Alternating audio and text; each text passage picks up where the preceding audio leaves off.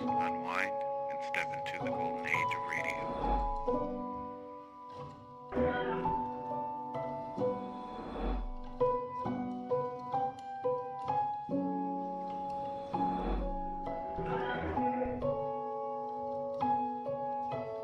You're now listening to Golden Radio Hour. This episode from the life of Sherlock Holmes will be transmitted to our men and women overseas by shortwave and through the worldwide facilities of the Armed Forces Radio Service. Petri Wine brings you Basil Rathbone and Nigel Bruce in the new adventures of Sherlock Holmes.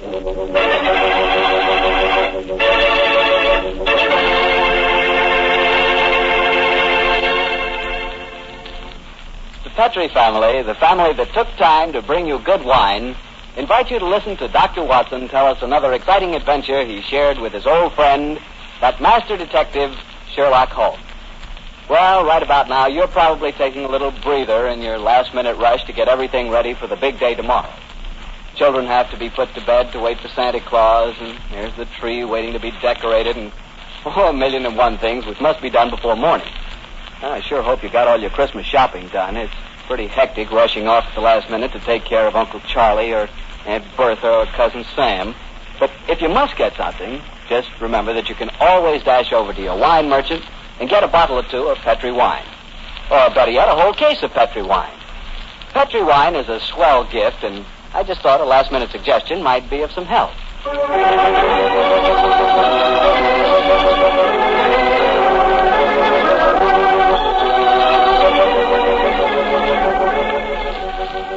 And now I'm sure our good friend Dr. Watson's waiting for us, so let's go in and join him.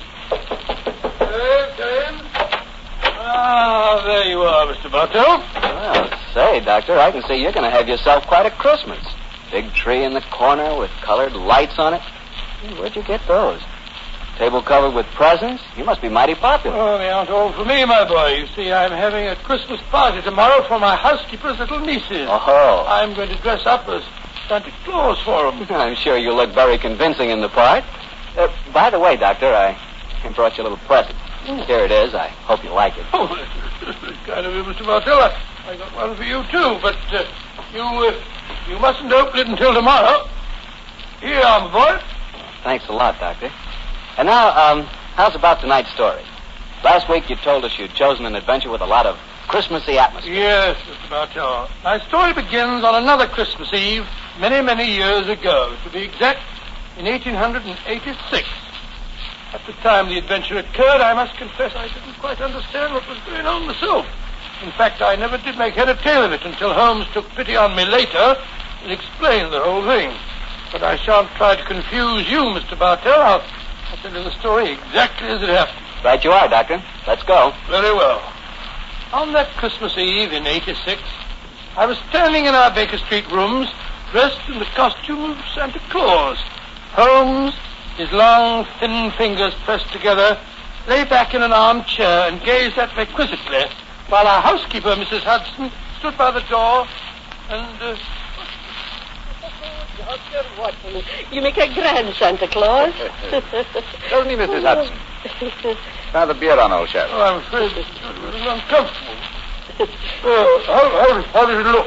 Oh, you look just like the old man of the Christmas cards, Doctor. Yes, Watson. It really becomes you. The cheery twinkle of the eyes, the ruddy complexion, and the appropriate girth. Oh, a shame we can't obtain some snow and a sleigh and reindeer for you. However, I'm sure Mrs. Hudson's nieces will be very much impressed. They will, that, sir. And it's very kind of you, Doctor, to offer to come over to their house with me. With their father in the hospital and my sister at his bedside, it would have been a very miserable Christmas without you. I should enjoy myself, but I think I'll take this beer off till we get there. That's it. You ready to leave, Mrs. Hudson? I am, sir. Will I get a cab? How far do we have to go? Oh, Lexington Gardens, number 28. It's just off the Edgware Road, Doctor. Not far, but bearing in mind my costume, I suppose we'd better take a cab. Aye, sir. I'll get one. Holmes, what are you going to do with yourself? I hate leaving you alone on Christmas Eve. Oh, don't worry, old chap. I shall spend a profitable evening writing on my new monograph. What's this one about? An analysis of teeth marks on pipe stems.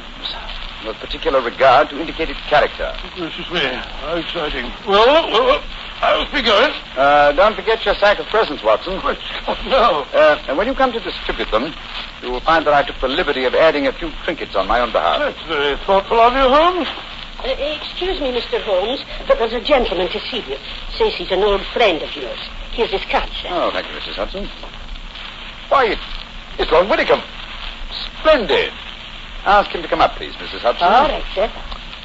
And I hope your party is a great success, Mrs. Hudson. Thank you, sir. Are you sure you don't want me to stay? Now that you've a visitor, Oh, no, indeed, no, Mrs. Hudson. I can show the gentleman out myself. You go off and have a good time. Thank you, sir. I wonder what Lord Whitcomb wants. Perhaps I should stay. Oh, certainly not, old chap. We've far more important work to do. Whitcomb probably wants his revenge at chess or, something equally innocuous. Off with you, my dear fellow, and enjoy yourself. Oh, I suppose I'd better go. Just the same, I wish you'd come in with me. I'll see you later. I shall be there. Come on up, Whitcomb. Hello, Holmes. Evening, Watson. You make a very convincing Santa Claus. Are you leaving? I'm afraid so, Whitcomb. Well, then, good night. Good night. How are you, Holmes? All alone on Christmas Eve, eh? Yes, Whitcomb. I'm glad you came over to see me. What's it to be? An evening of chess, or have you unearthed some recent treasure of medieval pottery that we can discuss? Neither, Holmes. I've come to you in your professional capacity. I need help. Oh, now, come, Whitcomb. Don't tell me that after all these years of quiet friendship, you're going to become a client. Well, I'm afraid so, Holmes. Though I doubt if my problem will interest you very much. It's hardly up to your rather colorful standards. There for a cigar? Oh, thank you. Thank you very much. And now, my dear Whitcomb, what's your trouble? Well, I decided this year to have a little Christmas party at my townhouse. I'm quite comfortably off, as you know, and it occurred to me that I have several relatives and friends who are not as well off. I'm having a party for them tonight, Holmes, and I hope you'd attend it, disguised as Santa Claus. Oh, dear me. I've adopted many disguises in my time, but Father Christmas has never been one of them. Why do you want me to attend your party in disguise? In any case, you ashamed of your friendship with a private detective? Or do you consider my features more acceptable when buried beneath the depths of a snowy beard? Well, my dear Holmes, do take me seriously. I'm not joking, I assure you. Of course you are. You want me to attend your party in disguise. Why? I'm giving some very valuable presents. Diamond and onyx cufflinks, platinum and ruby earrings and such like. And I've wrapped each of the presents in banknotes. Oh, dear me. Where are these presents now? In a sack, in the charge of my butler. I was going to dress up as Santa Claus and give them out myself, until I got the warning letter. That's why I've come to you. Warning letter, eh? Yes. I received it by this evening's post. Listen to this. My dear Lord Whitcomb, your generosity with Christmas presents borders on ostentation. We do not approve. Either we receive £5,000 in sovereigns at Post Restaurant Box 379 by 6 o'clock on Christmas Eve, or I'm afraid your Christmas party will be conspicuous by its absence of presents. Let me see that note, Whitcomb, will you? Here you are. Thanks. Plain paper, drawn from a penny notebook. The writing is obviously disguised. By George, yes. Whitcomb, I accept the case.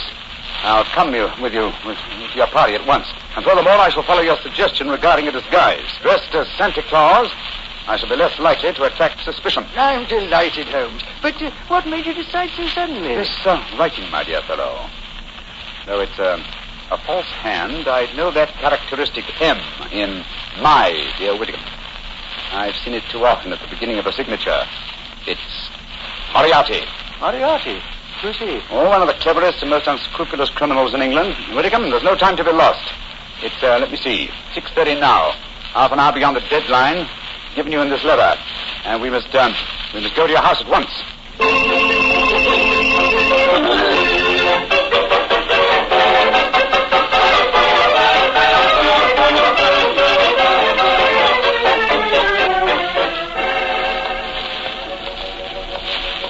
This this is as far as the cab can take us, Doctor. Here you are, cabby. Here's 5 shillings for you, and a Merry Christmas to you. Oh, bless you, Governor. And a Merry Christmas to you, too. Thank you. You said you wanted to get into the house through the back way so that you could surprise the children. Yes, I thought I'd pretend to come down the kitchen chimney. Oh, you can get to the back of the house by going up the alley here. I'll go in the front door. Splendid.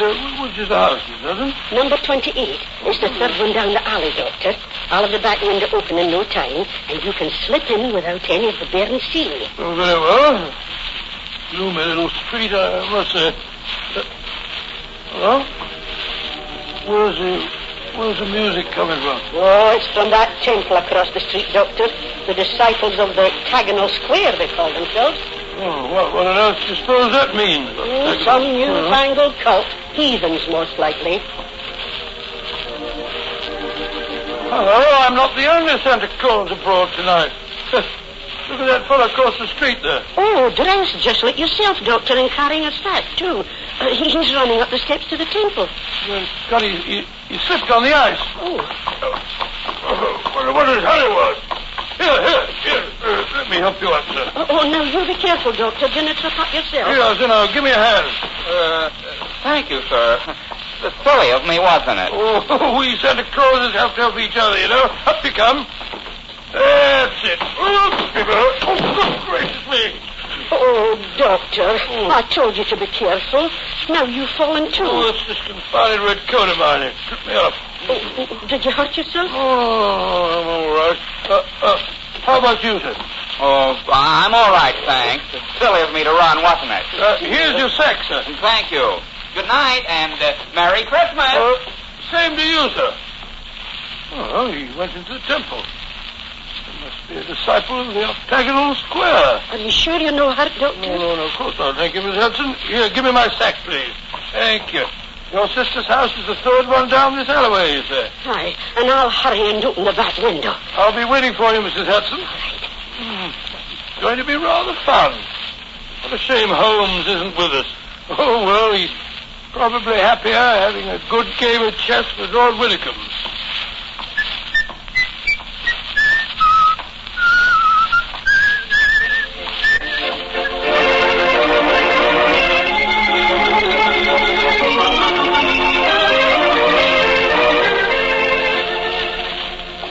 This is my house, Holmes. Number 39. 39 Branston Square, eh?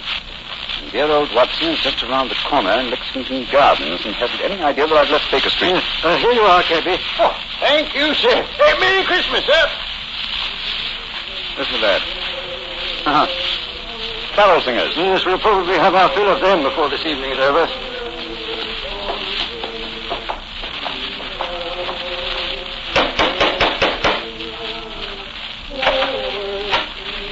Good evening, my lord. Have the guests arrived, Hargreave? Most of them, sir. They're in the library.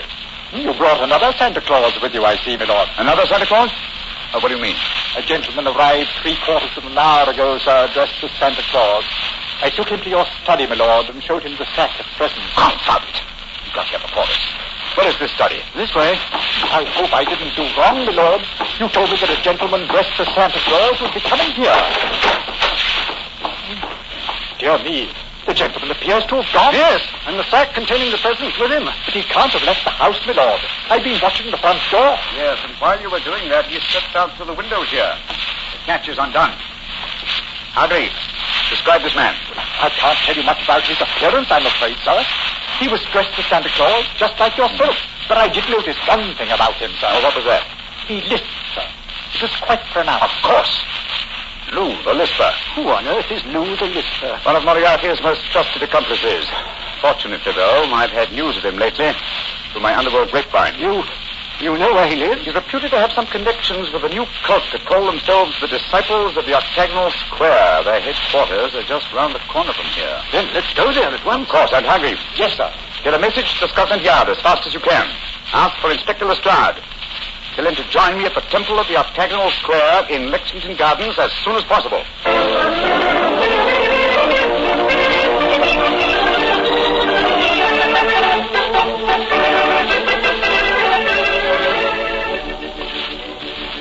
children are awful excited, Doctor. I told them you just came down the chimney. I'll slip the bed on and I'll go into them. Will I announce you, Doctor? Yes, please, All right, sir. Quiet now, children, quiet. Santa Claus has come to see you, and he's brought you all presents. Hello, children. Hello, Santa Claus. My name's Elsie. Did you bring me a present? Yes, I expect I did, Elsie. I'll look at my sack in a minute. And what's your name, young man? Herbert. They call me Bertie. Did you come down the chimney? Yes, Bertie. I bet you didn't laugh all the time, do you? You're so fine. Oh, don't be rude, Bertie, or Santa Claus won't give you a present. Well, children, gather round me and I'll see what presents I have for you all. Oh, Bertie. The first present is for... I'll be right. It says for Her Grace, the Dowager Duchess of Guileless. Do you suppose Mr. Holmes has been playing a practical joke on you, Doctor? I suppose so, though I can't see the point, but he did say that he'd added a few trinkets of his own. I want my present. Then supposing you take this one, Elsie. Ooh, thank you. And this one is marked Reverend Arthur Carter. I wish I know what Holmes is up to. Here you are, Bertie. Ooh, thanks. And this is for you, Lionel, because you've been a good little boy. It isn't very big, is it? I wanted a dog. Oh, what a dog is. Well, I'll bring you a dog next year, Lionel. Dr. Watson. Yes. Look at the wrapping on these presents, Doctor. They're 20-pound notes. Great Scott. Ooh, look what I got. Let me see. What? Cufflinks. Diamond and onyx ones, too, unless I'm not mistaken. I got some pretty earrings. Look how they sparkle. Let me see. Graciously, these are platinum rubies. And thunder's going on. I want my earring back. Give me back mine, too. Oh, here you are. Dr. Watson, what do you suppose has happened? No, Mrs. Hudson. Perhaps my toys are still at the bottom of the sack. I can't understand it. I wish Holmes were here instead of dozing in front of our fire in Baker Street.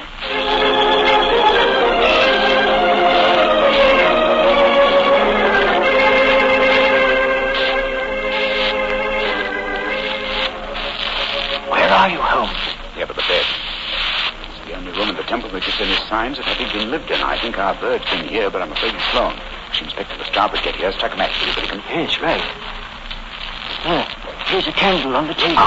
Just as I feared. Look on the bed. A red coat and a beard. Yes, Lou the Lisper has discarded his disguise and gone, and with him, I fear, your valuable person. Wait a minute. Here's a sack lying on the floor, perhaps. Oh, no, this isn't mine. Look what's in it. A toy dog, large box of chocolates, and a little girl's doll. Thunder. This is Watson's sack. But how on earth could Lou the Lisper have got hold of it? Somewhere, somehow, Jim Watson must have made an accidental exchange, and Lou the Lisper is no doubt trying to track Watson down at this very moment. We must work fast, Whittingham, or my friend's life and those of Mrs. Hudson and her relatives won't be worth a tinker's dam.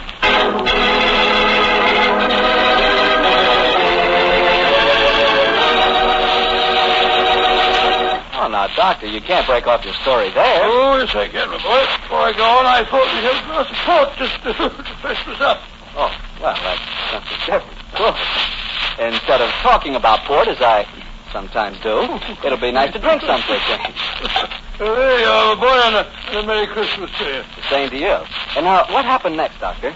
We left you at the children's Christmas party, and Sherlock Holmes and Lord Whitcomb around the corner at the Temple of the Octagonal Square. Yes, Mr. Bartell, although at the time, of course, I had no idea what was going on.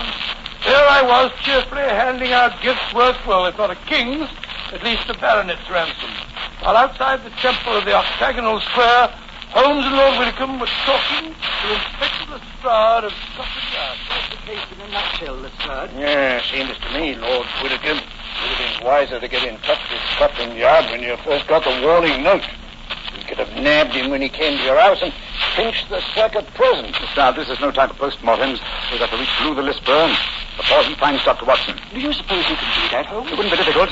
Lou the Lisper is nearly as clever as his master, Professor Moriarty. The chances are that you were followed when you came to Baker Street tonight, Whittingham, and it's equally likely that Watson and Mrs. Hudson were followed as they left it. Moriarty seldom leaves anything to chance. So where did Dr. Watson go tonight? 28 Lexington Gardens is just around the corner from here. Well, then let's go there at once. Right now, quarter your way?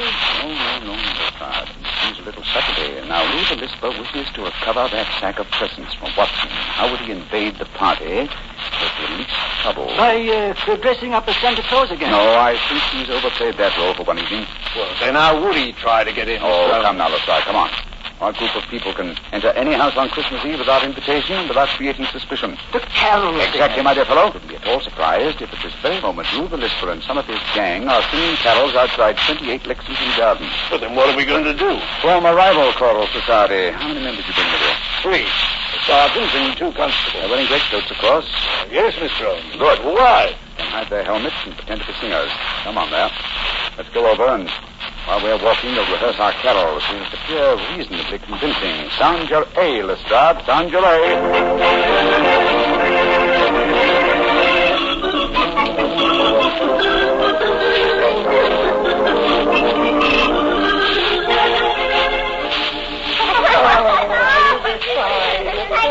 Why did you back Santa Claus? No, you mustn't make Santa Claus too tired. Oh, it's all right, Mrs. Hudson. Now, hop on, Lionel, hop on. There we go. Can't they come inside and sing for our Santa Claus? Yes, of course they can. Ask them to come in, Mrs. Hudson, will you? Come on, let me get on your back. No, take it easy. I want to see your reindeer, Santa. Reindeer, oh, they're up in the roof, Bertie. I'll climb up and see it. No, you mustn't. They're asleep. Oh, here are the carol singers. Good evening, gentlemen. Good evening, and Merry Christmas. Would you like to sing some carols for the children? And Fred, I'm sure you'd like a little drop of something to warm you up. Oh, thank you, sir. We should like that. I see you before somewhere, my man. No, sir, I'm sure you haven't. Come on, men, let's sing Good King Wenceslas. Good King Wenceslas, the town on that we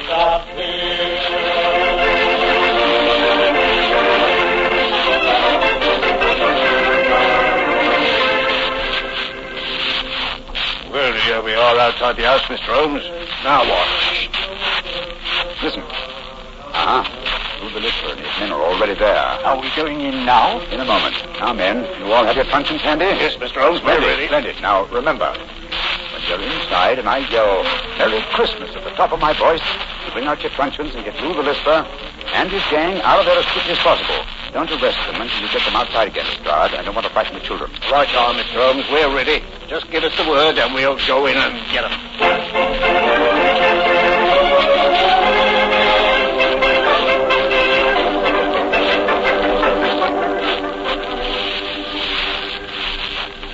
Well, that was very nice singing. And now, how about something to warm you up? That won't be necessary, Dr. Watson. See to the door, Sammy. Now all of you stay right where you are. Who are you? What do you think you're up to? Please don't be difficult, Doctor. All I want is the jewels out of my sack that you stole from me tonight. If you try and stop me, I shall have to hurt you. Why do you talk so funny? Have you got a cold like me? Shut up. Now, Doctor, where are the jewels? Clip it. There are some more carol singers outside. What time to go, Lou? No, better let them come in. If we don't, they might get suspicious. All right, Lou.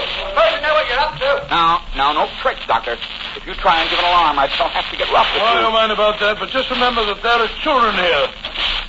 You're going here before us, eh?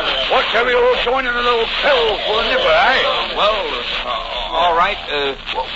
What do you want to sing? How about All Carol Angels Sing? All right. Come on, men. Let's sing.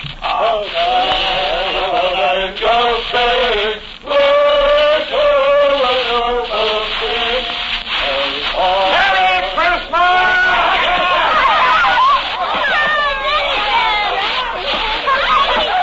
Dr. Watson, what's happening? They're all hitting each other with truncheons. Look here, you can't do that. They're all going away. They're dragging each other. Hi. Goodness, what's happening here? Holmes, what in thunder's going on? I'll explain to you later, old chap. Lestrade!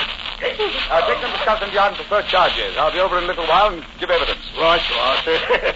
Too bad he didn't get Professor Moriarty, too. Well, at least we have some of his cohorts. I'll see you later, Lestrade. Oh, I wish I knew what was going on here. Is Moriarty fixed up in this business? Yes, Watson. I'll tell you all about it as soon as I've straightened this thing out. Whittingham. Yes, sir. The 20-pound notes that you used as wrapping for your gift seem to have been scattered all over the house. Do you want me to recover those, too? No. From what you told me of the children, I think their parents could use the money much more profitably than my relatives. In any case, I can replace it. Ah, very generous Christmas present.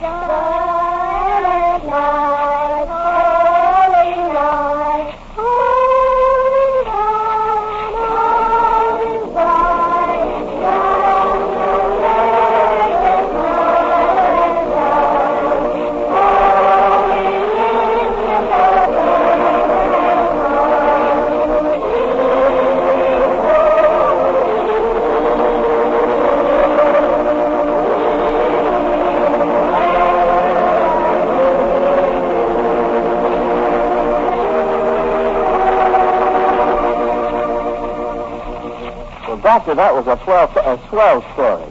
On a Christmas Eve like this, do you ever wish you were back in Baker Street celebrating Christmas Day? Oh, at times, yes. But actually, Mr. Bartell, I'm very happy right here in my little home.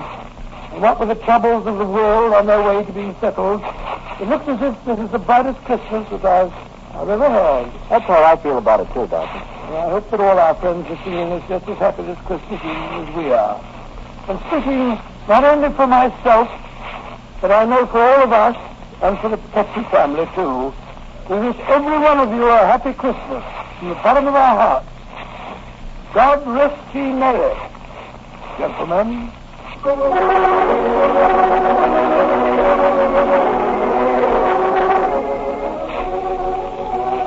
Tonight's Sherlock Holmes adventure was written by Dennis Green and Anthony Boucher and was suggested by an incident in Mr. Arthur Conan Doyle's story, The Adventure of the Blue Carbuncle. Music is by Dean Faulkner.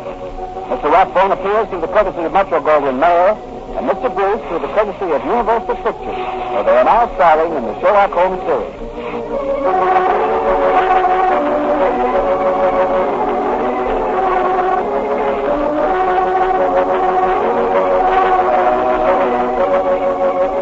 The Petrie Wine Company of San Francisco, California, invites you to tune in again next week, same time, same station.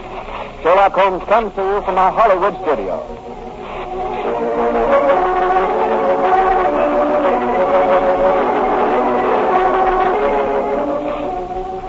This is Harry Bartell saying goodnight for the Petrie family. This is the Mutual Broadcasting System. Petrie Wine brings you Basil Rathbone and the New Adventures of Sherlock Holmes.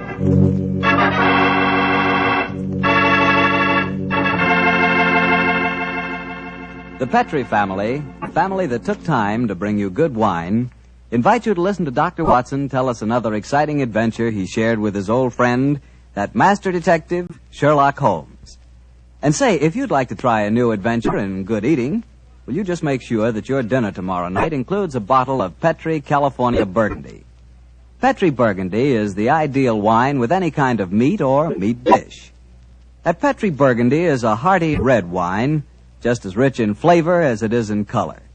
It's the perfect companion to a thick, juicy steak or a piping hot pot roast or a good hamburger. You know, that Petrie Burgundy has a happy faculty of turning a simple meal, like, say, a hamburger sandwich, into a feast. Believe me, here is a wine that's clear, fragrant, and delicious. A wine that you can serve to your friends proudly. Petrie Burgundy. Remember, the name Petrie is the proudest name in the history of America's wines.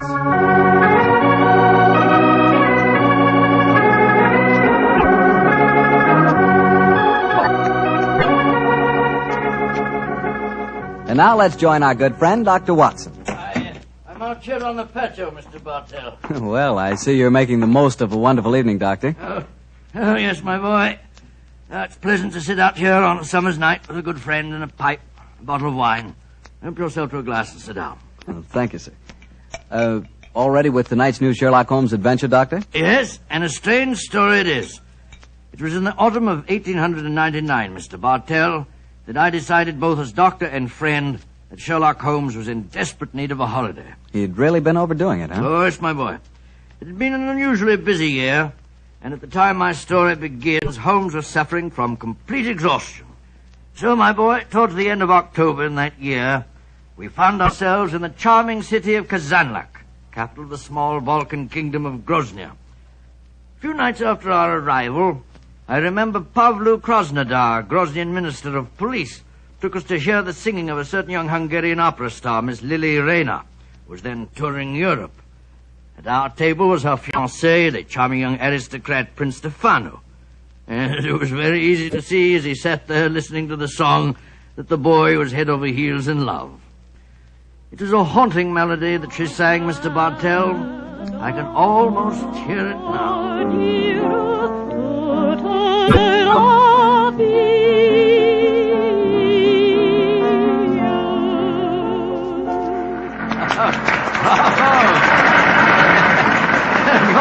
You're a very lucky man, Prince Stefano. Your fiancée's voice matches her beauty. Oh, yes, Dr. Watson. I consider myself the most fortunate man in Grozny. She has a magnificent voice, the finest singing I can recall since... Since when, Mr. Holmes? I was thinking of a prima donna of the Warsaw Opera who attained considerable success in London. Miss Irene Adler. Oh, by George, yes. She was a criminal, one of the few that outwitted you, Holmes. Oh, that was a case that would have interested you, Mr. Krasnodar. I'm familiar with it, my dear doctor. You are unusually solemn tonight, Krasnodar. Have a glass of wine, and I will bring Lily to our table, and we will toast our happiness. I'm afraid I cannot drink to that toast, Prince Stefano. Why not? Oh, I know why. You, the notorious lady killer of Grozny, are jealous. You're in love with Lily yourself. Prince Stefano, I have sad news for you. I have come here tonight, but for one purpose. To arrest your fiancée. What? You're joking. It is far from a joke. At my ministry, we have evidence, conclusive evidence, that Miss Lily Rayner is a spy. Spy? Good Lord. And the penalty for spying in Grozny? That, my friend, is why I would drink no toast. In Grozny, the penalty for espionage is death.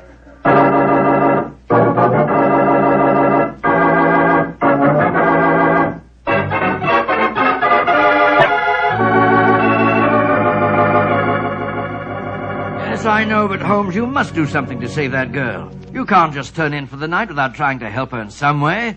They might shoot her in the morning. Krasnodar's no fool. Since he's made the arrest, obviously he has a watertight case against the girl. I suppose so. One last pipe. You know, Holmes, I couldn't understand her fiancé's behavior. He didn't do a thing. Just stood there and let Krasnodar arrest the girl. What could he have done? Krasnodar is commissioner of police. There was no point in arguing with him until the evidence had been examined. I imagine the prince will try and pull some political strings. After all, Grozny... Come in. Oh, who's this now? Oh, you wish to speak to me? Mr. Sherlock Holmes, I've come to talk to you about my baby. My name is Martha Greggett. Your baby? Oh, Mr. Holmes doesn't... Oh, my baby, she is 20 years old, and she is flaxen-haired and beautiful. Oh, that's an entirely different matter. We'll be delighted to help you, delighted. Sit down, won't you? On whose behalf have you come to me? Poor Lily Rayner. Lily Rayner? Well, that's the girl who's arrested tonight. I am only her dresser. And yet I'm Martha Greggett. I'm her mother and father.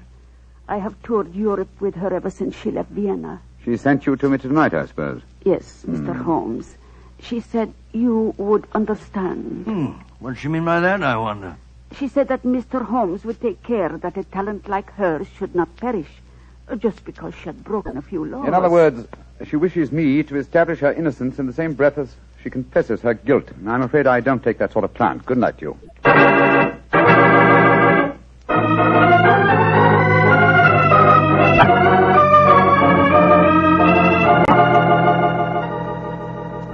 Mr. Holmes, Dr. Watson... Krasnodar?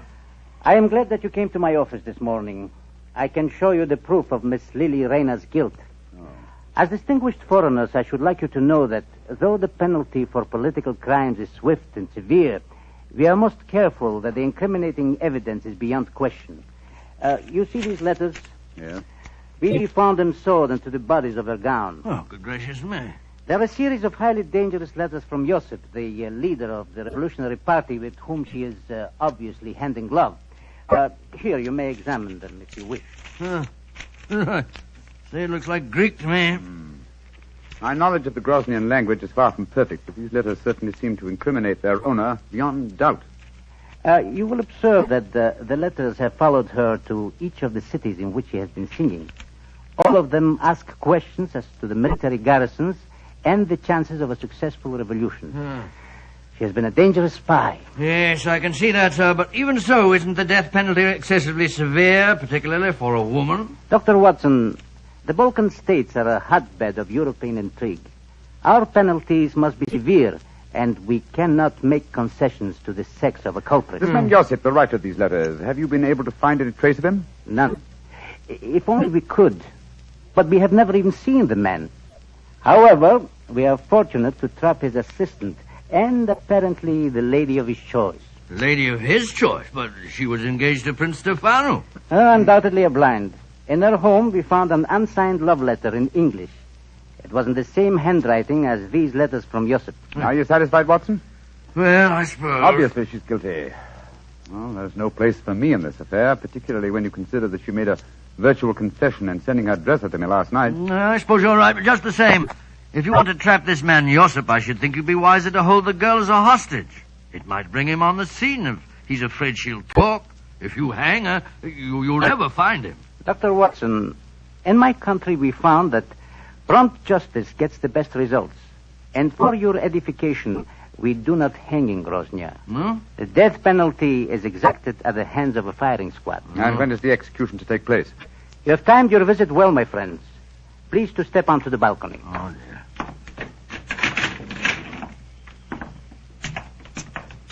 I think that answers your question, Mr. Holmes. Great Scott. Against the wall, blindfolded, with a firing squad before her. It's Lily Rayner. Groznian justice indeed moves swiftly, Mr. Krasnodar. It has to, my friend. Capitano! Hospital? Great heavens, I can't watch this. I don't care what she's done. I don't want to see it. Up! Two! First! Up! She's crumbled to the ground. Poor little thing. What an artist. Hard to see a woman executed even if she is a spy. May all traitors to Grozny die as swiftly. But what a loss. Her beautiful voice. Yes, her beautiful voice. Shall we go in, gentlemen?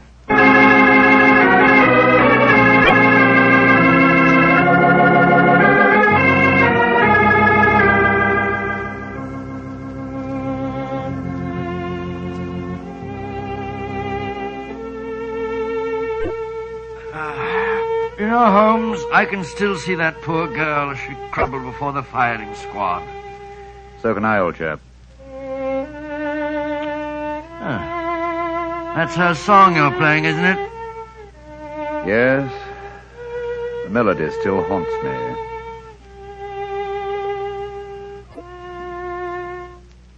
You blame me, don't you? Blame you for what? For not preventing her death. Oh, of course I don't blame you, Holmes. The girl was guilty. Groznian law prescribes the death penalty for her crime. After all, what could you have done about it? Nothing. Absolutely nothing. And yet... And yet what? I wonder if she was right. I wonder if artistry such as hers isn't of greater value to humanity than spying in any cause. It's not much good worrying about that now, is it? The girl's dead and buried.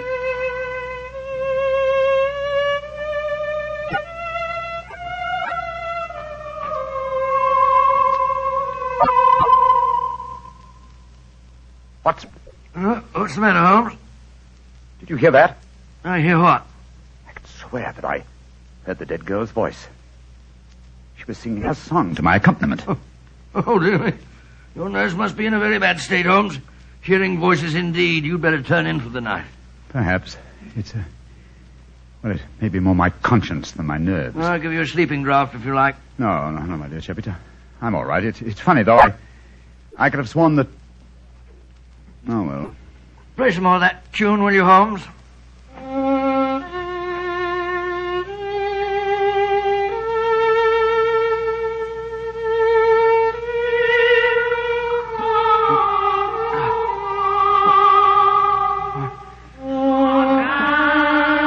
Great heavens! Uh-huh. You heard it this time, eh, Watson? Of course I did. It was her voice. There's no mistaking it. Holmes, I don't believe in ghosts, and yet I could swear... Listen. Good Lord. It is her. Avenge my death. Do not let them go and punish that killed me. Who are you? Where are you? In the air about you. Avenge my death. Strike a match, Sherlock Watson. Holmes. Strike a match. Yes. Light the gas. Look. There in the moonlight, moving past the window. It's the figure of that girl that was shot to death. A match, Watson. I'll guard the door. There. Gas is lighted. She's vanished, Holmes. And not by means of this door. We're standing in front of it. And there's no other exit from the room. Holmes, I don't like this. We're dabbling in the supernatural. Stop trembling, Watson. Whatever the explanation for this may be, one thing at least I find quite fascinating. And what's that? It's the first time in my career that I've ever had a ghost for a client.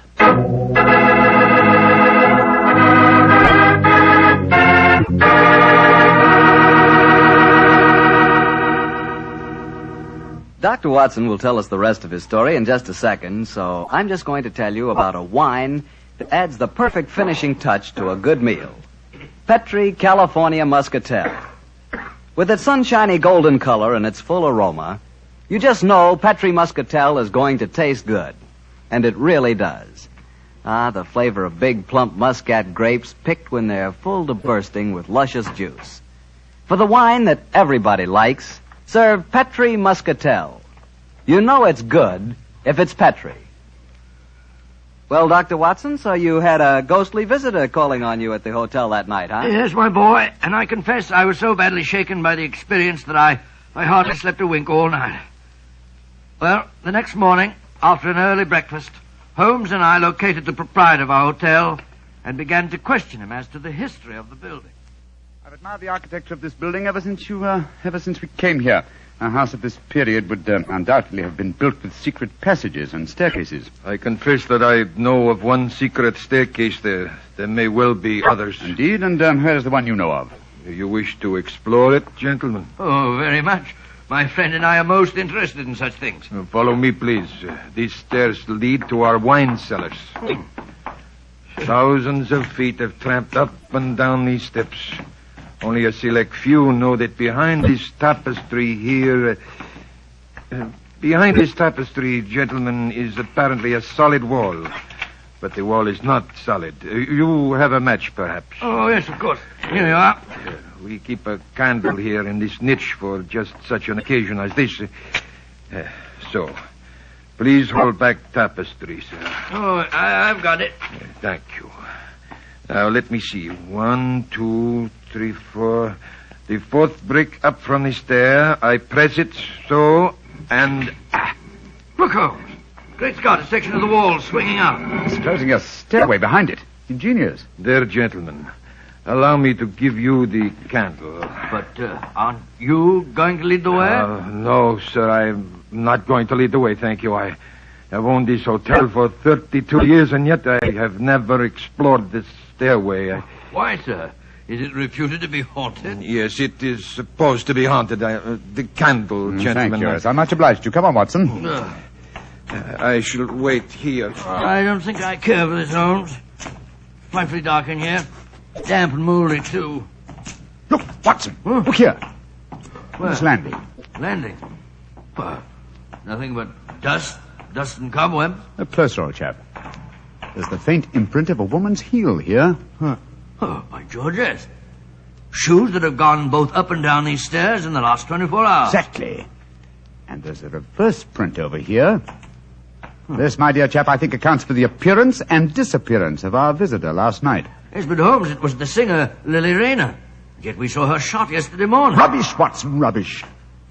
What have we to do with walking corpses? Come on, old fellow. Let's see where this stairway leads us to. I know, but then what did we see if we didn't see a ghost last night? That, my dear chap, is what we have to find out. Wait a minute. Staircase ends here. That's strange. Yes, and against a blank wall. That doesn't make sense. And yet the entrance to this stairway was an apparent blank wall, too, remember? Let's see if the same formula will do the same trick here. What was it? Oh, yes. 1, 2, 3, 4. 4 bricks up from the step. I press so and... Open sesame! The wall swinging back again. What do we see? Another tapestry. A tapestry that seems very familiar. Well, I should say so. This hidden door leads into your very own bedroom. Exactly, my dear chap. Now we know beyond doubt how the apparent ghost made her appearance last night. Don't you suppose it must have been someone impersonating the dead That, girl? my dear fellow, is a question that can only be answered by calling on her fiancé, Prince Stefano. Let's go over and see him at once, shall we?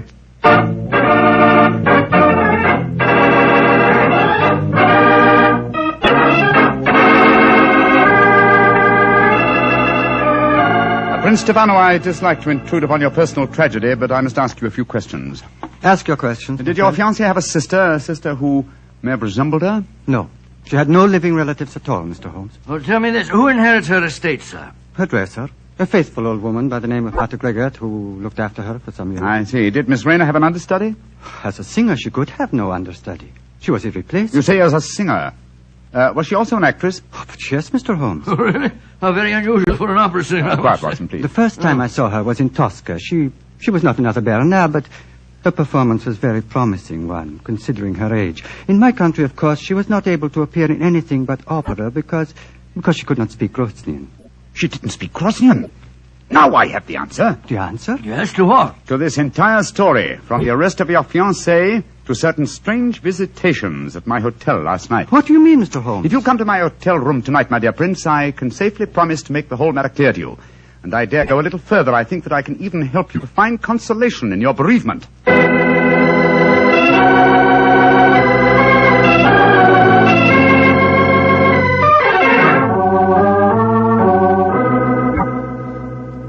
Ladies and gentlemen, I can see that you wonder why Dr. Watson and I have asked you to come here to our hotel tonight.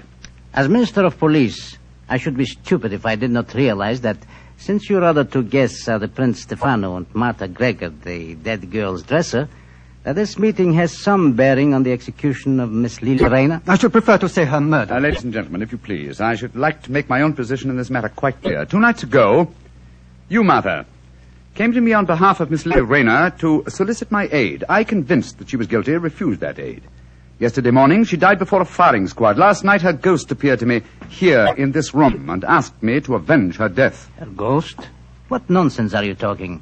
It would be no surprise to me if her poor murdered soul came back from the grave to ask for justice, sir. I saw her, my good woman, almost as clearly as I see you all now. I agree with Krasnodar. To talk of ghosts is beyond belief. Please let me finish.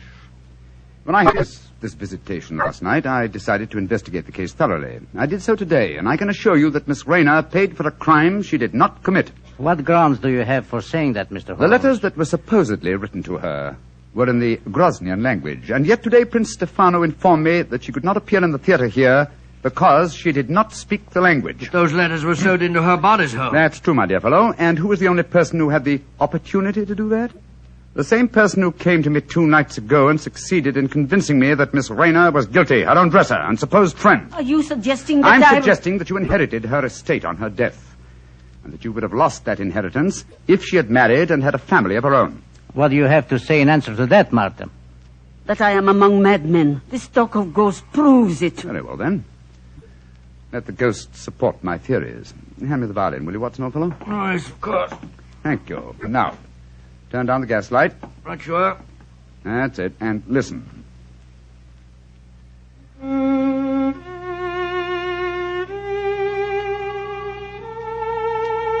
Yes. Yes. That's her voice. And that's her figure standing there in the moonlight, even though she's dead. Now what do you say, Martha? Aren't you responsible for her death? If her ghost can sing, I'm sure it can also talk. I did do it. The letters belong to me. I sacrificed my own baby for gold. May heaven have mercy on my soul. A confession in front of 4 witnesses. Why not take her away, Krasnodar? We'll testify later. I will. Come with me, Martha. I killed my own baby. I deserve to die. Well, shall I turn up the gas, Holmes? Ask Prince Stefano. No. Do not turn it up. I've seen and heard the ghost of my beloved when the lights were down. I'm not afraid. Please play her melody again, Mr. Holmes.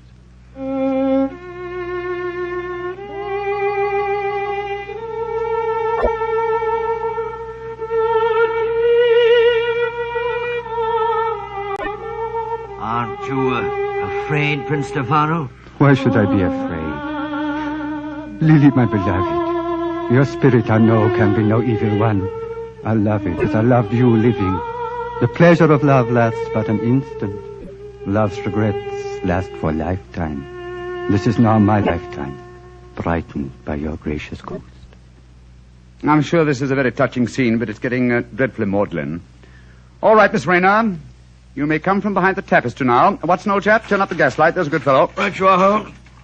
Prince Stefano, permit me to reintroduce you to your far from ghostly fiancée, Miss Lily Rayner. Lily, my beloved, you're not dead. No, I am not dead. Though I cannot see how Sherlock Holmes fathomed my secret. And there, my dear young lady, you're in exactly the same boat as I am. Surely the answer is obvious. You gave me the key yourself, Prince Stefano. I did, but how, Mr. Holmes? When you informed me that Miss Rayner had once played the title role in Tosca. Tosca? What's that got to do with anything, Consider Holmes? the plot, Watson. A minister of police who is very susceptible to a lady's charms arranges a false execution. Knowing Mr. Krasnodar's weakness, Miss Rayner, you prevailed upon him to do likewise. Well, then the whole execution was a piece of pantomime. The rifles must have contained blanks. That's right, old fellow.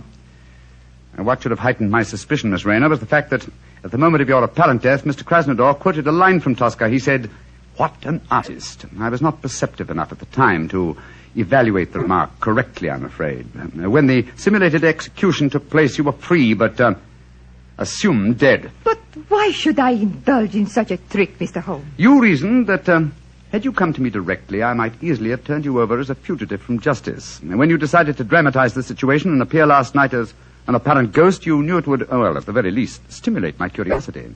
It would cause me to investigate the matter and possibly to learn the truth and clear you from suspicion. Well, yes, but Holmes, if she's innocent, how about the love letter in English, which was in the handwriting of Josip, the revolutionary leader? Well, I can see only one explanation for that.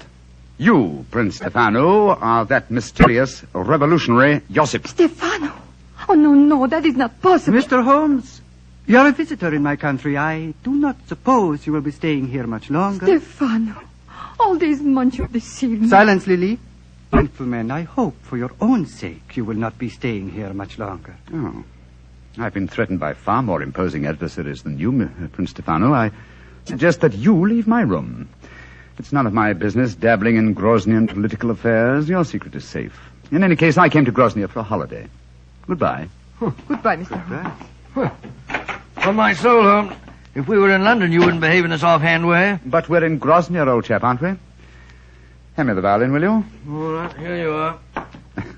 Thanks. You know, Watson, I've only had professional dealings with two singers in my life. The first was Irene Adler, and she fooled me, oh, so cleverly. And this singer tried to fool you and failed dismally.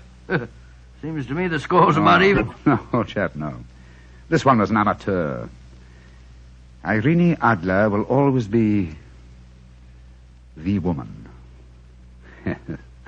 Ah, well, I think that's enough excitement for one day, don't you? After all, I am supposed to be taking a holiday.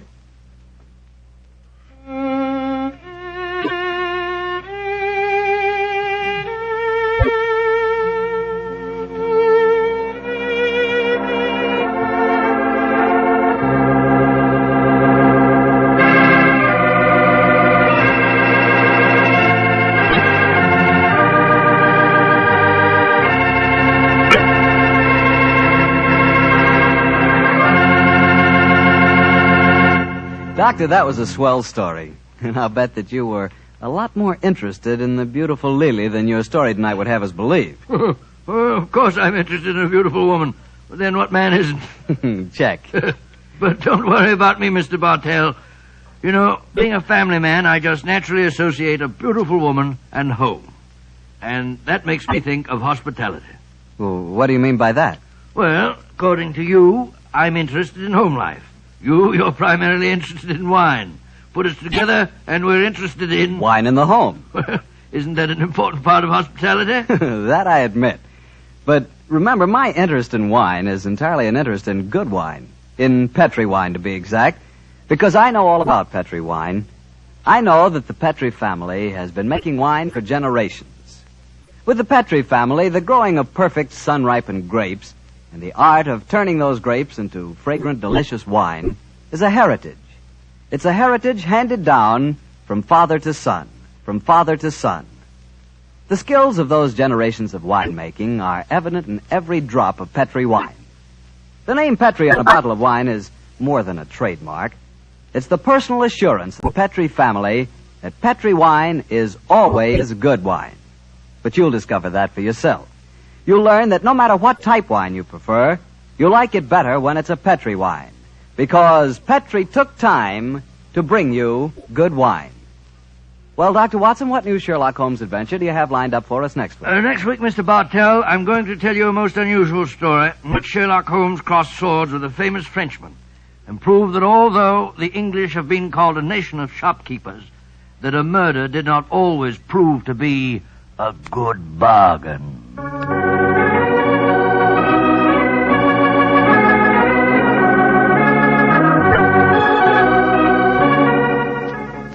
Tonight's Sherlock Holmes adventure was written by Dennis Green and Anthony Boucher and was suggested by an incident in the Sir Arthur Conan Doyle story, The Sussex Vampire. Music is by Dean Fossler. Mr. Rathbone appears through the courtesy of Metro-Goldwyn-Mayer, and tonight Dr. Watson was played by Mr. Joe Kearns, who substituted for Mr. Nigel Bruce. Mr. Bruce is scheduled to return to the program next week.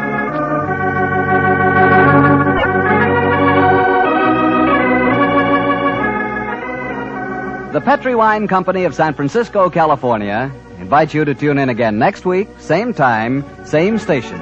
Sherlock Holmes comes to you from our Hollywood studio. This is Harry Bartell saying goodnight for the Petri family. For a solid hour of exciting mystery dramas, listen every Monday on most of these same stations at 8 o'clock to Michael Shayne, followed immediately by Sherlock Holmes. This is the Mutual Broadcasting. This episode from the life of Sherlock Holmes will be transmitted to our men and women overseas by shortwave and through the worldwide facilities of the Armed Forces Radio Service. Petri Wine brings you Basil Rathbone and Nigel Bruce in the new adventures of Sherlock Holmes.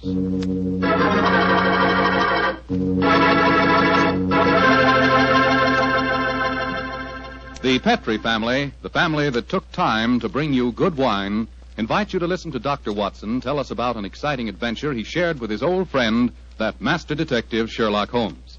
And say, while you're getting comfortable, I'd like to tell you about an old American custom. The custom of serving a glass of sherry wine before dinner.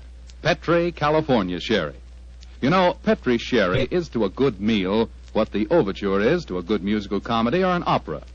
Before you sit down at the dinner table, just pour yourself a little glass of Petri Sherry and sip it slowly. Look at that beautiful amber color. Smell the fragrance of those sun-ripened grapes. And taste that fine sherry flavor. You'll agree with me, I'm sure, that Petri Sherry is the best beginning a good meal ever had. And say, if you happen to like your sherry dry, as I do, you'll really like Petri Pale Dry Sherry. Believe me, you can't go wrong with any wine that bears the name Petri, the proudest name in the history of American wines.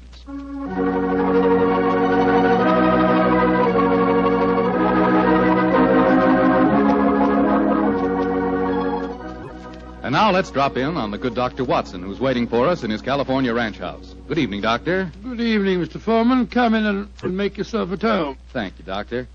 Sitting here with the lights off, I see. Have you been getting yourself in the mood for tonight's Sherlock Holmes story? No, my boy, I was watching the sunset. It's quite a beautiful tonight. Aye, Doctor, the sun set over an hour ago. Yes, I know that, young fellow, my lad. I know that. But at my age, a fellow's entitled to take a little snooze after dinner, isn't he? Of course he is, Doctor. And now that we've settled that, how about tonight's story? Well, a very beautiful girl figured prominently in this adventure, Mr. Foreman. Her name was Jasmine Lafleur. Huh? You say that again, Doctor, please? I know, my boy, but that was her stage name. When she was a magician's assistant, unfortunately, I never had the opportunity of seeing Jasmine Lafleur in the theater. But I'm told that she was a fascinating figure in tights and spangles. When Holmes and I first met her, however, she was dressed a little more conventionally. And her name was then Diana Vennering. Lady Vennering. Lady Vennering? Say, those tights and spangles really paid off, didn't they? Well, how did you and Sherlock Holmes come to meet up with her, Doctor? In rather spectacular style, Mr. Foreman.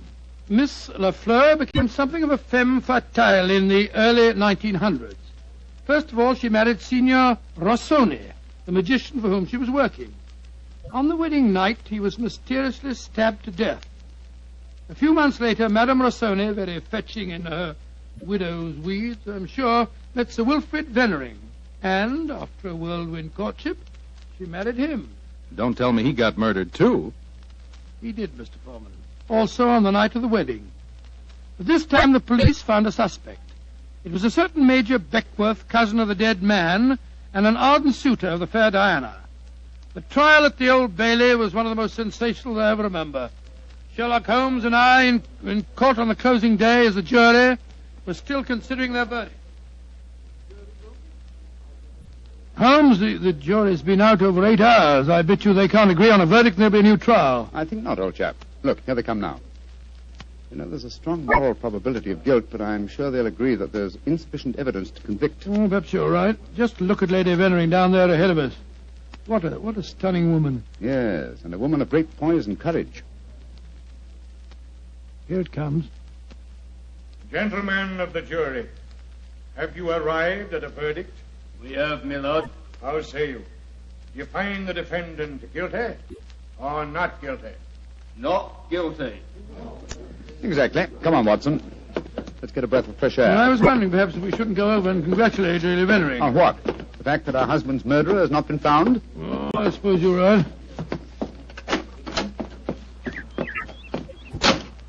You ever read the Book of Tobit, Watson? Tobit? I don't think so. When was it published? Oh, a little before our time, old chap. It's an Old Testament story. Whatever made you think of it at this moment? Well, it's so remarkably apposite with the case of Lady Veneering. It deals with a highly peculiar series of murders, 7 of them, if I remember correctly. Who was the murderer? A jealous demon by the name of Asmodeus, who strangled husbands on their wedding nights. Well, judging by the verdict just now, Major Beckworth isn't the Asmodeus, or whatever you call him in this case. Here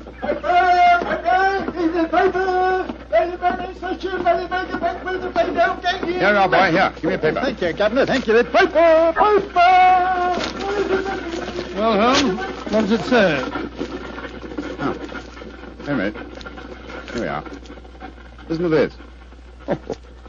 Lady Veneering, widow of the murdered man, says that she will marry the suspect. Lady Veneering told newspaper reporters this afternoon that if Major Beckworth is acquitted, she will marry him before the year is out. Oh, upon my soul, Holmes, there's a positive sparkle in your eyes. You read about her. I must admit the lady fascinates me, old chap. I hope before she becomes involved in any further tragedies that we may have the opportunity of meeting her, and something tells me that we will.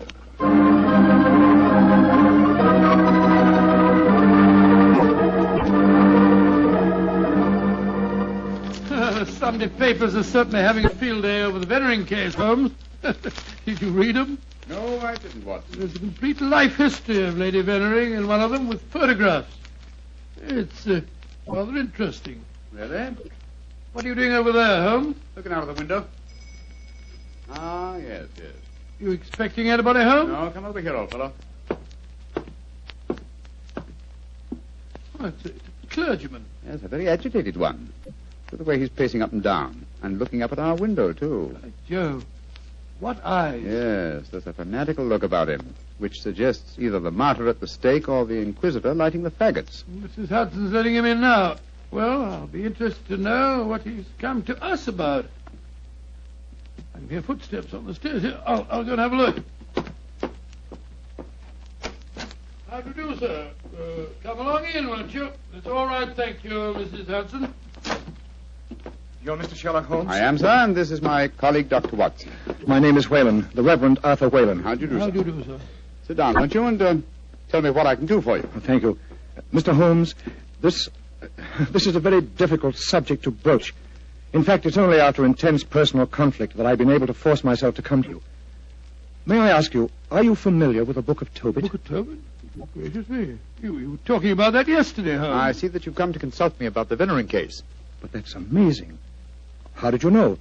Has Lady Veneering been in touch with you? No, sir, but I'm familiar with the Book of Tobit, and Lady Venering's case closely resembles that of the woman Sarah in the Old Testament story. More closely than you realize, Mr. Holmes.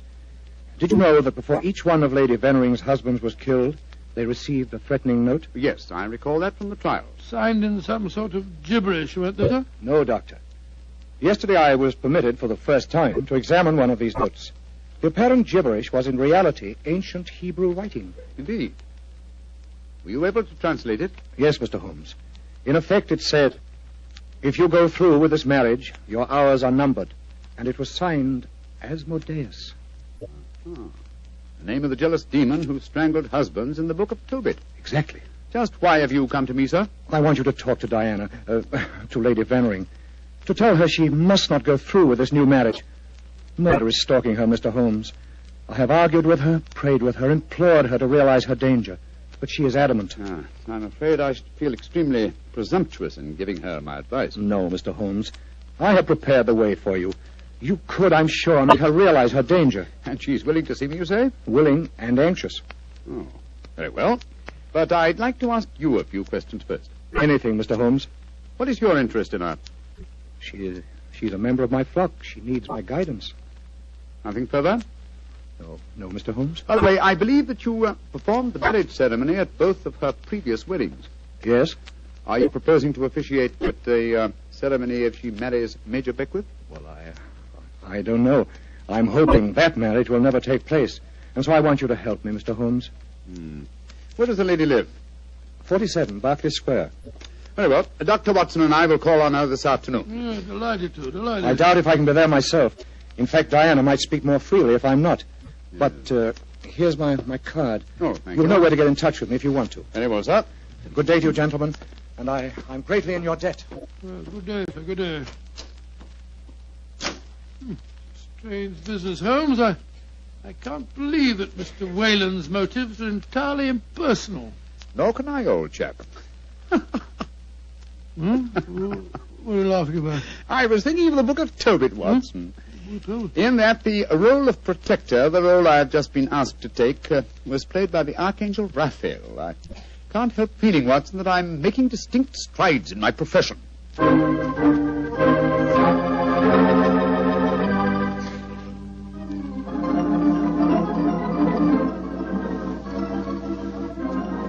Mr. Sherlock Holmes, I'm so glad to meet you.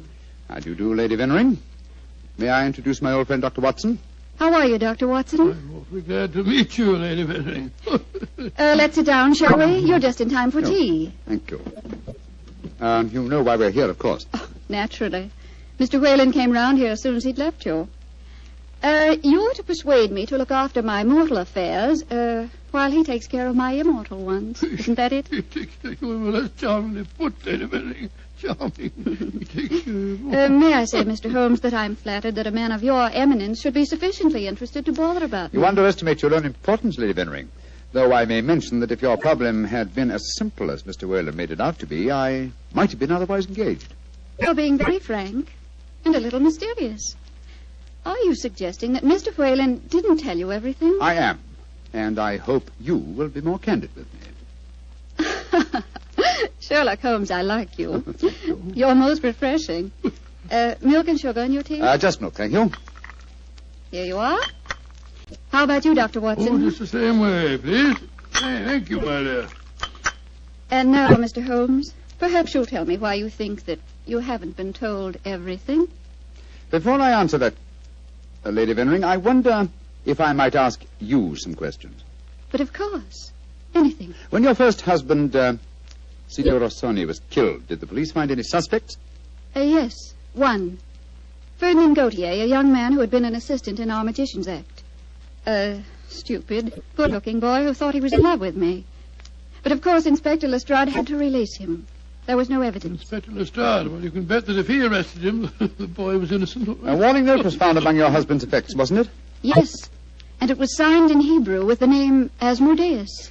But perhaps you're not familiar with the Book of Tobit. Oh, yes, I'm familiar with it, Lady Vennering. How did you know then that the Hebrew letters signified that name? Mr. Whalen translated them for me. Oh, I see. And also read me the Book of Tobit. He's always been particularly fond of that book. Perhaps because it illustrates his own ideas on the dangers of marriage. Holmes told us that he hadn't seen one of the warning notes until yesterday. Precisely. Lady Vennering, I read in the papers that you intend to marry Major Beckwith, the man who has just been tried for your late husband's murder. Yes, Mr. Holmes. When are you going to marry him, may I ask?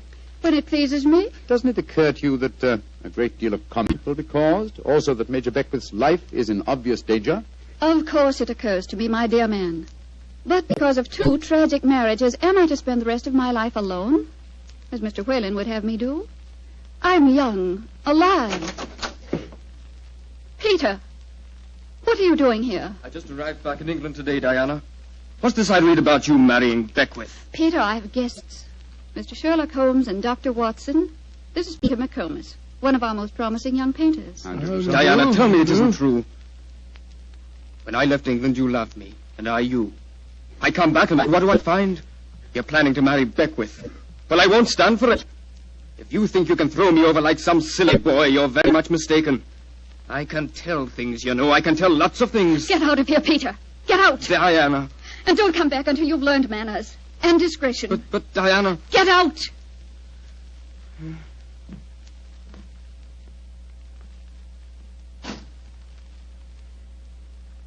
I'm sorry, gentlemen. Were there any more questions you wanted to ask me, Mr. Holmes? One, Lady Bennering. Where is your fiancé, Major Beckwith? He's upstairs. I'm letting him stay here until the scandal of the trial has died down. I must see him at once. At once? Why, Holmes? He's in no danger until the marriage takes place? The marriage has taken place, Watson, unless I'm very much mistaken. What makes you think so, Mr. Holmes? You're much too discreet and intelligent, Lady Bennering, to let him stay here in your house unless you were already married. We were married this morning. But we planned to keep the fact a secret for a few months until the scandal had died down. May I talk to him, please? Of course. I'll ring for the butler and ask him to come down. May I ask, madam, who married you? The Reverend Arthur Whalen, of course. Oh, and all the time he talked to us today, he knew perfectly well this marriage had taken place. He must have just come from it. I don't trust that man, Holmes. Oh, there you are, Hudson. I just rang for you. Will you ask Major Beckwith? Excuse me, milady. I was just on my way to telephone the police. The police? What do you mean? It's Major Beckwith, milady. He's been stabbed to death in his bath. Mr. Beckwith murdered, too. Hudson, I'll telephone the police. By now, I'm rather well acquainted with Inspector Lestrade. Excuse me, gentlemen. What a dreadful business, Holmes. The third husband murdered on his wedding day. But what a woman, Watson. She's superb, magnificent. What on earth do you mean, Holmes? What courage. What unconquerable spirit in the face of a fresh tragedy. Watson, she fascinates me. I haven't seen such a splendid female since we solved that case for the King of Bohemia.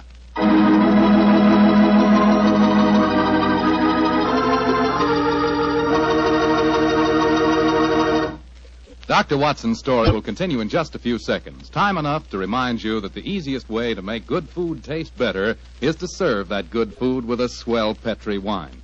And there are two Petri wines in particular just made to go with food. Petri California Sauterne, a delicate white wine with a subtle flavor that's perfect with chicken and fish. And Petri California Burgundy, a hearty, rich red wine that's out of this world with any meat or meat dish. So if you want to know just how good a cook you are, serve your good food with Petri wine made to go with it. A Petri Burgundy or a Petri Sauterne. Two swell Petri mealtime wines.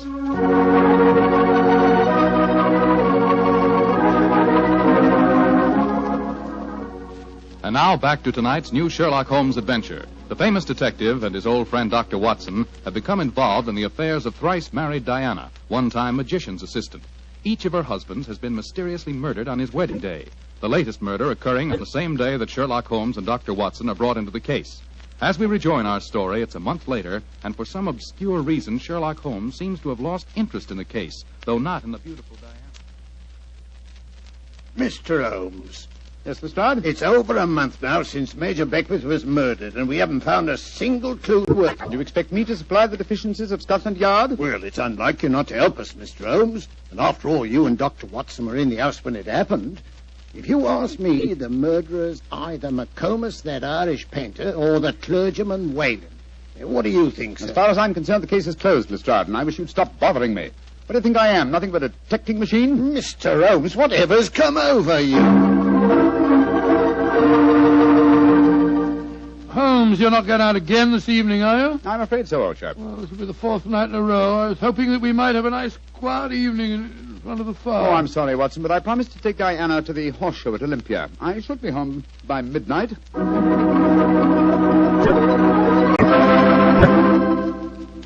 Mr. Holmes. Yes, Mr. Whalen? You're seeing altogether too much of Diana.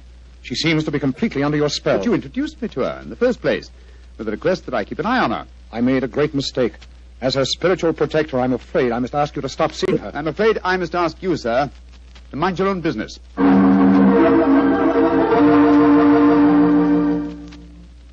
say, Holmes, have you seen in the paper that violinist, this Iway, is playing at the Albert Hall tonight? No, I haven't looked at the paper today. Oh, I thought perhaps that we might go along and see I'm him afraid together. I can't, old chap. No, I'm taking Diana to the French Maid at Dahlia's Theatre. I hear it's a charming musical comedy.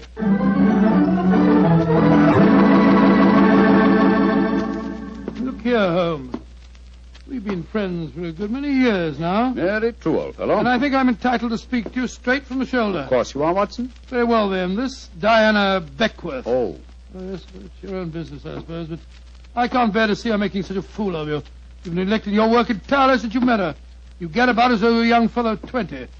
What's come over you, Holmes? Stop pacing about, old chap, will you, and sit down. In fact, it might be a good idea if you fortified yourself with a nip of brandy from the Tantalus there. What I'm about to tell you may be something of a shock. Watson, Diana and I are getting married tomorrow. What did you say, Holmes? I'm getting married tomorrow. But, you're insane. Oh, that's not very flattering, Watson. Anyway, I don't see why you should be so surprised. You yourself married and left Baker Street once, didn't you? But you, Holmes, a confirmed woman hater. No, my dear Watson. No, indeed, no. You will remember in our adventure that you titled A Scandal in Bohemia, I met a lady that I have often referred to as the woman. You mean Irene Adler, but she was a criminal. Exactly, and yet Diana has the same magnificent characteristics. Keen intelligence, courage, and unconquerable spirit. But Holmes, 3 of her husbands murdered on their wedding nights. You're proposing to be the 4th. Oh, rubbish, my dear fellow, because tragedy has attended her previous marriages. Is she to go through life alone? Holmes, you really mean it, don't you? Of course I do. I think I will have a nip of brandy. Oh, don't take it so badly, old fellow. We'll continue to see a lot of each other. Diana's very fond of you, you know. Oh, well, I'm glad. Who's going to perform the ceremony?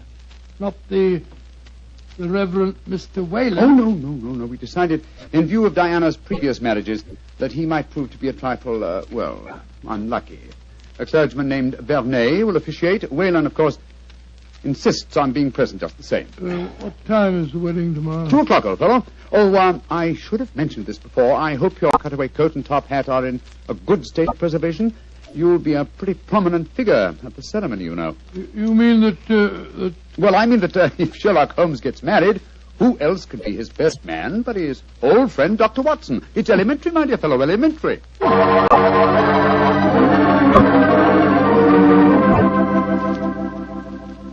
I now pronounce you man and wife, and those whom God hath joined together, let no man put asunder.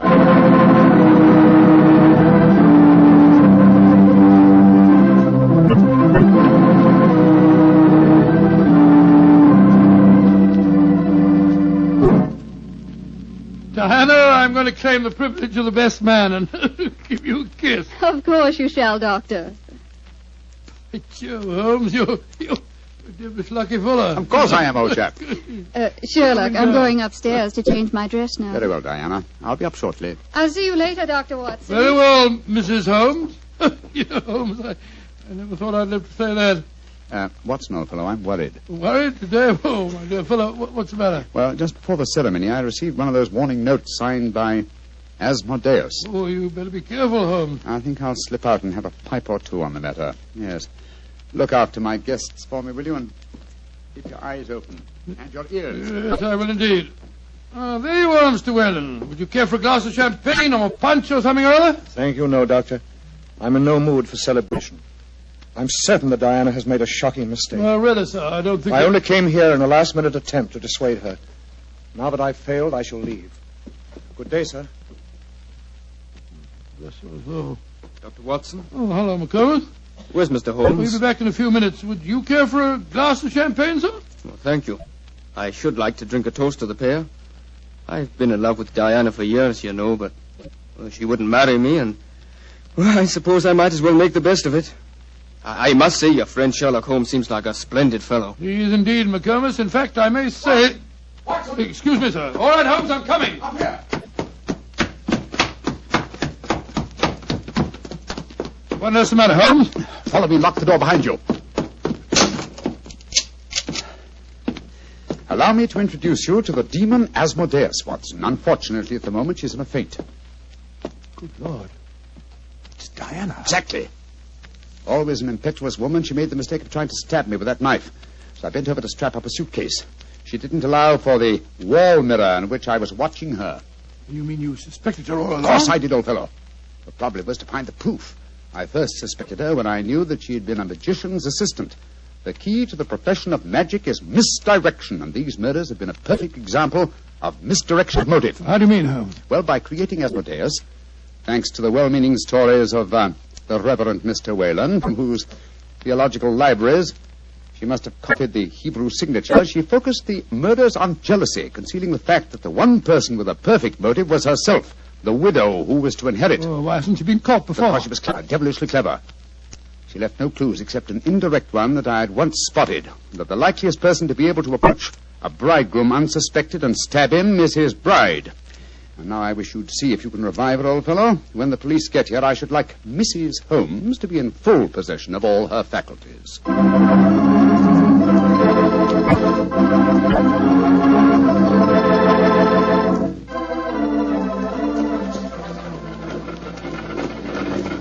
Well, Holmes, I must say I never expected to be driving back with you to Baker Street on your wedding day. I can't tell you how happy I feel. Dear old Watson, you really thought that I deserted you, didn't you? Oh, naturally, I wish you'd told me the truth. Oh, I couldn't tell anyone, not even you. If the faintest shadow of suspicion had entered her mind, I'd never have caught her. Well, it seems to me you paid a pretty high price, Holmes. You told me you made a will in her favor. Supposing something happens to you before her trial, she'd get the money, you know. Oh, the will? Oh, no, that was worthless. I told Diana that it was a holographic will and perfectly valid. Well, what on earth is a holographic will? A will drawn up in one's own handwriting on a piece of perfectly plain paper. Such a document is quite legal, but I drew mine up on a paper with a letterhead. That made it invalid. Oh, I see, but the fact remains that you are married, Holmes. I really fooled you completely, didn't I, Watson? Didn't the name of the clergyman who married us suggest anything to you? The Reverend Vernet? No, and why not should it? Well, Vernet was a French painter of some note. He also happens to have been a great uncle of mine and, Mycroft's. You mean that your brother Mycroft was a clergyman? I mean that Mycroft was disguised as a clergyman. And a very convincing job he did, too. A more satisfactory clergyman than the Reverend Mr. Whalen, no doubt, whose possible complicity may compel him to answer some very awkward questions. Then you're not married. Well, upon my soul, Holmes, I don't know what to say. Then I suggest that you say nothing, my dear chap. Let's just sit back quietly, as two good friends can, and brood about the mutability of human affairs.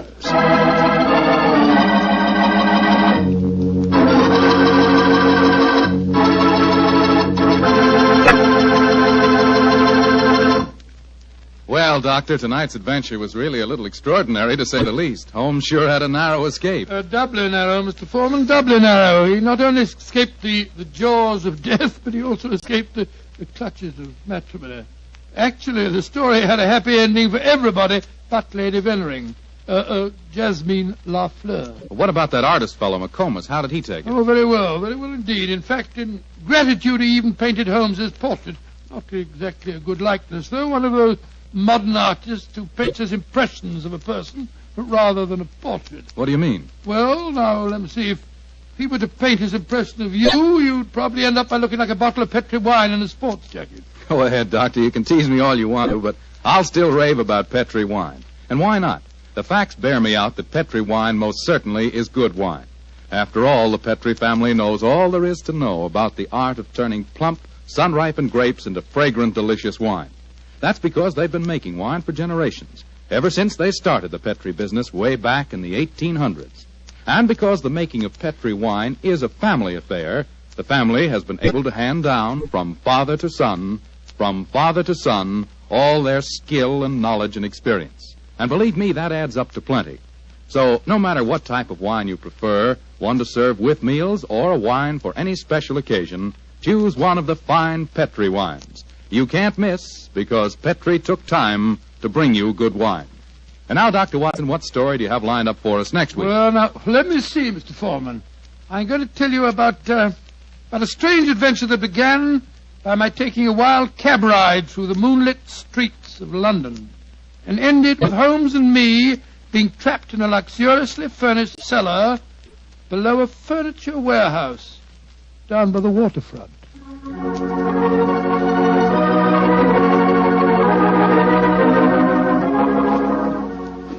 Tonight's Sherlock Holmes adventure is written by Dennis Green and Anthony Boucher and is based on an incident in the Sir Arthur Conan Doyle story, The Adventure of Shoscombe Old Place. Mr. Rathbone appears through the courtesy of Metro-Goldwyn-Mayer and Mr. Bruce through the courtesy of Universal Pictures, where they are now starring in the Sherlock Holmes series. The Petri Wine Company of San Francisco, California, invites you to tune in again next week, same time, same station. Oh, the Petri family took the time to bring you such good wine. So when you eat and when you cook, remember Petri wine. To make good food taste better, remember... Petri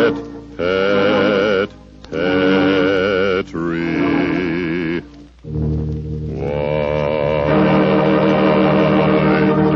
This is Bill Foreman saying goodnight for the Petri family. Sherlock Holmes comes to you from our Hollywood studios. This is the Mutual Broadcasting System.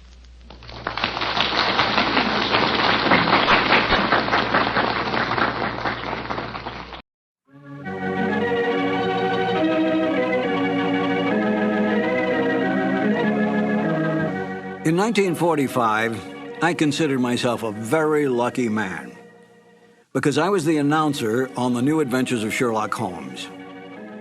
My name is Harry Bartell. Won't you join me now as I reminisce about those wonderful days of dramatic radio?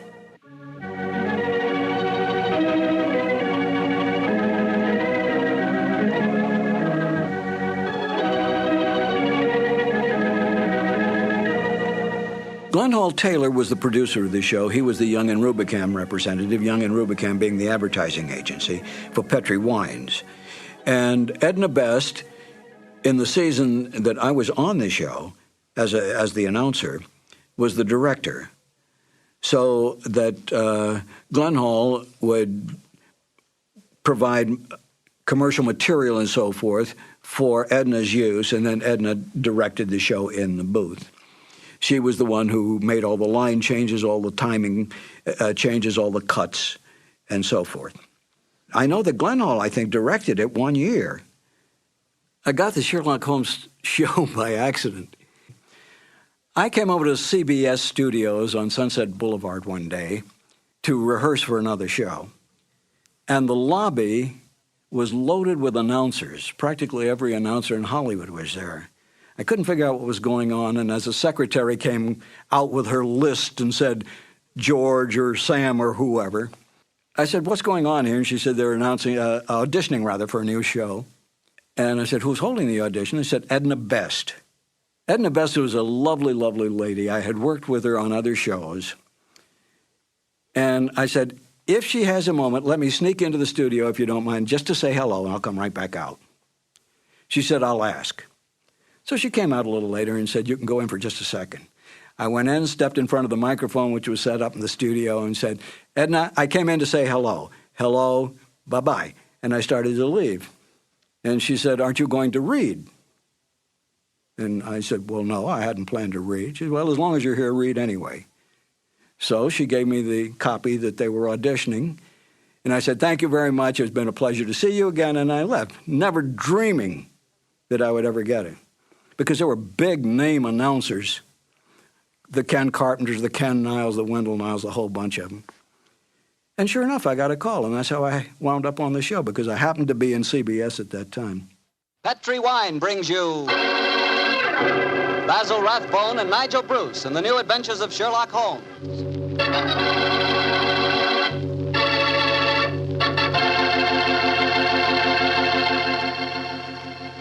The Petri family, the family that took time to bring you good wine, invites you to listen to Dr. Watson tell us another exciting story about his good friend, that master detective, Sherlock Holmes. And I'd like to tell you something that maybe you already know. The fact that America's favorite wine is port wine. Did you know that?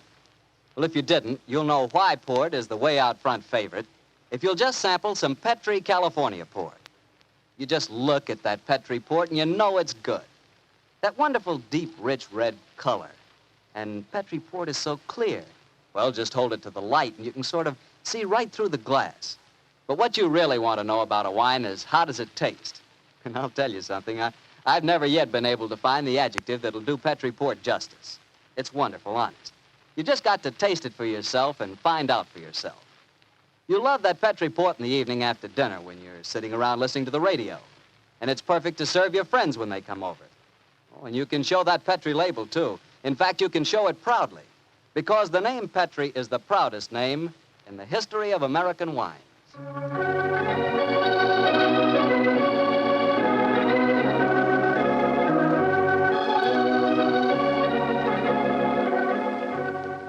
And now I'm sure our old friend Dr. Watson's ready for us, so let's go in and join him.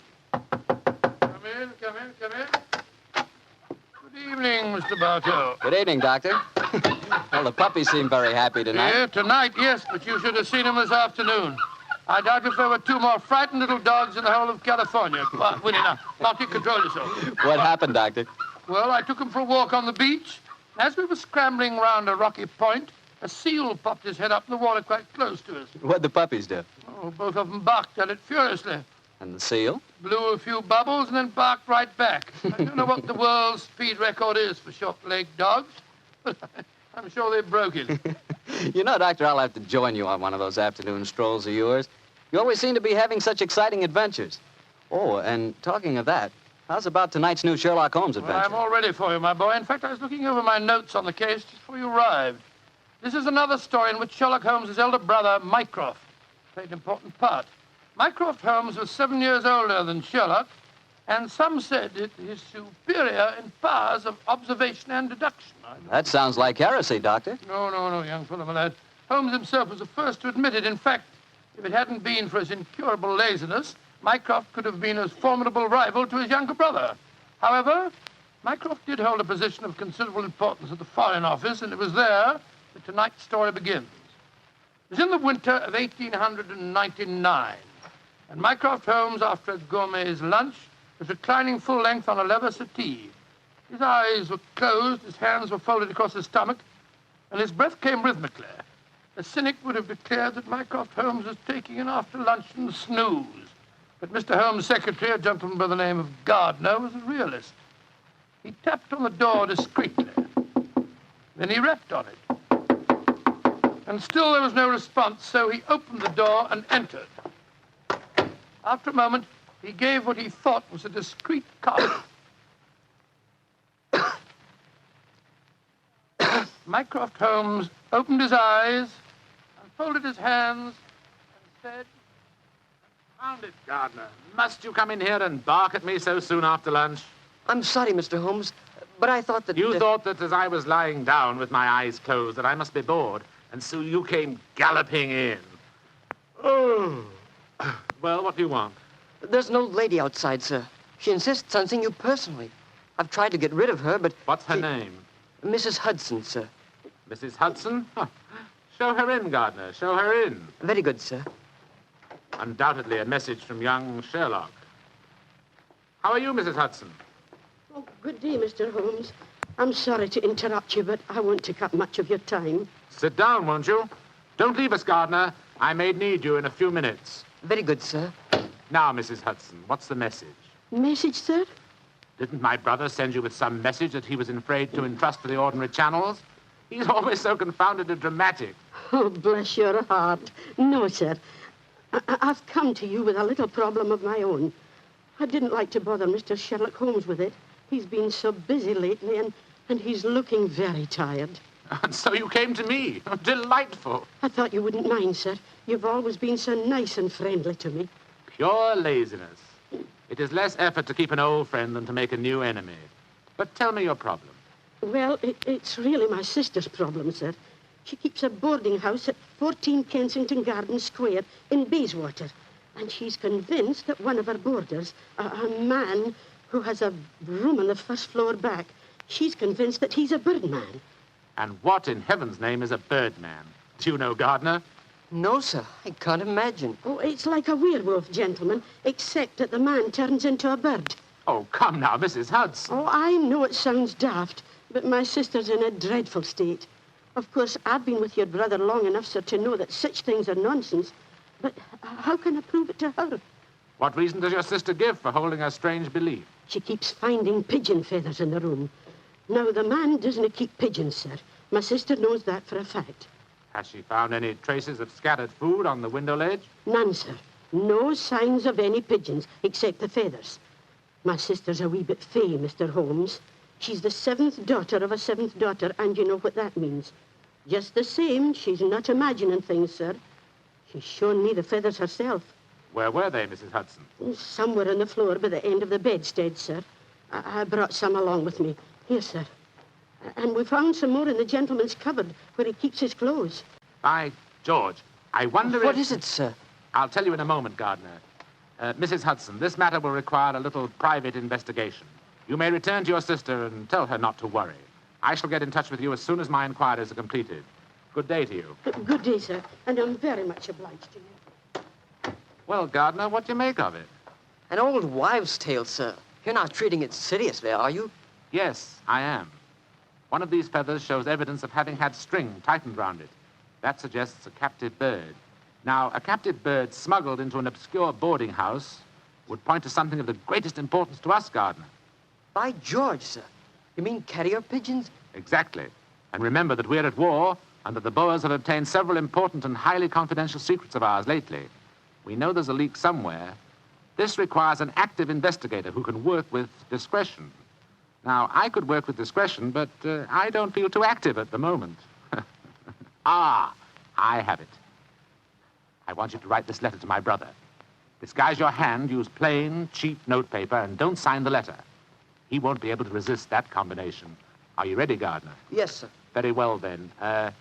My dear Mr. Sherlock Holmes, we know of your proposed investigation of the tenant in the first floor back at 14 Kensington Gardens Square. We warn you, as you value your life, keep away from the...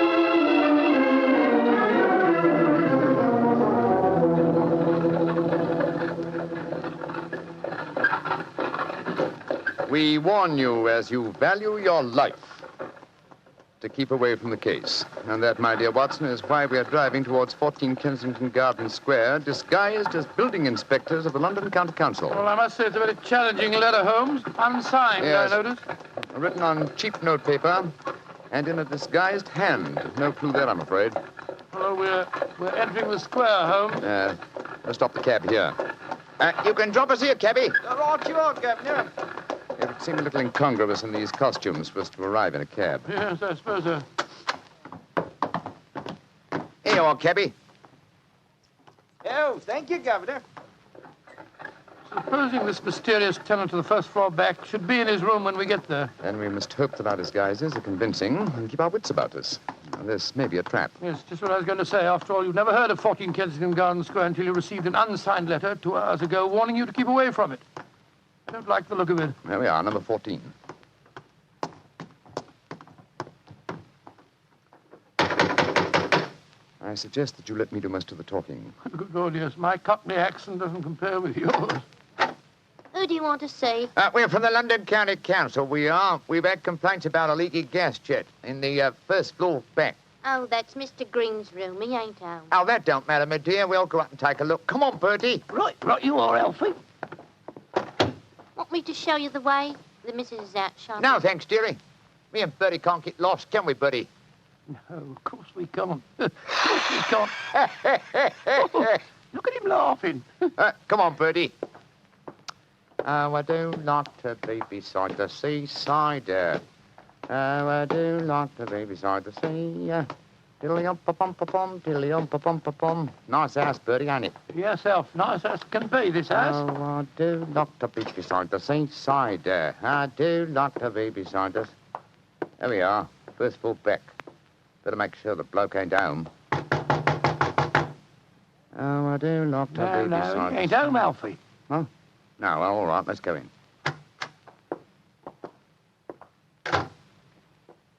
Oh, so this is the mysterious room, eh? Well, it looks perfectly ordinary, doesn't it? Yes, a depressing example of the squalor of boarding house life. Hello. What's this on the bedspread? Feathers. Must have come out of the pillow. No. These are pigeon's feathers, old chap. And look here, Watson. Attached to the bed rail. Yeah, it's only a piece of string. String, yes, but with a small metal ring on the end. A ring such as is used to place around a homing pigeon's leg. But why should someone keep carrier pigeons in an obscure boarding house like this? Yes, why indeed, why indeed? The answer could be that the tenant of this room is engaged in some sinister activity that requires the use of carrier pigeons in sending messages. Yes, there's no evidence of the birds being kept here. That's true, old fellow, that's true. Possibly the owner of this room is given a pigeon by one of his superiors, brings it here, affixes his message, and releases the bird. But why couldn't he just take the message to where they keep the birds? Well, in that way, he would run the risk of being picked up with dangerous and incriminating messages on him. What kind of skullduggery involves the use of carrier pigeons, you suppose? We're at war with the Boers in South Africa, Watson. What could be more logical than that a spy in their pay should be using this method to smuggle important information out of the country? By Jove, yes, Holmes. I wouldn't mind betting... Shh! Somebody coming. Look out. Who are you? What the devil do you think you're doing in my room? Well, my name's Bertram, and I come here to look at your gas pipes. Don't lie to me. Who are you? It's like I say, Governor, my name's Bertram, and I come from the London County Council. Very well, then. If you won't tell me the truth, perhaps this revolver will make you change your mind. Look here, Governor, look here, Governor. Grab his revolver, Watson. Yes, right. Holmes, where were you? I slipped behind the doors. This gentleman opened it. Yeah, me, sir. Your overcoat seems extraordinarily well filled with chest, doesn't it? Why not slip it off? Yeah. It's a bit warm in here. Let me alone. Joe, you were right, Holmes. He had a pigeon under his coat. Yes. See if you can catch the bird, will you, old chap? All right, here. Come on, Pidgey. Pidgey, come on, little fella. Come along, Pidgey. There he comes. That's it. Look at the little fella. Snuggled up on my arm. Friendly little fellow, isn't he? Yes, Look out, Watson. The gentleman's revolver. He's going after when I get it, I'll... A beautiful uppercut, Holmes. I'm afraid he'll be unable to talk to us for some time. How fortunate he told us where the message was hidden before we indulged in this little set, What do you mean? He didn't say anything about a message? No, not verbally, but I was watching his reflection in the mirror as he entered the room. His eyes first glanced at this top drawer on the dresser here to see if we touched it. It was obviously the most important spot in the room.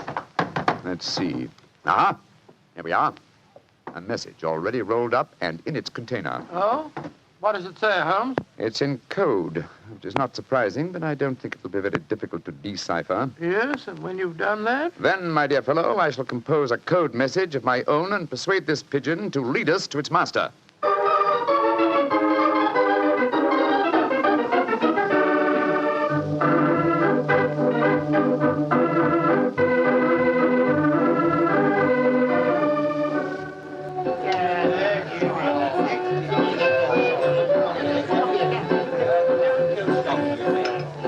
I can see from your puzzled expression, Watson, that you're wondering why I brought you to Dexter's Music Hall in the Edgware Road. Well, I must confess I'm a little confused, Holmes. First of all, we go to Baker Street and you spend hours poring over some obscure book.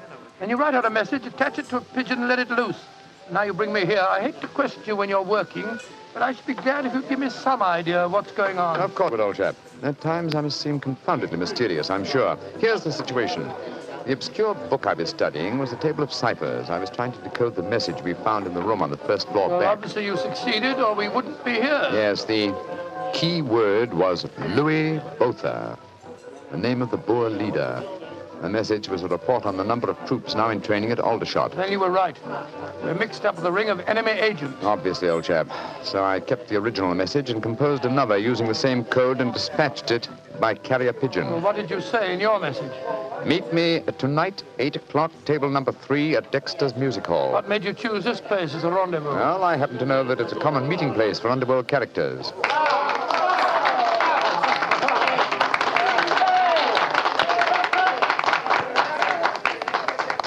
And which is table number 3? The one over there in the corner. I reserved it. Then why don't we go and sit down there instead of standing it here at the back? I thought we'd give our visitor the opportunity of showing his hand first. He won't be expecting Sherlock Holmes and Dr. Watson, I fancy.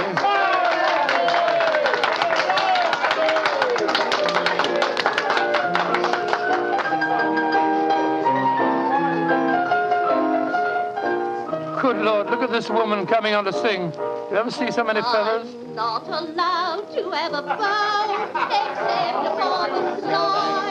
So yesterday he came and took me walking through the night. Holmes, look. A man just sitting down at table number 3. What's with it? Look. It's Sid Trimble. Sid Trimble? Who's he? A dangerous criminal who once worked for the Moriarty gang. We've caught a prize pigeon, Watson. Better have your revolver handy, old chap. Undoubtedly, he'll recognize us. Right you are, Holmes. Come on, then. Owls are in the clover, they've trampled it since morn. Go and drive them, Maggie, to the old... I'm so glad you're able to keep your appointment, sir. Sherlock Holmes. This is a trap. Don't try any tricks. I've got a revolver here, Sid. How'd you like this table in your face? Watson, you didn't shoot him, did you? No, he knocked my hand. The revolver went off. The shot went wild, I swear it did. Yes, of course. Look at the wound. There are no powder burns. The shot was fired from some distance. Holmes, he's dead. Out of the way!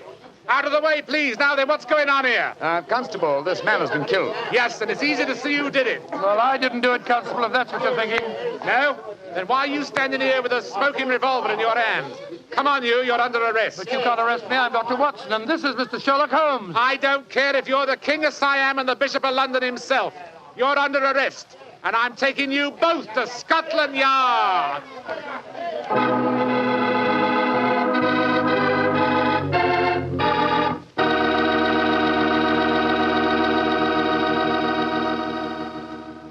You'll hear the rest of Dr. Watson's story in just a second. And if you don't mind, I'll take that second to say just one word to the ladies. And that word is muscatel. Petri California Muscatel. I want you women to know about it because Petri Muscatel is one wine that practically every woman likes. Maybe because it's such a beautiful color, like pale gold.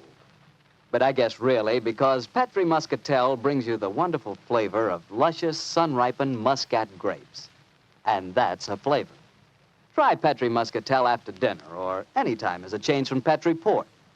Have a bottle of each on hand. When you buy Petri wine, don't buy one, buy two.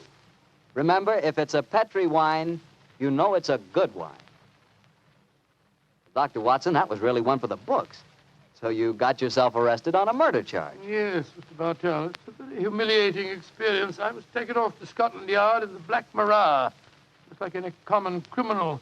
The wretched constable wouldn't listen to a word that I'd got to say. Well, Sherlock Holmes went with you, of course. Naturally, but as we arrived at Scotland Yard, my mortification was complete, and I found that I was led into the presence of our old friend, Inspector Lestrade.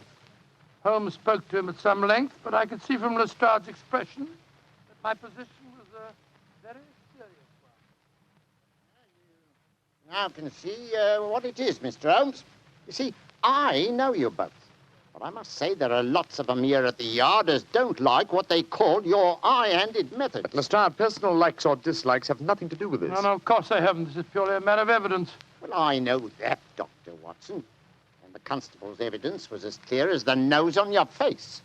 The dead man was shot through the head, and you were standing in front of the body with a drawn revolver But, my in dear your hand. Lestrade, there were no powder burns on the wound. Yeah, that's what you tells me, Mr. Holmes. But I'll have to wait for the official report on that. The police surgeon's examining the body now. You understand, gentlemen, I'm not saying I'm sorry that Sid Trimble's dead. He's been a thorn in our side for a good many years. In fact, here's the police surgeon now. Dr. Hendricks, this is Mr. Sherlock Holmes and Dr. Watson. How do you do? How do you do, gentlemen? I'm a great admirer of you both, and I'm sorry to see you in such a very unfortunate plight. Thank you, Doctor. Thank you. What were your findings, Dr. Hendricks? Well, I just extracted the bullet, Lestrade, and I'm very much afraid it's the same make and caliber as the one missing from Dr. Watson's revolver. Yes, but that doesn't prove that I fired the fatal shot. A .45 Colt's a very common weapon, Doctor. It proves nothing. Dr. Hendricks, as I was just saying to Inspector Lestrade before you came in, the only fact that would show my friend guilty would be powder burns on the wound, thereby proving that the bullet had been fired from close range. I entirely agree with you, Mr. Holmes. Then, as there were no powder burns on the... but there are powder burns, Mr. Holmes. What? Very distinct ones, too. Lord, I don't understand, Holmes. I'm sorry, gentlemen, to be the bearer of bad tidings, but I have my duties to perform. Yes, and I'm sorry, too, Dr. Watson. Huh? I'm afraid I'm not going to be able to let you leave here. You must consider yourself under arrest.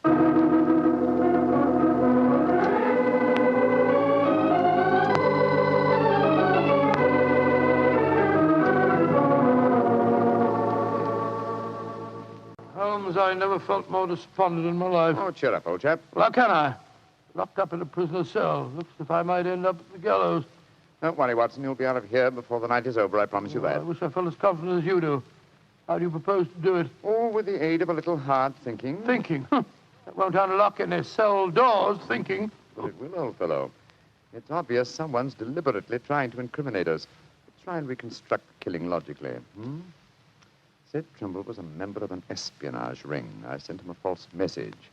After he'd left to keep the appointment, one of his colleagues trailed him to the music hall and killed him before he could betray anything to us. Yes, that's undoubtedly the way it happened. The powder burns, Holmes. How do you account for them? There were none just after the shot was fired. We know that. And yet Dr. Hendricks assures us that there are very distinct powder burns now. May we come in, gentlemen? Yes, of course you can, Dr. Hendricks. Oh, hello, Lestrade. Yes, I thought we'd come and chat with you, Doctor. Well, that's very nice of you, gentlemen. Yeah, not a bit of it, Doctor. You know, it hurts me to see you in here, and that's a fact. And I can't bear to see a fellow medico in such plight without coming in to see what I can do to help, Watson. Yeah, you're very quiet, Mr. Holmes. Am I, Lestrade? I was thinking, you see, Watson, old chap. I have it. You have what? The answer. You'll sleep in Baker Street tonight after all. Mr. Holmes, what are you talking about? The murder of Sid Trimble. The incriminating powder burns were obviously faked. Watson and I know that, whether you and Dr. Hendricks believe it or not. The question is, how were they faked? I think I have the answer. Dr. Hendricks. Yes, Mr. Holmes? If a blank cartridge were fired at the wound after death, it would produce powder burns, wouldn't it? Undoubtedly. Yeah, but who could have done that, Mr. Holmes? Ah, that's the point, Lestrade. Who had the opportunity? The constable who brought the body here. True, old chap. Huh? Also, you, Dr. Hendricks. That's perfectly true. Yeah. Well, I had the opportunity too, Mr. Holmes. I spent half an hour in the morgue alone with the body when it first come in. Well, you've narrowed it down to 3 suspects, Holmes. I hope I don't hang before you find the real killer. I found him, Watson. Why, who is he, Mr. Holmes? The answer is simple, Lestrade. The powder burns were certainly faked by a blank cartridge. Now, if a blank cartridge were fired into a wound, the wadding would have penetrated and distorted the wound. Yes, but supposing the person had removed the wadding from the blank, Mr. Holmes. Its effect would still be quite apparent to the police surgeon who removed the bullet. Am I correct, Dr. Hendricks? Entirely.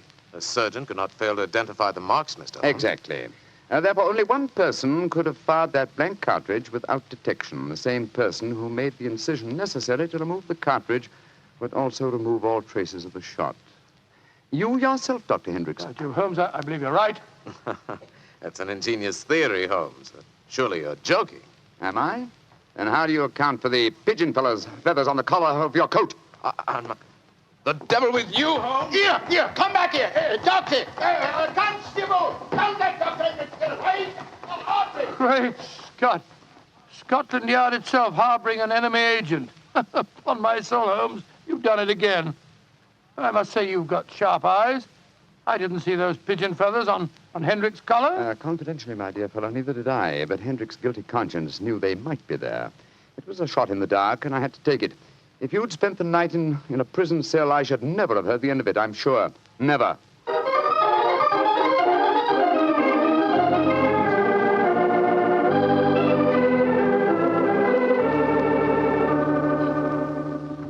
I want to see Mr. Mycroft Holmes, please. Follow me, Mrs. Hudson. He's expecting you. Aye, sir. Ah, there you are, Mrs. Hudson. Come and sit down. Oh, thank you, sir. I got your message and came over right away. In the first place, Mrs. Hudson, you may tell your sister that she needn't worry any more. I'm sure she'll find no more pigeon feathers in her room on the first floor bag. No, sir, thank you. But she knows the fact, because the birdman left her yesterday for good. Some strange men came and took him away, and today she's let the room to a nice young commercial traveller. I'm really sorry to have bothered you with her troubles, sir. I'm very glad you did, Mrs. Hudson. Thanks to your information, an enemy espionage ring has been broken, and the British government is deeply grateful to you. You're always one for a joke, aren't you, Mr. Holmes? Well, I'm glad you're not angry with me. I'll be going now, sir. Just one more favor I'll ask before I go, though. Anything, Mrs. Hudson. What is it? Please don't tell your brother about this, sir. He'd be so angry with me for wasting your time.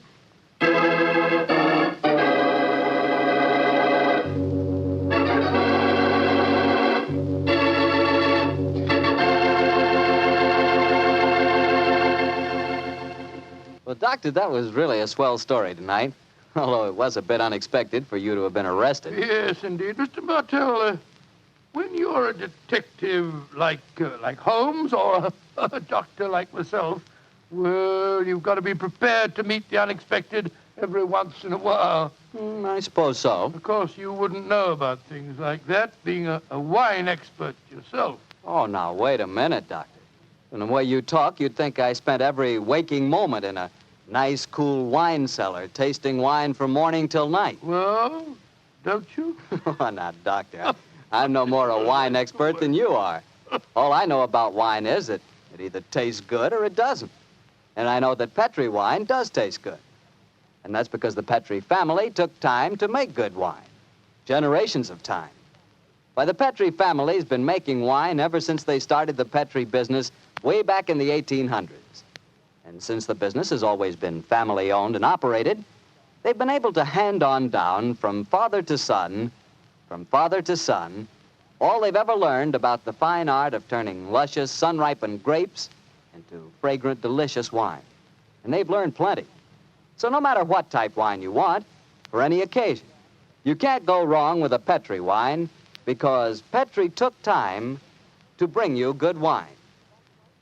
Well, Dr. Watson, what story do you have lined up for us next week? Well, now, next week, Mr. Bartell, I'm going to tell you a weird adventure that Sherlock Holmes and I had in the East End of London.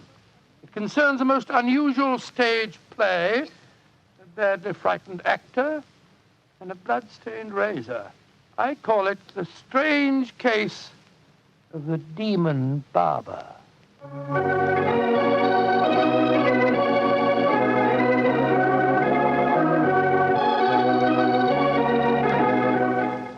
Tonight's Sherlock Holmes adventure was written by Dennis Green and Anthony Boucher and was suggested by an incident in the Sir Arthur Conan Doyle story, The Greek Interpreter. Music is by Dean Fossler. Mr. Rathbone appears through the courtesy of Metro-Goldwyn-Mayer and Mr. Bruce through the courtesy of Universal Pictures, where they are now starring in the Sherlock Holmes series.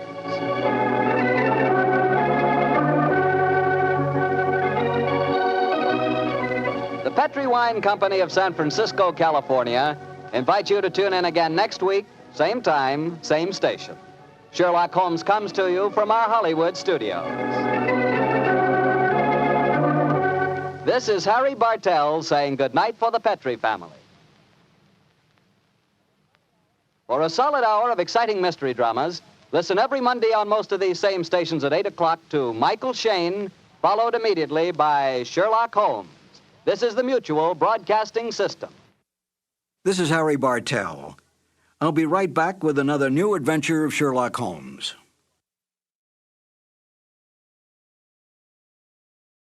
Petri Wine brings you Basil Rathbone and Nigel Bruce in the new Adventures of Sherlock Holmes.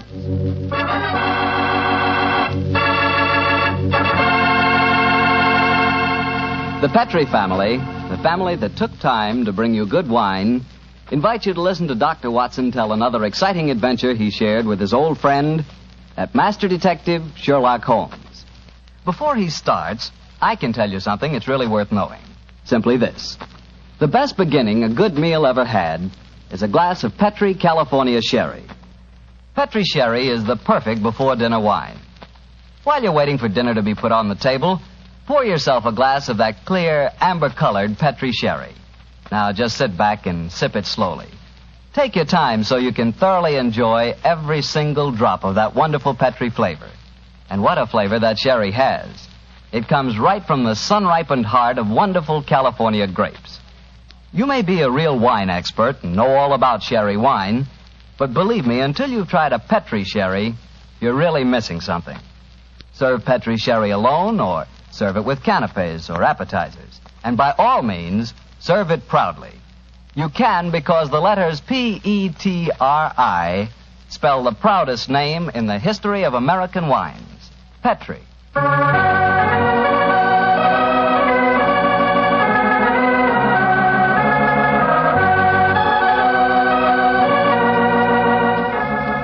And now let's visit our good friend and host, Dr. Watson. Good evening, Doctor. Good evening, Mr. Bartell. Draw up your usual chair and make yourself at home.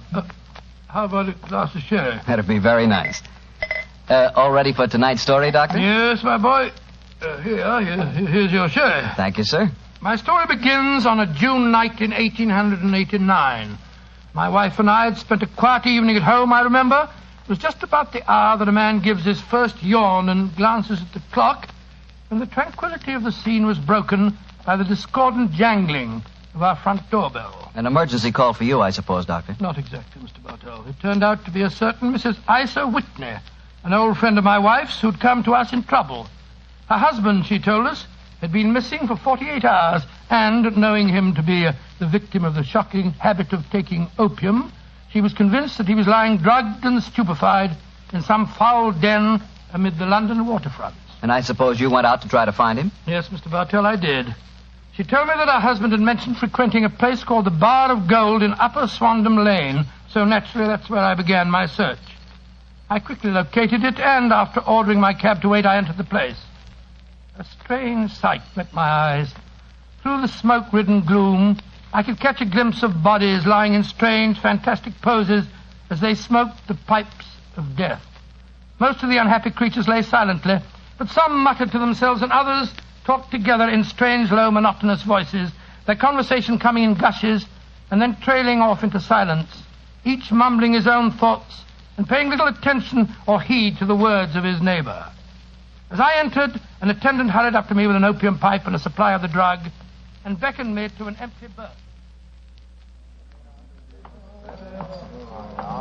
Master may lie here. I haven't come to stay here, my good man. I'm looking for a friend, Mr. Isa Whitney.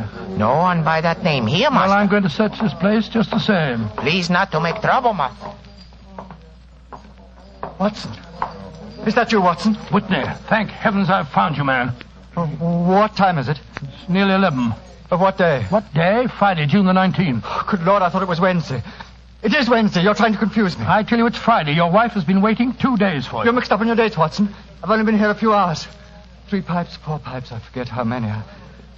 I'll go home with you. Here, I'll give you a hand. That's it.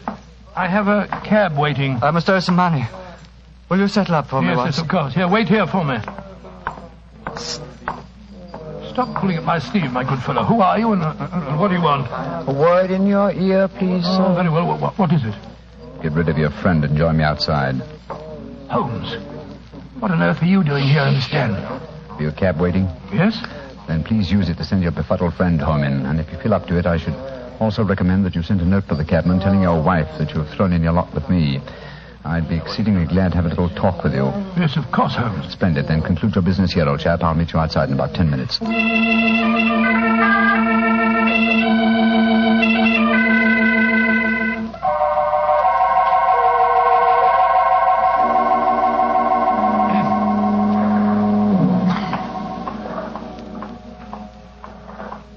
on earth is he? It's nearly... Is that you, Holmes? Yes, Watson, it's me. Your disguise is wonderful. I'd never recognized you if you hadn't spoke to me just now. Disposed of your friend? Yes, of course. Splendid. Let's start walking. I have a horse and trap waiting for me in the next street. Oh, what on earth were you doing in the Bar of Gold, Holmes? Trying to get news of a missing man. You see, I'm in the midst of a very remarkable inquiry, and I'd hoped to get a clue from the incoherent ramblings of those poor devils back there. There's the horse and trap. Under the street lamp on the corner. You'll come with me, Watson? Yes, of course, if I can be of any use. A trusty comrade is always of use. My room at the Cedars has 2 beds in it. The Cedars? Yes, that's Mr. Neville St. Clair's house and our present destination. It's near Lee in Kent, about 7 miles from here. I'm using it as a headquarters while I conduct my inquiries. Evening, Mr. Holmes. Everything all right? Yes, thank you, John. Get in, Watson. Right, John. I shan't need you any more tonight, John. Here's half a crown for you. Look out for me tomorrow about 11. Right you are, Mr. Holmes. Good night, gentlemen. Good night, John. Go on, get up. Well, Holmes, if we have a 7-mile drive ahead of us, perhaps you'll tell me about the case that you're working on. With pleasure, old chap. But first, take the reins for a few minutes, will you? I want to remove my makeup and take off my wig and be comfortable. After that, I'll tell you why we are headed for the Kentish countryside at this hour of the night.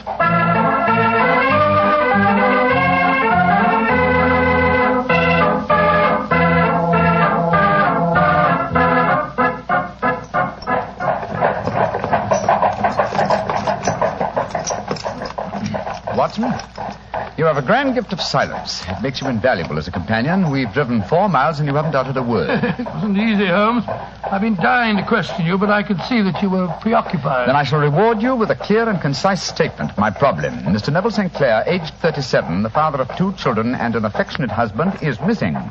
He left his house, the Cedars, near Lee, our present destination, last Monday. 4 days ago, eh? Yes. Now, why should an affectionate husband and a happy father disappear? Any money trouble? No, I think not. His entire debts, at the moment, amount to £88, while he has £220 standing to his credit at the Capital and Counties Bank. Who was the last person to see him on Monday? His wife. But let me tell you the story. He left his house for London rather earlier than usual. He was a businessman, then? Yes, he has an interest in several companies in London, but his wife doesn't know exactly what he does. But to continue. He left for London saying that he would bring his little boy home a box of toy bricks. Now, by the merest chance, his wife received a telegram shortly after his departure saying that a parcel of considerable value was waiting for her at the offices of the Aberdeen Shipping Company. Aberdeen Shipping? Why, their offices are in Fresno Street. I drove by them tonight. Exactly. And Fresno Street branches out of Upper Swandam Lane, where the Bar of Gold is situated. Ah, now I'm beginning to understand. Go on, Holmes, go on. Mrs. St. Clair took a train for London, and at exactly 4:35 on Monday last, found herself walking past the Bar of Gold. Suddenly, she heard a cry, and looking up was horrified to see her husband beckoning to her from a second-story window. Great Scott, was he a prisoner, or was he there of his own free will, do you suppose? Undoubtedly, he was a prisoner. The window was open, and she distinctly saw his face, which she described as being terribly agitated. Really? He waved his hand to her frantically and then vanished from the window so suddenly that it seemed to her that he had been dragged back by some irresistible force from behind. Oh, gracious me. One singular point which struck her quick feminine eye was that although he wore the coat he had left for London in, he wore neither collar nor tie. Oh, what did she do? Rushed down the steps into the Bar of Gold and attempted to go up the staircase leading to the second floor. I suppose that Oriental fellow that I talked to tonight stopped her. Exactly. In fact, he pushed her out of the door and slammed it after her. She rushed down the lane and a few moments later was lucky enough to meet a sergeant and 2 constables. She took them back with her to the Bar of Gold, of course. Yes. They went with her to the room in which Neville St. Clair had last been seen. Of course, there was no sign of him. In fact, on the whole floor, there was no one to be found except a hideous, deformed beggar who seemed to live there. From what Mrs. St. Clair told me, it appears that the sergeant conducted the examination quite intelligently. Certain you saw your husband at this window, Mrs. St. Clair? I'm positive, Sergeant. And Alaska swears no one's been upstairs this afternoon. Well, he's probably lying. But let's see what this cripple fellow has to say for himself. Here, you. What do you want with me? I ain't done nothing. Now, you heard what this lady said. Did you see her husband go in this room a few minutes ago? I didn't see nobody, and I've been here all the afternoon. You live here? Yes. And you swear on oath that no one's been in this room for the last few hours? Yes, I do. Mrs. St. Clair, I know that you think you saw your husband, but don't you suppose... Look on the table. Just a wooden box, ma'am. But I know what's inside it. There, see? Oh, it's a lot of wooden bricks like kids play with. My husband came to London today especially to buy them for our son. You can't disbelieve me now, Sergeant. Don't think I can, ma'am. I'll take another look round. Where does this door lead to? My bedroom. Yeah, you won't find nothing in there. Oh, we'll look just the same. Hello. There's bloodstains on this window ledge. Fresh bloodstains. How'd you account for that? Well, I don't know nothing about it. And the window overlooks the river, just where the water's good and deep, too. Nice place to tip a body out. Here, come here, you. Yeah, I ain't done nothing. You've got bloodstains on your right sleeve. What do you got to say about that? Well, I cut my finger, see? And then I went and opened the window later. That's how the blood got there. Did you think I was born yesterday? Let's have a look in this chest of drawers. Hello. Hello, whose clothes are these? Pair of trousers, socks, shoes, hat, everything except the coat, eh? Mrs. St. Clair, will you come in here, please, Mum? What have you found, Sergeant? These clothes. Are they your husband's, Mum? Yes. Yes, they are. What's happened to him, Sergeant? I'm afraid he's met with foul play, Mum.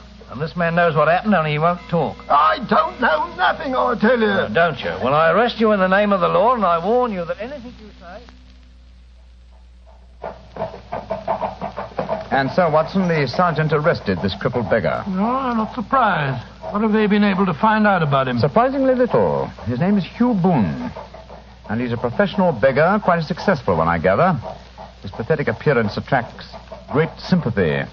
There's a shock of orange hair and a pale face that is disfigured by a horrible scar which has twisted the outer edge of his upper lip. And he was the last man to see Neville St. Clair alive, eh? So it would seem. The Lascar downstairs has been cross-examined relentlessly, but he swears that he has no knowledge of the crime. Have there been any further developments? Oh, yes, old chap. Yes, indeed there have. The ebbing tide gave a fresh clue. You mean St. Clair's body was washed up? No, his coat. What? With every pocket stuffed with pennies and halfpennies. 421 pennies and 270 halfpennies, to be exact. There's no wonder that it had not been swept away by the tide. But a human body was a different matter. Yes, there's a strong eddy between the house and the wharf. It seems likely that the weighted coat had remained when the stripped body had been carried away into the river. Well, the other clothes were found in the room. Why would the body be dressed in a coat alone? We can only surmise, old chap, but supposing that this man Boone had thrust Neville St. Clair through the window and into the river, what would he do then? Try and dispose of the telltale garments. Yes, that would be logical, wouldn't it? He would seize the coat and be in the act of throwing it out of the window when it would occur to him that it would float and not sink. So he loaded the pockets with coins to make it sink? Quite so. Yes, of course. But he has little time, for he has heard the scuffle downstairs when Mrs. St. Clair tried to force her way up. He only succeeded in getting as far as throwing the coat out when the police arrived on the scene. Well, that seems perfectly feasible. Well, it'll do as a working hypothesis anyway. Neville St. Clair disappeared on Monday, and yet we still don't know what he was doing in the opium den. What happened to him when he got there, or where he is now? Oh, what Hugh Boone, the beggar with the twisted lip, had to do with his disappearance. Here we are at our destination. Well, there's a light burning. Mrs. St. Clair must be waiting up for you. Yes, poor woman. I hate to return here with no news of her husband, but she's being brave, Watson, extremely brave. We must do everything we can to comfort her.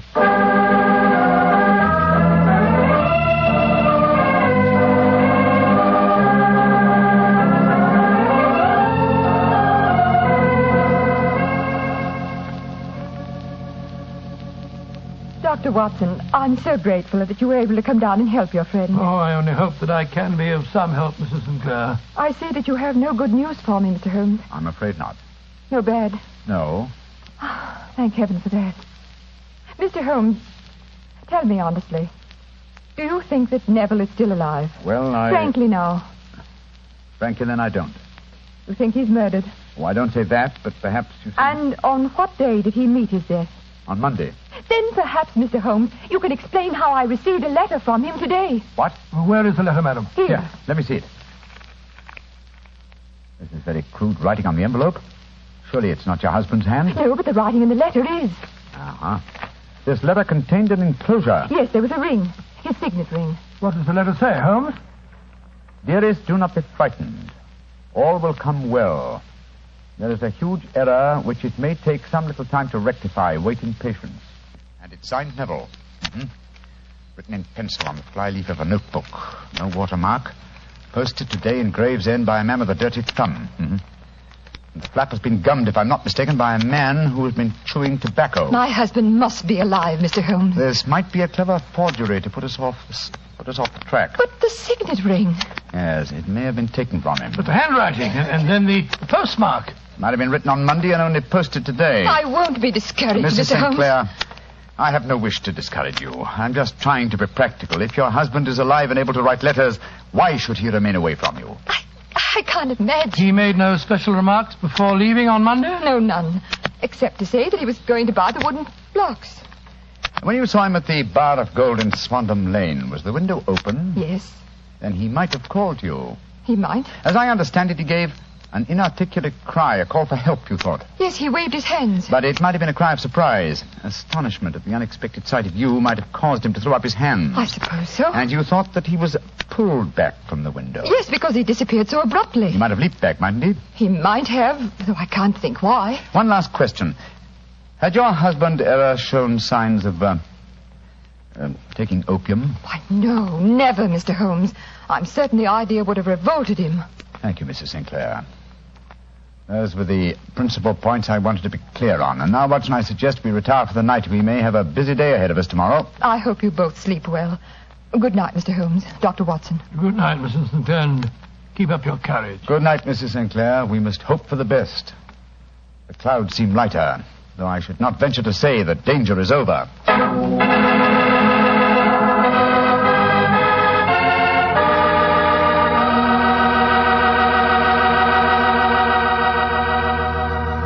the rest of Dr. Watson's story in just a second. So I'm just going to remind you that when you buy Petri California sherry, you have a choice of two kinds of sherry. You can choose Petri regular sherry, or if you prefer your sherry dry, not sweet, ask for Petri pale dry sherry. They're both fine wines. And if you don't know which you'd prefer, don't buy one, buy two. Buy them both and try them both. And remember this, Petri sherry is the perfect all-round, all-occasion wine. It's good before dinner, after dinner, at cocktail time, and any time. Just be sure you get Petri sherry. Well, Dr. Watson, you and the great Sherlock Holmes certainly deserved a good night's rest. Did you get it? I did, Mr. Bartell, but Holmes made no attempt to sleep. As soon as we retired upstairs, he donned a blue silk dressing gown and then wandered about the room collecting pillows from his bed and cushions from the sofa and the armchairs. With these, he constructed a sort of eastern divan on which he perched himself cross-legged with an ounce of shag tobacco and a box of matches laid out in front of him. He was all set for a session of thinking, I guess, huh? Yes, my boy. In the dim light of the lamp, I saw him sitting there, an old briar pipe clenched in his teeth, his eyes fixed vacantly on a corner of the ceiling, the blue smoke curling up from him, silent, motionless. So he sat as I dropped off to sleep, and so he sat when I wakened in the morning to find the summer sun shining into the room.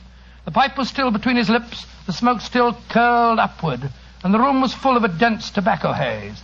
But nothing remained of the heap of shag which I had seen on the previous night. Watson? Awake, Watson? What time is it? 20 minutes past 4. Lord Holmes, you haven't been to bed. True, old chap, I had to think. I couldn't allow my brain the luxury of sleeping. You game for a morning drive? Yes, certainly. I'll get dressed. Good. No one's stirring yet, but I know where the stable boy sleeps. I'll have the horse and trap out in no time at all. Oh, where are we going? To prison. To visit Hugh Boone, the man with the twisted lip. Holmes, you're unusually excited. What's on your mind? I want to test a little theory. I think, Watson, that you are now standing in the presence of one of the most absolute fools in Europe. I deserve to be kicked from here to Charing Cross, but I think I have the key to the affair now. Oh, where is it? In the bathroom. What? You're joking, Holmes. No, I've just been there and removed it. It's in my coat pocket now. Hurry and get dressed, old chap. And we'll drive over to the prison and see whether my key fits the lock.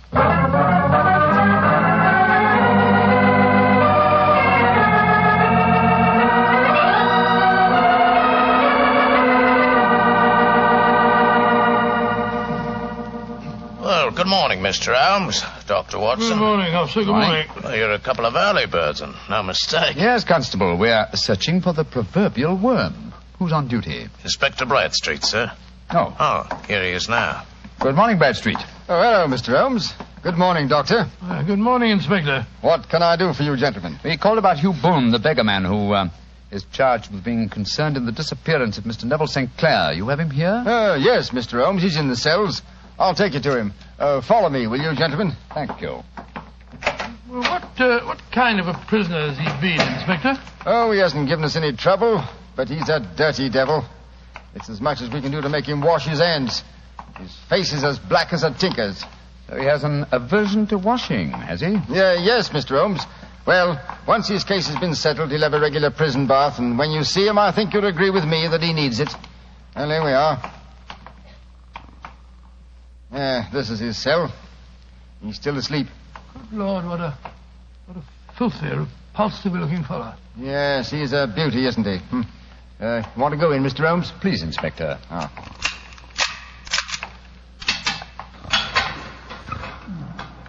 Well, he certainly needs a wash. Yes, I had an idea that he might. That's why I brought this sponge along in my pocket. Oh, so that was the key that you found in the bathroom. Oh, you're a funny one, Mr. Holmes, and no mistake. What did you bring a sponge along for? I'll show you. Is there any water in this cell? In the jug on the table there. Yes. I soak the sponge in the water so, and then apply it to the prisoner's face, so. Great Scott, his complexion's 3 shades lighter underneath, and the scar on his lip has disappeared. What are you doing to me? Now a tug on this mop of red hair, and I think we'll find it's a wig. Yes, come on. That's right. Let me introduce you to Mr. Neville St. Clair of Lee in the county of Kent. Good Lord, Mr. Holmes, it's the missing man, all right. I recognize him from the photographs. All right. I'm Neville St. Clair. What am I charged with? With making away with Mr. Neville, say... Oh, no, you can't be charged with that unless we make a case of attempted suicide of it. Well, since I'm the missing man, then it's obvious that no crime has been committed, and therefore I'm illegally detained. No crime, but a very great error has been committed. You would have done better to have trusted your wife. It wasn't only my wife, it was the children. I couldn't bear to have them know that their father was a common beggar. Now you've exposed me. What can I do?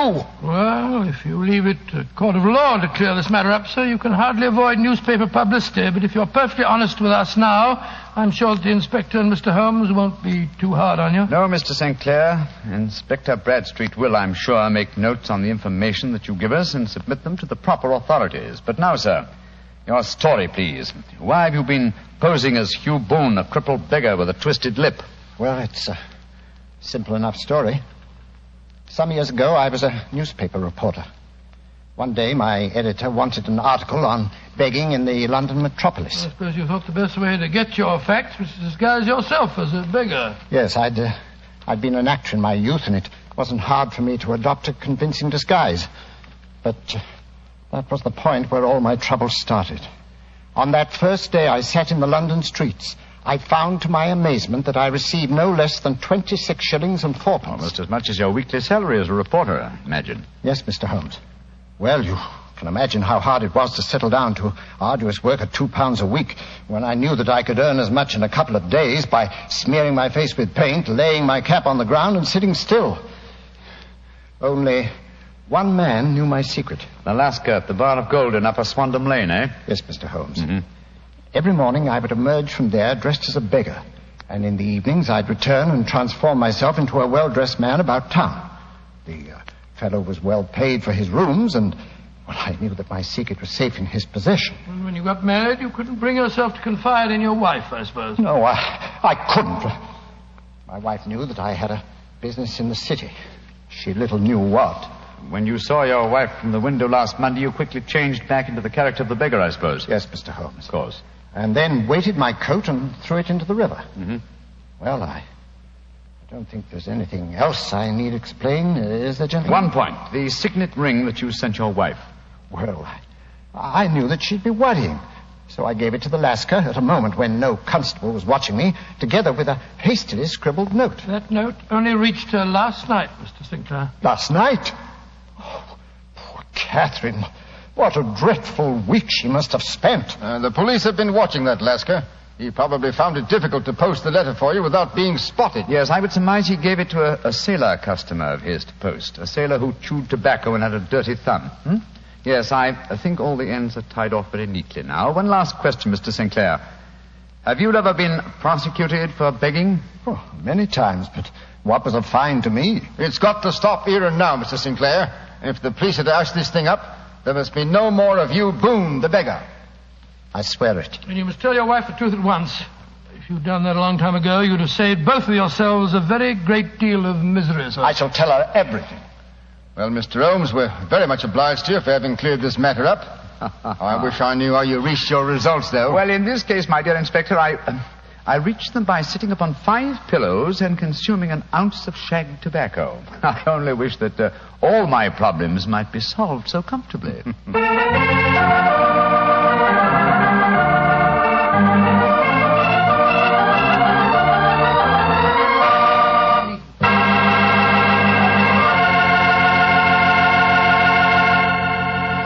Doctor, that was some story.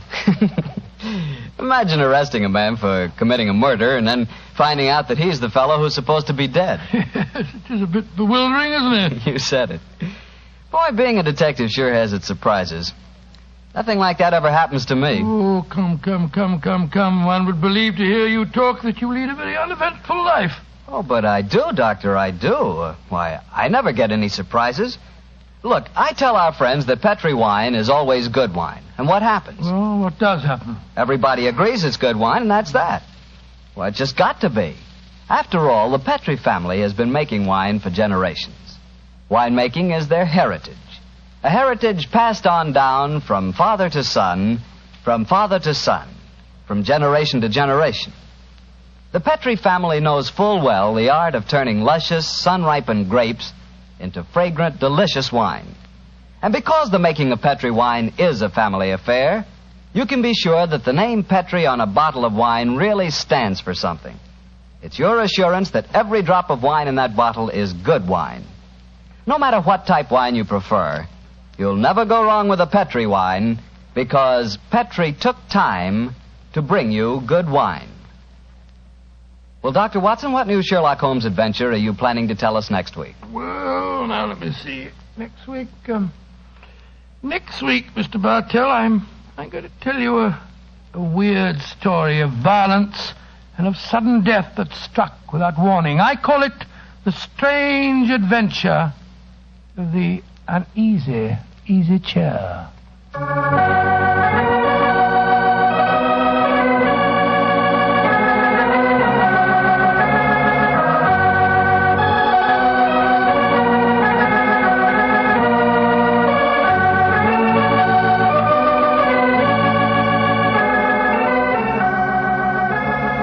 Tonight's Sherlock Holmes adventure was adapted by Dennis Green and Anthony Boucher from Sir Arthur Conan Doyle's story, The Man with the Twisted Lip.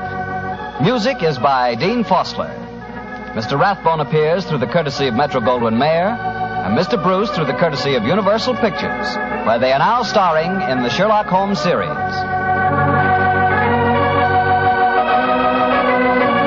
The Petri Wine Company of San Francisco, California, invite you to tune in again next week, same time, same station. Sherlock Holmes comes to you from our Hollywood studios.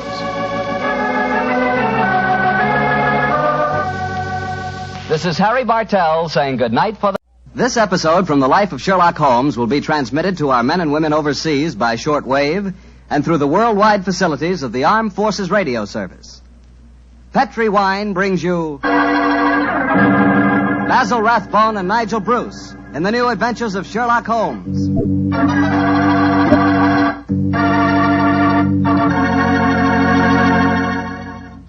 The Petri family, the family that took time to bring you good wine, invite you to listen to Dr. Watson tell us another exciting adventure he shared with his old friend, that master detective, Sherlock Holmes. So let's settle back comfortably and listen, and while you're getting settled, I'd like to know if you like seafood. And by seafood, I mean everything from broiled lobster to fried halibut. Because if you like seafood, any seafood, you'll love it together with Petri California Sauterne. Fish and Petri Sauterne were made for each other. No kidding. Boy, I'll never in my life forget a broiled brook trout on the plate in front of me and a glass of well-chilled Petri Sauterne right next to it. That fish and that Sauterne. Petri Sauterne has a pale golden color that's really good to look at. And as for taste, well, that Petri flavor is really something. Take my word for it and try it, won't you? Oh, and I'll tell you something else. Try that Petri Sauterne with chicken sometime. Look, I better stop before I get hungry all over again, but just remember this. The best friend a good meal ever had is a glass of Petri wine.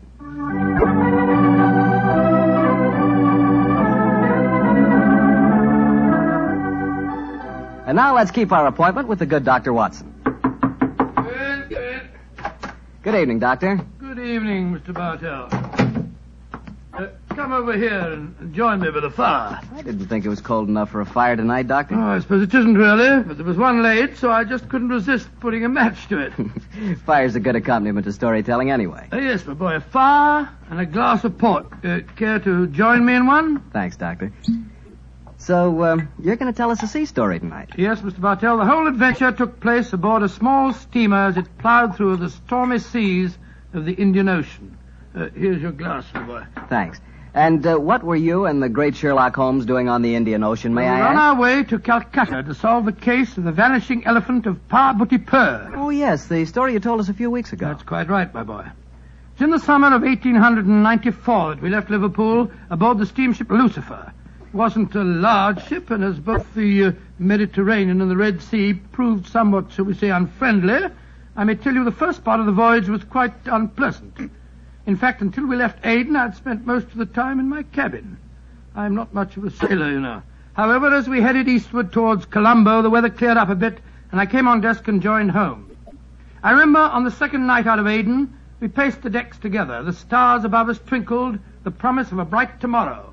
And the faint tinkle of a piano being played in the passenger lounge formed a perfect setting for an evening stroll. It only seems like yesterday, as Holmes said. Watson, it's good to see you on your feet again. Yes, it's good to be on 'em, Holmes. It's been a miserable trip for me so far. The captain told me tonight that we can expect good weather between here and Caravati, our next port of call. I thought Colombo was the next stop. And where is Caravati, whatever you call it? Anyway, I never heard of the place. It's a tiny island in the Indian Ocean. It's a British protectorate. Those are the only facts I was able to glean from the encyclopedia and the ship's library. Did you ask the captain why we're stopping there? No, I didn't. As we're traveling incognito, I felt it wiser not to ask too many questions. I find this incognito business something of a strain. Every time a steward calls me Mr. Hamish, I can't think who on earth he's talking to. Whereas I find myself answering to Mr. Mycroft almost automatically.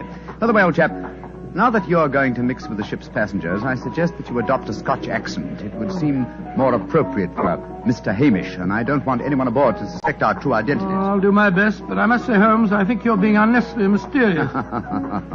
Possibly I've been influenced by reading too many of your rather florid stories of our adventures together. My stories are not florid. They're all perfectly true. Oh, don't be angry with me, old chap. Don't be angry, please. By the way, you'll be interested to know that I've unearthed a little mystery aboard this boat. I trust you to do that. Where is she? I mean, what is it? Oh, you observe that suite of cabins on the bridge deck above us? Yeah? What about them? Well, I've been watching them during my nightly strolls for the past 2 weeks.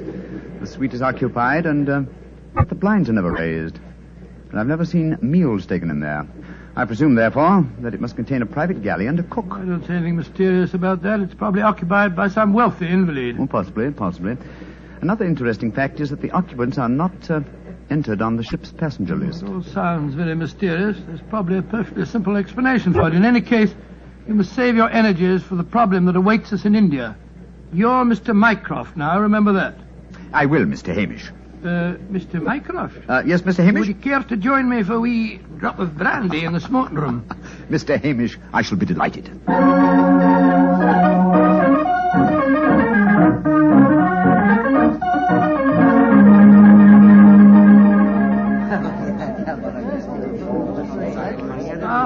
This is excellent brandy. Excellent.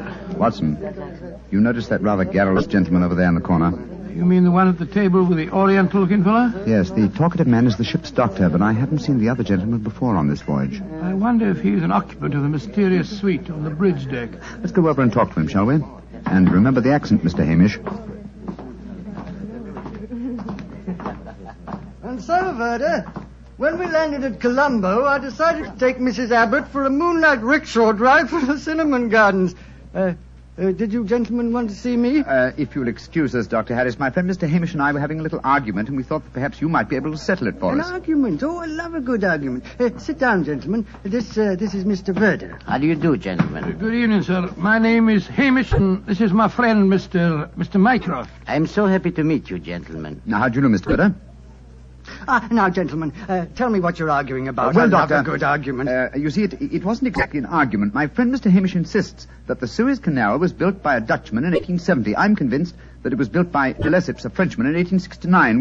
We thought you'd know. You flatter me. I'm only a ship's doctor, not an historian. Ask Verdi. He probably knows. Can you settle the question for us, sir? I can, Mr. Mycroft. You are almost correct. The canal was opened in 1869. Though its construction began 10 years previously. De Lesseps, a French engineer, was in charge of the operation. There is a statue of him in Port Said Harbor, built to commemorate his skill and enterprise. Much obliged to you, Mr. Vera. Hamish, I think that I win my bet. Mycroft, I'm afraid you do, if you're sure of your facts, Mr. Vera. I'm sufficiently sure of them, Mr. Hamish, to venture a small wager myself. No. I think I'll not make any more bets on the subject, thank you. Well, gentlemen, if you will excuse me, I shall return to my cabin now. Oh, don't go. No, don't go, sir. You'll make us feel as if we'd driven you away. Oh, not at all, Mr. Hamish. I enjoyed meeting you both, but I have some letters to write. Good evening, gentlemen. He's a charming person. Charming and extremely knowledgeable. Bit of a bore, if you ask me. You two fellas enjoyed your trip? I'm just beginning to. It takes a little time to get my sea legs, you know. Dr. Harris, how long have you been on this ship? 4 years. This is my 23rd trip east on the Lucifer. Why? Well, there's something that puzzles me on board this ship. I'm assured that you would explain it to me. And what is it? Well, the suite of cabins on the bridge deck, who occupies them? Wouldn't you like to know? Aye, Doctor, we would, and that's why my friend asked you. Well, I'll tell you. Though it's supposed to be a secret. But there'll be no harm in telling you now, for we're dropping anchor off the island of Cavarati in the morning. In that suite of rooms is the Rani of Cavarati herself. She has her own staff of servants and everything. What do you think of that? Oh, how very interesting. And is the Oriental gentleman who left the table when we arrived part of our entourage? He is, sir. He's the sort of Prime Minister of Cavarati. This whole trip of theirs is very hush-hush. Rani returning to her country, afraid someone might make an attack on her life. Have to keep it all hush-hush. Cavarati is an island that's had a lot of trouble. You seem to be remarkably well informed about the place, sir. Yeah, I should be. I used to practice there in my younger days. Oh, really? How very interesting. Yes, I could tell you strange tales about the island. I remember... Oh, hello. See that fella coming into the lounge? You mean the big man with the grey hair? Yes. That's Sir Christopher Wyatt. Owns all the tea plantations on Cavarati. He's a dull fella, but I'll call him over. Wyatt, come over and join us. Be careful. He'll talk your head off if you give him half a chance. Draw up a chair, Wyatt. We were just talking about Cavarati. It seems to me that would be a good subject to keep away from. At least till after tomorrow, Harris. What do you mean? You know perfectly well what I mean. I should have thought that after your own experience on Cavarati, you would have learned a little discretion. You're talking like a schoolmaster, Wyatt. Why don't you just sit down, have a drink, and be friendly? Thank you. I prefer my own company. Pompous ass. You and Sir Christopher don't seem on the best of terms, Doctor. I know too much about him. He's afraid of me. That's what he is. Look at this girl coming into the room. Great Scott, she's good looking. Judging by our Oriental costume, she must be a member of the Rani's retinue. She's coming to our table. Yes, my dear. What is it? Which of you gentlemen is Mr. Mycroft, please? I am. My mistress sends her compliments and asks that you will call on her in her suite. And who is your mistress, may I ask? Her Highness, the Rani of Cavarati. Oh, I shall be delighted. Please tell the Rani that I shall pay my respects without delay. We will join her in a few minutes. Very well, Mr. Mycroft.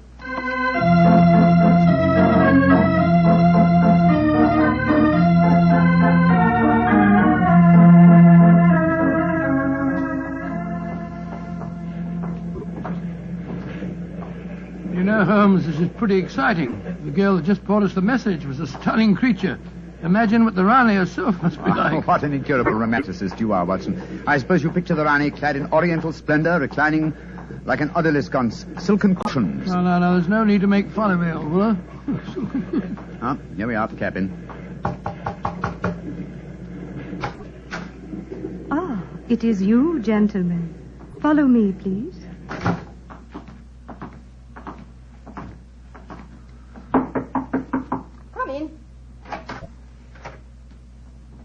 Her Highness, the Rani of Cavarati. All right, Regina, you can off it. Yes, Your Highness. Well, me lads, don't look so startled. Come in and sit down. Your Highness, What's the matter? Don't I fit into your picture of a Rani? What did you expect? A slant-eyed beauty with a veil and big hips? Well, I've got the big hips, all right. Your Highness... never mind, Your Highness. Sit yourselves down and talk free and easy like.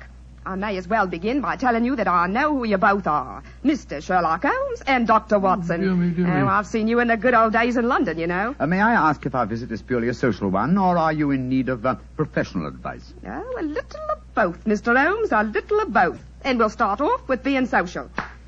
Ruma. Mem Sahib. Champagne. Botachi, Mem Sahib. If you'll pardon my asking you, madam, but I've never seen you before, someone. Oh, that's a question I always haven't answered. Yes, you probably have, Dr. Watson. You see, I was in the chorus at Daly's Theatre in London for quite a few years, until the Raja of Cavarati decided I'd look better on his island than I did in front of the footlights. Your husband, the Raja, is dead, isn't he? Yes, he was killed playing polo. Champagne, Mem Sahib. Colo. Champagne for the sector. Acha. He doesn't speak English, so I'll get along with telling you my troubles. Mr. Holmes, somebody's trying to kill me. Kill you? Good God. May I ask what reason you have for saying that, madam? You may, Mr. Holmes. Before I left England, I had threatening letters warning me that if I ever went back to Cavarati, I'd never get to the island alive. I got another letter in Port Said that said the same thing. You kept these letters, I trust? No, I didn't. I tore them up. I never did pay any attention to letters that weren't signed. Well, that's a great pity, madam. Those letters might have been invaluable. Well, it's too late to think about that now, Dr. Watson. Here's what's on my mind. I land at Cavarati in the morning, and if anyone's up to a bit of no good, tonight's their last chance. You destroyed the threatening letters, madam, thereby indicating that you did not believe in the threats, and yet you now appear to feel that you are in danger. I wonder what made you change your mind. The Ace of Spades. Yes? I don't understand you, madam. In the last 2 days, every time I tell my fortune, I get the Ace of Spades. Now, you know what that means. Death. Oh, come now, madam. If you'll pardon my saying so, that's a very childish superstition. Well, the cards have never lied to me yet. Oh, you can laugh at it if you like, but I know. Well, do you mind if I ask you a few questions? Anything you like, Mr. Holmes, fire away. How long is it since you were in Cavarati? About 18 months. We were in England when my husband died, and I couldn't face the idea of going back to that island alone. 3 months ago, Verda... Oh, he's the chief minister of Cavarati. Yes, madam. We met him for a moment in the lounge. Long ago. Verda came over to England to persuade me it was my duty as the Ronnie to go back. I see. As far as you know, have you any enemies among the passengers on board the ship? Oh, that's an odd one to answer, Mr. Holmes. But I can tell you right here in my suite there's someone who doesn't like me. That girl Raduna, the one that brought you my message. She was in love with the Roger herself. I know she hates me, even though she did stay with me in England after my husband died. How about Ferda, your minister? Oh, he's all right. My husband thought the world of him, and he's been wonderful to me. He came from Cavarati recently, you say, to persuade you to return there. That's right, Mr. Holmes. Well, Bruma seems to be all right after drinking that champagne, so it'll be safe for us to have some now. Champagne omlog, Pedro? Botace, mem sahib. Oh, I've been burning with curiosity to know why you gave him a glass of champagne a few minutes ago, and yet we didn't have any. Well, surely that's obvious, Watson. Fruma is the official poison taster, isn't he, madam? That's right, Mr. Holmes. He tastes everything I eat or drink before I do. And if it doesn't affect him, then I know it's safe. Berta brought him over to England when he came to fetch me. On the island of Cavarati, poisoning's quite an hobby, you know. There were 2 people in the smoking room tonight who seemed to know quite a lot about your island. The ship's doctor, a rather garrulous gentleman by the name of Harris, and Sir Christopher Wyatt, who owns tea plantations on the island. Do you know either of them, madam? I should say I do, both of them. Dr. Harris isn't any good. He was on the island for a bit, but he got into some kind of trouble, and my husband had him thrown out. And how about Sir Christopher Wyatt? Oh, Chris is all right. I saw quite a bit of him in London after my husband's death. As a matter of fact, well, if I weren't going back to Cavarati, I don't think he'd be on the boat at all. He hasn't been there for over 5 years, ever since he had a row with my husband over the wages he paid the native labor. It seemed to me that several people aboard this boat have a personal interest in the island of Cavarati. Interests that might be influenced by your death. Yes, just what I was going to say, madam. I think we should keep an eye on you. Oh, that's just what I was hoping you'd say, Doctor. You see, I'm giving a bit of a supper party tonight. All the people we've been talking about have been invited. And I thought if you two were to be here, perhaps you'd be on the lookout for any funny business. How about it? Well, of course we'll come, won't we, Holmes? I think it might be a good idea, though I would suggest that we retain our incognitos as Mr. Hamish and Mr. Mycroft. Whatever you say, Mr. Holmes. And now, let's have that champagne.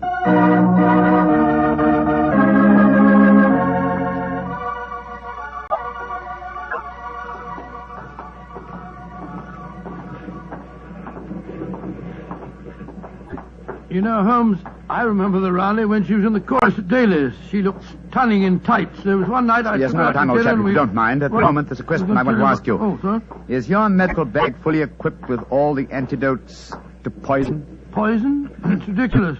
How could the Rani be poisoned when she has a poison taster? My dear Watson, you mustn't... What the blazes is that? Come on, Watson. That cry came from the companionway. There are 2 figures struggling by the rail there. Good heavens! One of them has pushed the other down the companionway.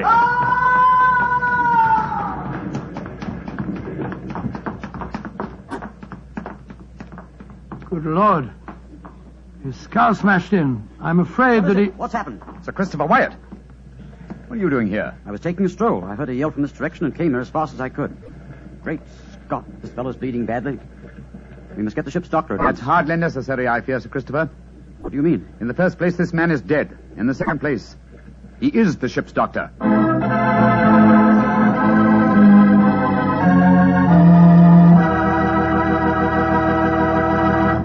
We'll hear the rest of Dr. Watson's story in just a second, so I'm just going to ask you to do one thing for me.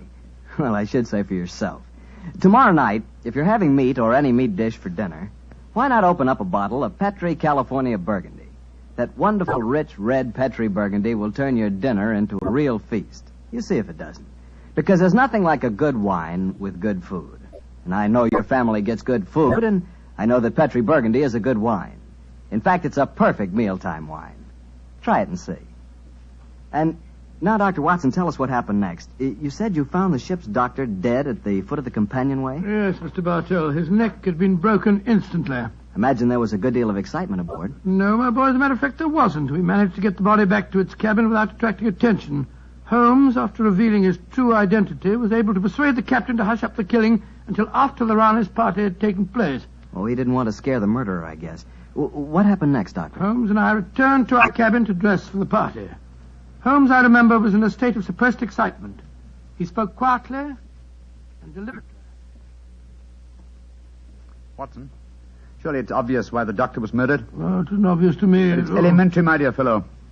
You are planning a subtle murder by poison. How wise to remove the one man who might save the victim's life, a doctor. Oh, you keep harping on poisoning. It seems to me to be the last way a murderer would try to dispose of the Rani. Everything she touches is first tested by the poison tester. Exactly. That's why I call it a subtle murder attempt. Didn't you notice the physical attributes of Frumer, the poison tester? Which in particular, Well, his unusually glossy hair, his remarkably clear complexion, his plump figure. Look here. Just tell me one thing, will you? What's that? I presume that in your medical bag you have a supply of magnesia. Naturally. Do you also have hydrated ferric oxide? Yes, I do. Splendid. Then be off to the party. Oh, funny things to take to a party, I must say. That's true, my dear fellow, but I'm afraid that this party may not prove as convivial as the Rani thinks.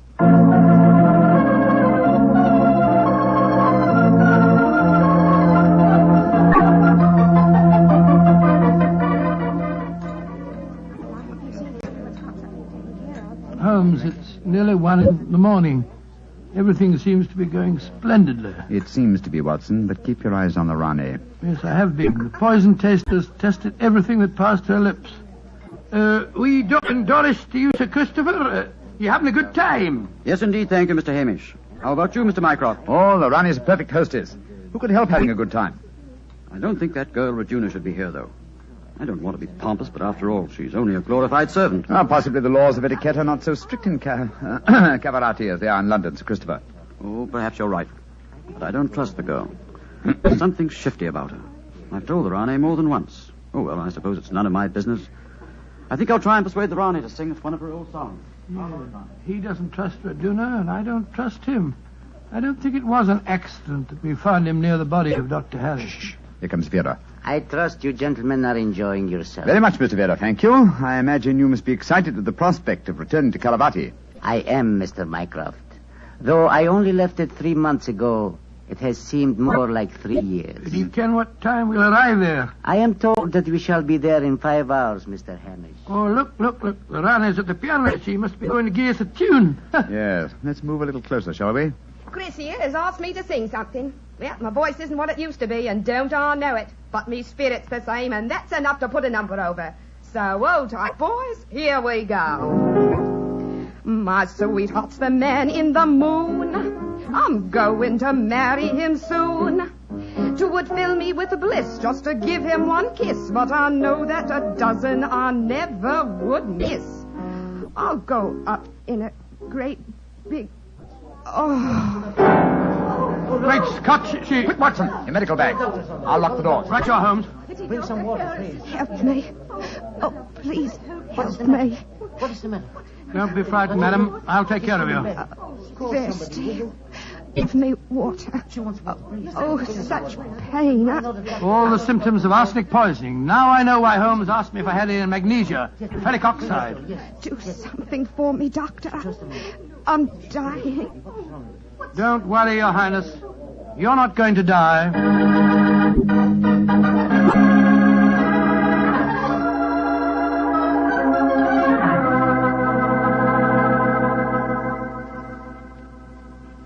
She's going to live, Holmes. Ah, gracious me, I'm tired. It's touch and go there for a while, though. Well done, Watson, old chap. Well done. Now that she's out of danger, why can't we all go back to our cabins? It's nearly dawn, and we've been locked in here since 1 o'clock. We've no right to do this, you know. Possibly not, Sir Christopher, but there's a murderer in this cabin, and I don't intend to let him escape. Mr. Holmes, what happened? How could I have been poisoned when Frumer tasted everything first? Why wasn't he poisoned? For a very simple reason, Your Highness.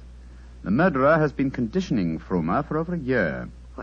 What do you mean? He's been feeding him gradually increasing doses of arsenic until he has finally become immune to the poison. Great Scott, I never thought of that. Frumer's glossy hair, his complexion, and stout figure are all typical of a person who consumes arsenic regularly. But who could have done it?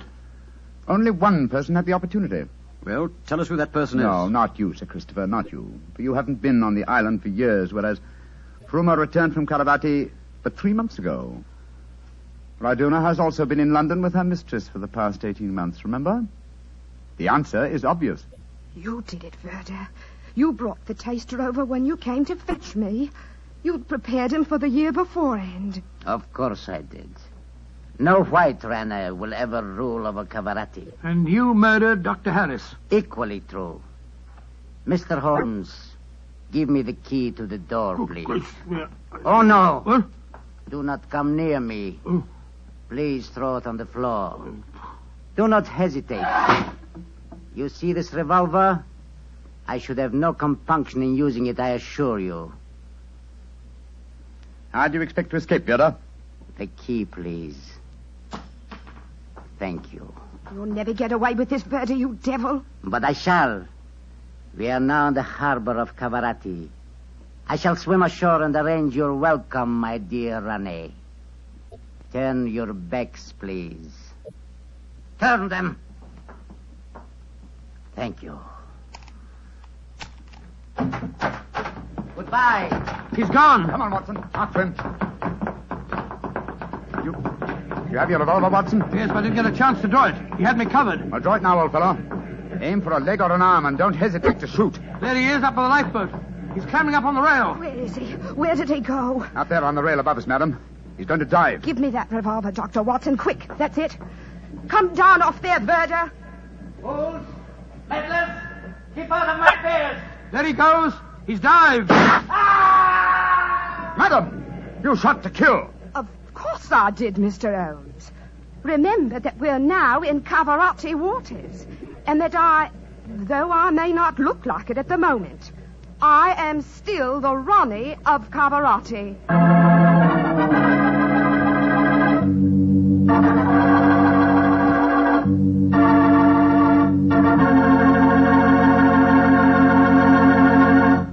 Say, that was a swell story, Doctor. Had a lot of color and quite a bit of action. Color and a bit of action. Well, I'm glad you liked it, my boy. Oh, I did.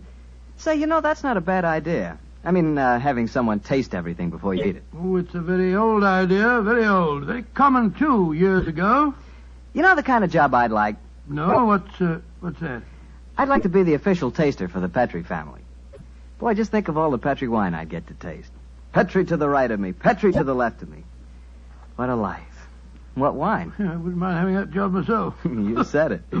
The Petrie family, really knows how to make good wine. They've been making wine for generations. And because they've always owned and operated their own business ever since it was started way back in the 1800s, well, the Petrie family has sure piled up plenty of skill and experience. Yes, they've been handing down in the family from father to son, the fine art of turning luscious grapes into delicious wine. That's why you can't go wrong with any Petrie wine. It must be good, because Petrie took time to bring you good wine. Well, Doctor, what new story do you have lined up for us next week? Next week, Mr. Bartell, I'm going to tell you an adventure that Sherlock Holmes and I had many years ago. It concerns a series of bonfires, an underground cellar full of gunpowder, and a strange death on the rooftops of London.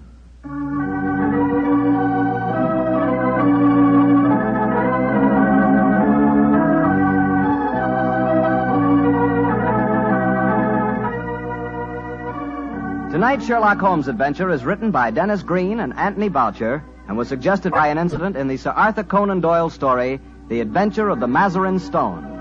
Mr. Rathbone appears through the courtesy of Metro-Goldwyn-Mayer, and Mr. Bruce through the courtesy of Universal Pictures, where they are now starring in the Sherlock Holmes series.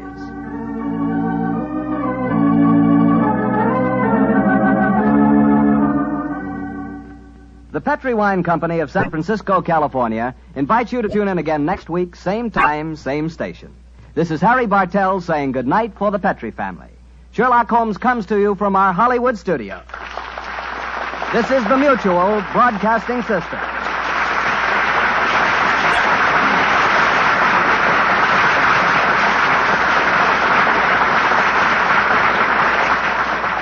Petri Wine brings you Basil Rathbone and Nigel Bruce in the new Adventures of Sherlock Holmes.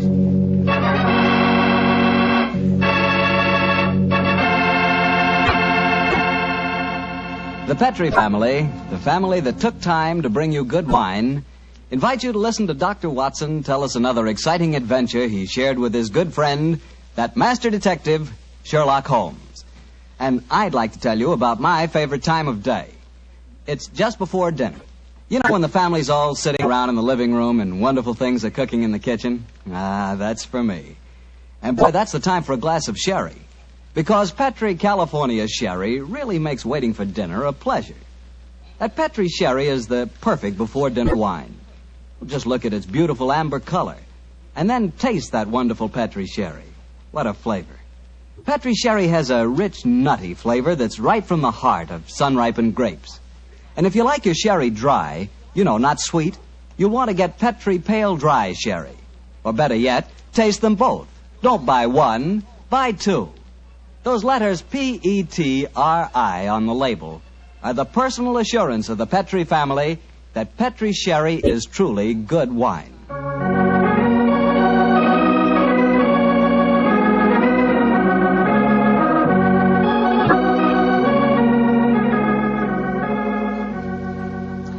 And now it's time to keep the weekly appointment with our good friend, Dr. Watson. How are you this evening, Doctor? I never felt better, thank you, Mr. Bartell. Draw up your usual chair and make yourself comfortable. Thanks. That's it. Oh, I see you've had the old tin dispatch box out again. I suppose you've been going through your notes on tonight's new Sherlock Holmes adventure? Yes, Mr. Bartell, and I think you'll find it as pretty a little problem as we ever encountered. The story began in 1887, a very busy year for us, my boy. It was the same year that Holmes solved the case of the Amateur Mendicant Society, who held their meetings in a luxuriously furnished vault below a furniture warehouse. Oh, I remember that story, Doctor. And wasn't 87 the year you both escaped from death in the Paradol chamber? It was indeed. You've got a very good memory, Mr. Bartell. The story I'm going to tell you tonight topped off this unusually exciting year. It was late in October, and the equinoctial gales had set in with exceptional violence. All day the wind had howled and the rain had beaten against the windows of our Baker Street lodgings. Finally, it was nearly midnight, as far as I remember. The storm grew higher and louder, and the wind in the chimney sobbed like a child. Suddenly, much to our surprise, the doorbell jangled, and a few moments later, our midnight visitor stood before us.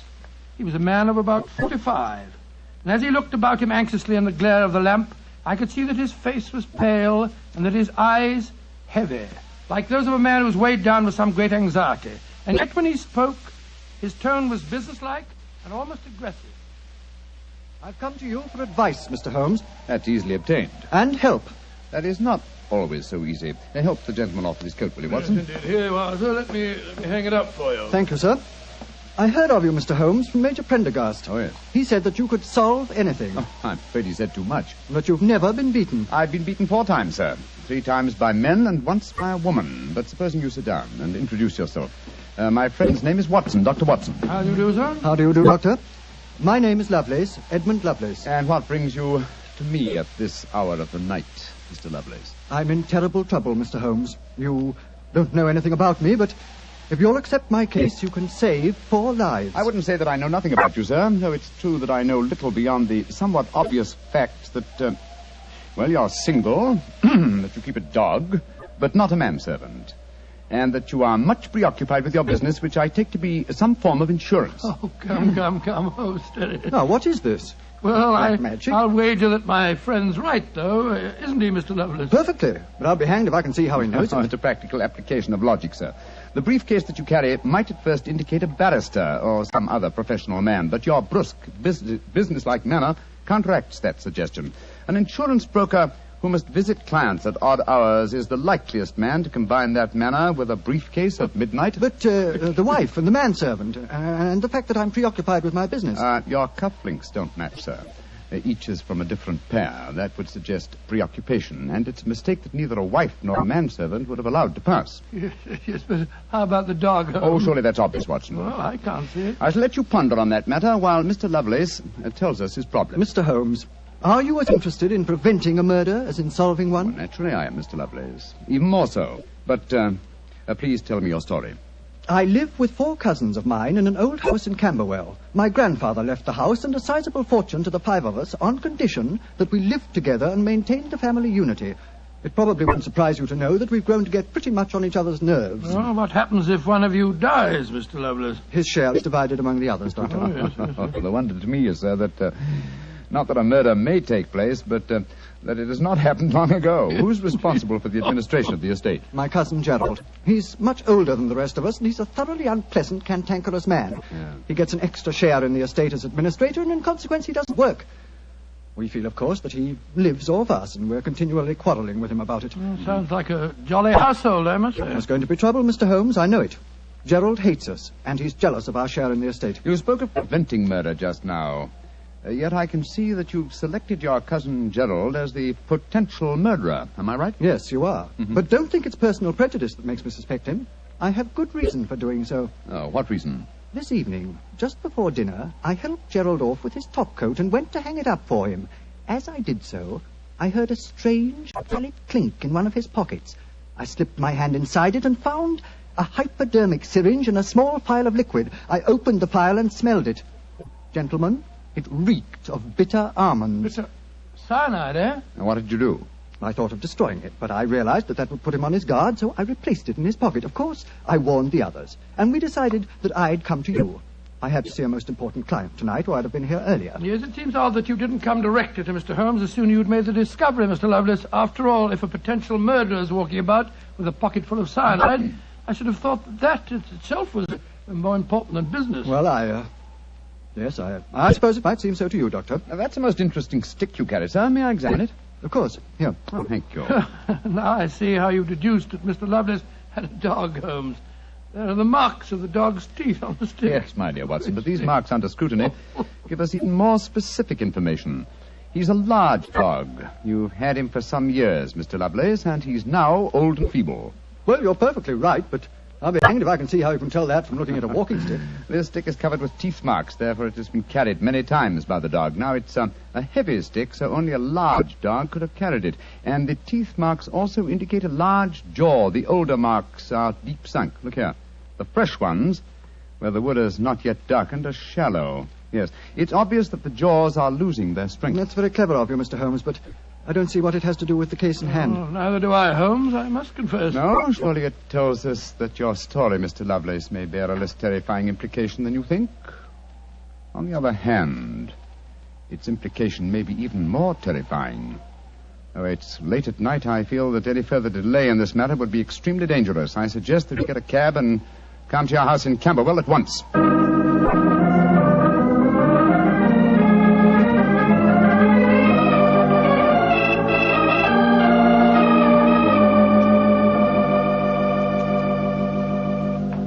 Alice, Randolph, I'm glad you're still up. I was able to persuade Mr. Sherlock Holmes and Dr. Watson to come back with me.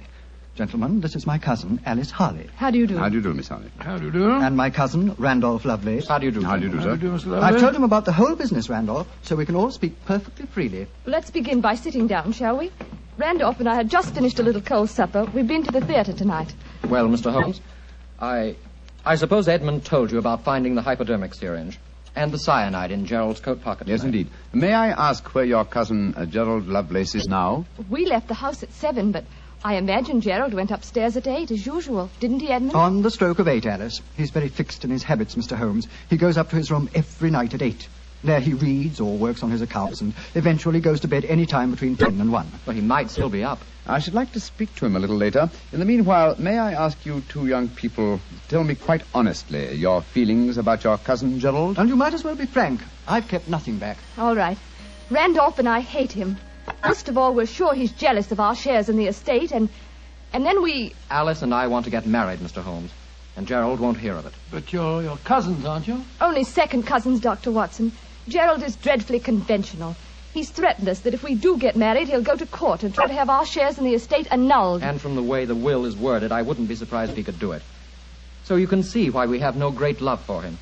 Why we're afraid of him. Well, he sounds an extremely unpleasant person to me. You mentioned there were 5 cousins in the house. 3 of you are here. Mr. Gerald Lovelace is upstairs. Who and where is the 5th cousin? The 5th cousin is my brother, Gilly. He's something of a tragedy, I'm afraid. You see, Gilly's 20, but he never developed mentally beyond the age of 8. He had a bad fall in the hunting field when he was a kid. He's been like this ever since. Oh, I'm sorry to hear that, sir. But he's the dearest, most gentle boy you've ever met. And, incidentally, the one person in this house who doesn't hate Gerald. The poor fellow doesn't understand the conditions of the will, I suppose. No. But if he did, I don't think it'd make any difference. I swear that Gilly loves every living thing, especially Gladstone. Gladstone is the name of his dog. His dog? Yes. The dog may be the key to this whole matter. The dog? What makes you say that, Holmes? When a man brings a quick and painless poison home to a household containing an old and feeble dog, it's more than possible that he has obtained that poison, quite legitimately, to give the dog a merciful death. To kill Gladstone? Oh, no! After all, Alice, dear, he is old. And almost blind But, now. Mr. Holmes, if you think Gerald brought home the poison to put Gladstone out of the way, and I admit it sounds perfectly logical, what made you decide to come here tonight? Because I dare not even guess what you may have done by intruding the thought of murder in this situation. Where is your brother Gilly?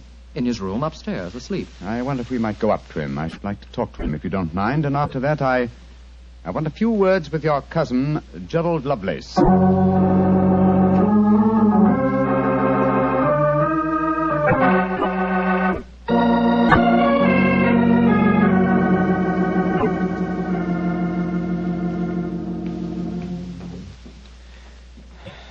He's asleep, Mr. Holmes. Yes, with a dog in his arm. I'm afraid we'll have to waken him. Gilly? Gilly? That's all right, Gladstone. We're not going to hurt him. Gilly? Who is it? Oh, hello, Alice. Who are these men? They've come to take Gladstone away. No, Gilly, we haven't. Oh, of course not, Gilly. We've just come to admire him. Your brother's been telling us what a fine dog he is. Oh, that's different. Isn't he beautiful? I just had such a wonderful dream about him. Such a wonderful dream. What was it, Gilly? Well, he was all young again. Just a puppy. He was chasing a rabbit across a cliff top. And I was running with him. Oh, Gladstone looked so beautiful. Didn't you, old boy? Of course you did. And you know, the rabbit went down a hole, and Gladstone went down after him. And I went down after Gladstone. And we all had tea with the rabbits. Oh, it's so funny. They all had little green hats on. Hats with feathers. I wanted Gladstone to try one on, but he wouldn't. So sleepy. Come on, Gladstone. Let's go back to the tea party. Poor kid. His world may be a great deal more pleasant than ours, Watson. That's what I'd like to think, Mr. Holmes. Now I'd like to have a few words with your cousin Gerald. His room's at the end of this corridor. I'm afraid Gilly wasn't much help to you, Mr. Holmes. On the contrary, young lady, he told me exactly what I wanted to know. Here we are. This is Gerald's room. There's no light under the door. He must have gone to sleep. And I'm afraid we must waken him, too. Must be a heavy sleeper. But he isn't. He's a remarkably light one. Come on, let's go in. Strike a match, will you, old fellow? Sure. The gas mantle's at the head of his bed, Dr. Watson. Yeah. Well, he's lying on the outside of his bed. He must be... There's blood on the pillow. Great Scott, Holmes. The back of his skull smashed in. He's been murdered. Oh, no! Horrible! Yes, Watson, but not for the blows on his head. Look here on the table by his bed. A hypodermic syringe and a broken file. Yes, a broken file. Reeking of bitter almonds. Poor devil. Well, I won't pretend I liked him.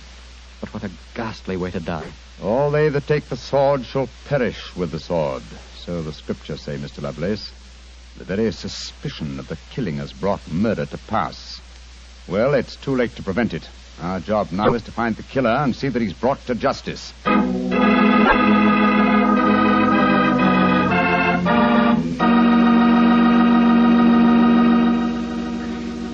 Dr. Watson will tell you the rest of his story in just a few seconds. Just time enough for me to tell you that if there's one wine that's perfect for any occasion, it's Petri California Sherry. With a bottle of that rich, amber-colored Petri Sherry on hand, you can make that time before dinner a main event. And Petri Sherry is the perfect answer to the question of what to serve when company comes. Serve Petri Sherry alone and let its full, wonderful flavor speak for itself, or serve Petri Sherry with hors d'oeuvres or party sandwiches. And remember, you can serve Petri Sherry proudly, because Petri is the proudest name in the history of American wine. Well, Dr. Watson, so you found Gerald Lovelace dead in one of the bedrooms of the house in Camberwell. What did you do? Send for the police? Not at once, Mr. Bartell. Sherlock Holmes persuaded the remainder of the household to give him the opportunity of examining the scene of the crime carefully before the police were sent for. And so, a few minutes before 1 o'clock that October night, Holmes and I stood alone in the room of death. Turn the gas a little higher, will you, old chap? Right you are. You know, Holmes, I think you should have sent for the police right away. In a case like this, Watson, I prefer to be my own police. When I have spun the web, they may take the flies, but not before. What are the results of your medical examination, old chap? Well, it's exactly as you reconstructed it, Holmes. He was first beaten on the head with that poker lying on the floor. Then he had the full phial of cyanide injected into his left wrist. Can you estimate the time of death at all accurately? No, this room's confoundedly hot. He might have died any time from 1 to 5 hours ago. Yes. It's now 1 o'clock, and we know that he was alive at 8. Mr. Edmund Lovelace saw him leave for his room at that hour. Yes, if he was telling the truth. One thing we do know for a fact is that this man was murdered at the exact moment he was going to bed. He's wearing his nightgown and nightcap, but his bed has not been slept in. Well, isn't it possible that the murderer might have killed him shortly after 8 and then dressed him in his nightclothes to confuse us? No, my dear chap. You will notice that the hypodermic needle passed through the sleeve of his nightshirt. Here. Also, the nightcap is crushed and bloodstained from the blows of the poker. No, Gerald Lovelace had prepared for bed. Yes. Look at the glass of water on the night table and the prayer book and the watch. Yes. Signs of a prosperous and meticulous man. Mm-hmm. Very fine gold watch and in excellent condition.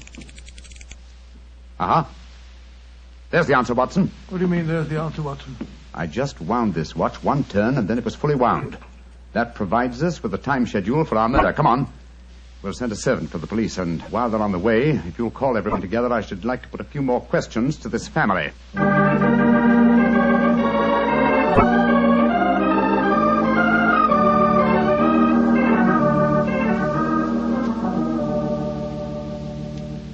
Before the police arrive, I should like to hear your statements again very carefully, if you don't mind.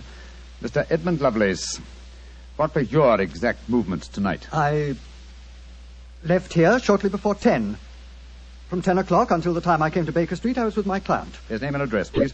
Derek Waterlow, 39 Onslow Square, South Kensington. Thank you. Make a note of these, will you, Watson? All right, you are home. You, Miss Harley, and you, Mr. Randolph Lovelace, went to the theater together. Can any independent witness testify as to your movements? Well, yes, Mr. Holmes.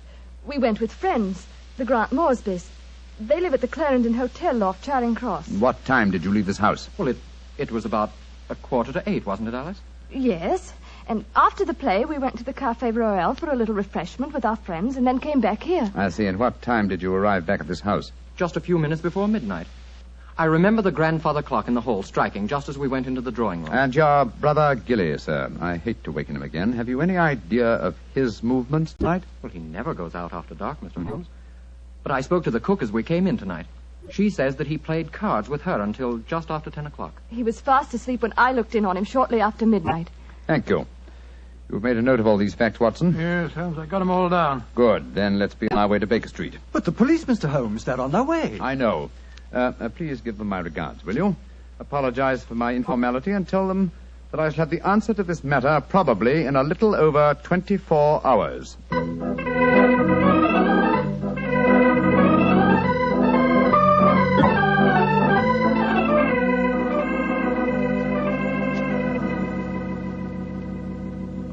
Holmes, here it is well after midnight. You haven't done a thing on the Camberwell case. No, but you have, old chap.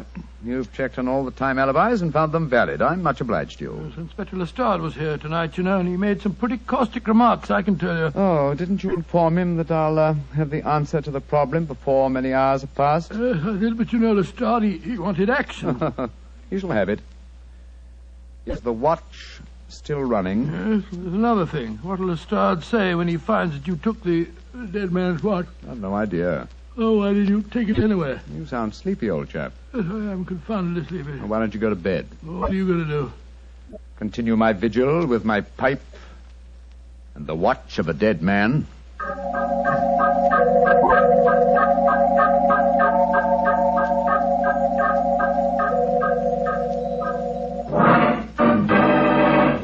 Watson, wake up! What time is it? 5 o'clock in the morning. Good Lord, will you dig up at this hour? The watch has just stopped. I'm about to rewind it. What are you rewinding it for, Holmes? You waited over 24 hours for it to unwind. When I know how many turns it takes to wind it fully, I shall have the answer to the whole business. 10, 11... You're being confoundedly mysterious, as usual. 14 turns, and the watch is fully wound. Get your clothes on, old chap. Well, where are we going on this hour? To the house in Camberwell. Now I know who murdered Gerald Lovelace.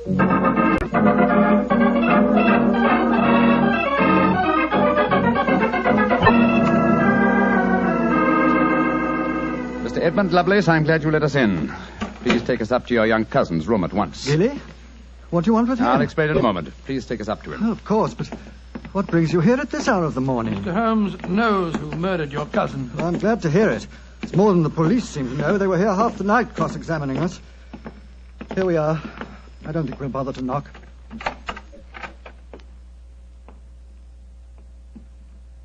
Gilly? Gilly?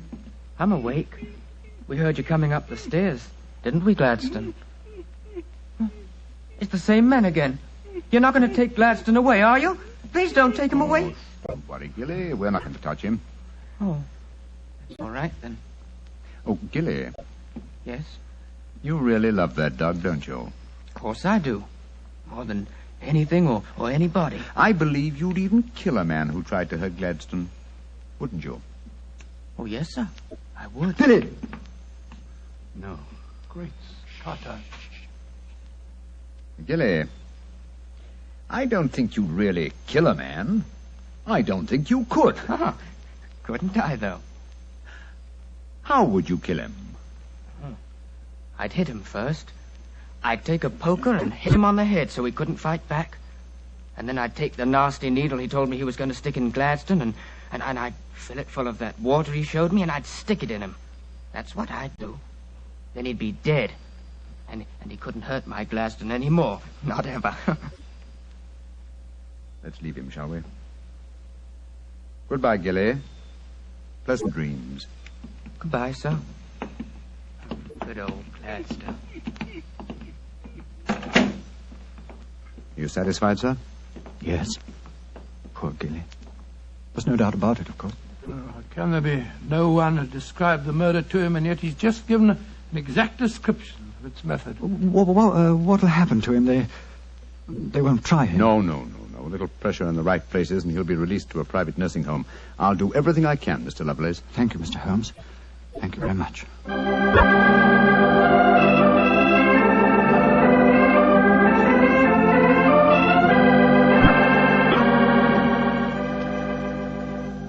Well, Holmes, now that we're back in Baker Street and the whole depressing case is finished with, perhaps you'll tell me how you knew that Gilly had committed the murder. Well, consider the time schedules, old fellow. You checked the alibis of the other cousins and found them satisfactory. That meant that Alice Harley and Randolph Lovelace could have committed the crime only at midnight. Edmund only before 10. Gilly only around 11. You said that the time of death could have been at any of those hours. Yes, I did. So how did you pin it down to 11? The watch gave me the specific answer. When I picked it up, I unthinkingly wound it. Made one turn and was then fully wound. Now, when does a methodical, precise man like Gerald Lovelace wind his watch? Just as he's going to bed. Exactly, old fellow. So that it was obvious that he was killed precisely one watch stem turn before I wound his watch. Now I'm beginning to see daylight, Holmes. So you let the watch run down? That's what I did. It took 28 hours, from 1 o'clock the night before last until 5 this morning. Now, how many turns did it take to rewind it? 14, wasn't it? That's right. Therefore, 1 turn of the watch stem equaled 2 hours, proving that Gerald Lovelace had been murdered 2 hours before 1 o'clock at 11 p.m. When Gilly was the only one who could have done it. You know, Holmes, I still find it hard to believe that boy was capable of such a ghastly crime. He seemed so gentle. Oh, he is. Except when his beloved dog's life was at stake, probably out of some mistaken notion of kindness. Gerald Lovelace warned the boy of his intentions regarding the dog. It's a sad business, Watson, a sad business. I hate to think of that boy spending the rest of his life in a mental home. I have one prayer for his future. What's that, Holmes? The dog Gladstone can't live very long. I pray that Gilly does not long outlive him.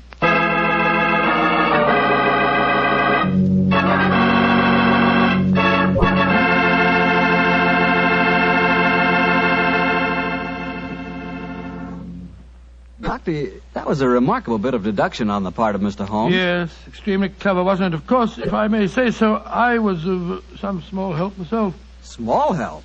Why, Doctor, you practically solved the case by yourself. Oh, I wouldn't go as far as saying that. But, Doctor, you did check all the alibis, didn't you? Yes, I checked where each suspect was at various times. Yes, you checked time.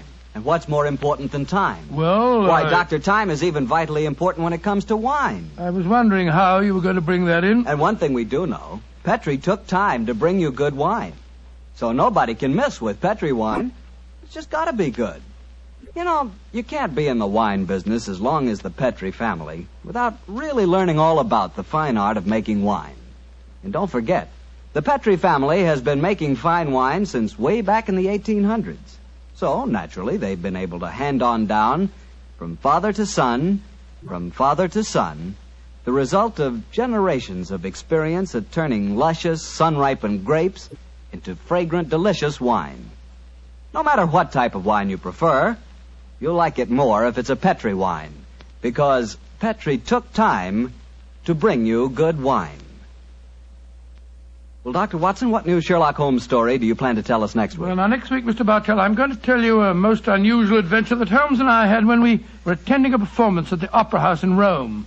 It concerns a famous singer who lost her voice, an understudy who was nearly lynched, and a murder that baffled the police. I call it The Adventure of the Terrifying Cat. Well, that's a story we've got to hear. Thank you, Mr. Bartell. And before you go, I want to talk to our friends about their war bonds. You know, during the war, the best investment we could find was a United States war bond. And for my money, they're still a great investment. They're called United States Savings Bonds now, and only the name is changed. Savings bonds are sold in the same denominations and give you all the same advantages. And you can buy savings bonds at the same places, at your bank or your post office or through the payroll savings plan. So invest all you can in United States Savings Bonds, because you cannot find a better or a safer investment.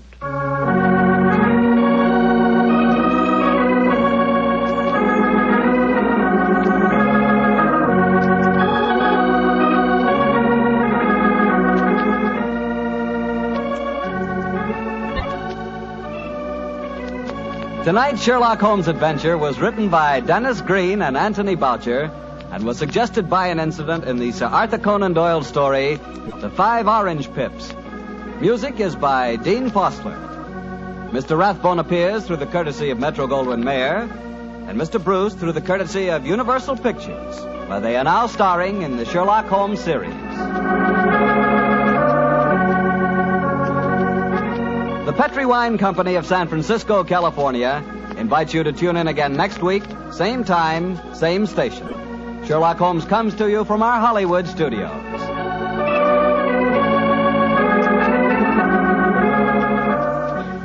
This is Harry Bartell saying good night for the Petrie family. Listen every Monday on most of these same stations at 8 o'clock to Michael Shayne, followed immediately by Sherlock Holmes. This is the Mutual Broadcasting. In The Eyes of Mr. Leyton, the story fairly drips with atmosphere, especially with Dr. Watson's vivid descriptions of the foul alleyways and dark and dangerous smoke-filled opium dens of Limehouse. It is some of the best of dramatic radio's way with the listener's imagination. Basil Rathbone has always been underestimated as a fine character actor. Although he was more than happy to be a leading man in films and on the stage, it is such disguised characters as those he portrays in The Eyes of Mr. Leyton that gave people a chance to see his true range as an actor. It was Rathbone's intense desire to stretch his acting ability in other areas that made him decide to leave the series, much to the dismay of Nigel Bruce. Nigel Bruce was extremely easygoing and a great fun-loving prankster, quite beloved by all who knew him. He adapted easily to any role he played, and especially loved the part of Dr. Watson, even though he himself knew that the good doctor was not at all like the person he portrayed in the Sherlock Holmes films or the radio series. It doesn't seem to matter, for Bruce's interpretation of Dr. Watson has been accepted and embraced by the public. It's interesting to note that Rathbone, by his very nature, was not unlike Sherlock Holmes. Rathbone's clipped tones and natural logic added to the picture of Holmes, and Bruce's casualness and his loyalty to Rathbone was much like Dr. Watson's attitude to Holmes. At the end of the 1945 radio season, Basil Rathbone was offered a very lucrative 7-year contract to continue as the great detective. He turned down the offer, and when Rathbone left the series, Bruce went on for only one more season as Dr. Watson to a Sherlock Holmes portrayed by Tom Conway. But it wasn't the same, and Bruce graciously bowed out of the series after that. At least thanks to the discovery of these long-lost radio shows, we can once again listen to Basil Rathbone and Nigel Bruce at the top of their acting ability, portraying the world's most famous detective and his loyal companion. Now, if you will, join me as we listen to The Eyes of Mr. Leyton. This episode from the life of Sherlock Holmes will be transmitted to our men and women overseas by shortwave and through the worldwide facilities of the Armed Forces Radio Service. Petri Wine brings you Basil Rathbone and Nigel Bruce in the new adventures of Sherlock Holmes.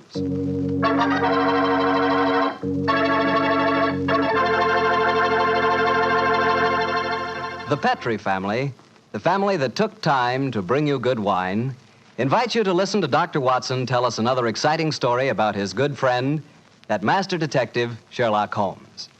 And I'd like to tell you something that maybe you already know. The fact that America's favorite wine is port wine. Did you know that? If you didn't, you'll know why port is the way out front favorite if you'll just sample some Petri California port.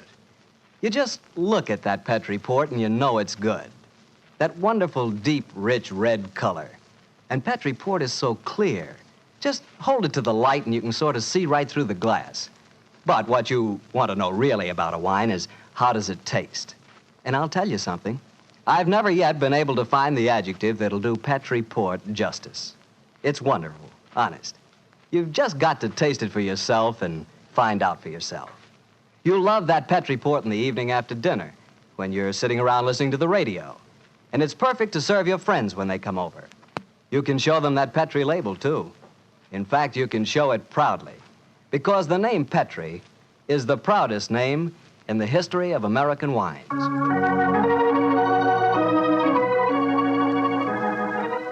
And now for our weekly doctor's visit. Let's see. No, Mr. Bartell, don't say let's see if he's expecting us. You know I always expect you at this time on Monday evenings, my boy. So draw up your usual chair and settle down. Thanks, Doctor. That's it. All alone this evening, Doctor? Where are the puppies? Out on the patio. They had a most unfortunate encounter with a dead seal on the beach this afternoon. In consequence, they're a little malodorous, shall we say. In that case, Doctor, perhaps we'd better change the subject.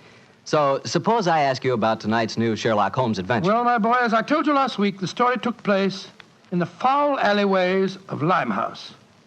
It was there on a foggy December evening in 1890 that my story began. An old friend and patient of mine, Isa Whitney, had disappeared, and his distraught wife had come to me for help. Knowing the man to be the victim of the shocking habit of taking opium, I suspected that I might find him in one of the vile dens inhabited by the dregs of the waterfront. And so, Mr. Bartell, about 5 o'clock on that December evening, I began my search. After an hour of fruitless wanderings, I found myself in a vile alley called Upper Swandam Lane. I could hear the distant moans of the river boats as I walked, eyes alert, and hand on the revolver in my coat pocket.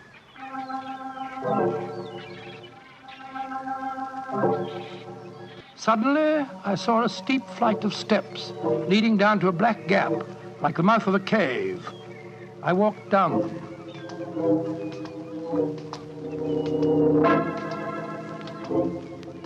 The steps were worn hollow in the center by the ceaseless tread of stumbling feet. I reached the bottom.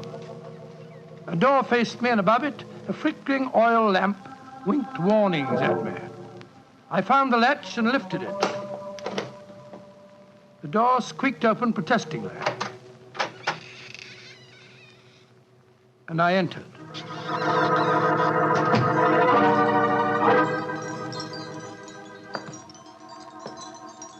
There was a tinkle of Chinese wind bells as I walked towards a long, low room. A strange sight met my eyes. Through the gloom, thick and heavy with the brown opium smoke, I saw that the room was terraced with wooden berths, like the forecastle of an emigrant ship. Out of the shadows, there glimmered little red circles of light, now bright, now faint, as a burning poison waxed or waned in the metal pipes. Bodies lay in strange, fantastic poses. Bowed shoulders, bent knees, heads thrown back. The attendant came up to me with a pipe and beckoned me to an empty berth. I haven't come here to smoke your filthy drug. I'm looking for a friend, Mr. Isa Whitney. No, Mr. Whitney here. Oh, I'm going to search the place. You must not disturb the priest. I'm carrying a revolver, so you'd better not argue with me, my good man. Out of the way. I searched that filthy den, but found no trace of my missing friend. As I was leaving in despair, a long, shaking hand reached out and plucked at my sleeve. I turned, and there, sprawled in a berth, was the wreckage of a man, his gaunt face yellow and twitching, his clothes filthy and ragged, and the pupil of his eyes like pinpoints. He spoke to me in a thin, quavering voice. Reverend Saint, get me out of here. Now, look here, my man. Don't say you won't help me, Governor. Ain't you got an heart? Please help me, Governor. Take me out of here. Strike me pink, I'm going to bomb me, I tell you. Oh, what must you expect if you indulge in this filthy habit? Take me out of here, Governor. I'll go straight this time. Cross me out, I will. Oh, very well. Come along with me. I suppose it's my duty to help you. Ah, bless you, Governor. Here, now, give me your arm. You cannot take him away. He owe me money. That's a bleeding lie. I paid him when I come in, I did. He cannot go with you, Mr. You remember what I said about my revolver, you blackguard? If I have any more trouble with you, I'll fetch the police. Come along. He owe me money. He owe me money. Infernal scoundrel, owe me money. Tell him all proper, Governor. That off you didn't.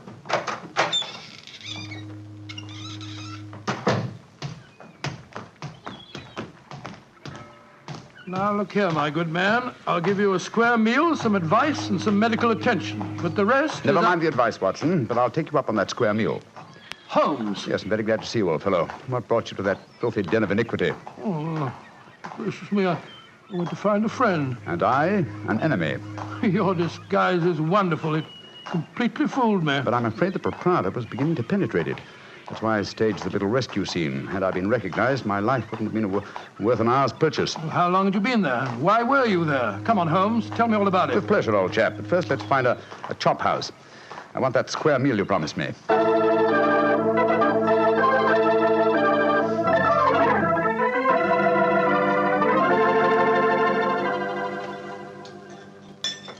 An excellent meal, Watson. Yes, they're surprisingly good for such a shoddy-looking place. Well, Holmes, now perhaps you'll tell me what you were doing in that opium den. I've already told you my story. I'm shadowing a most unusual criminal.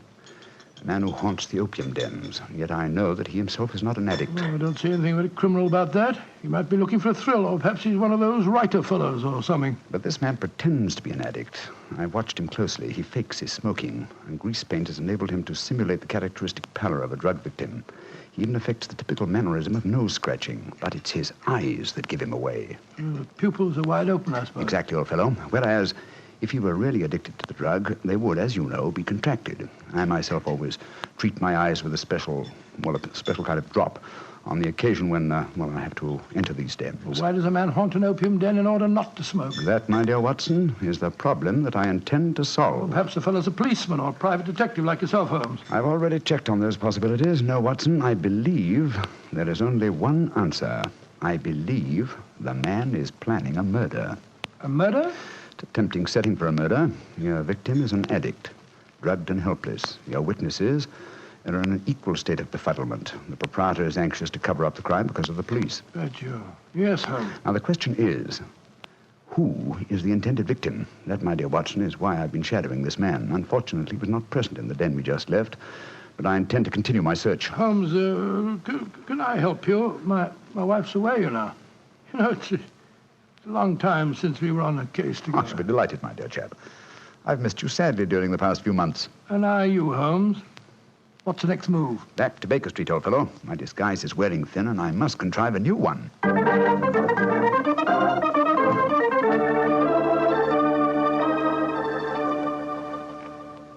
New disguise, eh? Well, which one shall it be, Watson? Well, how about the old flour cellar? I love that one. Well, it's pretty fresh, Barnett. Oh, no, my dear fellow, no. Hardly appropriate for an opium den. In any case, the clothes are so wretchedly uncomfortable. Well, how about the music hall singer? Oh, that chap, yes. Oh, I don't want to be beside the seaside. Oh, I don't want to be beside the sea. I don't want to stroll along the prom, where the brass band plays tiddly-um. Oh, confound it. Who can that be? You weren't expecting anyone, were you? No. This is just like the old days. The doorbell ringing, Mrs. Hudson toddling off and bringing up some poor devil in trouble and... You say that rather wistfully, old fellow. Don't tell me that you repent of marriage. No, of course not, Holmes. Mary's a perfect darling, and I couldn't be happier. Just the same. It is rather fun to be back here again. Come in. Yes, Mrs. Hudson? It's a gentleman, sir. He gave me this card. Says he's very anxious to see you.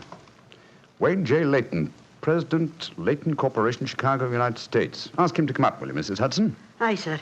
Well, it's quite the cold times to see you back here, Dr. Watson. That's just what I was saying myself, Mrs. Hudson. Mr. Leyton has scribbled a message on the back of his card. If £1,000 for a week's work interests you, you'll see me. £1,000? Big fish, Watson. Very big fish. This way, sir. Thank you. Oh. How do you do, Mr. Leyton? I guess you're Sherlock Holmes? You guessed correctly, sir. Excuse me. Oh, Mrs. Hudson, just a moment, Mrs. Hudson. Aye, Mr. Holmes. Sit down, won't you, Miss Leyton? My name's Watson, Dr. Watson. I'm Sherlock Holmes' colleague. Yes, I've heard about you, too. Like a cigar, Doctor? It's a good one. Set me back 3 shillings. Oh, 3 shillings? Oh, thank you. That's very nice. It's a good one. Oh, no, I see you introduced yourself. Splendid. And now, Mr. Leyton, may I ask what brings you here? I'll talk fast and to the point. I'm a businessman. I like to do things in a business way. I have a chance to control the guano deposits of the Republic of San Pedro. Their minister will be in London tomorrow, and if it weren't for one thing, I know that I could swing the deal and get the concession. And what is that one thing, Mr. Leyton? The deal is secrecy. I thought no one knew about it, but when I got here, I found out that my biggest business rival has gotten wind of what's going on. He's an Englishman. I've never met him, but he's right here in London. Now, I'm not going to tell you his name, not until you give me your word that you'll work for me. Just what you wish me to do, Mr. Leyton. Get this rival of mine and keep him out of circulation for a week. I don't care how you do it, and I won't ask. In a week's time, I'll give you the other half of this £500 I brought with me. Oh, good Scott. What kind of a Watson, detective give do you... Mr. Leyton his hat and gloves. That's it. Thanks, old fellow. Goodbye, sir. What are you doing, throwing me out? I can't think where you gathered the impression that I indulged in kidnapping. Once again, goodbye, sir. And here, sir, you can take back your cigar. Well, if you don't want some easy money, I'll soon find someone else that does. This is the last you'll see of me, Mr. Holmes. Life is full of little consolations.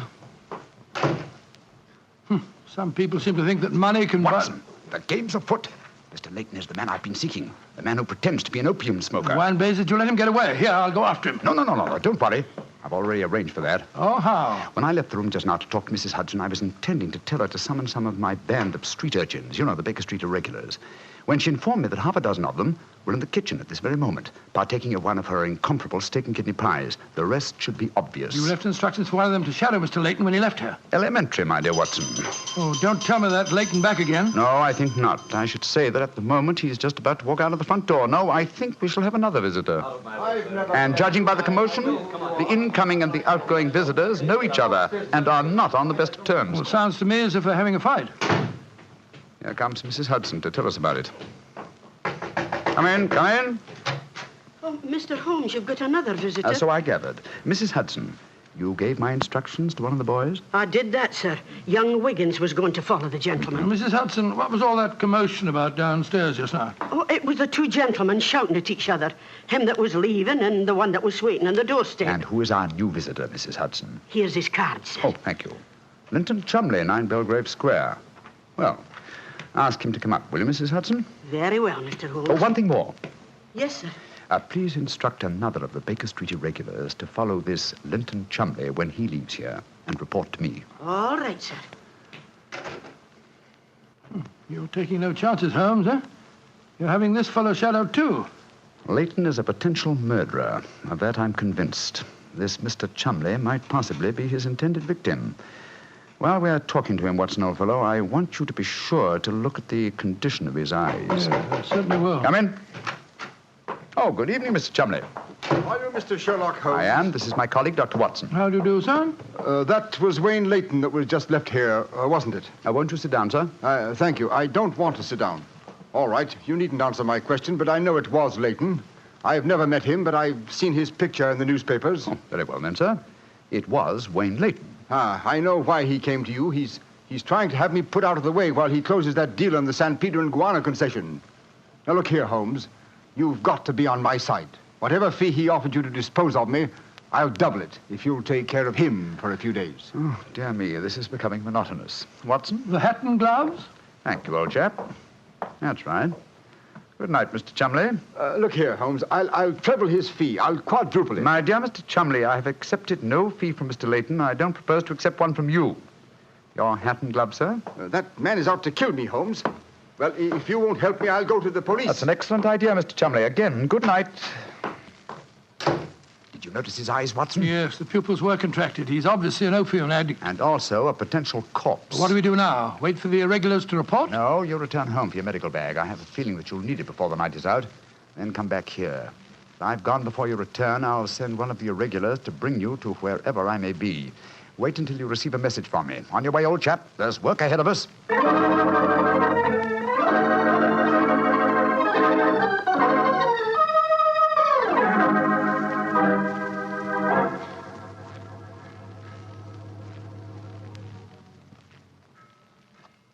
Wiggins, you're certain that this is the place that Mr. Holmes told you to bring me to? Oh, yes, Dr. Watson. The corner of Swanham Line and Brixton Street, Mr. Holmes said. Yeah, well, this is the spot, all right. I don't see any sign of him. Hello? This old woman coming towards us. So that's the disguise he chose. Oh, spare me a few coppers, will you, mister? My feet hurt something awful, and I ain't had a bite of food all day. No, you don't, Holmes. You can't fool me this time. As a matter of fact, your makeup isn't very convincing.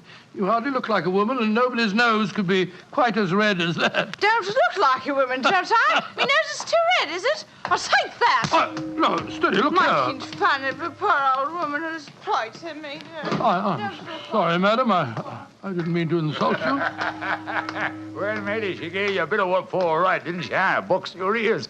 No mistake about it. You mind your own business. And anyhow, why aren't you aboard your ship at this time of night? Because I'm not a sailor, Watson. It's Mr. Holmes. Great heavens, Holmes. I wish you wouldn't confuse me like this.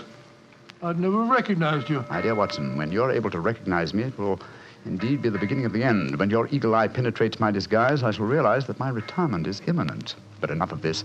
See that house opposite? You mean the ramshackle place with the broken tiled roof? Yes, I gave the irregulars instructions to let me know at once if our two quarries ever enter the same house at the one time. They're inside there now, and I'm going in after them. Be careful, Holmes. I better come along with you. Can't I come too, Mr. Holmes? No, certainly not. Both keep watch outside. If I need any help, I'll smash one of the windows, and then you can come in after me. Wait here for me. I don't expect I'll be very long. I'll be here, Holmes. Don't worry about me. Just take good care of yourself.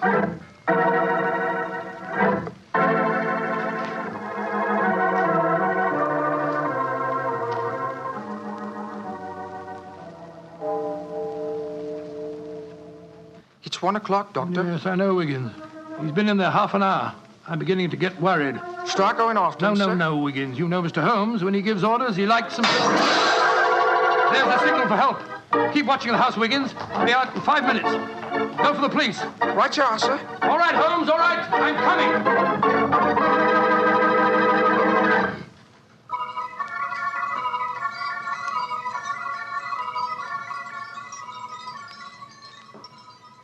You have searched my house from basement to attic. Why do you not give up? I tell you again, there has been no one here tonight. But my friend came in here half an hour ago. I saw him, and before that, 2 other men are known to have come in here. If that is so, then where are they? 3 men cannot vanish. That's just the point, you scoundrel. Out of the way. I'm going to search this hovel again. I'm not leaving here until I find Mr. Sherlock Holmes.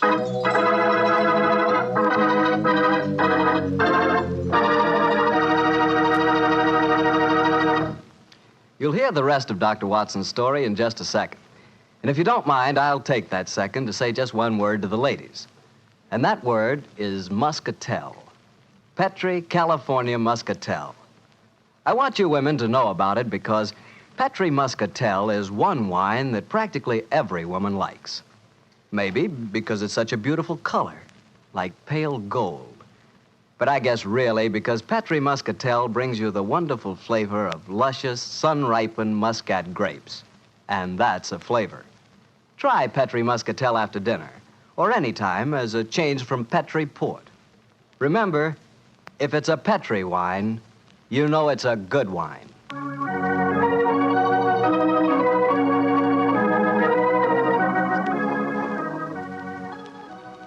And now back to Dr. Watson and tonight's story, The Eyes of Mr. Leyton. Well, what happened next, Doctor? When you searched the house for the second time, did you find any trace of Sherlock Holmes or the 2 rival businessmen? No, Mr. Bartell, I'm afraid I didn't. What did you do? I told Wiggins to report the matter to the nearest police station and then rattle back to Baker Street in a hansom cab as fast as I could. When I arrived at the old familiar doorstep, I wrenched at the bell in a frenzy of anxiety. Finally, the door opened, and there stood Mrs. Hudson. Dr. Watson, what is it, sir? Why, you're as white as a ghost. Mr. Holmes, is he here? Aye, sir, came in half an hour ago. He was dressed as a sailor and was half carrying some drunken friend of his. Oh, thank heavens he's safe. I'll go up. All right, sir.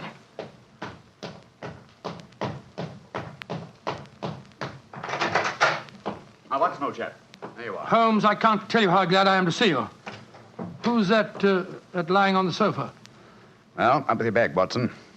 Though I'm afraid the poor devil's done for. Great Scott, it's Wayne Leyton, the American fella. With a knife wound between his ribs. See what you can do for him, will you? Right. This is extraordinary, Holmes. You said that Leyton was a potential murderer, and now he's a victim himself. The biter bit, eh, old chap? Yes, he's still breathing, but he hasn't a chance.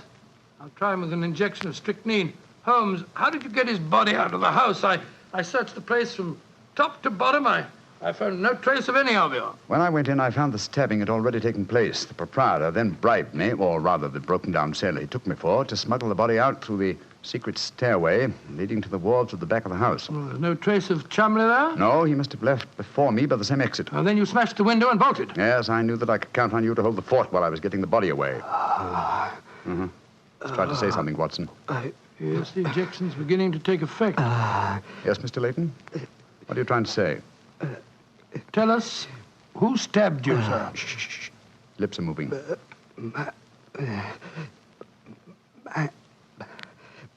Mandalay.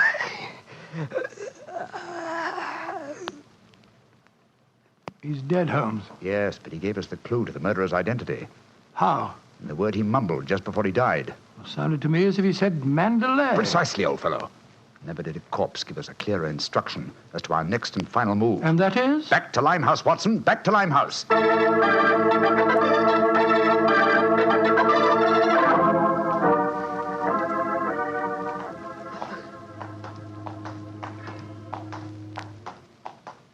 Here we are. This must be the place. What's this?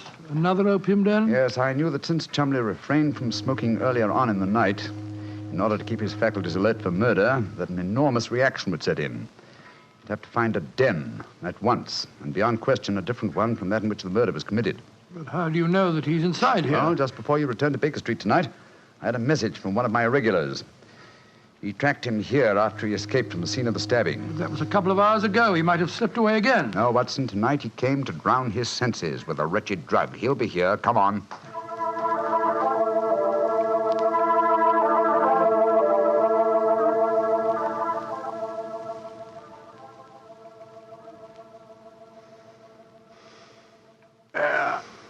That second injection of caffeine should bring him round. He's heavily drugged, but I think it'll work. Surprising what a £5 note will do, isn't it? Yes, the proprietor let us bring Chumley into this private room and Look, he's coming too. Who are you? What do you want? You remember me, sir? I'm Sherlock Holmes. Oh, yes, I remember you. You're in serious trouble, Mr. Chumley. Very serious trouble. Trouble? What trouble? Wayne Leyton didn't die. Oh. He's badly wounded, but he's going to live. He's at Baker Street now. He wants to go to the police and give evidence. You've got to get me out of this, Holmes. I'll pay you anything. 10,000, 20,000. Why did you stab Leyton? He was in my way. I wanted the San Pedro concession. I meant to kill him. But we can fix it up now, can't we, Holmes? We can fix it up now. Yes, we can fix it beautifully, sir. As neat a murder confession as ever I listened to, Holmes. Exactly. Come along, Mr. Chumley. I think some night air will be good for you. We'll take you for a nice drive to Scotland Yard.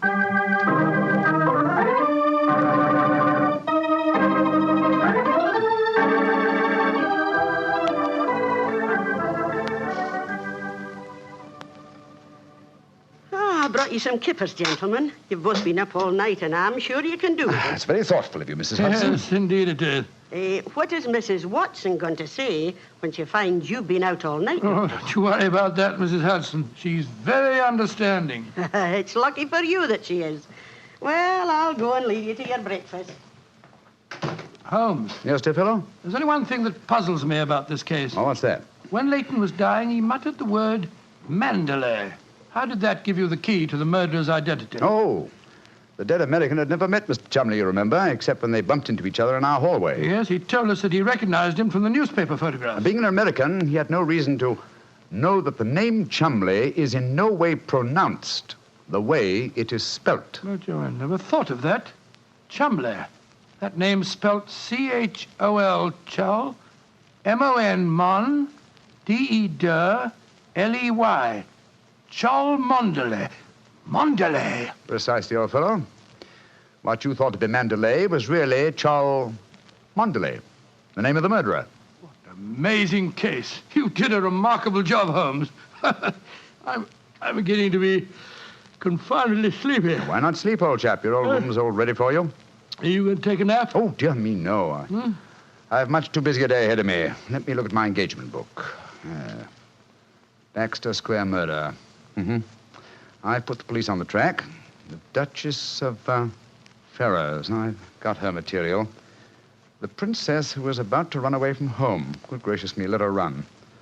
The Pope's cameos. Ah, yes. His Holiness must not be kept waiting. Can I help you again, Holmes? Mary doesn't return until tomorrow. Well, I thought you were sleepy, old fellow. Sleepy rubbish. I never felt more wide awake in my life.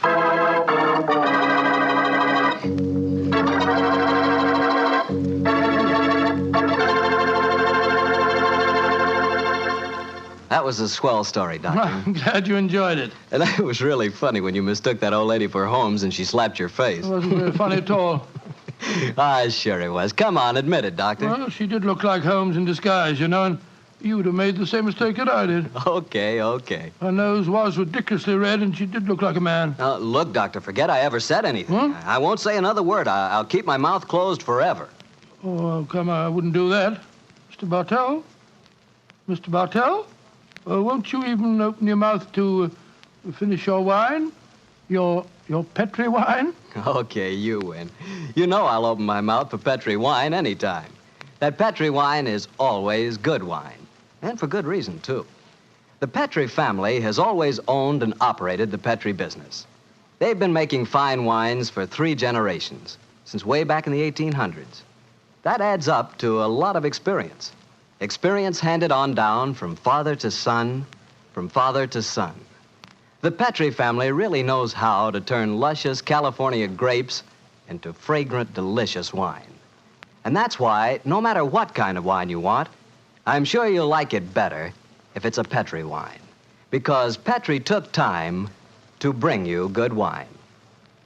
And now, Dr. Watson, what story are you going to tell us next week? Well, now, next week, Mr. Bartell, I'm going to tell you a most unusual adventure that Holmes and I had in the heart of the English countryside. It concerns a corpse, a missing revolver, and a beautiful girl who was frightened of her own shadow.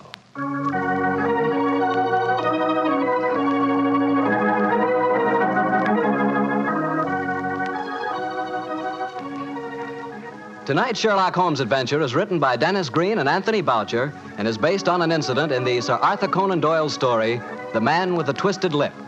Mr. Rathbone appears through the courtesy of Metro-Goldwyn-Mayer, and Mr. Bruce through the courtesy of Universal Pictures, where they are now starring in the Sherlock Holmes series. The Petri Wine Company of San Francisco, California, invites you to tune in again next week, same time, same station. The Petri family took the time to bring you such good wine. So when you eat and when you cook, remember Petri wine. To make good food taste better, remember... Petri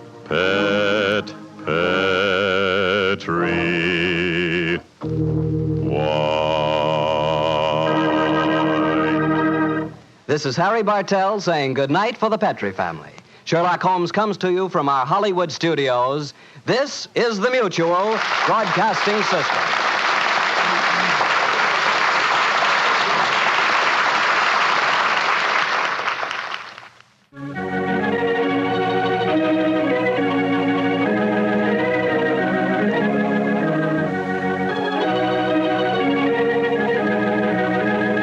The two episodes you have just heard, In Flanders Fields and The Eyes of Mr. Leyton, are part of the New Adventures of Sherlock Holmes, starring Basil Rathbone and Nigel Bruce, and are a 1988 copyrighted production of 221A Baker Street Associates. The Sherlock Holmes stories and the characters of Sherlock Holmes and Dr. John H. Watson were created by Sir Arthur Conan Doyle and are used with the kind permission of Dame Jean Conan Doyle. I'm Ben Wright. I hope you will join me again for more New Adventures of Sherlock Holmes. Thank you for listening.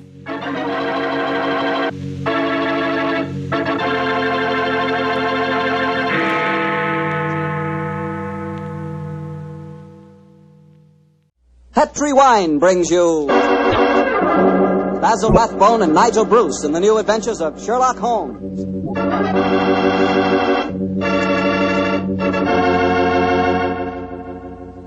The Petri family, the family that took time to bring you good wine, invite you to listen to Dr. Watson tell us another exciting adventure he shared with his old friend, that master detective, Sherlock Holmes. And as for me, well, I'd like to talk about those few minutes you have while you're waiting for dinner every evening. That's the perfect time for a glass of Petri California Sherry. Petri Sherry is the best beginning a good meal ever had. You really feel like you're enjoying the good things of life when you take time for a glass of Petri Sherry. Hold that glass of sherry to the light. Look at it. It's a beautiful dark amber. Yes, and Petri Sherry is clear and fragrant, the way a good wine should be. Now taste it. You've got something. That Petri Sherry has a real heart-of-the-grape flavor. Oh, and look, if you like your sherry dry, you know, not sweet, Petri makes a fine dry sherry. It's called Petri Pale Dry. And if you don't know yet which you prefer, the regular sherry or the dry, why not try both? Don't buy one, buy two. But just be sure you always buy Petri.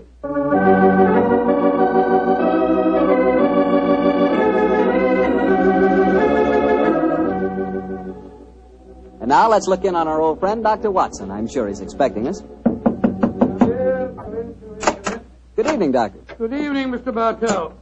Draw up your usual chair. I'll get on with tonight's new Sherlock Holmes adventure. Well, how did the story begin, Doctor?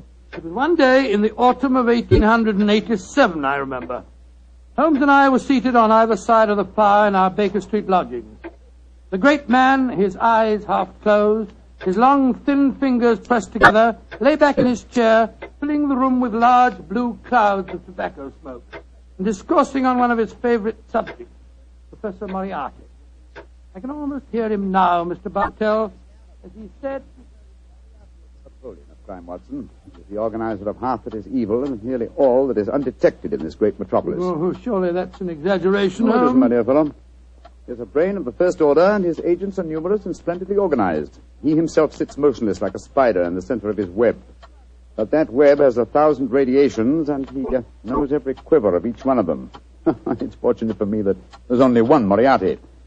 If every criminal were equally astute, I'd be in bankruptcy within the year. I don't think you need to worry about bankruptcy, Holmes. As I came in just now, I picked these letters up from the whole table and slipped them into my pocket. Here you are. Oh, thanks, old chap. They didn't look like bills to me. I observed the crest of the Duke of Carlisle on the top envelope. Oh, dear me. 500 guineas. His Grace is extremely generous in his evaluation of my services. I don't agree. After all, you did save him from a shocking scandal. Oh, listen to this, Watson. I seen you yesterday when you come to the cricket match. You wasn't watching the cricket. If you value your life, keep your filthy long nose to yourself. And it's signed Joe the Butcher. Long nose. Who on earth, Joe the Butcher? No minor criminal that I was instrumental in sending to prison for a short term. He flatters himself, though. I was watching the cricket. No idea that Joe was back in practice again. I must keep an eye on him. Hello. Letter on Carlton Hotel stationery. Now, I say, this is interesting. Very interesting. Oh, what's it say, Holmes? Dear Mr. Holmes, I've been informed that you are a man of ability and discretion. My life is in grave danger, and I need your help. Upon receipt of this letter, come to my hotel at once. I shall be expecting you. And it's signed, François Dulac. Oh, it's rather peremptory, isn't it? No, please, just come to my hotel at once. Who is this Dulac, anyway? What's no fellow? Yeah? We were talking of Moriarty just now. I have a feeling that this letter may lead us to him. Well, what makes you say that? François Dulac, the writer of this letter, is recognized in France as the one indisputable authority on the paintings of Jean-Baptiste Greuze. Well, I still don't see the connection with Moriarty. If there is one thing Moriarty loves, more than the dazzling abstractions of mathematics and even more dazzling achievements of crime, it is the paintings of Greuze. The suggested combination of impending danger and a Greuze expert spells Moriarty to me. Get your hat and coat, old fellow. We're off to the Carlton Hotel to see Monsieur Dulac at once. This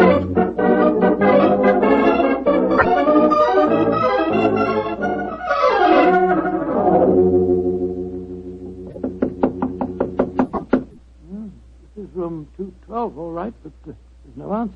I'll knock again. Shall I go and get someone to unlock the door? No, chap. Huh? We don't want to attract attention to our prospective client. Hotel lock shouldn't be very hard to pick. Here. The skeleton key should do the trick quite easily. Well, the man at the desk downstairs said that Monsieur Dulac was in his room. You know, Watson, he said he thought he was in his room. Uh-huh. Easier than I anticipated. Come on, let's go in. Doesn't look as if anyone's occupying this room. No signs of any personal belongings. No clothes hanging in the wardrobe, no luggage. Yet he is still registered here. Hello. What's this stain on the carpet by the bed here? Great Scott, is it... It's a blood stain, Watson. Blood stain? And the stain is still damp. I'm afraid we're too late. Come on. We can do no more good here. You're not giving up, Holmes? No, of course not, my dear fellow. Let's see what we can find out from the hotel manager. I refuse to believe that in the 19th century a distinguished foreigner can vanish into thin air.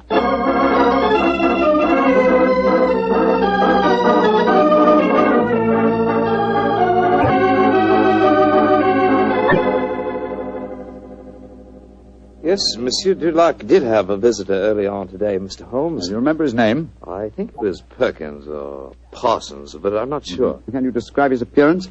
I think so, Mr. Holmes. He was a very tall gentleman, tall and thin, with deep-sunk eyes. Clean-shaven? Oh, yes, sir. He had a high forehead and a funny way of moving his head from side to side. Oh, yes. Right, Joe Holmes, that's almost an exact description of Moriarty. Exactly, Watson. Have you seen Monsieur Dulac since this Mr. Perkins or Parsons called on him? No, I haven't, sir. But his visitor came back only an hour ago. He had some men with him. They carried some large packages out of the hotel. Packages? But not luggage, eh? No, packages, Mr. Holmes. Has Monsieur Dulac received any other visitors since he arrived here? None that have been here to see him, sir. But I understand that Sir Henry Davenant has been most anxious to get in touch with him. Sir Henry Davenant? Thank you. I'm extremely obliged to you. Come on, Watson. Always proud to be of service to Mr. Sherlock Holmes. The plot begins to clear, Watson. What makes you say that, Holmes? Sir Henry Davenant is a millionaire whose art collection is world famous. A year ago, the papers were full of his latest acquisition, the gem of his collection, Jean-Baptiste Greuze's painting, Young Girl with a Gazelle. And now it would appear that for some reason Moriarty wishes to prevent a meeting between Sir Harry Davenant and Monsieur Dulac, a Greuze expert. Now, do you see why the plot begins to clear? Vaguely, but what are you going to do? Davenant is said to, there's something of a hermit. He won't have anything to do with officials, interviewers, and people like that. But we know that he wishes to consult an expert on the paintings of Jean-Baptiste Greuze. The next move should be obvious, old chap. Gracious me, you mean that you'll impersonate one? Certainly. If a Greuze expert is what he wants, then a Greuze expert is what he's going to get.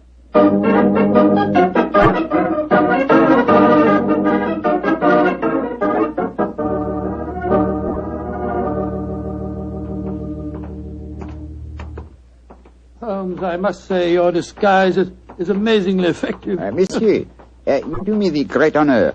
If I appear convincing to the astute Dr. Watson, how can I fail to convince Sir Henry Davenant? Oh, my dear fellow, it's marvelous. Appallingly good. Yeah. Here we are, sir. Sir Henry's house. Let's hope for the best, old fellow. I don't know exactly what a French art expert looks like, but I could certainly believe that you were one. I only hope that I can be equally convincing in the role of a patron of the arts. You certainly look your part, old chap. Good afternoon. Can I help you? My name is Vernet. André Vernet. I am most anxious to make the acquaintance of Sir Henry Davenant. I'm afraid that Sir Henry is extremely difficult to see, sir. I can tell him you're here, but he very rarely gives interviews. That is a great disappointment to me. Perhaps you would just go and tell him I am a pupil and a disciple of the great Francois Dulac. I will do what I can, sir.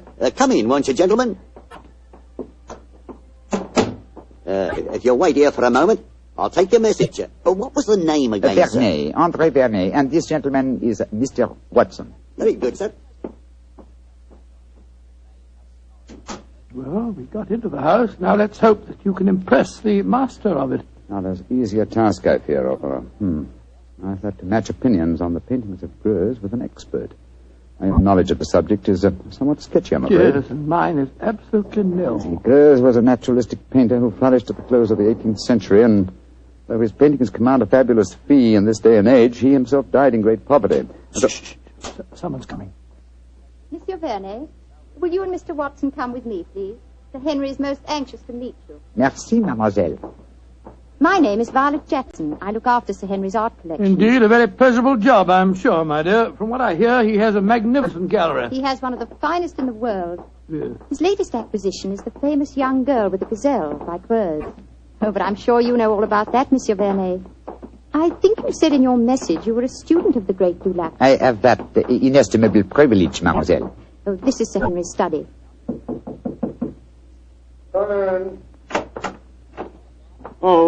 Thank you, Violet. You may go. Yes, Sir Henry. You're Vernet, I'm sure, and this is Mr. Watson? That's right, Sir Henry. Mr. Vernet is staying with me. I see. Well, sit down, won't you? Look, Vernet, you're a friend of Dulac's, aren't you? I think I may claim that honor, monsieur. Then why in thunder can't I get in touch with him? He's staying at the Carlton Hotel, isn't he? He was, or has been staying there, monsieur. Oui. I've left half a dozen messages for him asking him to come and see me, and he hasn't answered one of them. I can't understand it. It's most important that I see him. Monsieur is in some trouble, perhaps? Perhaps. Now, you fellows are familiar with the painting by Greuze, the young lady with the gazelle, aren't you? Oh, yes, Sir Henry. Yes, indeed. Oh, you are, eh? What do you think of it? Well, one of the greatest works, in my humble opinion, monsieur. Of course, I have only seen a reproduction, but it seemed to me to have a freshness and vigor of the flesh tints, a great firmness and brilliance of line. You are indeed fortunate to own it, monsieur. Don't know about fortunate. It cost me £40,000. I still say you are most fortunate, monsieur. Would you grant me the honor of to examine the original? Well, I don't know whether I ought to. I've had to guard it very carefully ever since this... Well, but perhaps in your case I can make an exception. You received threats regarding the painting, Sir Henry? Yes, I have, Mr. Watson. And they've worried me so much that I've even thought of engaging the services of a private detective. Oh, indeed, monsieur. Very interesting. The Duke of Carlisle strongly recommended a fellow by the name of Sherlock Holmes. I was seriously thinking of going to him. Instead of which? He has come to you, Sir Henry. A fact that will save us all a lot of time, I'm sure. Well, what kind of horseplay is this, sir? Who the devil are you? My name is Sherlock Holmes. Then why do you come here masquerading as a French art expert? Because I'd heard of your aversion to giving interviews, and I wanted to see you urgently. I felt that in the character of a supposed Greuze expert, I was most likely to gain immediate admission. Well, then, your friend here? Dr. Watson, my colleague. Well, it's all turned out for the best, Sir Henry. You wanted to consult Mr. Holmes, and he was most anxious to see you. Yes. Well, I'm glad you fellows are here. You see, I'm devilish worried about that Greuze of mine. Oh, why, Sir Henry? Well, I bought it at an auction. There was another man bidding against me all the time, and when it was finally knocked down in my name, he became most insulting. He seemed unable to bear not owning the picture himself. He told me bluntly that I wouldn't enjoy it long. Well, I didn't think much about it at the time, but lately I've been receiving postcards repeating the threat. I don't like it, that's a fact. Well, you've kept those postcards, I hope, Sir Henry? No, threw them in the fire where they belong. Oh, that's a pity, sir. Can you recall the name of this bidder at the auction who threatened you? No, didn't know his name. Can you describe his appearance? Well, let me see. He was tall, clean-shaven, and a curious habit of moving his head from side to side. Moriarty again. Yes, old chap, my supposition was correct. Now, tell me, Sir Henry, is the painting safely guarded? Well, I'd say that it was impregnable, Holmes. It's not in my regular galleries. I had a special strong room built for it when I started to receive these threats. It has a lock to which only I know the combination, and a special clockwork device that so controls the room that even I can only enter it during certain daytime hours. And yet, Sir Henry, with such thorough precautions, you appear to be frightened. Why? Well, I hardly dare trust my own shadow, Holmes. Well, as you possibly know, one of Greuze's pupils, a certain Madame Ledoux, imitated his paintings most successfully. Several of the experts were fooled. I confess that I've been frightened lately, since I received the threat, that a clever man might try and substitute a fake painting for the original, if indeed he hasn't already done so. That's why I was so anxious to get in touch with Dulac. He'd know a fraud at once. But a substitution would be impossible if you're the only one that knows the combination to the lock of the strong room. Well, that's what my logic tells me too, Doctor. And yet I'm very uneasy, I must confess. It's still daylight, Sir Henry. Would it be possible for us to examine the painting now? Oh, certainly. By the way, what happened to Francois Dulac? Did he leave the Carlton Hotel? He did, sir. The circumstances of his departure made us distinctly uneasy. In what way? His room was empty. There were no signs of luggage, and yet... Come in. Miss Violet, what is it? This note was just left for you, Sir Henry. I was asked to deliver it at once. Who left it, Violet? Well, he didn't give his name, Sir Henry. But he was a tall, thin man with deep, sunk eyes. Oh. What's the note say? Why, it's the same fellow again. Listen to this. I told you you wouldn't enjoy the painting for long. You didn't, did you? Great Scott, it's Moriarty. Holmes, I don't see anything funny about this. What makes you laugh? It's obvious that my painting has been stolen. I find nothing funny about it either, Sir Henry. But I must admit a certain pleasure. Once again, I'm crossing swords with an adversary who was more than worthy of my steel.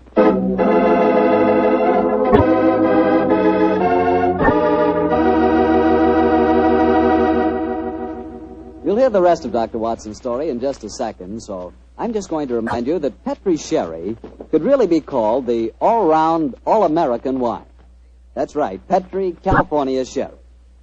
Now, the reason I say that is because Petri Sherry is not only a swell before dinner wine, but it's a perfect wine for almost any occasion.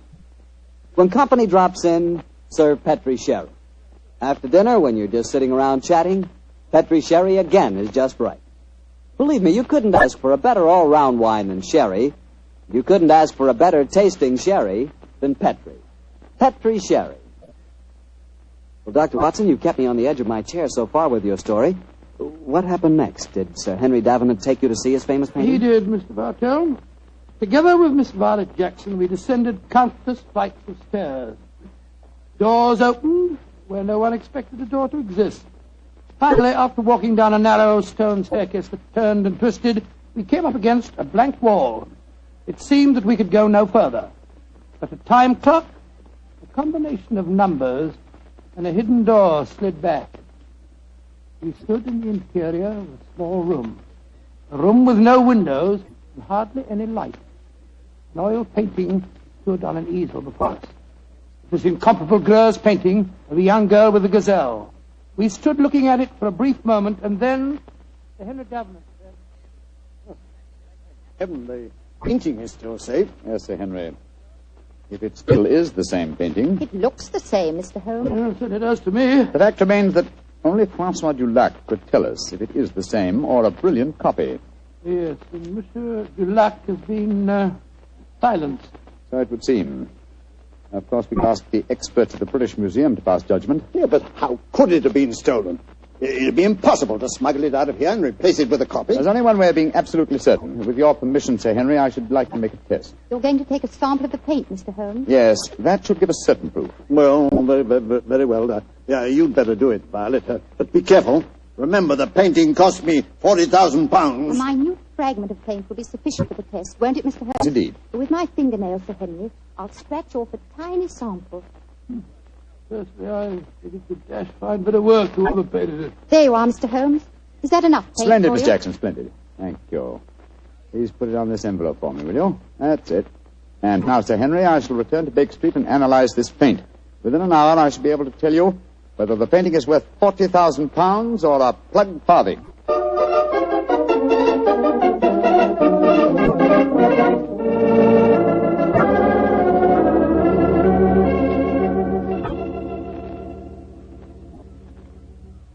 Well, Holmes, did you make the test? I did, Sir Henry. And? I'm afraid there's no doubt that your painting is a fraud. Oh, fraud. The sample of paint that I examined was manufactured not more than 25 years ago, and Greuze died in 1805. Well, I still say that it's a fine painting, whoever did it. I wouldn't mind having it myself. I agree, Dr. Watson. In fact, I'd be glad to buy it. It's a brilliant copy, and more than likely it was done by Madame Ledoux. You're remarkably quiet, Sir Henry. £40,000. £40,000! No, sir, put that knife down. Holmes, help me grab him. Don't worry, gentlemen. I'm not about to commit suicide in despair, if that's what you're thinking. Now, why are you grasping that knife, sir? Because I have work to do in my strong room. I'm going to use this knife to slash that lying canvas into 40,000 pieces.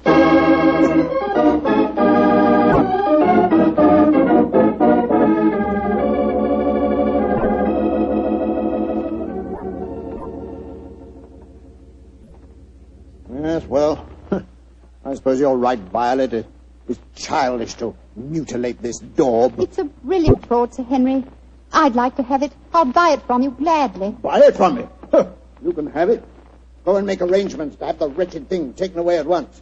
I don't want any frauds in my collection. Yes, Sir Henry, and thank you. Now, Mr. Sherlock Holmes, I'll pay you any fee you name if you can tell me how the original painting was stolen. Well, Sir Henry, the how must here precede the who. And the how, I must confess, seems impossible. Yes, I agree. This is the sealed metal room. The only entrance is through the door. That has a combination that only you know, Sir Henry. Perfectly true. It's impossible for anyone to enter this room without my being present. Or I would have sworn it was. Let's examine these walls, Watson. Might be a secret tunnel. Ventilator. No method of entrance here. Well, you'll find no flaws, I'm sure.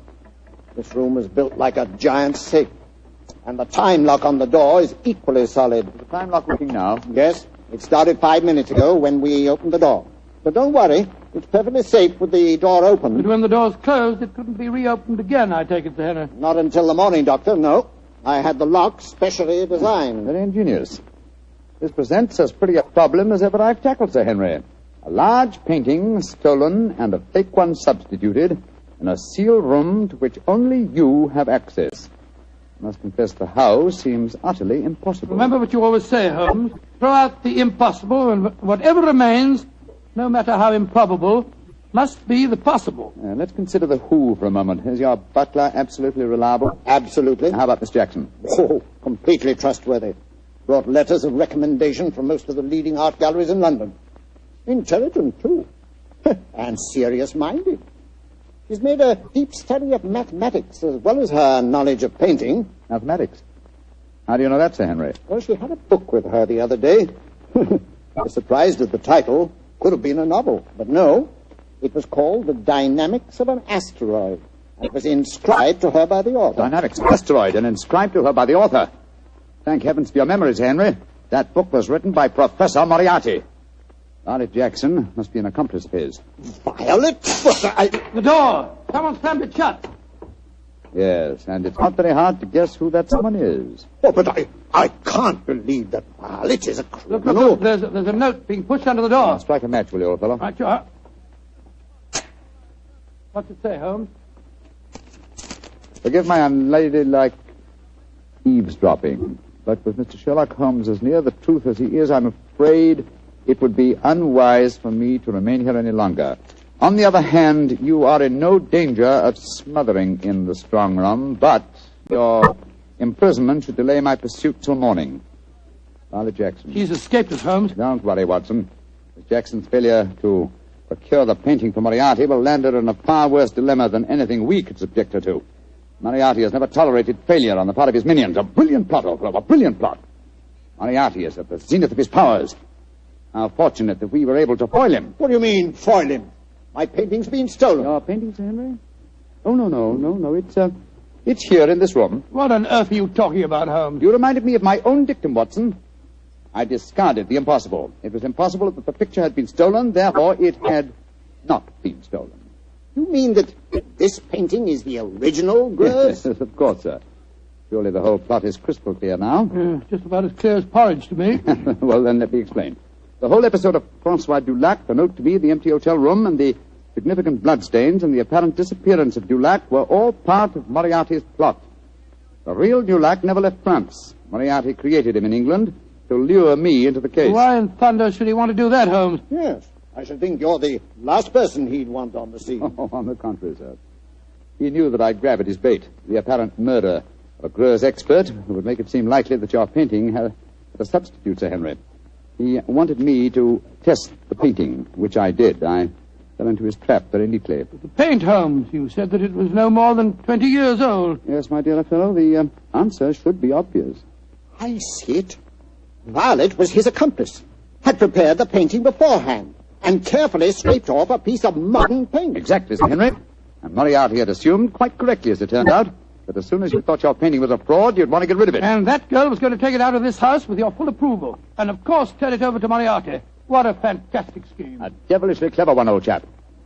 If it hadn't been for your chance remark about the book on mathematics, Sir Henry, I'm very much afraid the young lady with the Gazelle might even now be on her way out of your house. Holmes, I can't tell you how grateful I am. And I'm going to express that gratitude in a very material manner, I assure you. Thank you, Sir Henry, but I wouldn't dream of accepting a fee for this case. I've been shockingly obtuse. I might easily have let them walk away with your treasure right under our noses. We locked in here for the night, sir? I'm very much afraid so, Dr. Watson. So I shouldn't be surprised if the butler notices our disappearance and comes looking for us. But he won't be able to open the door.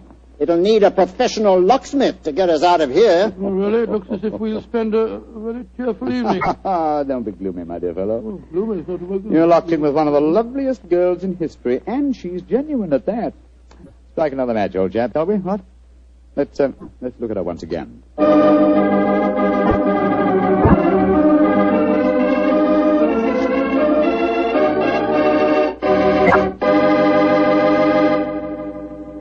Doctor, that was not only a swell story, but I really learned something. Oh, good, Mr. Bartell. And just what did you learn?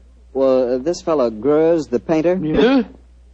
I know this must sound stupid to you, but until you mentioned his name, I'd never heard of him before. Until Holmes mentioned his name to me, I've never heard of him before either. But then... we'll never learn about the good things in this world unless somebody tells us. Exactly. That's the way I feel about Petri wine. Oh, no, wait a minute. Now, here's the way I look at it. There are thousands of people who know about Petri wine and love it, right? Yes, but even though it's a wonderful wine, there must be some people who don't know about it. So I tell them about it. And I tell them about the Petri family and how they've been making wine for generations and how they've been handing on down from father to son, the fine art of turning luscious grapes into delicious wine. Yes, and when I tell them that the name Petri on a bottle of wine is the personal assurance of the Petri family that every drop of wine in that bottle is good wine, Well, that's all you have to know. So it adds up to this. If you want a fine wine for any occasion, you want a Petri wine, because Petri took time to bring you good wine.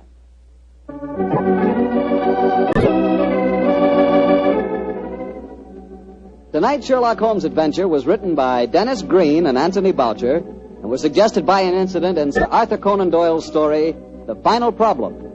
Music is by Dean Postler. Mr. Rathbone appears through the courtesy of Metro-Goldwyn-Mayer, and Mr. Bruce through the courtesy of Universal Pictures, where they are now starring in the Sherlock Holmes series. The Petri Wine Company of San Francisco, California, invites you to tune in again next week, same time, same station. Sherlock Holmes comes to you from our Hollywood studios.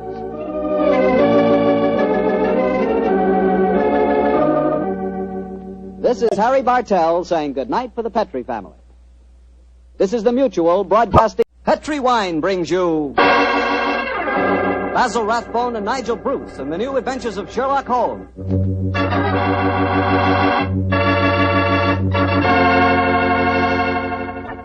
The Petri family, the family that took time to bring you good wine, invite you to listen to Dr. Watson tell us another exciting story about his old friend, that master detective, Sherlock Holmes.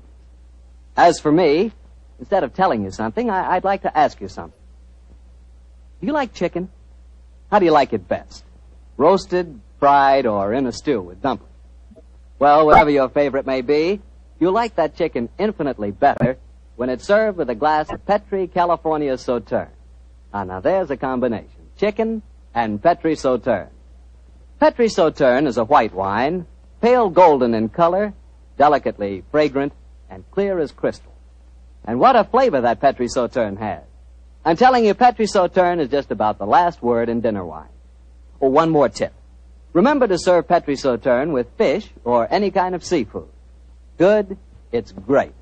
To be sure you have a glass of good wine, be sure it's Petri wine.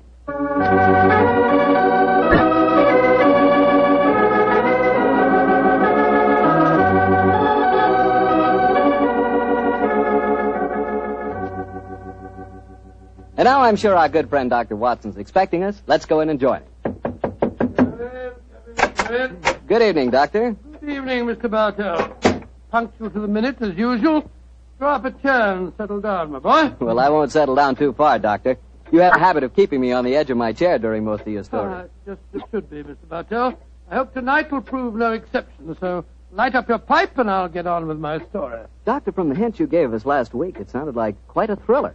How did it begin? On a cold winter morning in 1897, Holmes and I, our breakfast just concluded, sat on either side of a cheery fire in our Baker Street lodging. A thick fog rolled down between the line of dun-colored houses, and the opposite windows loomed like dark, shapeless blurs through the heavy yellow reef. Another London pea souper, huh, Doctor? Exactly, Mr. Bartell. Our gas was lit and shone its flickering light on the white cloth and glimmer of china, for the breakfast table had not been cleared. Holmes was busy cross-indexing his record of crime, while I was engrossed in one of Clark Russell's fine sea stories. Our morning was not destined, however, to be a quiet one. For shortly after 11 o'clock, Mrs. Hudson ushered a young lady into our room. A young lady who seemed to be in serious trouble. Sit down, won't you, young lady? I'm Dr. Watson, and this is Mr. Sherlock Holmes. How do you do, gentlemen?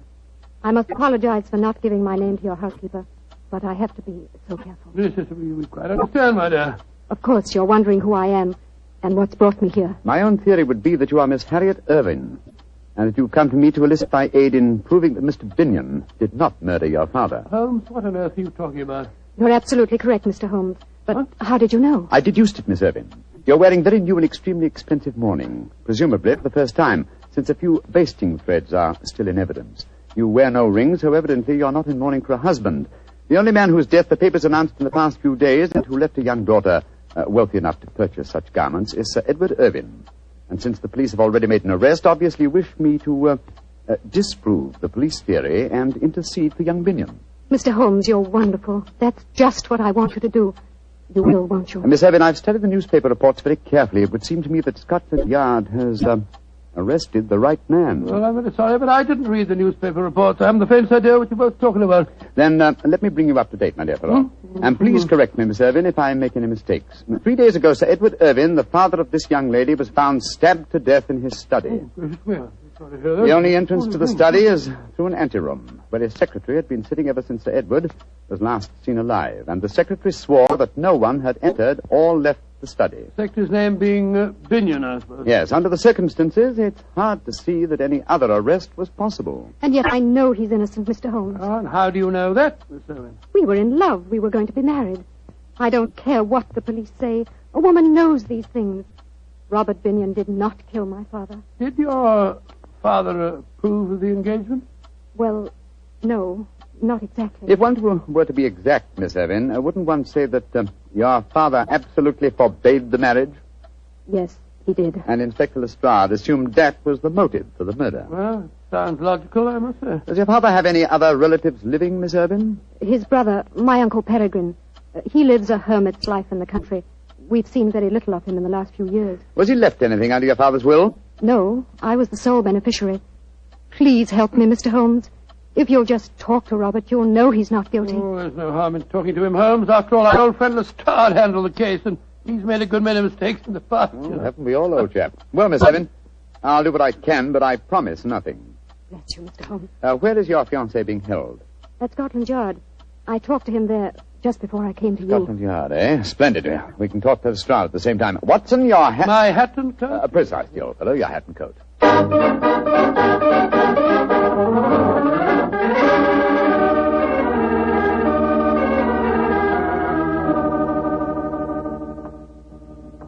So, Mr. Sherlock Holmes and Dr. Watson think they know more than the Yard, eh? Come over here to teach us our business, I suppose. Nothing of the sort, Lestrade. We came over here to make a few inquiries. I'll tell you, gentlemen, that you're wasting your time. Young Binion is guilty, whatever his young lady may say. Lestrade? Yes, Mr. Holmes? What did the autopsy prove? Well, got a report of it here on my desk, but it won't tell you nothing you don't know. Mm-hmm. Death was instantaneous, caused by some weapon like a long needle, a fine stiletto, or an ice pick, penetrating the brain at the base of the skull. And no such weapon was found in the room. Or on Mr. Binion. True, sir. But then he had the chance of disposing of it. Well, just the same, the murder weapon hasn't been found, has it? No, Doctor, but we'll find it. Don't you worry about that. I should like to talk to the prisoner, if you don't mind. Well, of course I don't mind. He's in the detention cell just down the corridors from here. Follow me, gentlemen. Has he given you any trouble, Lestrade? Trouble? If all our prisoners were as quiet as him, we wouldn't need no guards, Doctor. Nice, quiet young fellow. Hard to realize he's a murderer. A fact that still has to be proven in court, Lestrade. A fact that is going to be proved in court, Mr. Holmes. Well, here we are at his cell.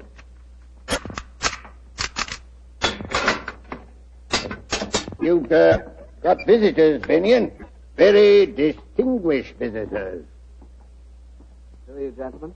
My name is Holmes, Sherlock Holmes, and this is my colleague, Dr. Watson. I'm sorry to see you in this plight, Mr. Binion. Mr. Sherlock Holmes. Then Harriet did come and see you when she left you. I'm so glad.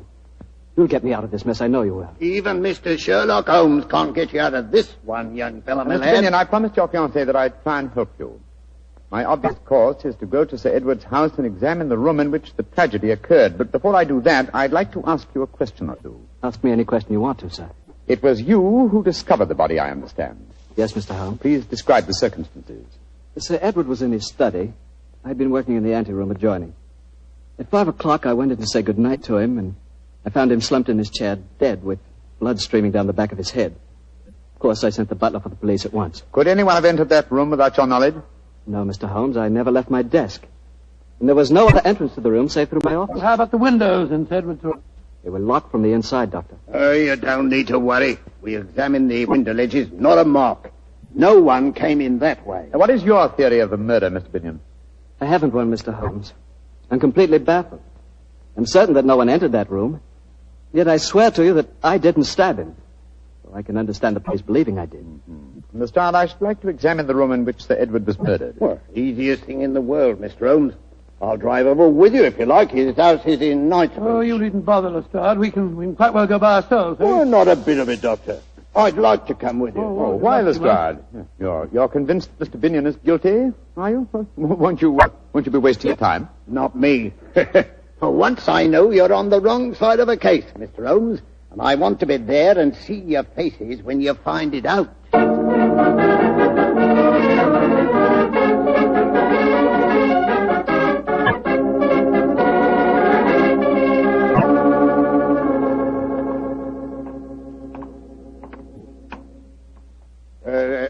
This is the house, Mr. Holmes. Yes, it's an imposing-looking place, I must say. I imagine, Lestrade, that you still have a police guard inside. Oh, yes, Doctor. There's been a sergeant guarding the dead man's room day and night. We still haven't found the missing weapon, you know. Yes, gentlemen? I'm Inspector Lestrade of Scotland Yard. We wish to examine the house. I must see your identification, sir. What are you talking about? I've been in and out of this house half a dozen times. I have my orders, sir. Oh, very well. Is Miss Irvin at home? Miss Irvin is not receiving, sir. Great Scott, man, can't you give us any information? There's been tragedy in this house, sir, and the truth of it's not known yet. I'm not answering any questions that I don't have to. There now. Does this police guard satisfy you? Inspector Lestrade.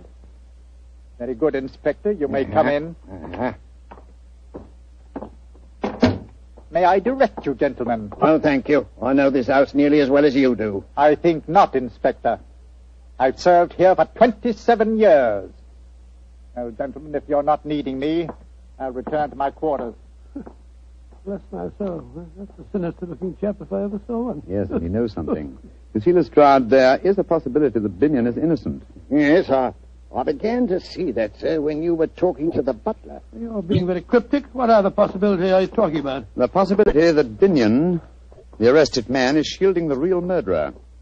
And whom would he be most certain to shield? You mean his fiancée, Miss Irvin? That's right, old fellow. What? Here we are. This is the anteroom where young Binion worked.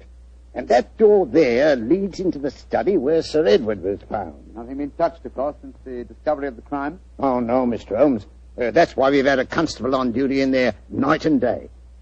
Before the trial, we're bringing experts in to test the room for secret panels or anything of that kind. Let's examine the dead man's room, shall we? Right you are, Mr. Holmes.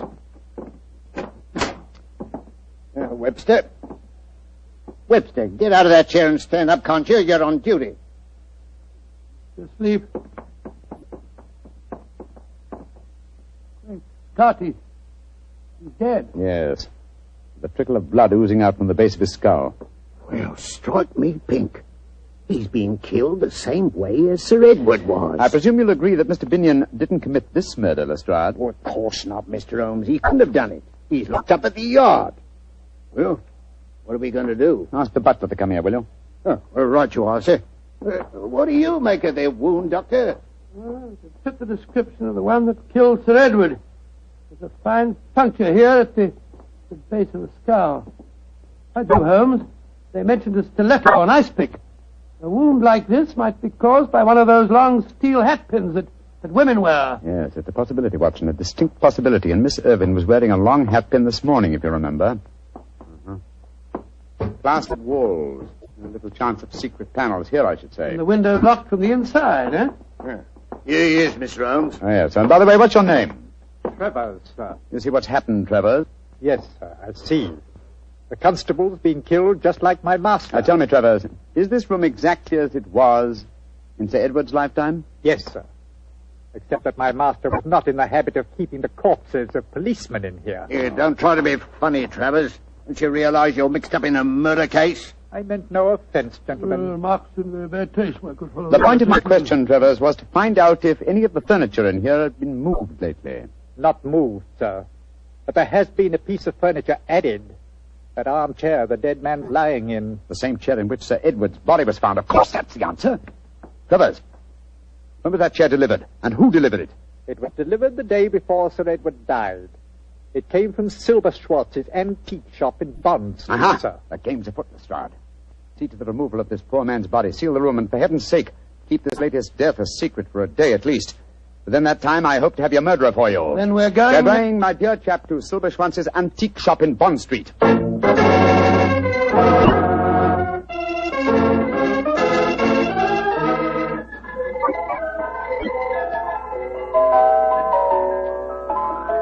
Those old music boxes are quite charming, Holmes, aren't they? Yes, but where's Mr. Silver Schwantz? This is probably him. What a fine-looking old fellow. Oh, Mr. Silver Schwantz. Yes, gentlemen. You are interested in musical boxes? No, sir, in chairs. Particularly in the handsomely carved chair you delivered to Sir Edward Irvin a few days ago. Ah, yeah, magnificent specimen. He's pleased with it? He was found dead in it, Mr. Silver Schwantz. And half an hour ago, someone else was found dead in it also. That chair was one of a pair, wasn't it? Yeah, but... Holy begotten Himmel. That's impossible. Please to follow me. I will show you it's not possible. Look at the chair. It's exactly like the same one as Sir Edward's house. Oh, my friend, but there's such a difference. 15th century Italian, isn't it? Yeah, this is one of a pair of the famous Malipiero armchairs. There are only 3 pairs in the world, my friend. Of this pair, one, the one I delivered to Sir Edward, is simply a great specimen of the carver's art. This one, its mate, looks exactly like it, does it not? Exactly. I can't see any difference myself. You would if you sat in it, old chap. Precisely. That is why I have these cords stretched from one arm of the chair to the other. If anyone were to sit in it, well, sometimes nothing will happen. But sooner or later, a hand will press on this hidden spring in the arm here, and death will strike. But nothing happened when you pressed the spring then, Mr. Silver Schwantz? No, I don't understand. I do. This is the harmless chair. The lethal one was sent to Sir Edward. He sat in it, accidentally pressed the spring and drove the fatal needle into his brain. Just as that poor constable did today. Sir Edward bought both chairs, I presume? Yeah, I would not sell it. It's a pair separately. Then why didn't you deliver both at the same time? He was afraid of the deadly one. Huh? He asked me to keep it here until he found a safe place for it in his home. Mm-hmm. And some devil switched the arm cord from the fatal chair to the harmless one so that you delivered death to Sir Edward. There is a subtlety in this crime worthy of the fiendish maker of the chairs himself. Silver Schwantz. Yeah, mein Herr. Didn't Malipieri die of being tricked into seating himself in one of his own chairs? Yeah, he did. Ah, poetic justice. I'm much obliged to you, Silver Schwantz. Now I think I know how to trap our killer.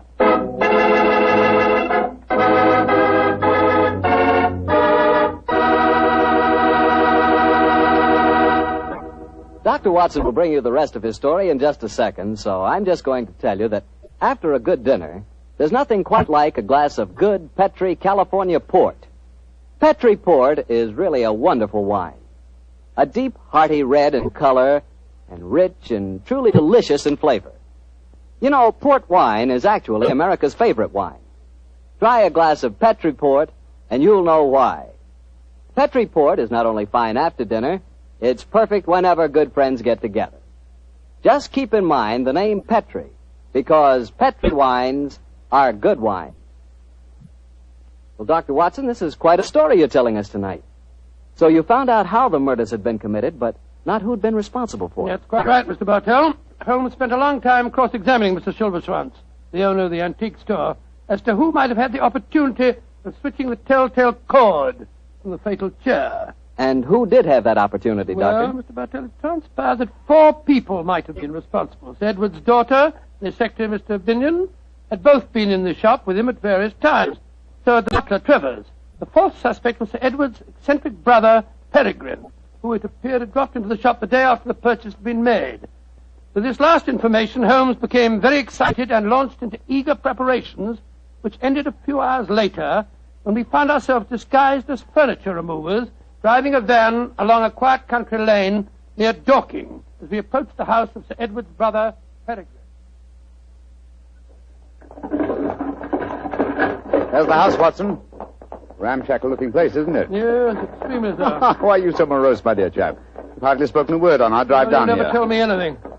Why are we trundling off into the wilds of the country disguised as furniture removers and carrying the harmless chair with us? Surely the reason is transparent, old chap? Yes, it's just about as transparent as duff stocking full of hot tripe. Oh, my dear Watson, surely it's obvious that we're up against an extremely cunning murderer.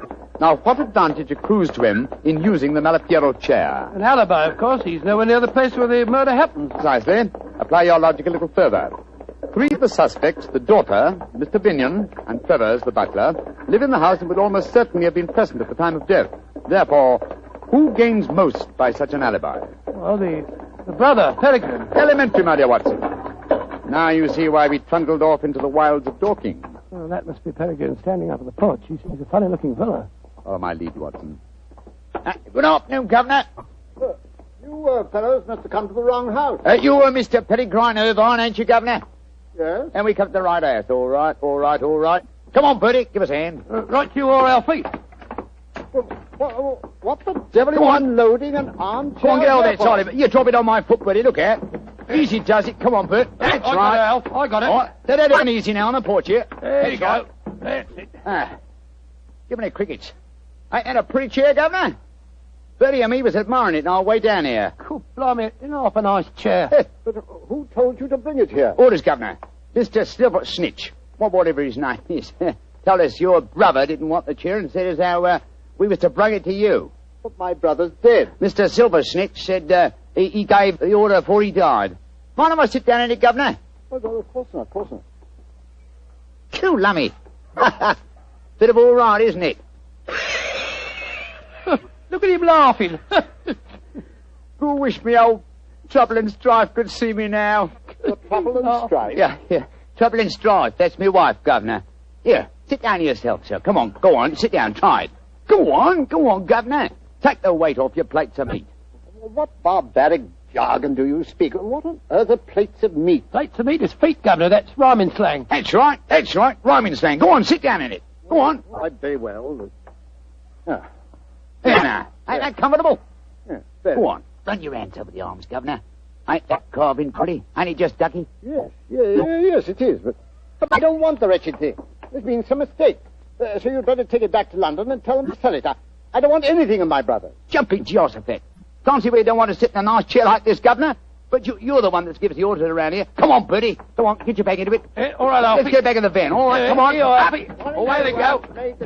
Oh, bless your heart, Governor. We don't worry about that sort of thing, do we, Bertie? Of course not, Alfie. We'd had a nice drive in the country anyhow, didn't we? That's right. Let's get these old horses going. Good day, Governor. Good day, Governor. Good. That was a false trail, Holmes. Obviously, he knew nothing about the chair. He thought it was perfectly harmless. And, as indeed it was. But the murderer would have thought it fatal. I've slipped up in my reasoning somehow, confound... Oh, but of course! Oh, what a fool I am! We must get back to London as fast as these tired nags can take us. Come on, get up there! Get up! What's the next move, Holmes? Back to St. Edward's house and the staging of a little drama that I'm sure will give us the final answer to this problem.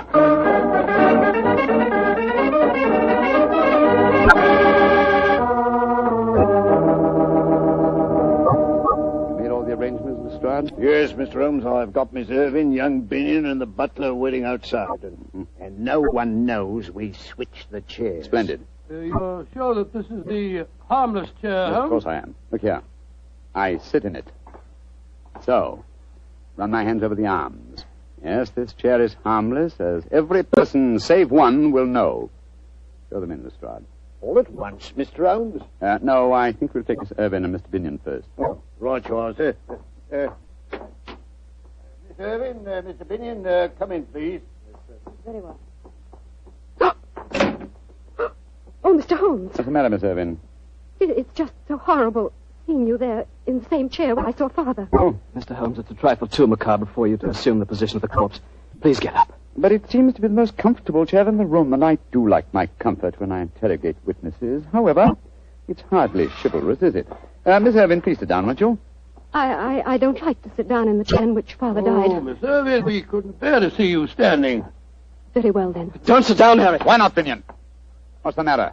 Isn't the chair safe? No, it's then perhaps you care to sit in it. To prove that the chair is safe. No, I... Sit down. Very well. There. Splendid. Curious chair, isn't it, Mr. Binion? I wonder about these carvings on the arms. They look almost as if they might activate concealed springs. I wonder what would happen if I... No, for heaven's sakes, Mr. Holmes, you're trying to kill me. Kill you? Then you know how Sir Edward and the policeman were murdered, eh? I knew it must have something to do with the chair. You knew more than that, Robert. You planned it. I remember now that when we went to the shop, you... Quiet, Harry! Come back here, you! No, Watson, don't go after them. The stride will stop him. In any case, the police are at the door. Oh, I'm tired. I think I'll sit in this rather fateful armchair. So it was young Pigeon all the time, eh? Yes, and he all but outsmarted me. I reasoned that somehow the murderer must have intended the device of this chair to clear him. And suddenly I saw the real motivation. How better establish his innocence than seeming to be obviously guilty, and yet leaving a trail whereby an astute deduction could seem to clear him. Yes, it was his idea that Mr. Irvin came to you. He used you as a cat's paw. That's right, Watson. I'm afraid this whole case is a rather humiliating experience for me. Well, why do you say that? Lestrade had arrested the right man in the first place. Oh, my dear Watson, I shall never hear the end of this. Never.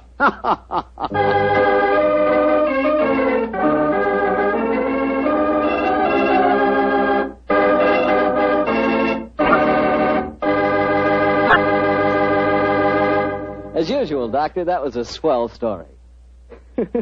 Imagine Lestrade accidentally arresting the right man. Well, he had that one coming to him. Poor fellow, he'd been outwitted by Holmes so many times he was beginning to get an inferiority complex.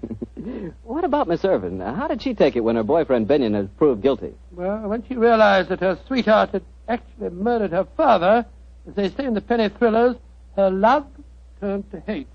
But at first, she took it pretty badly. I can imagine so. Mr. Bartell, my boy, that's one of the disadvantages of being a detective. When you bring the guilty to justice, you very often cause the innocent to suffer too. Believe me, never become a detective. Stick to being a wine expert. You calling me a wine expert? Now, wait a minute, Doctor. All I know about wine is that it either tastes good or it doesn't. And I know that Petri wine always does taste good. And I know why, too. It's because the Petri family has been making wine for generations. The art of turning luscious, sun-ripened grapes into fragrant, delicious wine is their heritage. A heritage handed down within the Petri family from father to son, from father to son. What particular type wine you prefer is, of course, a matter of your personal taste. But let me assure you of this. Whatever type wine you desire, for any occasion, you can depend on any wine that bears the Petri label. Petri took time to bring you good wine. And today, that name Petri is the proudest name in the long history of America's wine. Well, Dr. Watson, what new Sherlock Holmes adventure are you planning to tell us next week? Next week, Mr. Bartell. Now, let me see. Next week, I'm going to tell you a strange story that took place in one of the smaller states of Middle Europe.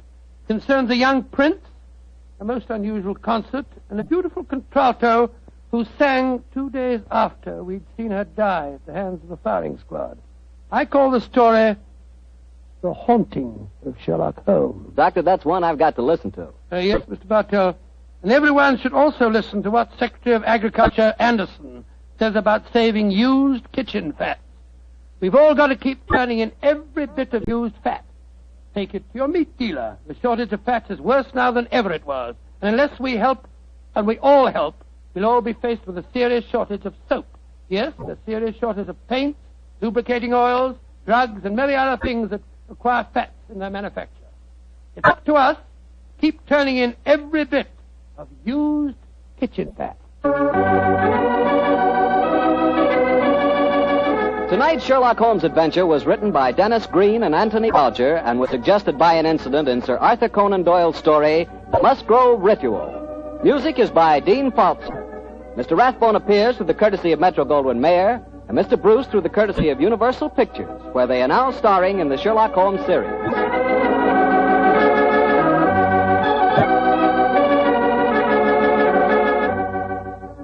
The Petri Wine Company of San Francisco, California, invites you to tune in again next week, same time, same station. Sherlock Holmes comes to you from our Hollywood studio.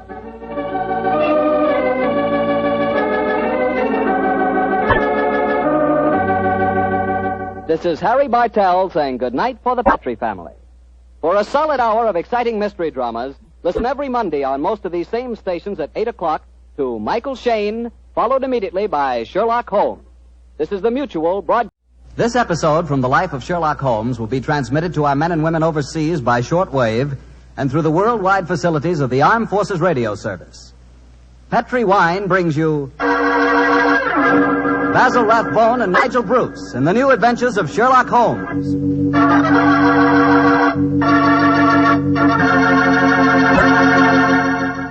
The Petrie family, the family that took time to bring you good wine, invite you to spend the next half hour listening to Dr. Watson tell us another exciting adventure he shared with his old friend, the world-famous detective, Sherlock Holmes. As for me, I'd like to leave you with one thought. Namely, the best way to begin a good meal is to start it off with a glass of Petrie California sherry. While you're waiting for dinner to be ready, just sit back, take it easy, and sip some of that wonderful Petrie sherry. Now, there's a wine. Hold that Petrie sherry to the light and look at that rich amber color. Smells good, too, doesn't it? And just wait for that first sip. What a flavor.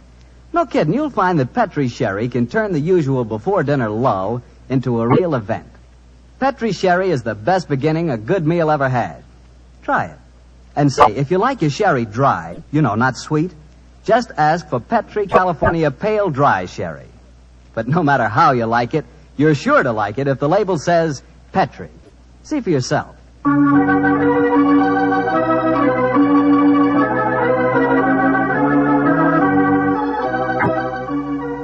And now for the weekly visit with our good friend and host, Dr. Watson.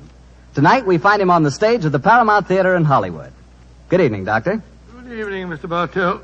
If you've bought a victory bond, you're welcome. I have, Doctor.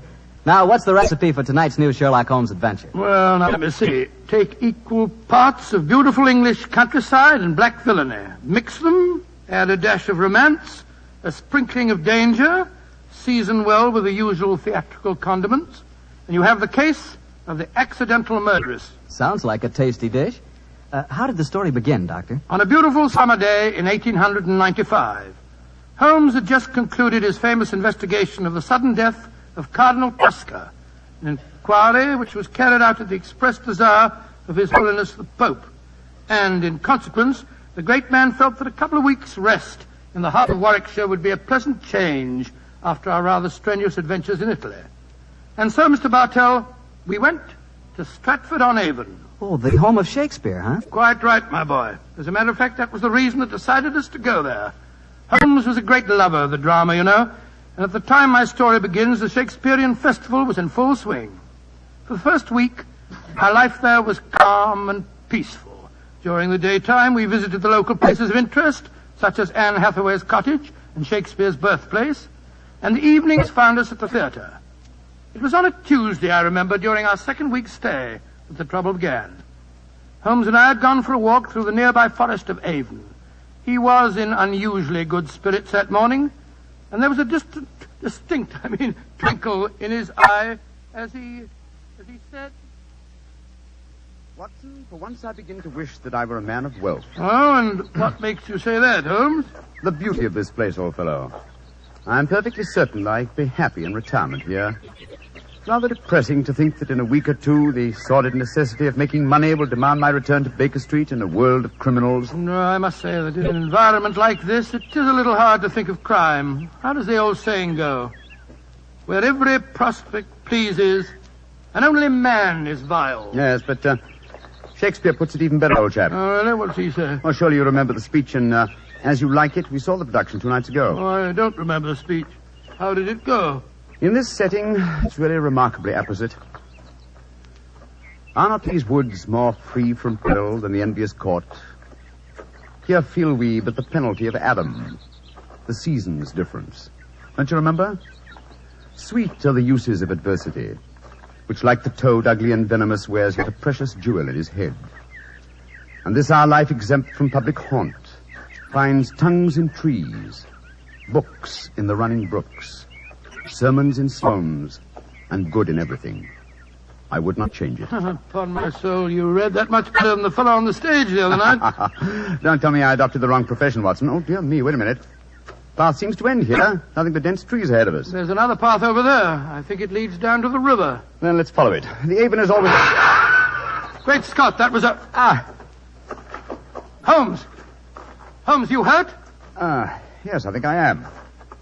Bullet hit my shoulder. I think it's only grazed it. Well, get off your coat quickly. Let's have a look. It's only a scratch. First, let's find out where it was fired from. I heard the thud of a bullet in the tree behind me. Yes, here we are. Give me a penknife, old fellow, will you? There you are. Thanks. Do you suppose that shot was deliberate? Well, I can't imagine someone mistaking me for a rabbit, Watson. And by the way, there was a curious echo to that shot. I don't know whether you noticed it. Uh-huh. Here's the bullet. Now, let me see. I was standing there. A line from this bullet hole in the tree through the spot where I was standing would indicate that the shot was fired from that cluster of trees over there. Come on, Watson. Let's see what a search discloses. Yes, I wish you'd let me look at that shoulder before you start galloping all over the countryside, Holmes. You're bleeding quite profusely. Oh, plenty of time to look at it when we... Hello. Look over there. A man and woman running towards us across the clearing. Yes, and carrying guns. Yes, it looks as if it was an accident after all. Was anyone hurt? Yes, sir. My friend was hit in the shoulder. Oh, how dreadful. It's not a bad wound, is it? Oh, it's only a scratch, madam, I hope. But the blood on your coat. Well, just, how did this accident happen, sir? Well, we were out rabbit shooting. I was teaching my wife to use a rifle. I saw a rabbit scurry across the clearing. I raised the rifle and fired. It seemed to me, Geoffrey, that as I did so, you jolted my arm. Yes, I'm afraid I did, Alice. I was going to fire too, but as I raised my rifle, I jolted your elbow and sent your shot wild. I can't tell you how sorry I am, sir. Here's my card. Of course, we'll take care of any expenses that may be entailed. Well, the first thing to do is to find out how much damage has been done. You'd better take your coat off, old fella. I don't think I can. Oh, he's badly hurt. No, it's just that... The man's fainted. Oh, this is dreadful. I have a horse and trap down the road. Jackson, give me a hand with him, will you? I must get him to a hospital as fast as possible.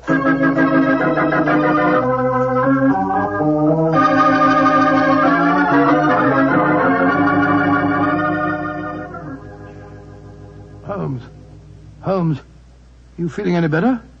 Has the nurse gone? Yes. She's bringing in the house surgeon. And the man and his wife? They're down in the hospital waiting room. Oh. I found out their name. It's Markham. Then we're alone. Yes, old fellow. In that case, I can stop behaving as if I were at death's door. Holmes, you mean that you shammed that collapse just now? Yes, I did, Watson. But spare me a little pity, old chap. My shoulder's confoundedly painful, I assure you. Well, I'm sure it is. But what made you pretend to faint? I recognized this Mrs. Markham, and I think she recognized me. It's important she assume I'm out of action for a while. Oh? Mrs. Markham. Why? Well, Mrs. Markham is, in reality, the notorious Mrs. Dangerfield. You remember the Dangerfield case? The Dangerfield? Great Scott, yes. She was tried for the murder of her husband by poisoning, wasn't she? Yes, she was, old fellow. She was acquitted when the jury decided he was an habitual arsenic addict who happened to take an accidental overdose. Well, didn't you have some connection with the case? It was I who tracked down the sale of the arsenic she claimed to have bought for cosmetic purposes. Well, if you ask me, that shot at you was no accident. Oh, of course it wasn't. I'm certain that I was recognized. In any case, her record is a bad one.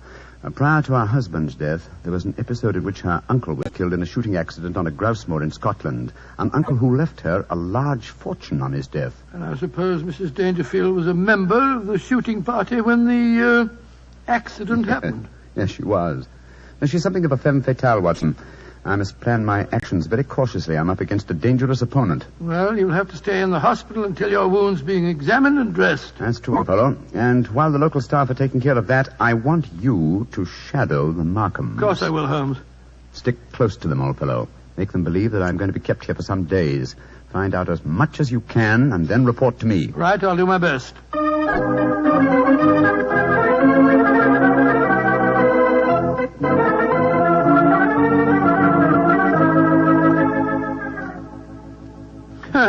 It's awfully kind of you, Mrs. Markham, to insist on having me back to your house for lunch. My dear Dr. Watson, after injuring the famous Mr. Holmes, it's the least I could do. Of course it is. Geoffrey, dear, will you bring us some sherry? It's Ada's day off, you know. Very well, Alice. Is anyone else coming to lunch? Only Dennis Romney. Oh, Lord, that fellow seems to live here. Well, I'll go and get the sherry. Sit down, won't you, Dr. Watson? Thank you, madam. Thank you. You say that you think Mr. Holmes will be in the hospital for some days? I'm afraid so. The wound wasn't serious. He lost quite a bit of blood. Oh, I feel perfectly dreadful about it. Well, you mustn't blame yourself too much, madam. It was an accident. Yes, but I might so easily have killed him. Well, you haven't, and that's all that matters. Did you say that Dennis Romney was coming to lunch? Is that the actor fellow from the Memorial Theatre? Yes. Have you seen him on the stage? Yes, several times. Holmes and I have been going to the festival regularly since we came down here. A fine actor, isn't he? A shame they give him such poor parts. Well, it was really good. Imagine them letting that frightful Basil Grant play Hamlet last night, while Dennis only played Laertes. Dennis is 3 times a better actor. I suppose he is. He's coaching me in acting. Oh, coaching you? Really? Yes, he thinks that I may be able to get small parts here next season. I've always had a great urge to go on the stage, but no one's ever encouraged me before. Oh, here's Geoffrey. This sherry's rather special, Doctor.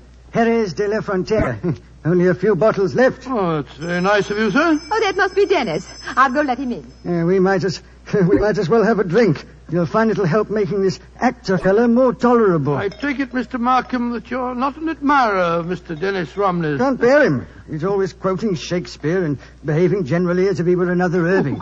He's got Alice completely fooled. Here's a glass, Doctor. Oh, thank you, sir. Thank you. Dennis, I want to introduce you to Dr. Watson. How do you do, Mr. Romney? How do you do, sir? Hello, Geoffrey. Want a glass of sherry? Thanks. That'd be very nice. Are you a disciple of the theatre, Dr. Watson? Well, hardly a disciple, sir, but I've been attending the festival during the last week. I enjoyed your performances immensely, if I may say so. Oh, you may say so, Doctor. Here's your sherry, Dennis. Oh, don't be crotchety, Geoffrey. And please remember that Dennis is our guest. Oh, it's all right, Alice. I know that Geoffrey's bark is a good deal worse than his bite. And what play are you appearing in tonight, Mr. Romney? King Lear. I shall once again portray the thankless role of the King of France. Well, that incredibly bad actor, Basil Grant, tears a multitude of passions to tatters in his rendition of Lear. Oh, horrible, horrible, most horrible. I thought his Hamlet was atrocious last night, Dennis. Wasn't it?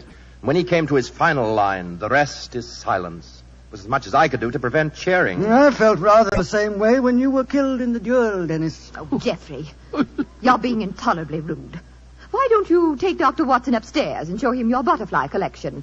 Then at least you'll know what you're talking about. Are you interested in butterflies, Doctor? I have quite a rare collection. Oh, really? I'd like to see them very much. Come on, then. I think we've just got time before lunch. Try and bring yourself down with a few better manners, Geoffrey, dear. I'm really quite an easygoing man, Doctor, but the arrogance of that fellow Romney infuriates me. Well, I must say he does seem to have rather a good opinion of himself. Don't put too much weight on that balcony rail. It's absolutely full of wormholes. Part of the attraction of an old house, my wife tells me. But I regard it as confoundedly dangerous.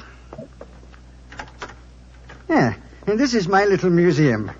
In these cases, I think you'll find some of the finest specimens of Lepidoptera you've ever seen. It's my hobby, and I may say that, with the exception of the Natural History Museum, I doubt if you'll find a finer collection. It must have taken you years to collect them. It has. Many years, many disappointments, and a great deal of patience.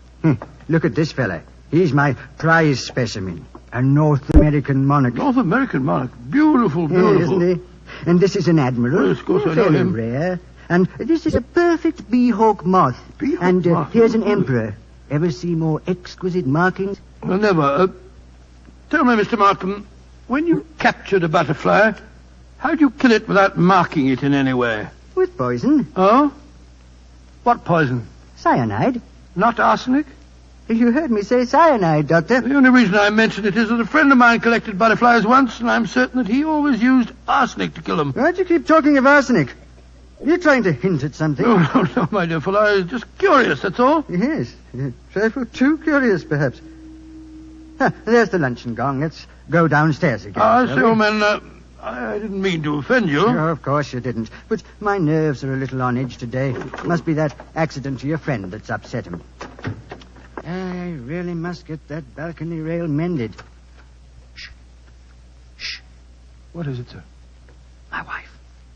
And young Romney. They're going in for lunch. Listen. But, darling, why won't he understand? Arthur, you expect Mr. Dennis.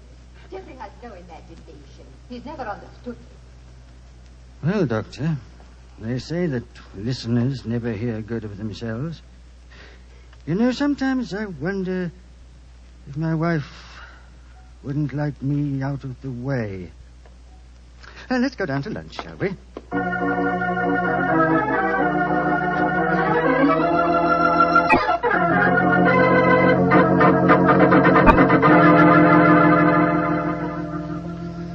And so So, Holmes, that's the story up to now. A very interesting one, too, Watson. So you think that Mrs. Markham is planning to kill our husband, eh? Oh, it's obvious. She's in love with the actor fellow, Dennis Romney. Her husband's in the way, and if she doesn't want to use poison this time, there's a perfect setting for murder in that crumbling balustrade on the landing. Mm-hmm. One push when he wasn't looking, and it'd be the end of him.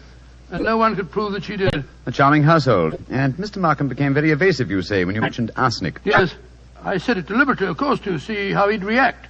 If you ask me, he knows that his wife has arsenic in the house.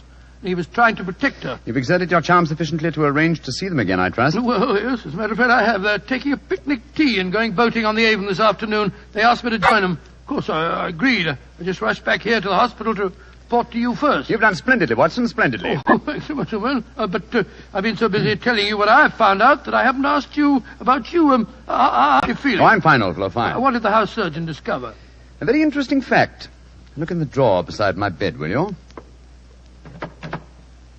Great Scott, it's a bullet. A bullet that the house surgeon removed from my shoulder. But we found a bullet in the tree also. Precisely. Therefore, 2 bullets were fired. But, good Lord, that means... It means, old chap, that we have a dangerous task ahead of us. Not to solve a murder, but to prevent one.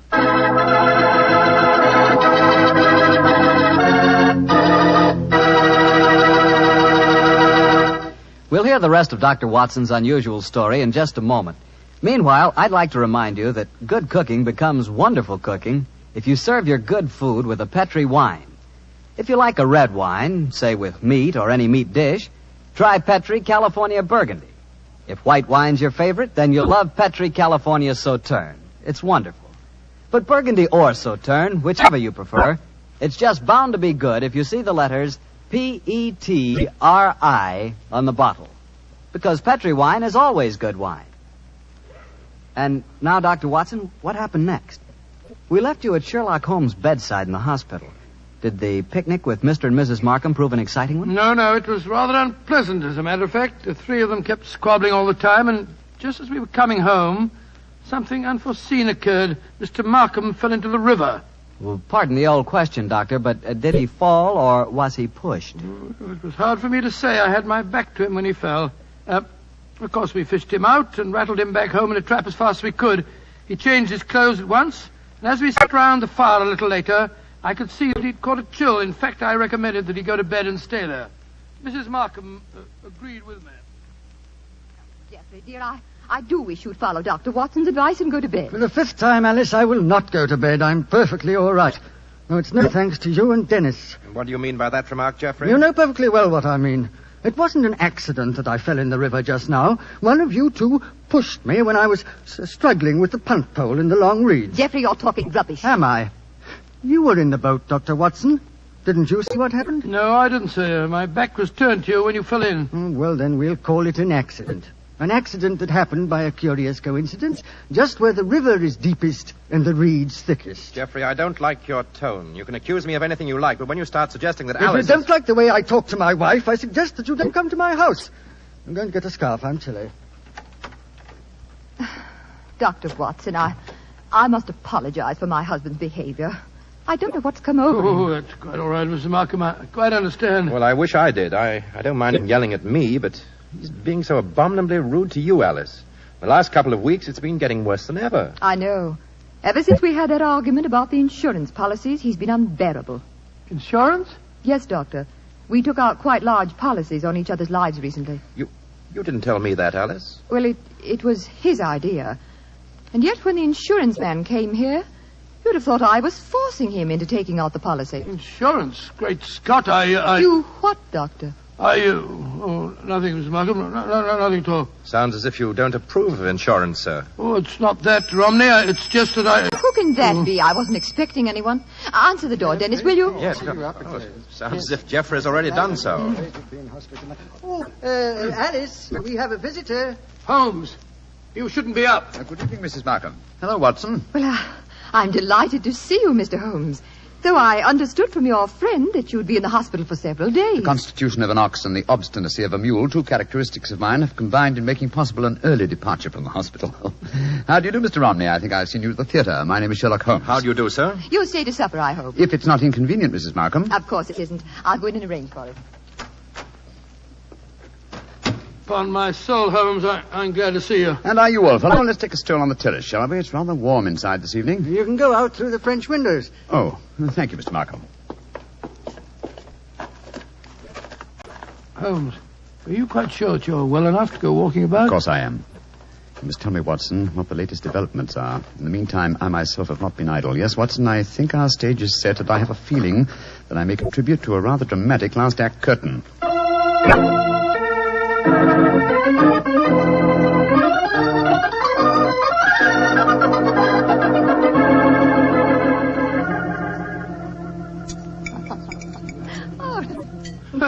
A delightful meal, Mrs. Markham. Oh, thank you, Doctor. Mr. Holmes, you're not eating very much. My appetite is a trifle jaded. The mental fencing that we have indulged in during the meal has been somewhat disturbing. I don't understand you. Oh, come now, madam. I know that you were once Mrs. Dangerfield, and you know that I know it. Why keep up the pretense any longer? Very well, Mr. Holmes. But we needn't converse in lowered voices. I'm sure that you've told Dr. Watson whatever there is to know, and perhaps more. I admire your courage, madam. Geoffrey, Dennis. Yes, Ellen. I want you to listen to this. Mr. Sherlock Holmes knows that I was once Mrs. Dangerfield. He's apparently under the impression that this is a dark secret of mine. Mr. Holmes, Geoffrey knew and loved me before I ever married Mr. Dangerfield. Of course I did, Holmes. He stood by me during the horrible trial after my first husband's death, and I told Dennis about the whole miserable business months ago. So I really don't see that you've uncovered any great secret. Not yet, Mrs. Markham, but I have a feeling that it's only a matter of moments. So you haven't got any secrets from Dennis either, eh? There's no need to shout, Geoffrey. There's no need for Dennis to be in my house. Get out, Romney, and stay out. This business between you and Alice has gone far enough. I'll go when Alice tells me to. Well, if you won't go, then I'm not going to sit here. I'm going upstairs. You're shaking like a leaf, sir. You've got a fever. Don't you think you'd better go to bed? Mind your own business and leave me alone. Mrs. Markham, I really think you should persuade your husband to go upstairs and lie down. Don't worry, Mr. Holmes. I know how to handle him. I'll take him up. Put an arm around my shoulder, Geoffrey. Come along. We should follow them, Holmes. They have to pass that crumbling banister on the landing. With him in that state, she might try to... What are you suggesting, Doctor? Come and watch. Both of you. We can observe them both from the foot of the stairs here. They're on the landing. She's on the outside. Look, look, look, look. Markham's stumbled against her. He's pushed her against the railings. Look out! Come on, up the stairs. Alice, are you all right? Yes, but Geoffrey tried to push me through the railing. Not so loud. No, it isn't, sir. The three of us were watching you from below. But the railing held. I don't understand. I can explain that, Watson. This afternoon, while you were all at your picnic, I came here with a local carpenter. You had informed me, old fellow, that it was the maid's day off, and I took the liberty of reinforcing that decaying woodwork. What the blazes do you think you've been up to, Holmes? Preventing murder, sir, and finding the true solution to the Dangerfield case. What do you mean, Mr. Holmes? The true solution? Surely it's obvious to you, Mrs. Markham. You have told us that your present husband loved you before you married Mr. Dangerfield. It was he who accidentally killed your uncle so that you might inherit a fortune. It was he who accidentally gave your first husband an overdose of arsenic. Arsenic that he obtained for the purpose of destroying butterflies. Yes, and it was he who tried to send you to your death by pushing you through those railings. And all the time, Mrs. Markham, I thought that you were the potential murderer. You fellows have got hold of the wrong end of the stick. All I've been trying to do is to conceal the fact that my wife was a murderess. Geoffrey, how can you say that? Markham, if you were Just a moment, Mr. Romney. I'm not through with him yet. This talk is all very dramatic, Mr. Holmes, but I wonder how you're going to be able to prove it. Dr. Watson, Mr. Romney, and I will testify to the attempt that you've just made on Mrs. Markham's life. Yes, and what about the attempt on your life, Holmes? Obviously, it was Markham who fired at you in the woods. But my wife has already admitted firing the shot. True, sir. But 2 shots were fired. The one that your wife fired, we found in the tree. The one that you fired was extracted from my shoulder in the hospital. Then the 2 shots were fired simultaneously. You remember, Watson, that I commented at the time on a curious echo. Mrs. Markham told us that her arm was jolted as she pulled the trigger. That was when the other rifle was fired. Mr. Markham didn't want me on the scene when he staged his latest accident, and so he tried to kill me. What kind of a devil have I been living with all these years? I think I'm going to kill you, Markham. Don't come near me. Keep him away from me. Leave him to the law courts, Mr. Romney. British justice may be slow, as indeed it was in the Dangerfield case, but in the long run, it is sure. You'll find that out, Mr. Markham, on the gallows.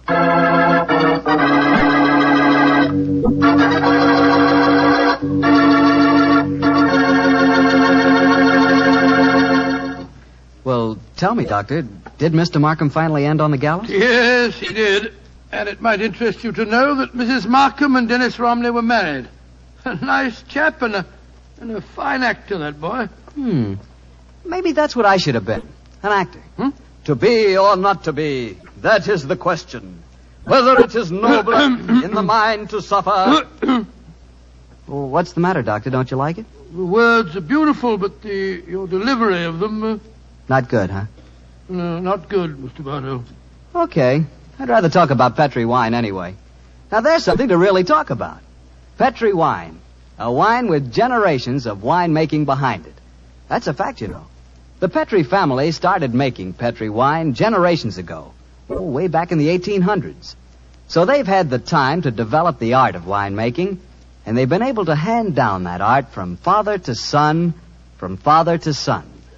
Yes, the Petri family really knows how to turn luscious, sun-ripened California grapes into clear, fragrant, delicious wine. And those letters, P-E-T-R-I, on the bottle, are the personal assurance of the Petri family that every drop of Petri wine is good wine. It's got to be. Because don't forget, Petri took time to bring you good wine. Well, Dr. Watson, what new Sherlock Holmes story are you going to tell us next week? Well, now, let me see. Next week, Mr. Bartell, I'm going to tell you an exciting adventure Holmes and I had in North Africa.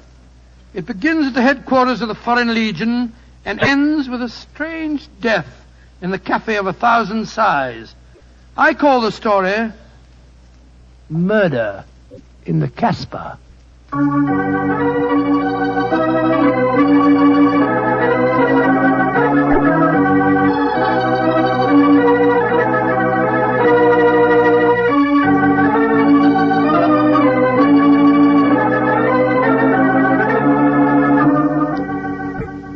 Tonight's Sherlock Holmes adventure is written by Dennis Green and Anthony Boucher and was suggested by an incident in the Sir Arthur Conan Doyle story, The Adventure of Black Peter.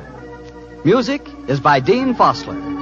Mr. Rathbone appears through the courtesy of Metro-Goldwyn-Mayer and Mr. Bruce through the courtesy of Universal Pictures, where they are now starring in the Sherlock Holmes series.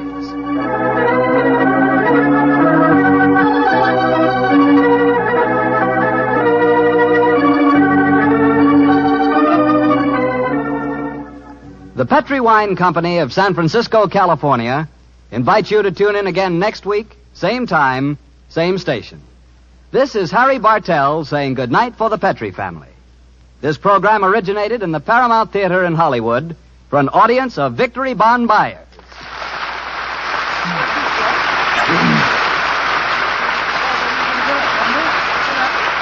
This is the Mutual Broadcasting System.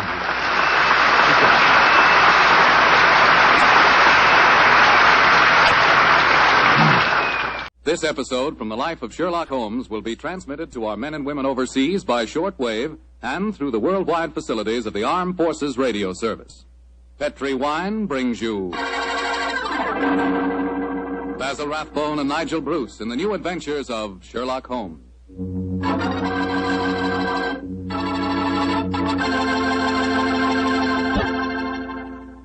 The Petri family, the family that took time to bring you good wine, invite you to listen to Dr. Watson tell about another exciting adventure he shared with that master detective, his old friend Sherlock Holmes. And say, I want to tell you about a little present I've got for you. A present, and it's free. It's a swell recipe calendar printed in full color, and it's good for 2 years, 1945 and 46. But best of all, this calendar not only gives you the dates, it gives you loads of swell recipes and ideas for cooking with Petri wine. Want to know how to make spare ribs that are out of this world? You want to learn a new way to fix liver and onions, a swell way to make soup more delicious than ever. It's a cinch with this calendar handy in your kitchen to tell you how. In fact, this calendar tells you all you ought to know about wine. And remember, it's free. Just write to Petri Wine, P-E-T-R-I, Petri Wine, San Francisco 26, California. Petri Wine, San Francisco 26, California. We'll send you your swell recipe calendar immediately.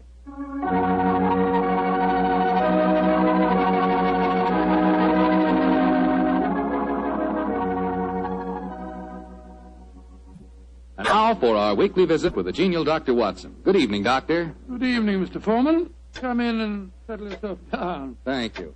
You're looking particularly comfortable tonight, Doctor. Feet up on the sofa and the puppies asleep on your lap. Yes, my boy. The three of us went for a long walk on the beach this afternoon. And Monty and Winnie had a running battle with the seagulls. In consequence, they've been fast asleep ever since we got home. Well, I hope you're not too tired, Doctor.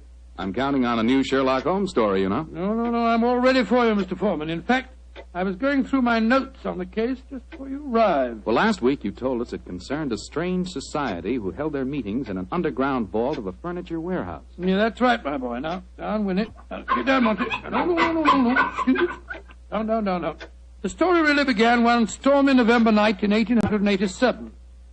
I was married at the time and living away from Baker Street. On this night in question, my wife had already gone to bed, and I was nodding in front of the fire over one of Clark Russell's fine sea stories. I'd had a very tiring day, I remember.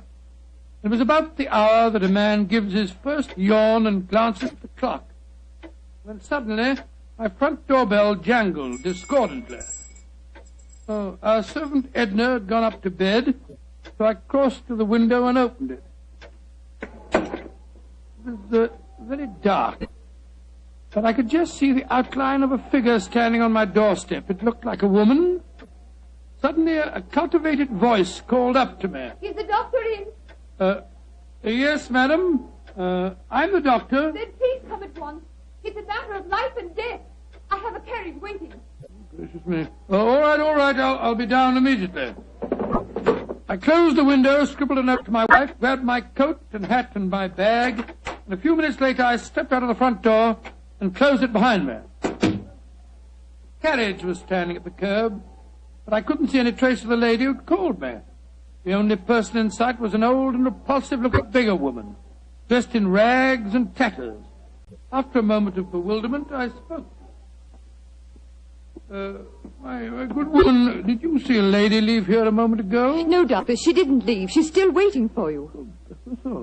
Forgive me, madam, but clothes of yours, I thought you were a beggar woman. There isn't any time to discuss that now. Please get in this carriage. But where's the driver? I'm going to drive. Please get in. Very well. It's only business. Are you sure that you can handle those horses, madam? Of course I can. I wish you'd tell me the way you're driving, ma'am. Please don't ask me any more questions, Doctor. You'll find out soon enough.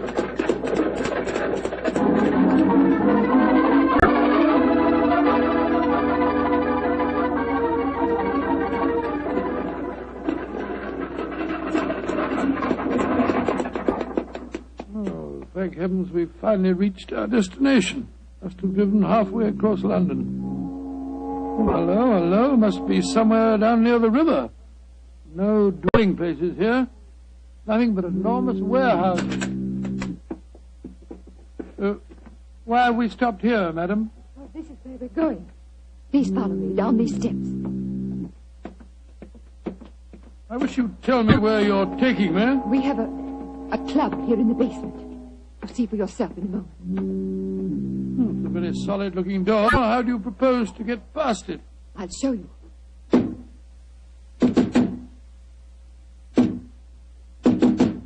Lord, it must be a very secret club of yours, madam. It is, Doctor. Who knocks? Number 7. Give the password. To the lanterns. You may enter.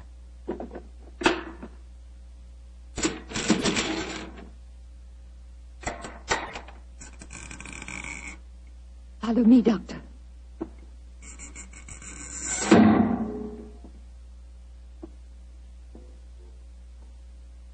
Madam, I do wish you'd tell me where you're taking me. This looks like the entrance to an opium den or a thieves' kitchen. Don't worry, Doctor. You're in no danger. There. Does that look like a thieves' kitchen? Great Scott, I don't believe my eyes. A luxuriously furnished room. What a strange collection of people. Some look like beggars, others in full evening dress. Amazing. Number 7. Who is this man? He's a doctor. I went to fetch him. I thought I said there were to be no strangers inside. Now look here, my good man. I've been extremely patient, but my temper's beginning to wear a little thin. Either let me see your patient at once or show me out. My time's valuable, and I don't propose to waste it. I'm sorry, Doctor. Where is Julian? He's in the back room. And if you know what's good for you, Doctor, whatever you call yourself, you'll forget everything you see in here. Stop threatening me, sir. I'm not in the least interested in your blasted club. Just take me to the patient.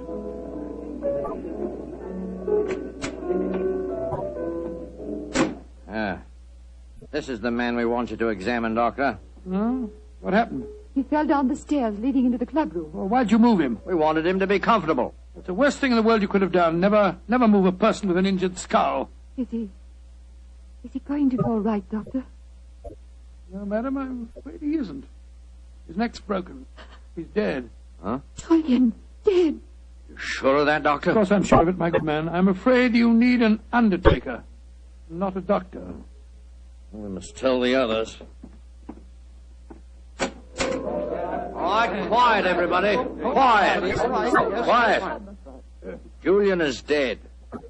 Julian dead? Oh, this is terrible. Who is this man? He's a doctor. I'd better get him out of here at once. We don't want any strangers nosing about. That's right, though. Shouldn't have brought him here anyway. Now, just a minute. I assure you, ladies and gentlemen, I haven't the slightest desire to stay here one moment longer. If you'll direct me to the door again, madam, I'll try to find a cab myself in this godforsaken district and go home. Show him out and give him his money. Follow me, please. I'm delighted to.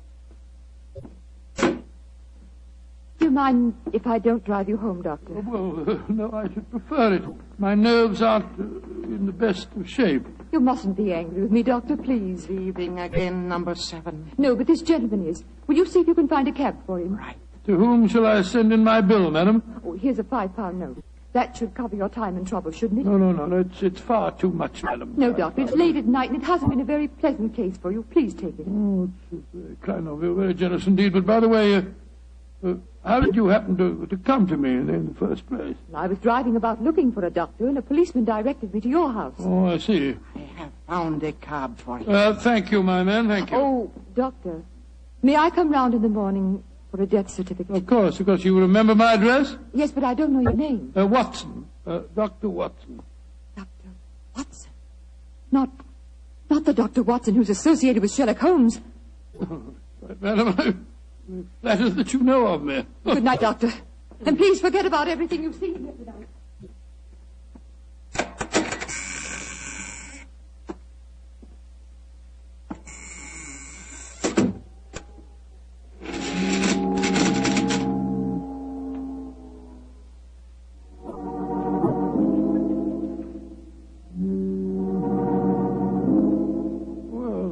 My soul, what an amazing business. Holmes will be interested to hear about this.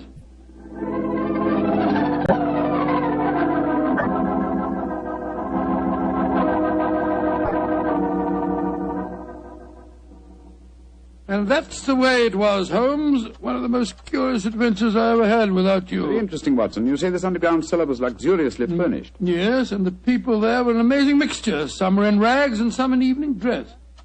Huh, like the nursery rhyme, eh? Some in rags and some in tags and some in velvet gowns. Exactly. Even the feeling that I was taking part in a story out of the Arabian Nights. I must say, though, I was pretty angry at the time. However, after a good night's rest, I feel quite differently this morning.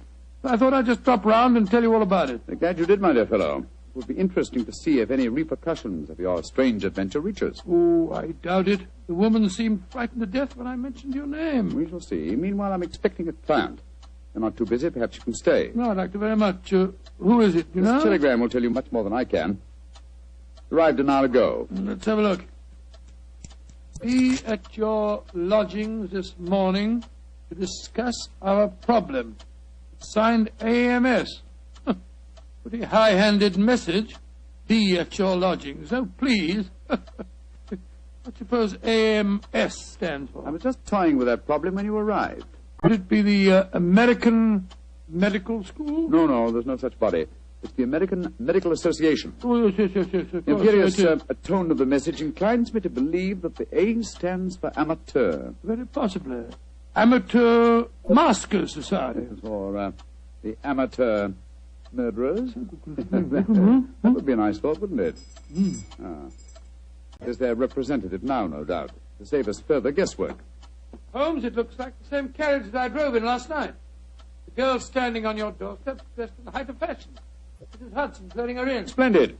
It seems that we have not heard the end of your adventure. Go and meet the lady at the top of the stairs, will you, old chap, and save Mrs. Hudson's legs. Right you are, Holmes. Thank you, Mrs. Hudson, thank you. All right, come in, madam. Want to come in? Thank you, Dr. Watson. Mr. Sherlock Holmes. At your service, madam. Won't you sit down? I'm Lady Dorothy Brownlee. It's your voice. You're the lady who fetched me last night, dressed up as a beggar woman. Yes, I am, Dr. Watson. Forgive me for being so mysterious at the time. Doubtless you have come to consult me regarding last night's unfortunate accident at the Amateur Mendicant Society. How did you know what the initials stood for, Mr. Holmes? Well, after hearing Dr. Watson's story of last night's happenings, the connotation seemed obvious. Am I right? Perfectly. Last night, when Dr. Watson told us Julian was dead, we thought it was an accident. And now you think it is murder, eh? Lady Brownlee, if you expect my help, there must be no more mystery. Just what is this Amateur Mendicant Society? I'm afraid it'll be a little hard for you to understand our motives. We're a group of people, rather wealthy people, I suppose, who find pleasure in deliberately leading a seamy life disguised as beggars. We use the basement that you were in last night, Doctor, as our headquarters. We keep our beggars clothed there and change out of them before we go home. What a fantastic idea. What a futile, worthless way of spending your leisure time, Lady Brownlee. I suppose it must seem so, Mr. Holmes. But we're curious to learn how the other half lives. And of course, there's a certain thrill in rubbing shoulders with the police. At least we do some good. Indeed. I should be interested to learn how. All the money we make as beggars we give to charity. Oh, do you really? And you feel that this gesture on your part absolves you from any responsibility to the real beggars whose livelihood you're impairing? I hadn't thought of it just like that. No. Then I suppose you won't want to help us. Oh, that's quite another matter, madam. As a professional detective, I cannot afford to be a moralist. Yes, I will investigate this case for you, though I warn you my fee will be an extremely high one. Money isn't important, Mr. Holmes, as long as we can solve Julian's death without bringing the police into the case. Lady Brownlee, who is the dead man? The man you refer to as Julian? Julian Trevor, the poet. He was the one who started our society. Yes, I think I've read some of his work. Decadent. Distinctly decadent. Well, what makes you think that he was murdered, Lady Brownlee? Well, after you left last night, Dr. Watson, there was a terrible scene. You remember Sidney Holt? Oh, was he the big fellow who was so unpleasant to him? Yes, that's the one. Oh, do I remember him? He said that he saw Lord Cecil deliberately trip Julian as he came to the head of the staircase. Oh, Lord Cecil being... Lord Cecil Dyrenforth, son of the Earl of Mersham. Oh, yes. There was a bitter argument. Cecil accused Sidney of doing the same thing. Then they had a dreadful fight. It ended up with Cecil threatening to go to the police. So that's when we decided to send a telegram to you, Mr. Holmes. Oh, yes, I see. So the proof of murder depends on such flimsy evidence as to whether the dead man fell or, well, shall we say, was pushed? What it seems like. Mr. Holmes, even though you don't approve, please help us, won't you? Yes, Lady Brownlee, I will. Then you come back with me now to our headquarters? I shall join you within the hour. In the meantime, my old friend Dr. Watson can go with you. But Holmes, what can I do without you? You know my methods, old chap. Act accordingly. Oh? Very well, Mr. Holmes. But you promise you'll be there. I promise you that I will be there, madam. Thank you so much, Mr. Holmes. We'll be expecting you. Come on, Doctor. Well, I'll just get my hat and coat. Holmes, what are you up to? Go with her and ask no more questions. I shall join you within the hour. Holmes, there's a glint in your eye. I don't think you believe the story. Of course I don't, Watson. Well, then what? Then go with her, old fellow, and keep your wits about you. The game's afoot.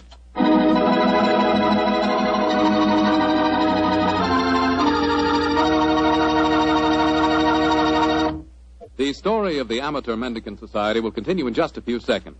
Time I'd like to use to remind you that you're really missing something until you try having wine with your dinner. And I mean a Petri wine. Let's say a Petri California Burgundy or a Petri California Sauterne. Both wines are just made to make good food taste better. If you like a red wine, try Petri Burgundy. Try it with hamburger, with stew, with any meat or meat dish. And if you like a delicious white wine, a wine that'll make chicken taste better than ever, try a well-chilled Petri Sauterne. With food, nothing can take the place of a good Petri wine.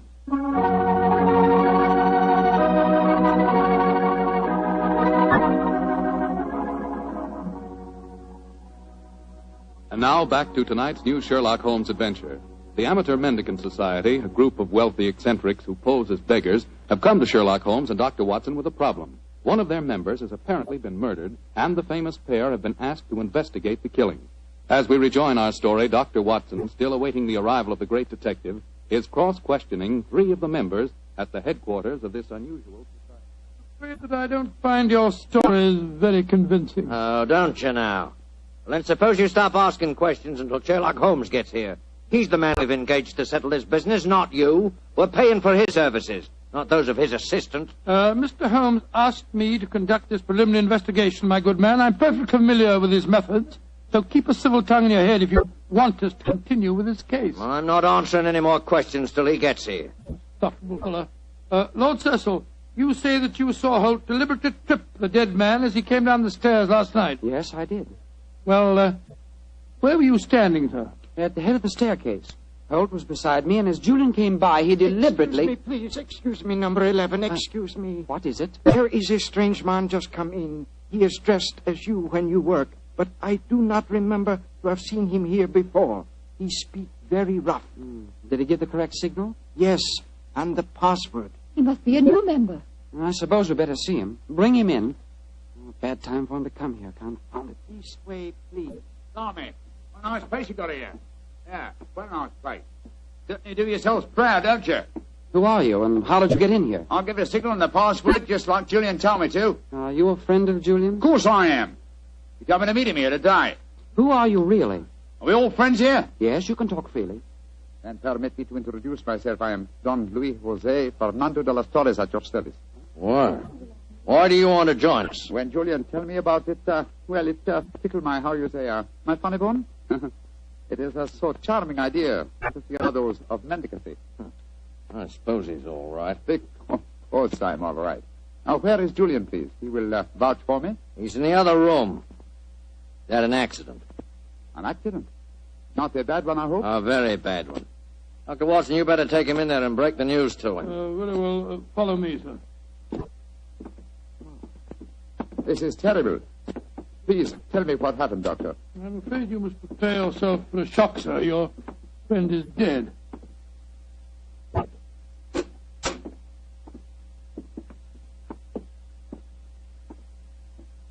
His neck was broken last night in some brawl. Yes, except that I do believe it was an accident, Watson. Holmes! Quiet. But not quietly enough, Mr. Sherlock Holmes.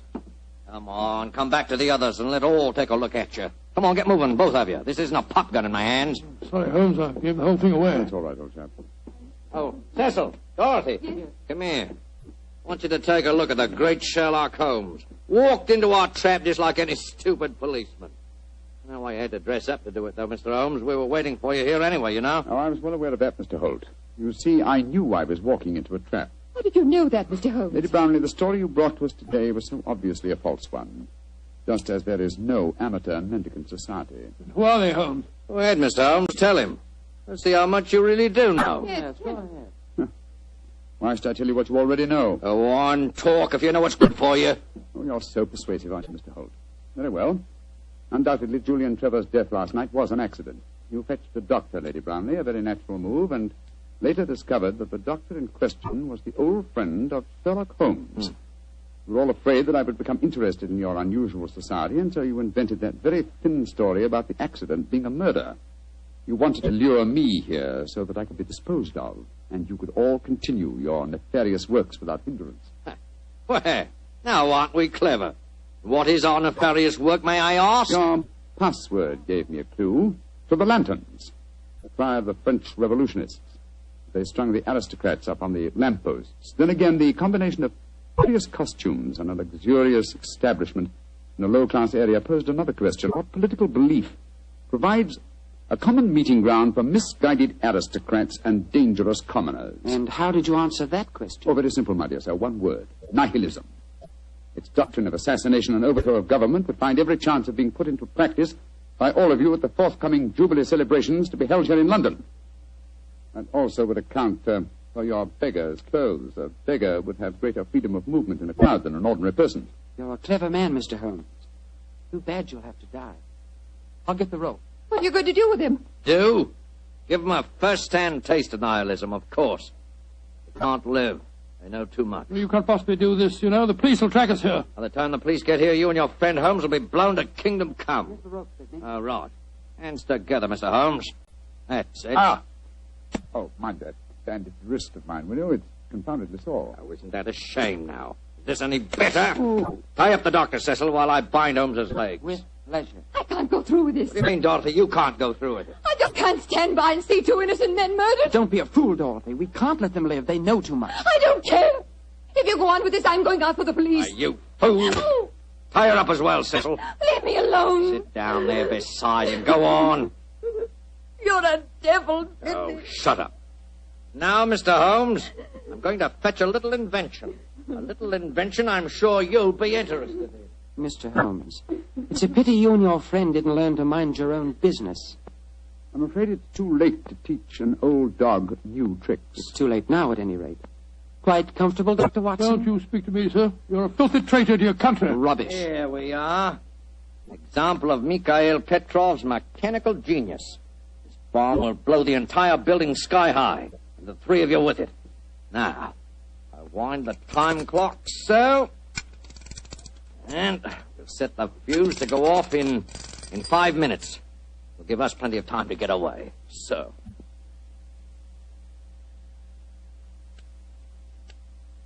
Come on, Sidney, let's get out of here. Right. Charming picture. Three of you bound hand and foot sitting beside each other on the sofa. Well, ta-da, Dorothy.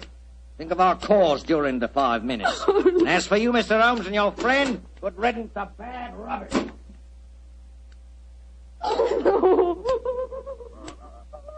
Well, Holmes, this looks like the end. Afraid so, old chap. I blame myself. If I hadn't been so infernally noisy when I recognized you, we wouldn't be in this mess. Wasn't your fault, old fellow. I think they suspected me anyway. Well, I must say it seemed to me that you told them a great deal more than was necessary about your suspicions. Surely you could have pretended ignorance. Oh, I suppose I could have done. I can't die yet. I'm not ready to Courage, die. Lady Brownlee, courage. And by the way, was I right in assuming that your associates are nihilists? Of course they are. They're planning to assassinate the Prime Minister during the Jubilee celebration. Prime Minister, great heavens, Holmes, we've got to get free. Assuming some miracle happened, we did get free and your former associates were arraigned in court, would you testify against them? Oh, of course I would. But what chance is there of that? That devilish clock, why doesn't it stop If it bothers you that much, Lady Brownlee, I'll stop it for you. Holmes, your hands are free. Of course they are, my dear fellow. The bandaged wrist I mentioned just now concealed a razor-edged blade. I cut through the ropes almost before our friends had left the room. Then why did you keep us in suspense, Mr. Holmes? I wanted to be quite sure that you'd testify in the forthcoming trial, madam. There we are. That renders the bomb harmless. Ah! And that means that the police have sprung the trap that I set for your associates, Lady Brownlee. It's lucky for you that you had a change of heart and prevented you from leaving us. Oh, Mr. Holmes, how can I ever thank you? Holmes, you had the place surrounded with police when you came in here. Of course I did, my dear fellow. Here, undo your ropes. No wonder you were so calm. No wonder you told them so much. You wanted them to show their hands. Precisely, old fellow. And they obliged me most satisfactorily. They attempted our triple murder. They are self-confessed anarchists. And with the evidence of Lady Brownlee, I'm sure that we can put them where they all belong. Considering it's barely noon, I think you'll agree, Watson. That is a very comprehensive morning's work.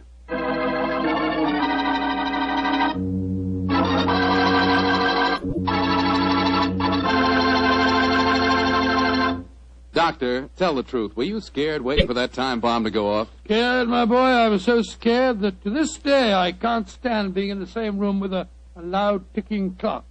Each tick of the clock seems to speak to me. Seems to say, tick-tock, this is the end. Tick-tock, this is the end. The clock ever speak to you like that? Well, yes, Doctor. How did you know? Well, what's the clock say to you? Tick-tock. Petri took time to bring you good wine. Petri took time to bring you good wine. Precious me, Mr. Foreman. Well, you listen to your clock and I'll listen to mine. Gosh, Doctor, can I help it if I like to hear about Petri wine? After all, that Petri family really knows how to make good wine. And it's no wonder. They've been making wine ever since they started the Petri business generations ago, way back in the 1800s. And because the making of Petri wine is a family affair, Well, they've been able to hand on down from father to son, the skill and experience of each preceding generation. So naturally, when it comes to turning luscious, sun-ripened grapes into fragrant, delicious wine, well, you just can't beat the Petri family, because Petri took time to bring you good wine. And say, don't forget to take time to send for your Petri recipe calendar. It's free. Just write to Petri Wine, Petri, Petri Wine, San Francisco 26, California. San Francisco 26, California. This offer is intended to apply only in those states and other localities where its acceptance is permissible by law and regulation. And now, Dr. Watson, what adventure are you planning to tell us next week? Well, next week, Mr. Foreman, I'm going to tell you a story of old Vienna. The Vienna of sparkling lights, beautiful women, and lilting music. And of an extraordinary murder that takes place to the accompaniment of a Mozart sonata. Boy, that sounds like a thriller. I'll see you for sure next week. Just a minute. Before I go, Mr. Foreman, I want to urge every registered nurse listening in to get all the facts about the Army Nurse Corps. The Army needs you, nurses, needs you desperately. They'll make you an officer at once and give you every chance to further your post-war careers. So if you're a registered nurse under 45, call at your local Red Cross chapter and get all the details. Or wire collect to the Surgeon General, U.S. Army, Washington, D.C. And if you can't qualify for the Nurses Corps, see if you can't get into essential civilian nursing so that you can release a nurse who does qualify. But do something about it first thing tomorrow, won't you?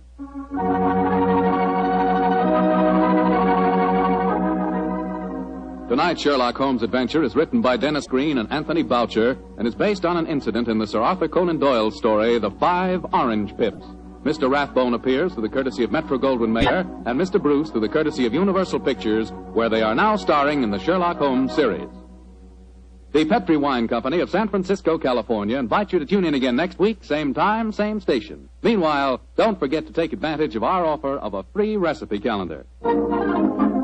Oh, the Petri family took the time to bring you such good wine. So when you eat and when you cook, remember Petri wine. To make good food taste better, remember... Petri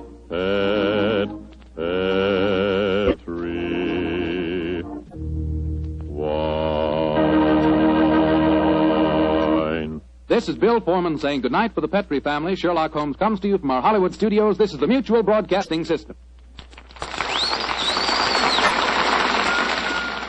This episode from the life of Sherlock Holmes will be transmitted to our men and women overseas by shortwave and through the worldwide facilities of the Armed Forces Radio Service.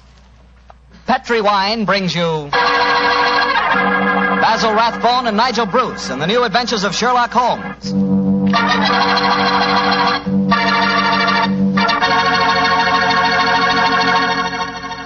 The Petri family, the family that took time to bring you good wine, invite you to listen to Dr. Watson tell us another exciting adventure he shared with his old friend, that master detective, Sherlock Holmes. Tonight, instead of joining the doctor at his home, we're all meeting here at Camp Roberts in California, where the doctor's going to tell his story before a large audience of GIs, and as usual, I'm going to tell my story right now. It's about Petri, California sherry. And I want you to know that Petri sherry is the best beginning a good meal ever had. Before you sit down to dinner some evening soon, just pour yourself a glass of Petri sherry. Look at that rich, dark amber color. Just smell the fragrance of those wonderful grapes. And then taste that Petri sherry. Is that ever good? And say, if you like your sherry on the dry side, you know, not sweet, then just wait till you taste Petri pale dry sherry. If some of your family like regular sherry and some like pale dry, don't buy one, buy two. You can't go wrong so long as you buy Petri. Petri. Petri sherry.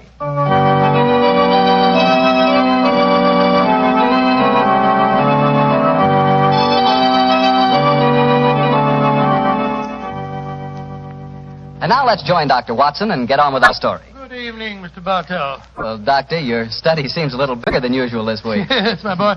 I felt that as tonight's new Sherlock Holmes adventure was rather an exciting one, the men here at Camp Roberts might like me to tell it to them in person. I'm sure they will, Doctor. Which particular story have you selected? One that I call The Strange Case of the Murder in Wax. It concerns one of the most sinister mass murderers who ever threatened the peace of London. In the summer of 1900, and the city had been rocked by a series of ghastly murders on Hampstead Heath. Hampstead Heath? Yes, Hampstead Heath. That's a large rambling park in the suburbs of London, Mr. Bartell, and noted as a rendezvous for young lovers. It was here that the elusive murderer, knife in hand, was wont to roam at night time, searching for his prey. All of his victims were young girls, and despite the frantic efforts of the police, each murder seemed to be as baffling as the one that preceded it. Finally, of course, as usual, Scotland Yard came to Sherlock Holmes for help. It seems almost like yesterday, Mr. Bartell, that Inspector Lestrade stood in our Baker Street rooms, imploring Holmes to handle the case. Mr. Holmes, you've got to help us. I don't mind telling you the yard's at the end of its rope. I sympathize with you, Lestrade, but I don't see that there's much that I can do. Only the police can handle the widespread, detailed work necessary to this case. The private detective is helpless. Yes, perhaps if you'd come to Mr. Holmes in the first place, Lestrade, he might have helped you. But the murderer hasn't finished yet. There'll be more killings if we don't catch him, you mark my words. Mr. Holmes, please help us, won't you? Before I commit myself, Lestrade, give me the exact chronology of events, will you? All my information on the murders has been derived from the London newspapers, notoriously inaccurate in matters of fact. I can give you all the particulars, sir. I've been on the case right from the beginning. All the murders have taken place on Hampstead Heath at night time, and all the victims have been young women. Who was the first one? A girl by the name of Oakley, Bessie Oakley. She was a shop girl who worked at Derry and Tom's in Kensington High Street. 3 weeks ago, she was out on the heath with a young fella by the name of Alfred Smith. From what he told me, it was a moonlight night that night as they sat there out on the heath. Come on, Bessie, give us a kiss. Oh, go on, Fred. Don't be so soppy. I ain't soppy. Come on, Bess. Hello. Who's this coming towards us? Bloomin' prowler. Here, you, what you want? Can't you say something? Look how Bessie's got a knife. No, you don't. You devil, you hit my Fred. Keep away from me. Keep away from me, you.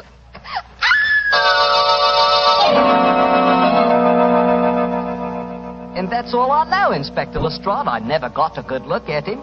He conked me on the head, and when I come to, there was poor Bessie with her throat cut. Yeah, that's your story, young fella, my lad. All right, Sergeant. You can book him on suspicion of murder. Sir George, we shouldn't be walking on the heath. Didn't you read about the murder here 2 days ago? It's a fine thing. I take you out in the moonlight, and you talk of murders. Let's talk about us, Violet, darling. It seems to me we should talk about your wife. My wife doesn't mean anything to me anymore. Violet, if I could get a divorce, I'd... There's someone behind that tree. He's coming towards us. Who are you, son? What do you... No, you don't. Don't come near me. Don't.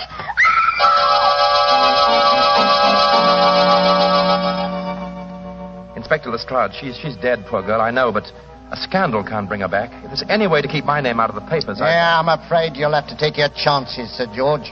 Oh, and Sergeant... Yes, Inspector? You can turn that boy loose, we've held for questioning. The man who did this is obviously the same killer. I'm afraid we're going to hear a lot more from him. Light edition evening paper. Hampstead Heath murderess strikes for 5th time. 9 girls murdered on Hampstead Heath. Light edition evening paper here. Now, look here, miss. You can't go walking by yourself on the heath. It ain't safe. Thank you, Constable, but I'm not frightened. I want to be by myself, and I want to think. Well, I can't stop you by law, I suppose, but you shouldn't do it. Yeah. I don't know how to handle these modern young things, and that's a fact. Inspector Lestrade, he must have killed her the moment she got out of my sight. I searched the old ruddy heath, but I couldn't find the murderer. But it did startle him. He left his knife in the body. Good, Jackson. The body's not been identified yet, eh? No, Inspector. We'll print her photograph in all the papers. We've got to find out who she is.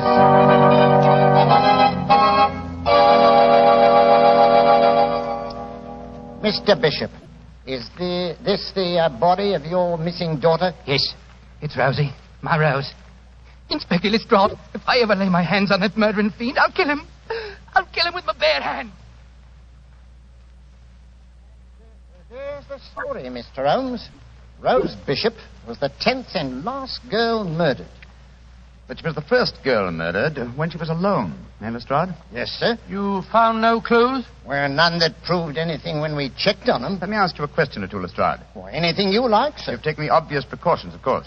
How do you mean, You sir? posted a heavy police guard on the heath? Why, yes, sir.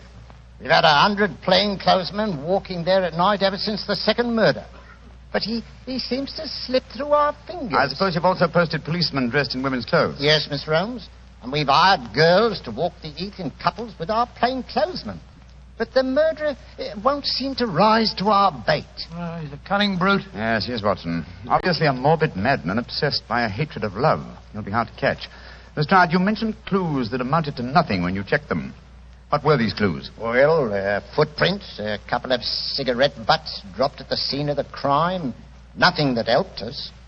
The only important clue was the knife we found in the body of Rose Bishop, the last girl murdered. Of course, the experts at the yard examined it. Yes, sir.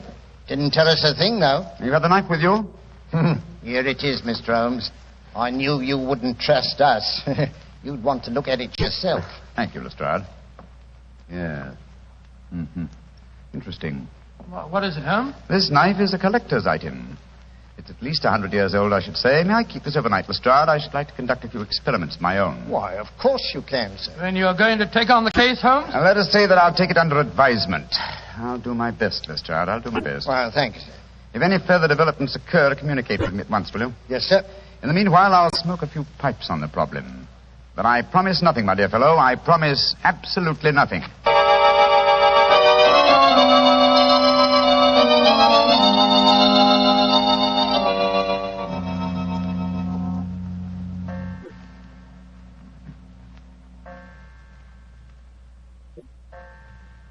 3 o'clock in the morning, Holmes. You're still peering through your microscope at that knife Lestrade left with you. That's true, old chap. That's quite true. I must be a very dull companion. Why don't you go to bed? Oh, because I'm afraid I may miss something, confound it. Have you discovered anything? Yes, I think so. Oh, what? The handle of this knife is corrugated. On the underside, I observed a slight diffusion in the markings. Under the penetrating eye of the microscope, I found a minute deposit which had caused the diffusion. I have just analyzed that deposit. It's wax, colored wax. Colored wax? Well, what does that signify? Oh, by itself, very little. But when you combine it with a knife that definitely belongs to another century, it does suggest a certain origin. I got an idea. Perhaps it came from the theater. An 18th century dagger could belong in a period play. And the colored wax might easily be part of an actor's makeup. Excellent deduction, Watson. Oh, thanks so much. However, my own theory would be that this dagger came from a waxworks exhibition. Oh, wrong again. Putty is used in theatrical disguises, but I don't recall the use of colored wax. Whereas it is used in making waxen effigies, and of course the dagger would belong as part of the costume. Precisely, my dear fellow. It's a long chance, but I think in the morning we'll make a tour of the various London waxworks exhibitions. If my deduction is a false one, at least we'll have the pleasure of a busman's holiday. We can visit all our old friends who died on the gallows.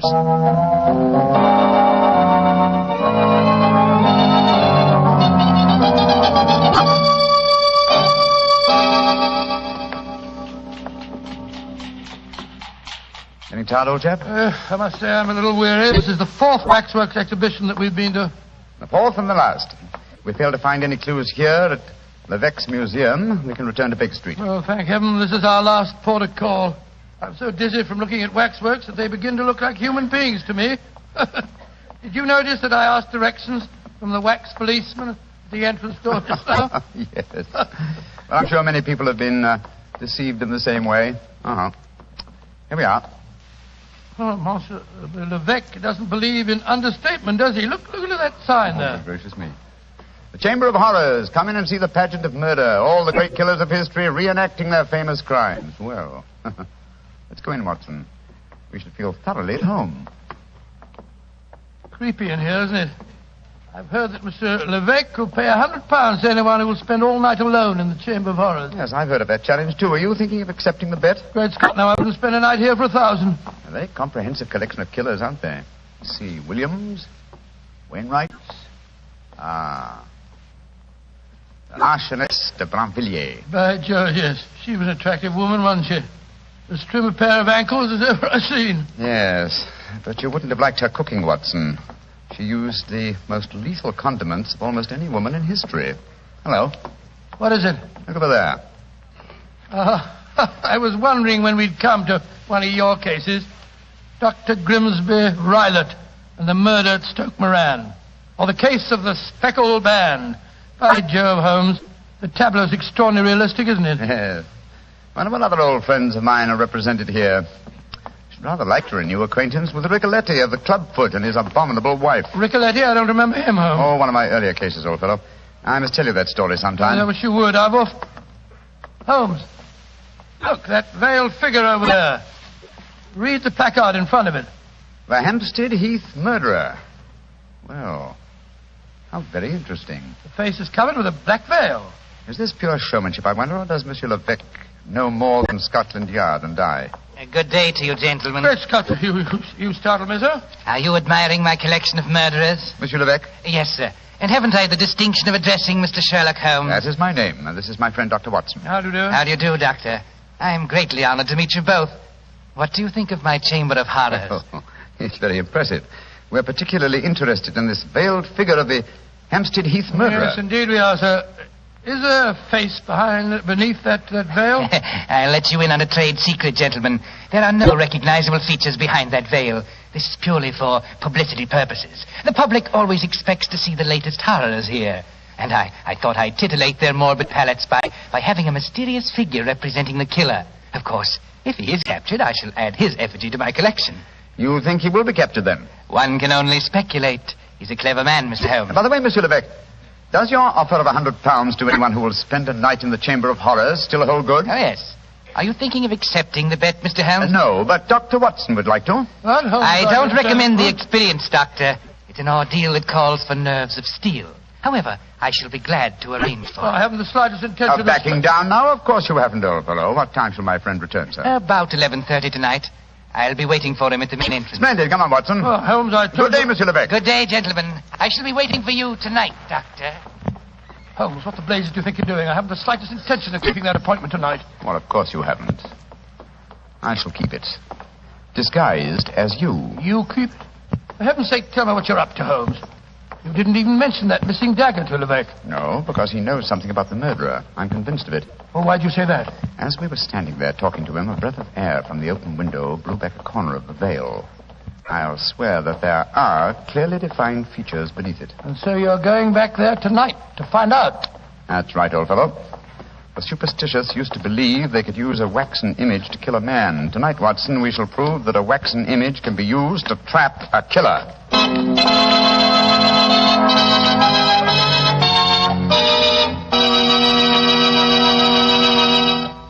Dr. Watson will continue his story in just a second, so I'm just going to remind you that there are lots of ways to make good food taste better. But the easiest way is to serve that food with a good wine, a Petri wine. If you like a white wine with chicken or with fish, you'll love that wonderful Petri California Sauterne. If you like a red wine, then rich, hearty Petri California Burgundy is your wine. But if you don't know which you prefer, why not try them both? Petri Burgundy and Petri Sauterne. Red and white. Don't buy one, buy two. But always buy Petri. Well, Doctor, so Sherlock Holmes decided to disguise himself as you and spend a night in the Chamber of Horrors, yes, huh? That's right, Mr. Bartell. After dinner that night, he began to apply the makeup. It's uncanny to sit there in Baker Street and watch Holmes slowly turning into a very convincing replica of myself. As he did so, we discussed last-minute arrangements.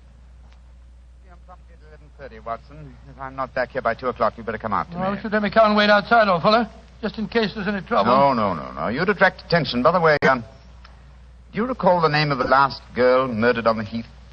Yes, Bishop. Rose Bishop, wasn't it? Exactly. The only girl who was murdered when she was unescorted. The body was identified by her father. Well, what of it, Holmes?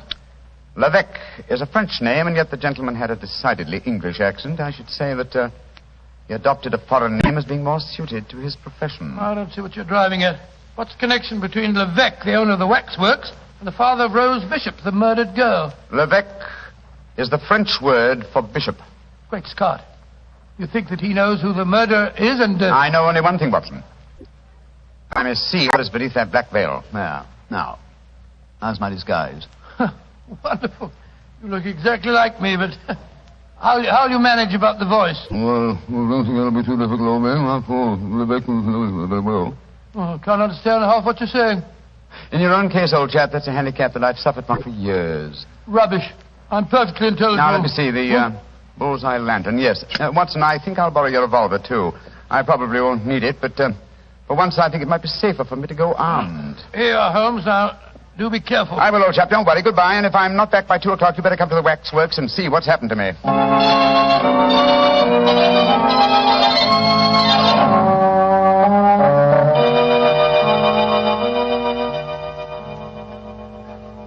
Dr. Watson, you don't mind if I search you? Oh, gracious, no. Rebecca, of course not.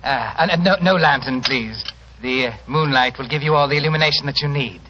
Oh, dear me. A revolver in your pocket. I'm afraid I can't allow that. Oh, no. Once before, a young man who unwisely accepted my bet left bullet holes in some of my finest waxworks before he finally went raving mad. Oh, gracious me, raving mad, did he? Miss Holmes, we're here. Don't be frightened, Dr. Watson. Many of the waxwork murderers here are all friends of yours. They'll be good company. I shall come and release you at 8 in the morning. Yes, but no. How about if I'm quite I've sealed all the windows with string and wax. I shall seal the door behind me as I leave. Well, it's very unkind of you. Midnight. The bet is on, Doctor. You still wish to go through with it? I suppose so. Very well, then. I shall leave you now.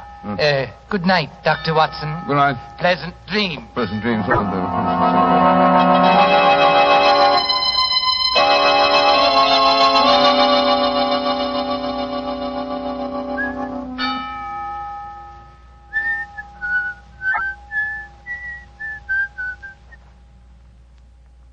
What's that? Gracious me, who's there? Oh, I sworn I heard something shuffling about in the shadows. Oh, who's Holmes here with me? Some at the window. Great Scott, it's Watson. Now before his time. Well, here go the seals and the string. Come on, up with it. Holmes, are you all right? Shh. I'm all right. You came early, but it's just as well. You're carrying a lantern. Levesque took mine with him. Come on in.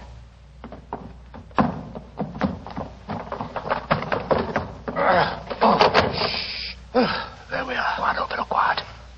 I'm glad to see you, Watson. But what made you decide to come here so early? After you left, the Start came to Baker Street. He told me there was another murder on the Heath at 7 o'clock tonight. Another murder, eh? I started worrying about you, Holmes. I had a premonition of impending danger, and I decided to come over here. You're not angry with me? Oh, of course not, my dear fellow.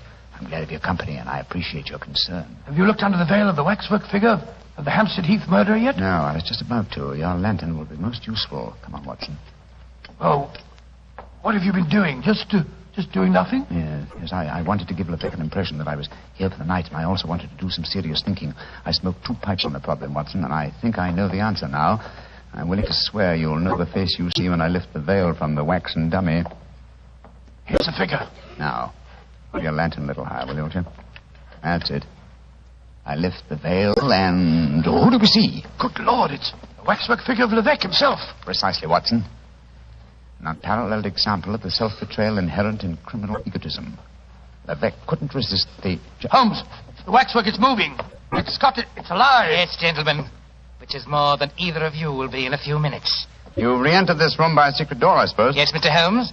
And since you've displayed such a flattering interest in the Hampstead Heath murderer, I decided to remove the wax figure and appear in person. Look out, Holmes. You've got a revolver. Oh, no, Doctor. This isn't a revolver in my pocket. What would the Hampstead Heath murderer want with a revolver? This is a knife. I feel so much more at home with a knife. There are 2 of us, Vic. Remember that. And both unarmed. Which one of you meddlers wants to die first? Look out, Holmes. Watson, both together. The lantern smashed. Yes, and the moon's fading. What a pity. Holmes, where are you? Over here by the effigy of Macbeth. How very thoughtful of you to provide him with a dagger, Levesque. A wooden one, my dear Holmes. You can't escape me. I can feel my way in the dark here. I know every inch of this room. You're doomed, both of you.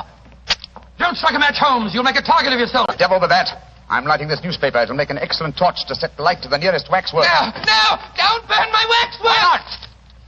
Wax on a wooden frame should blaze brilliantly. There we are. Oh, you devil! You're destroying my life's work! Holmes, that burning wax is pouring all over the floor. The curtains are catching light. The whole place will burn down. Oh, my beautiful museum! Ah! I thought this would smoke you out. Quick, Watson, at him again. What's that knife, Holmes?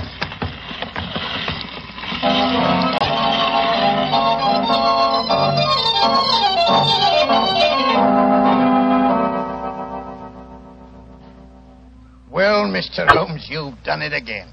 You've solved the case in a blaze of glory. Get the point, sir. A blaze of glory. Yes, Lestrade, I get the point. Thank you very much. Pass that marmalade, will you, Watson? Holmes, is that the morning paper you brought with you, Lestrade? Yes, Doctor. Want me to read you the headlines? Yes, please do. Yeah. Hampstead Heath murderer captured in fire that destroys waxwork exhibition. You know, Mr. Holmes, you and the doctor were lucky you weren't burned to death. Never mind the chance you ran of having your throat cut by that maniac. It was fortunate that the police and firemen were on the scene as quickly as they were. Lebec had the strength of 10 men. Yes, the strength of a madman. He'll never stand trial, of course. No, Doctor. He'll end up in an asylum where he belongs. Mr. Holmes, what made you suspect Lebec? You first gave me the clue yourself, Lestrade. You told me that all the murdered girls were accompanied by men when they were attacked. All of them save one, Rose Bishop. Therefore, if the murderer was venting a hatred of love, he had to be someone very close to Rose Bishop to know that she was a suitable victim. That point alone, which I was shockingly slow in observing, should have told us to focus our attention on the father, Mr. Bishop, alias Lebec. Well, your theory was certainly right, Mr. Holmes. You should have heard his ravings after the arrest. He swore his daughter had been ruined, and so he'd killed her, too. Holmes, the waxwork figure of the killer, the one with the veil over its face, the features underneath were those of Lebec himself, weren't they? I'm certain of it, old fellow. You see, he had two great prides. The first, his natural pride as a fine craftsman in wax. The second, his perverted pride as a prominent and successful murderer.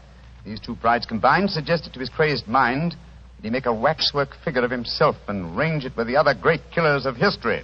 Yes, but he was cunning enough to protect himself by placing a veil over the face. Precisely, my dear fellow. And when he saw us yesterday and we accepted the wager, he undoubtedly became suspicious and removed the wax figure last night and made his personal appearance as the murderer with every intention of killing us both.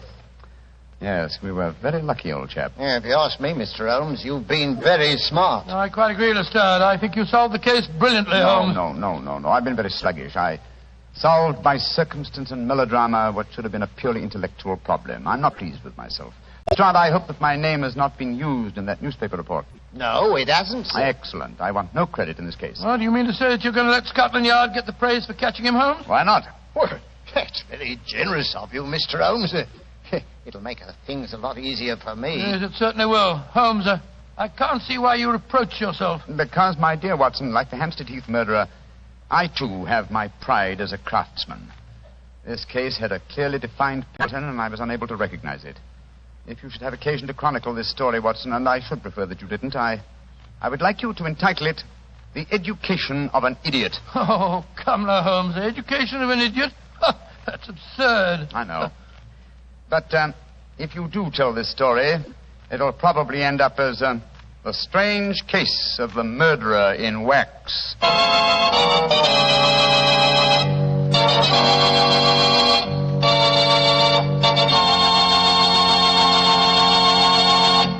Well, Doctor, that was sure a swell story. You know, that's the kind of story I like. Lots of action. Well, that's the kind of story I like to tell. You know, Mr. Bartell, although our broadcasts were heard overseas every week through Armed Forces Radio, this is one of the few occasions that I've had the privilege of really telling my story directly to the boys. And it's been a great pleasure for me to be here at Camp Roberts. Well, that not only goes for you, but for me too, Doctor, and for the Petrie family. There are no words to describe how much our country owes our servicemen. And to all of you, the Petrie family wants to say, just as every American wants to say, thanks for a swell job. Well, Dr. Watson, what story are you planning to tell us next week? Next week, Mr. Bartell, I'm going to tell you one of the strangest adventures that ever happened to Sherlock Holmes. It takes place in a monastery high in the mountains of Tibet and concerns itself with an avalanche, an execution, and a murder.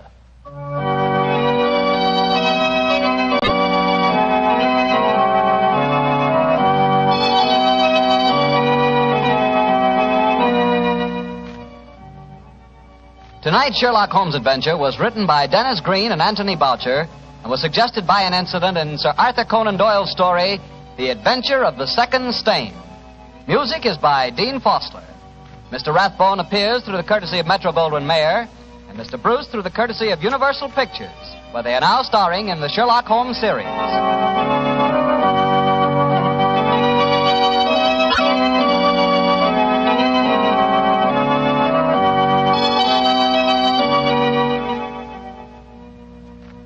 The Petri Wine Company of San Francisco, California, invites you to tune in again next week, same time, same station.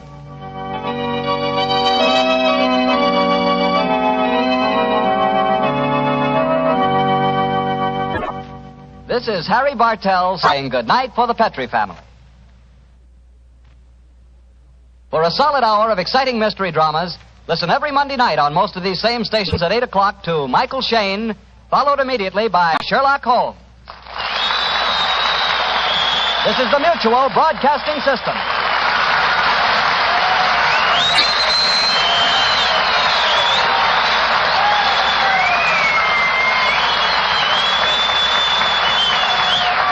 This episode from the life of Sherlock Holmes will be transmitted to our men and women overseas by short wave and through the worldwide facilities of the Armed Forces Radio Service.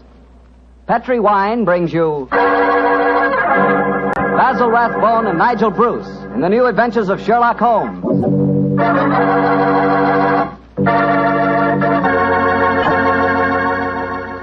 The Petri family, the family that took time to bring you good wine, invite you to listen to Dr. Watson tell us another exciting adventure he shared with his old friend, that master detective, Sherlock Holmes. And as for me, well, I'd like to tell you that a time like right now is the perfect time for a glass of Petri California port. After you've had a good dinner, boy, Petri port is a real topper. That rich, deep red Petri port is really an extraordinary wine. Even its color's different. And as for its flavor, well, it'll take a better man than me to describe that. Petri port is a hearty wine, sure. And every other quality that you look for in a good port, you'll find in Petri port, and then some. Try Petri port by itself, or serve it with fruit, with nuts, or with cake. But share it with your friends, will you? Because you can serve it proudly. After all, it is a Petri wine, and that name Petri is the proudest name in the history of American wines.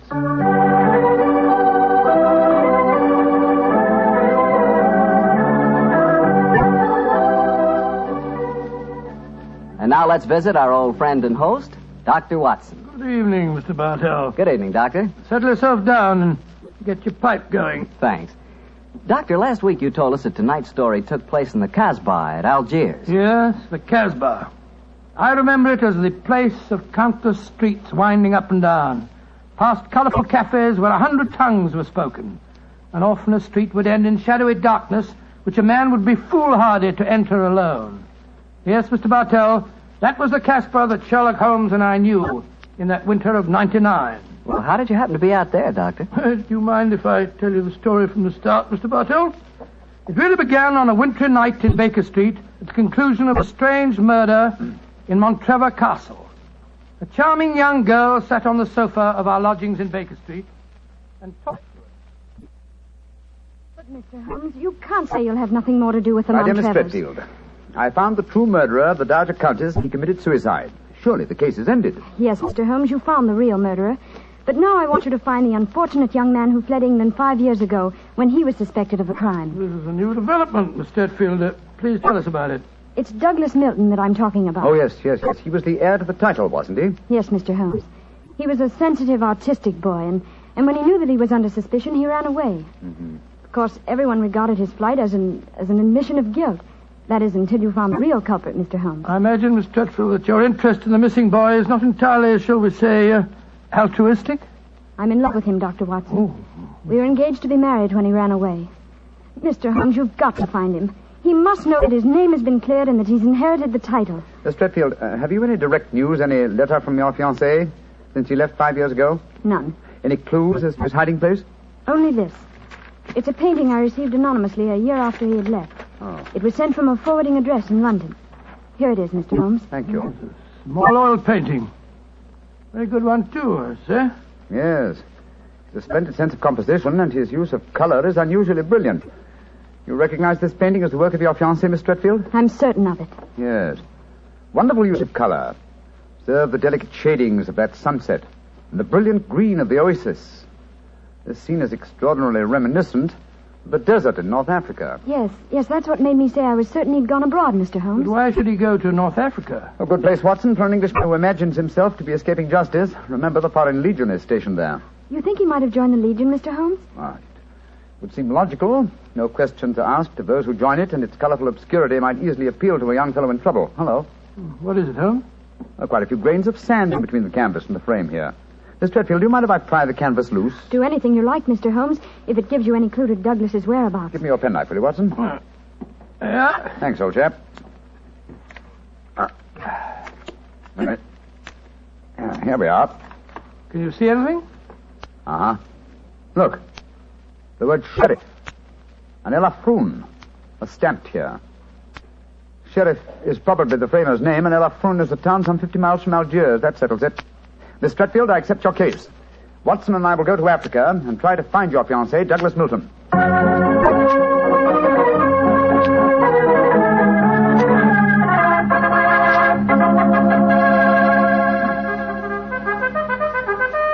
Monsieur Sherlock Holmes and Dr. Watson. I have heard of you so often, but I never thought I should see you here at the headquarters of the Foreign Legion.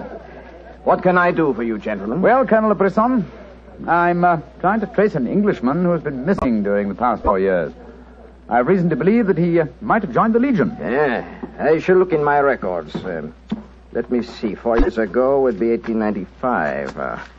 If Sherlock Holmes is tracking him, then I suppose he was in trouble in his own country. If he was in trouble, he might easily have come to us. We ask no questions. 97, 96, 95. In that year, 3 young Englishmen joined us. One of them died of dysentery 2 years ago in Sidi Raji. One of them deserted 18 months ago, and we have been unable to trace him. The third is my adjutant who brought you into my office just now. He is, I would say, about 3 inches shorter than Douglas Milton, and men do not shrink in the Foreign Legion, eh, Colonel? They do not, Monsieur Holmes. And the fellow who deserted must be our man. Unless it's the one who died of dysentery. Colonel de Brisson, how would you advise us to set about trying to find a deserter? Monsieur Holmes, there's only one place in Algeria where a man can hide from the Foreign Legion and remain hidden. Oh, and what's that place? The Casbah in Algiers. Then that's our destination, Watson. Be very careful, please, gentlemen. The Casbah is a place where the law is exiled. The police have no jurisdiction there. The only rule is that of strength, violence, and trickery. We shall be very cautious, I assure you. Goodbye, Colonel de Brisson, and thank you for your help.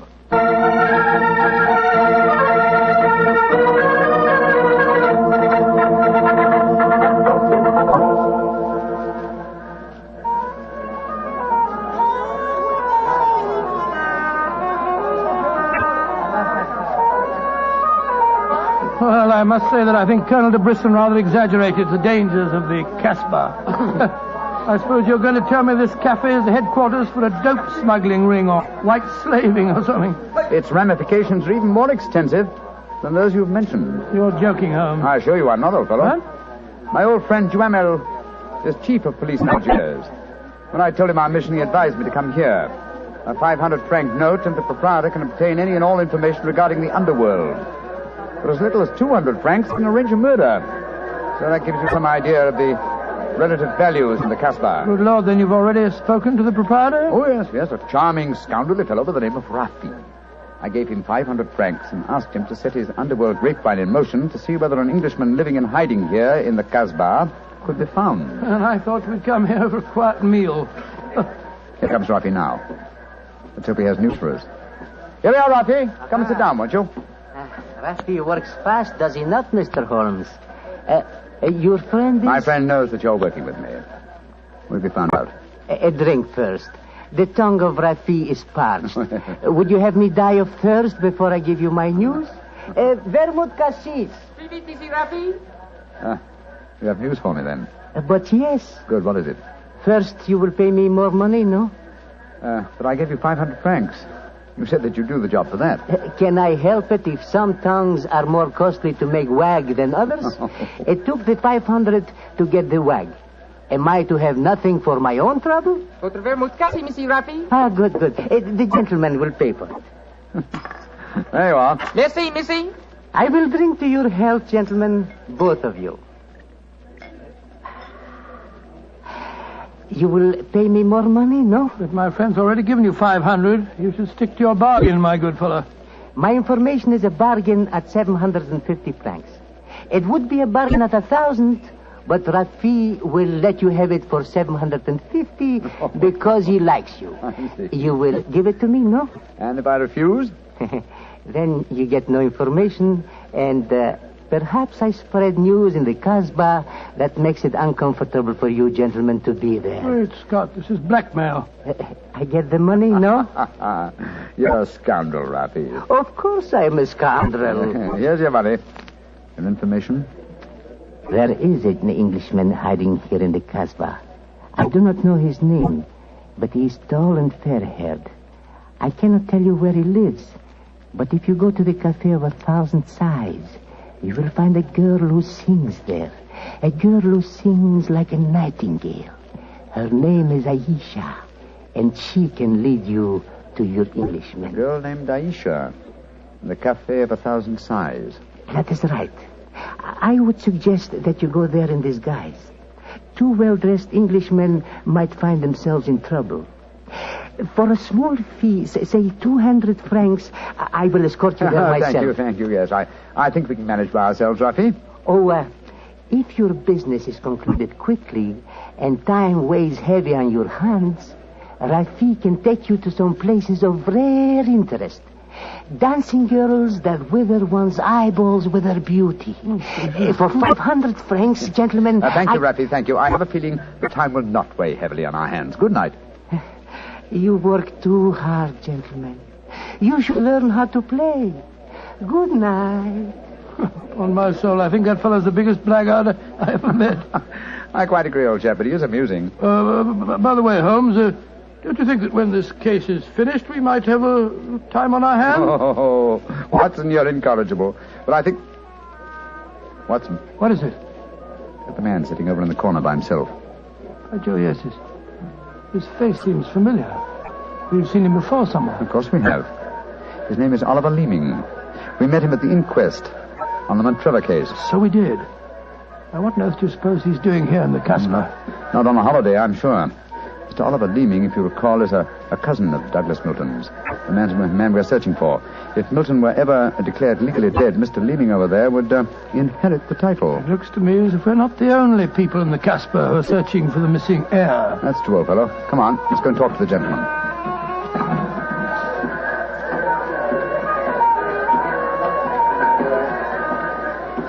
Mr. Oliver Leeming, how very odd to meet you here. Well, Sherlock Holmes and Dr. Watson, won't you sit down? Thank you. Well, it's a small place, isn't it? Or has somebody said that before? I wondered if you'd spot me over here in the corner. Oh, you saw, sir. Of course. You seem to be in such deep conversation with that scoundrel Rafi. I didn't like to disturb you. Very considerate of you, I'm sure. Why are you here, Mr. Leeming? Oh, I'm making a business trip. This is my day off. As I recall it, you're in the publishing business. Correct.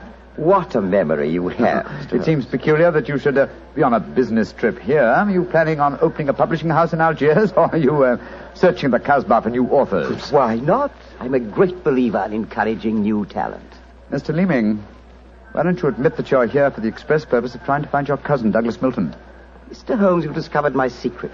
The great Sherlock Holmes and his watchdog have their eagle eyes on me. They know that I succeed to the title if Douglas Milton dies. Yes, Mr. Leeming, we know that fact. And you have fathomed my plan to find Douglas before me and kill him so that I may inherit the title. How lucky I am to meet you in the Casbah, where you cannot arrest me. Well, it's a race against time, gentlemen, but I have a head start, as you will soon find out. Goodbye, and the best of luck to you. Extraordinary fellow. He's joking, of course. I believe not, Watson. I think he labors under the whimsical belief that the best method of discounting the truth is to state it as boldly, so that it will not be believed. Great Scott, then we must work fast. Yes, old chap, we must. I'm sure that we're entrants in a race against death. We must get back to the hotel and into our disguises as quickly as possible. After that, we shall visit a young lady named Aisha in the Cafe of 1,000 Sighs. And I'm certain, Watson, that it will be the first time 2 men have ever entered the Casbah for the express purpose of preventing a murder.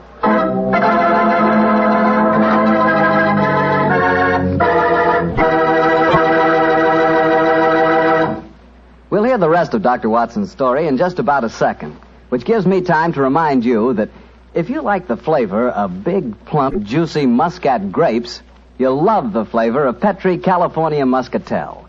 What a wine. Petri Muscatel is the perfect after-dinner wine.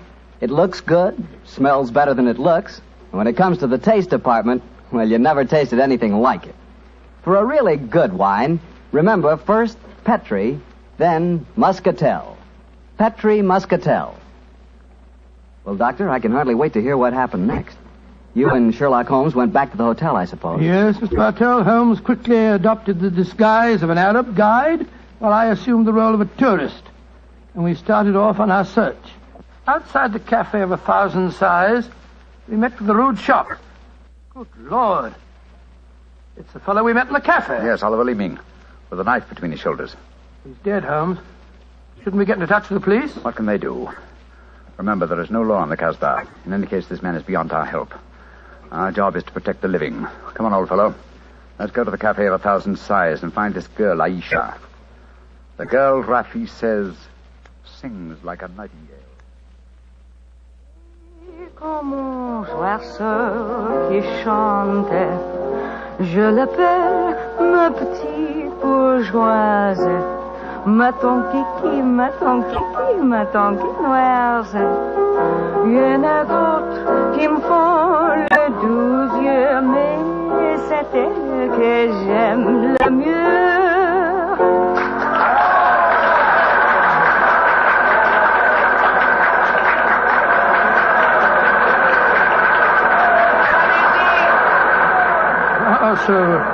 So that's the girl, Aisha.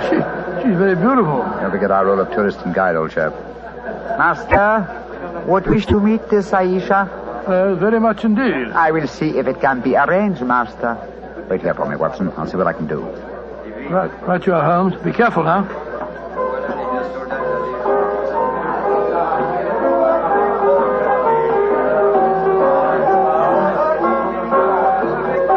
Mademoiselle Aisha? What do you want, greasy one? There is an Englishman at the table over there. He wishes to talk to Aisha. Which one is he? The man who sits at the table in the corner. He is very rich, Aisha, and he admires you a great deal. He told me to give you this 500-franc note. So? Very well. You may bring him to my rooms. The door is at top of stairway, to the right. Good, Aisha. I fetch him. I shall be waiting.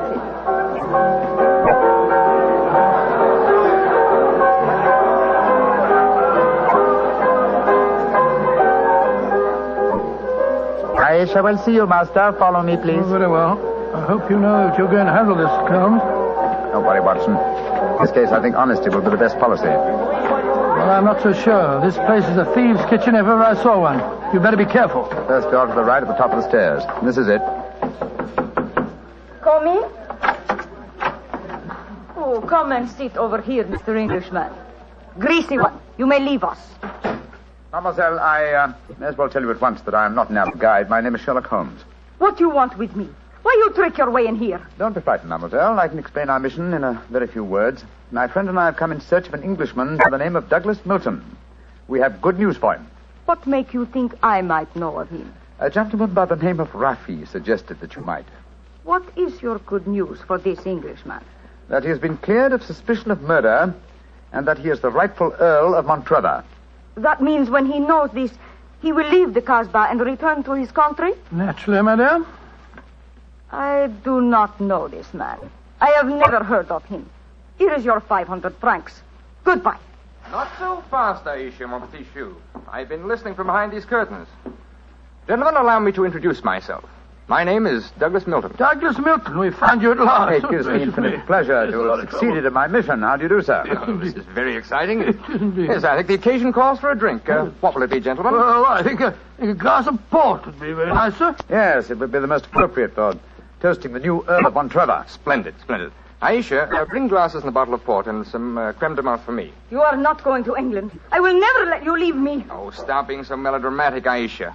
Please bring 2 bottles and some glasses. Very well. I am sorry.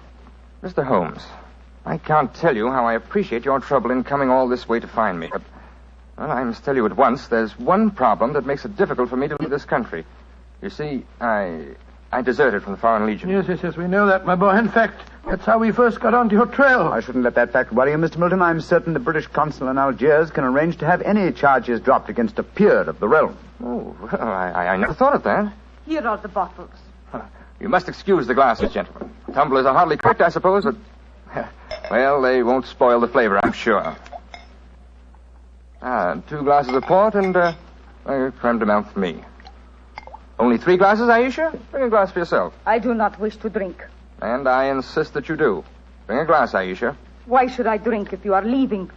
Mr. Milton, do you know Oliver Leeming? Of course, he's my cousin. Yes, he came here half an hour ago and threatened me. Did you also know that he's lying dead in the street? Murdered? Well, yes, I did. If we went in the Casbah, I wouldn't tell you this, but Aisha stabbed him. She followed him when he left here. He killed him and then slipped back just in time to sing a song a few moments ago. Oh, you needn't look so shocked, Dr. Watson. Life is cheap in the Casbah, and Aisha is a girl of violent passions. Come on, let's drink. A toast to the new Earl of Montrevor. Oh, excuse me, sir. You took the wrong glass. You were drinking my port. Oh, silly mistake. I can't bear port. Very English of me, I'm afraid, but, well, after all these years, I don't feel particularly English. In fact, I'll probably find it very hard to adjust myself to the old life when I go back. Or perhaps I should say, if I go back. Since you feel that way about it, Mr. Milton, why go? You can claim the title and the revenues of the estate without leaving Algeria. You could stay here and live on the income. I didn't realize that would be possible. You sure I could do that? Oh, yes, I'm quite certain of it. But if you doubt my word, I suggest we all adjourn to the British consulate in Algiers. They can put you straight on the matter. That's a good idea. Let's go over there at once. Now I've been listening to you, my friend. You are planning to leave me. Once you go from the Casbah, I shall never see you again. Put down that knife, Aisha. I will not let you go. You belong to me. If you try to leave me now, I will kill you. Put down that knife, Aisha. You've done enough damage for one night. Why, you... Put it down, you fool. Put it down. Let me go. Let me go. She twisted the knife on herself as she fell. Holmes, help me turn her over. She's dead, Mr. Milton. Poor Aisha. It's a bloody path that leads to the Montrevor title, sir. I suggest that we see that this poor girl's body is taken care of. Then go to the British consulate without any further delay.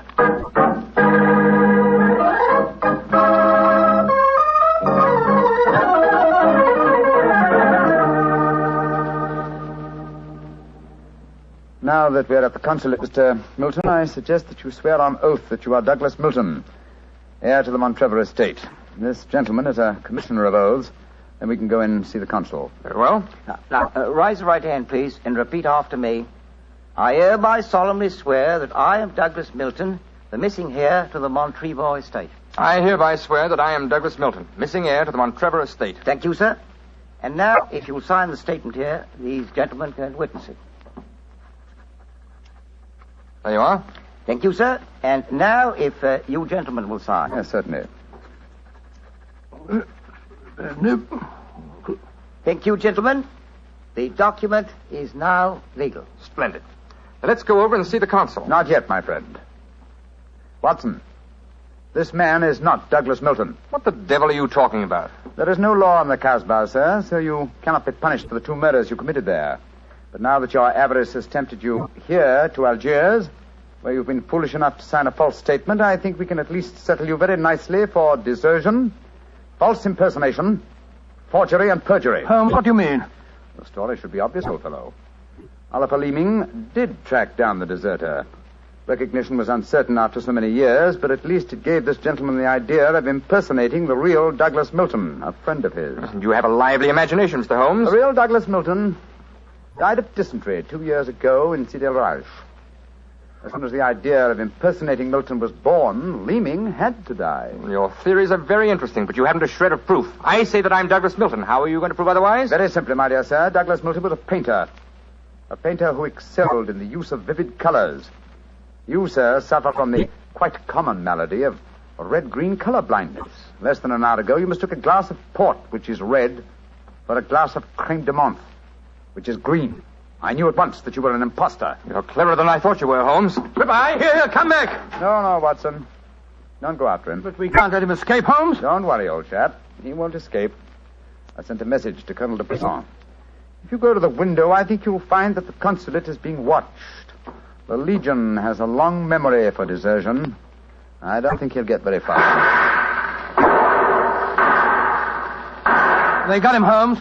Shot him as he was trying to run away. A just death for him. He lived a life of violence and treachery, Watson. It's only fitting that he should die in the same manner.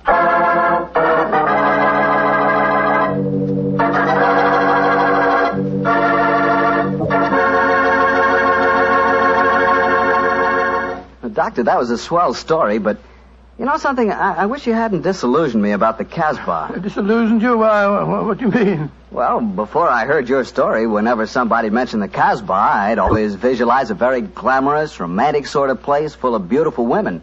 Every one of them a ringer for Hedy Lamarr. No. Yep. And I could just see myself, handsome, dashing, going up to one of those beautiful girls and whispering in my fine French accent, "Darling, you're sensational. You're lovely. Gorgeous. Tell me. Have you ever tried Petri wine? It's wonderful." Well, you must admit, Doctor, that is the truth. It is wonderful wine. It certainly ought to be. You're incorrigible. After all, winemaking has been the business of the Petri family ever since way back in the 1800s. For generations, the Petri family has handed down from father to son, the fine art of turning luscious, sun-ripened grapes into fragrant, delicious wine. And don't forget, because the making of Petri wine is a family affair, the letters P-E-T-R-I on a bottle of wine are the personal assurance of the Petri family that every drop of wine in that bottle is good wine. So no matter what type wine you prefer, for any occasion, remember you can't go wrong with a Petri wine because Petri took time to bring you good wine. Well, Doctor, now I suppose you're ready to tell us about next week's story? Yes, and as soon as I have, I want you to meet a friend of mine. A friend? Yes. But first, Mr. Bartell, next week, I'm going to tell you an adventure in which, for once, Holmes came off second best. An exciting story of high society and romance. I call it A Scandal in Bohemia. Boy, that sounds swell. And now what about your friend? Well, he's waiting at the microphone in San Francisco. He's Dr. Langley Porter. And he wants to tell us about something very important. Dr. Langley Porter. Thank you, Dr. Watson. Radio listeners, tonight in Italy there are thousands, many thousands, dying of cold and hunger. Babies, children, expectant mothers, old folks, dying for want of clothes, want of food. This organization, American Relief for Italy, appeals to you to search your homes for anything that can be made useful for starving, freezing men, women, children. Clothing, layettes for babies, diapers, shoes, food, surgical supplies, but above all, clothes, clean clothes, fit to wear. Take them to the nearest fire station. That your gifts will reach the Italians who need them, you may be sure. Americans of this organization will distribute the packages in Italy through the Italian Red Cross, the Catholic Relief Organization, the League of Italian Women, the Confederation of Italian Labor, and the Italian government. In California, rationing has gone. Christmas comes. There, in Italy, death is on the prowl. Radio listeners, lives can be saved. It's up to you. Thank you, Dr. Langley Porter. I know that our friends listening in will do all that they can to help the organization American Relief for Italy. Tonight's Sherlock Holmes adventure is written by Dennis Green and Anthony Boucher and was suggested by an incident in the Sir Arthur Conan Doyle story, The Crooked Man. Music is by Dean Fossler. Mr. Rathbone appears through the courtesy of Metro-Goldwyn-Mayer and Mr. Bruce through the courtesy of Universal Pictures, where they are now starring in the Sherlock Holmes series. This is the Mutual Broadcast. Petri Wine brings you Basil Rathbone and Nigel Bruce in the new Adventures of Sherlock Holmes.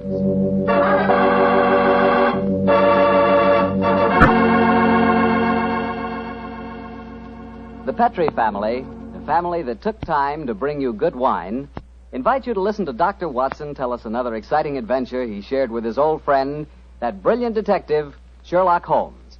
And say, while you lend an ear to the good doctor, you'll get a lot of pleasure out of a glass of rich, ruby-red Petri California port. Just sit back and sip that Petri port leisurely. There's a wine that's just perfect after dinner. A wine that really goes with storytelling and conversation. Petri port is as rich in flavor as it is in color. And what a flavor. Full, hearty, and delicious.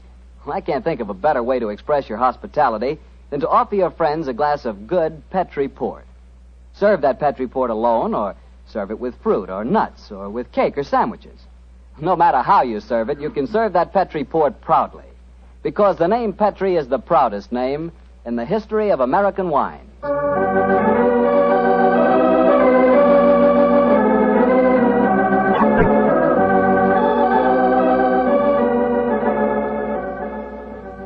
Well, here we are once again, keeping our weekly date with Dr. Watson. Good evening, Doctor. Good evening, Mr. Bartell. Come in and join me. As you see, the puppies have been keeping your chair warm for you. Here, shove them off. No, Doctor, I don't want to disturb them. They look much too comfortable. I'll sit over here, thanks. There's tobacco in the jar beside you, cigarettes in the box, and some excellent port on the sideboard, so make yourself at home. Thanks, Doctor. Are you all ready with tonight's new Sherlock Holmes adventure? Yes, Mr. Bartell, though I'm afraid after all these years, it's going to be a little hard for me to recapture for you the spirit of the story. Last week you told us that a band of gypsies played a prominent part in the adventure. Yes, they did indeed. And it was amid that colorful atmosphere that my story begins. It was in the autumn of 1890.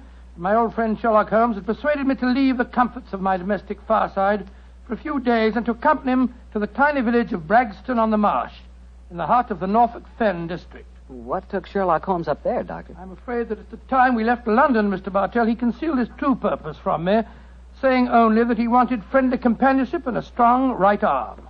Not until later did I learn that he was then on the track of one of the last clues that led to the confining of the Moriarty gang. But to get on with my story. We arrived at Bragston-on-the-Marsh and settled ourselves in the village inn. And after an early dinner, we strolled across the fields to the gypsy fair that was encamped nearby. It was a colourful sight, Mr. Bartell. Naphtha flares lighted a group of tents, and caravans dotted round the edge of the marsh. And as gold-earring gypsy girls told fortunes and danced, swarthy gypsy men played on their violins the haunting melodies of their ancestors. We watched the side shows for a few moments and then strolled towards the center of the gypsy encampment. It seems only like yesterday, Mr. Bartell, as Holmes turned to me and said... Far cry from Baker Street, isn't it, Watson? Yes, indeed. Just the same, Holmes, I'm convinced that you're not here purely for a holiday. You're on the trail of some criminal. No, chap, I'm on the trail of a clue. A clue, if I find it, may lead to the confounding of the Moriarty gang. Holmes, can't you be a little more explicit? After all, I left my wife and my practice without asking any questions. Surely now we're up here, you can let me know what's afoot. Very well, old fellow. I'm searching for a young gypsy by the name of Pyramus Hearn. He disappeared recently from London, and it's vital that I find him. I know that he can give me some essential information on our old enemy, Professor Moriarty. And you're expecting to find the gypsy here? I hope to get news of him, at least. His father, Jasper Hearn, is head of this particular encampment. Well, why don't you ask if you can see him? Just what I'm about to do, my dear fellow. Well, here comes the gypsy. Now, I'll ask him. All right. Oh, excuse me. You speak to me, Gorgio? Can you tell me where I may find Mr. Jasper Hearn? What you want with Jasper Hearn? I have a message for his son, Pyramus. That is different. Jasper Hearn stands in the booth yonder. He is the Timbalangro. Timbalangro? He's the gentleman engaged in an interesting exhibition of skill involving 3 thimbles and a pea.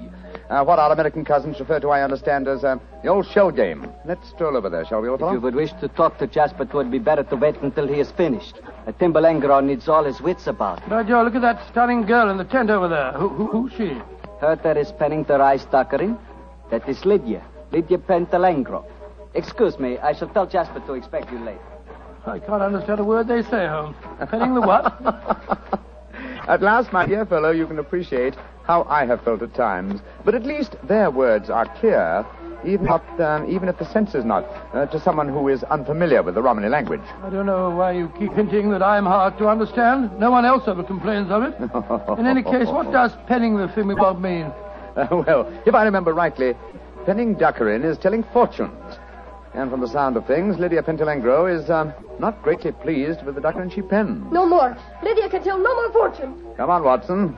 Let's see what the trouble is. What do you mean? You must finish it. But, Olive, my dear, if the young lady doesn't want to tell my fortune... Rubbish. You crossed her palm with silver. She's taking money under false pretenses. Here, I give you your silver back.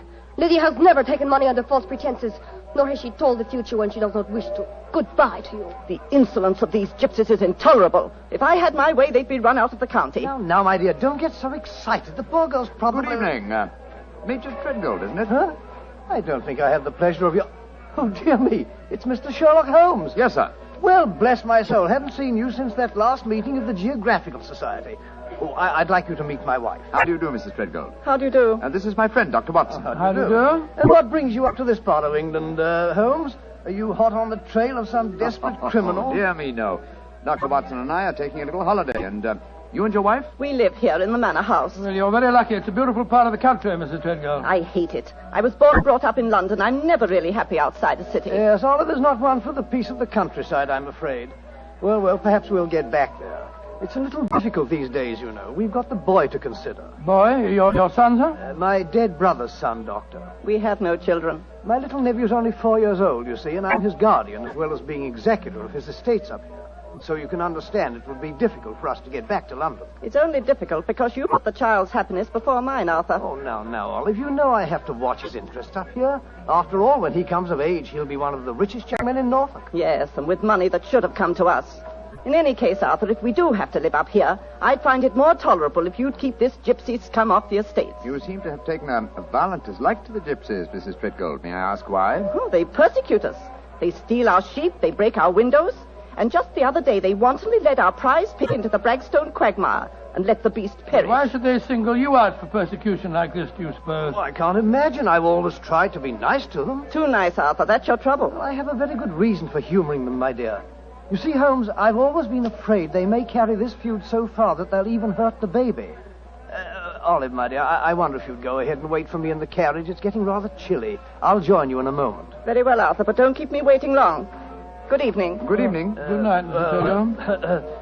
Let's stroll away from the camp, shall we? I've got something very important to tell you. Something I didn't like to say in front of Olive. The gypsies have threatened to kidnap our boy. How shocking. What form did their threat take, sir? This letter. I found it pinned on the frame of my dressing room mirror when I went up after dinner tonight. Let me see it, will you, please? Well, what does it say, Holmes? A Romany Rye... A Romany Rye? Won't take your insults forever, Major and Mrs. High and Mighty. Watch out for the Treadgold heir. The Bragstone quagmire would make a nice finishing school for him. Romany Rye? What's that mean? Well, it's their own term meaning gypsy. Mr. Holmes, what shall I do? Major Treadgold, I should say... Great heavens! That shot just missed me. Where the blazes did it come from? I can't see a soul. Easily have come from behind any one of those caravans ahead of us. If you wanted direct evidence, gentlemen, this is it. That is the first open attempt on my life. Holmes, what extraordinary luck for me that you're in the neighborhood. I'll pay you any fee you name to handle this business. It seems to me that this is a job for the police. I don't want to go to them. Oh, why not, sir? Well, I'm afraid that these attacks may stem from some injustice to the gypsies committed by my late brother. If that were so, I wouldn't wish to expose the fact. I want this kept private. What do you say, Mr. Holmes? Very well, sir. I'll accept the case.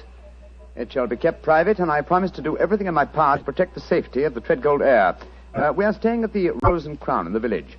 Please get in touch with me if there should be any further developments. The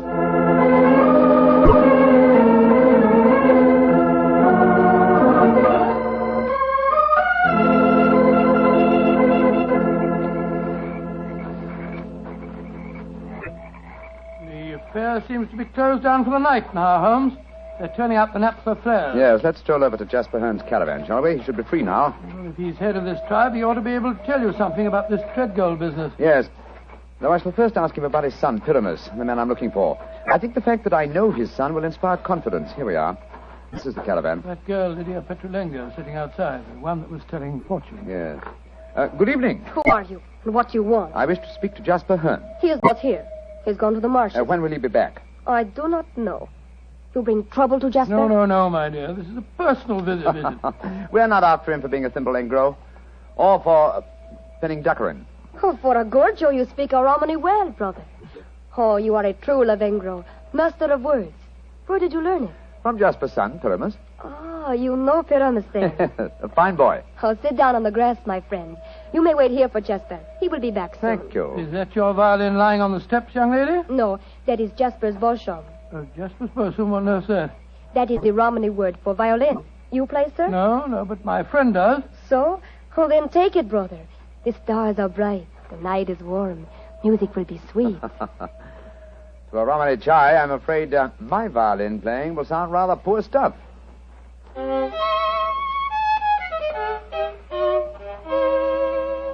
Play on, brother.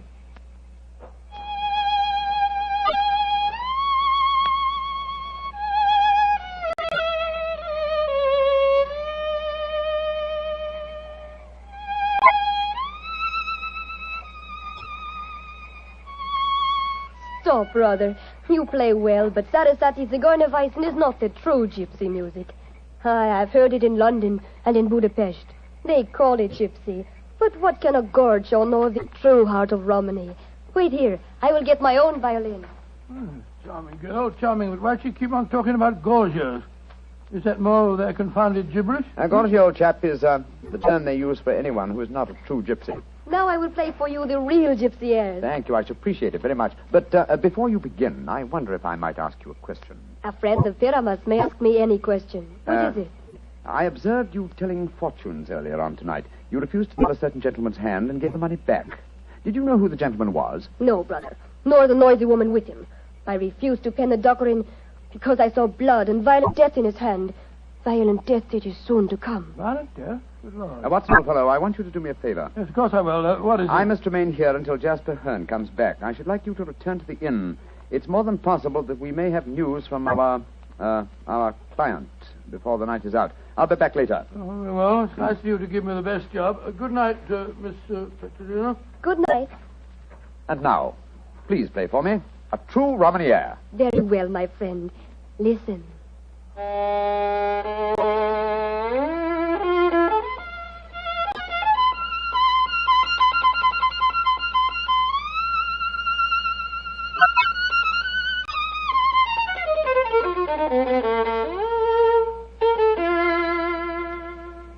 Now you must play, brother.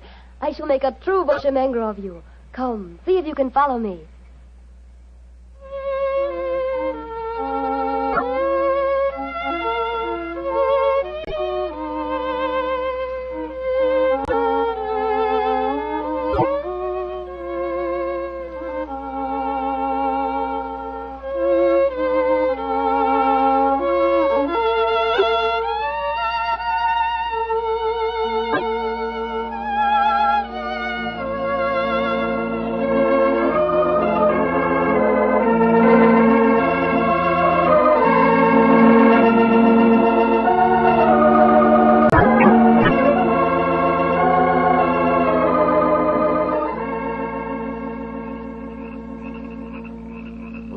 You have taught him well. You have made a true Boshemangro of him. He is an apt pupil, Jasper. Well, with such a teacher, it's hard to be otherwise, Mr. Hearn. That is, if one has a spark of music in one's soul. Call me Jasper, brother. You have spoken well of my son. You have talked wisely to me of things that I have not understood. Come, we shall drink wine together underneath the stars. I shall get glasses and a flagon. Jasper has taken a great fancy to you, brother. And I to him. He's a fine man. Sherlock Holmes. Yes, Lydia? May I read your hand, brother? Why, yes, of course. A strange hand, and a beautiful one. A long lifeline, and yet I see sudden death and violence surrounding you. Now, at this moment. And in the future, I see a journey for you, across the seas, within a year. Beware of water that runs in the mountains. Near death will befall you there. More travels, more dangers. Oh, you must be careful, brother. Oh. What is it? Our paths are destined to cross but once. We shall not meet after this night.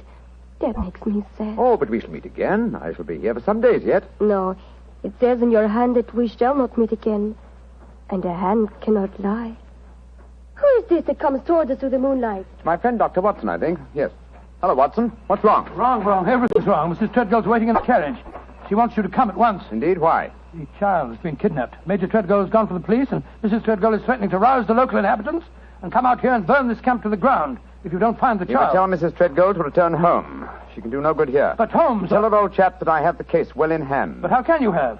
You've been out here all the time playing your violin. Have faith in me, please, old fellow, will you? And deliver the message. Then come back here and join me, and I'll explain everything to you. Very well. I suppose you know what you're up to. Violence and trouble, brother. It is all there in your hand. Well, what must be shall be, and I wouldn't have it otherwise. But for the moment, the sky is starlit, the air is still, and the melody you played haunts me. Let's play it together again, shall we? I should like that. I should like that very much.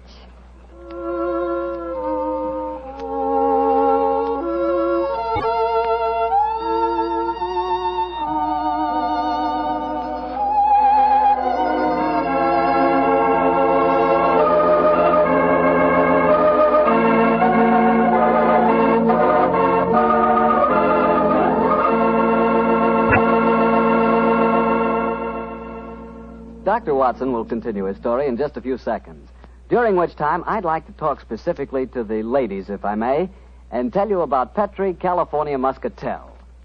Just as Petri California Port has long been known as the wine of gentlemen, Petri Muscatel has been known as the favorite of the ladies. That's because Petri Muscatel is a golden-colored wine that looks like captured sunshine and tastes as... Well, did you ever taste big, plump muscat grapes picked when they're still misty and dew-covered? If you have, you know what to expect when you taste Petri Muscatel. The flavor of Petri Muscatel comes right from the very heart of luscious, hand-picked muscat grapes. You couldn't ask for a more delicious wine than Muscatel. Petri Muscatel. Well, Dr. Watson, I must say this is a strange story you're telling us. You mean to say that the heir to the Treadgold estates had been kidnapped, and yet Sherlock Holmes paid no attention? Yes, that's what it seemed like, Mr. Bartell. I couldn't understand him. I've never known him to be so indifferent to a case. There he sat until the early hours of the morning as he and that girl scraped away at their violins and never said a word about the kidnapped baby.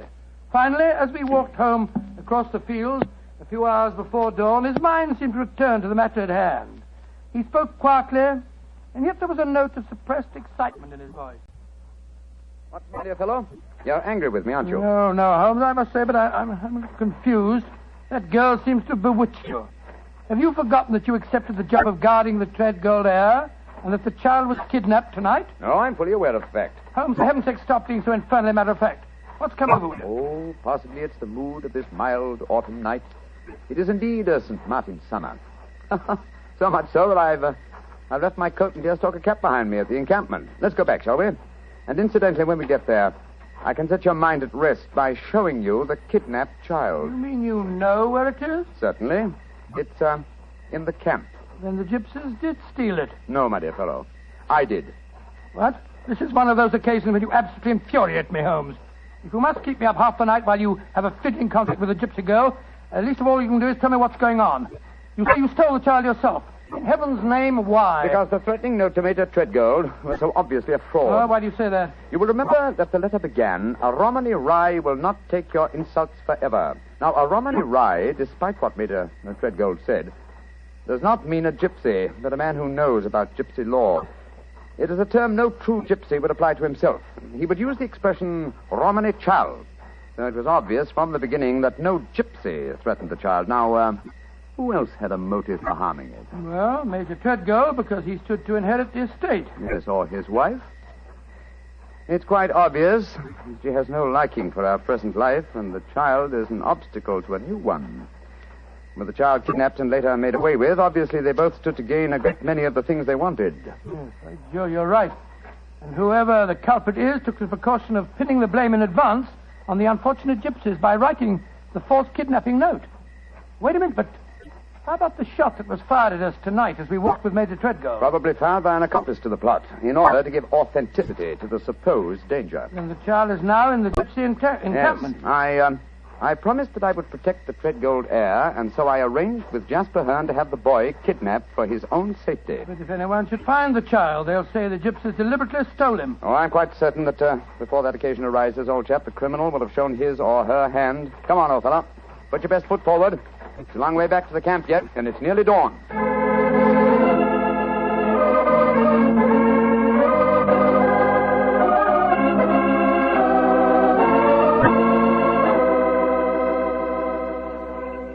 You have come back, brother. You wish to spend the remainder of the night in the encampment? No, thank you, Jasper. I just came back to my cap and coat. It was so warm tonight, and I forgot about them, and I started to walk home without them. I will find them for you. Oh, we found this message for you soon after you had left. It was pinned to the door of the caravan. I do not know how it got there. I will search for your coat and cap. Another message? What does it say, Holmes? Never trust a Romany Rye. Uh-huh. The same mistake again, Watson. Your plans have been betrayed. For proof, meet me at the Bragstone quagmire at dawn. It's a trap, Holmes. Obviously. We must spring it with caution. I cannot find your coat or your cap, brother. It has vanished. Vanished? May I speak to Lydia? That is a strange thing, too. Lydia has gone also. She's gone. Tell me, Jasper, did she read this note? Yes, she did. She could not help reading it. Then she, too, realized it was a trap. She went out in my coat and deerstalking hat to keep the appointment for me. Holmes, we must go after her. Jasper, call out the Romany Childs. There's a devil waiting to be caught in the Bragstone quagmire.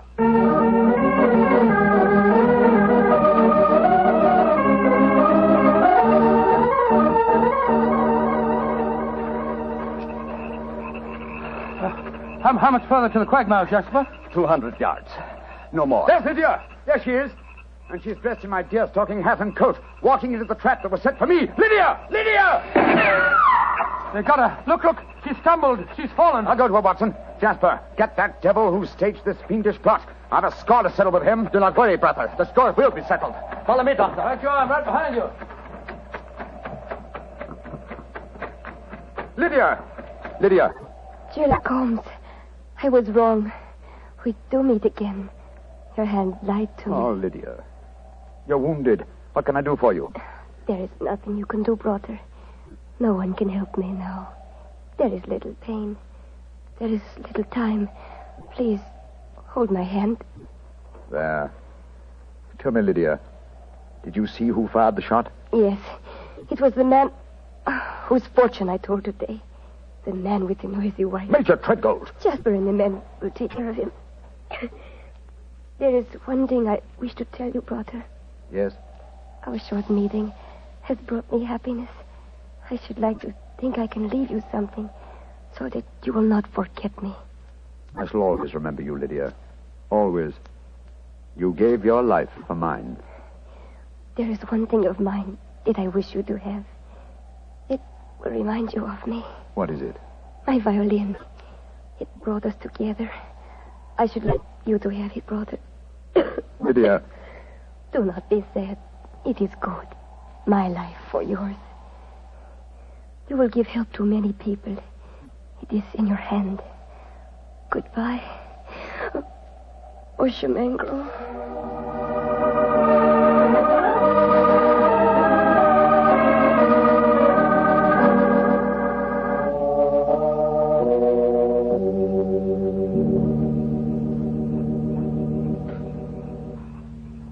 Holmes, it was dreadful. Dreadful. The gypsies surrounded Major Treadgold. They forced him back into the Bragstone quagmire. I tried to pull him out, but I couldn't do it single-handed. I'm not sorry, Watson. Jasper, you know that Lydia is dead? Yes, I know it. The gypsies knew it, too. That is why you were single-handed, Doctor, in your attempts to save the murderer. No Romany child would raise a finger to help him. Yes, I can understand that, but great Scott, man, if you'd seen his face as the quaking mud sucked him under. Lydia's death was less dramatic, but equally moving, I assure you. Sherlock Holmes, I met you less than 5 hours ago. You have saved my tribe from a devilish plot that would have blackened their names. A plot that would have driven them from the countryside. What can I do in return? 2 things. First, tell me where I may reach your son, Pyramus. His address is in this sealed envelope, brother. Thank you. What else may I do for you? As Lydia died, she willed me one gift for remembrance. And what was that gift, brother? A violin. Of course. Here. Here it is. Huh. She told me I might become a true Boshamengro. Let's see if I can recapture the melody once more.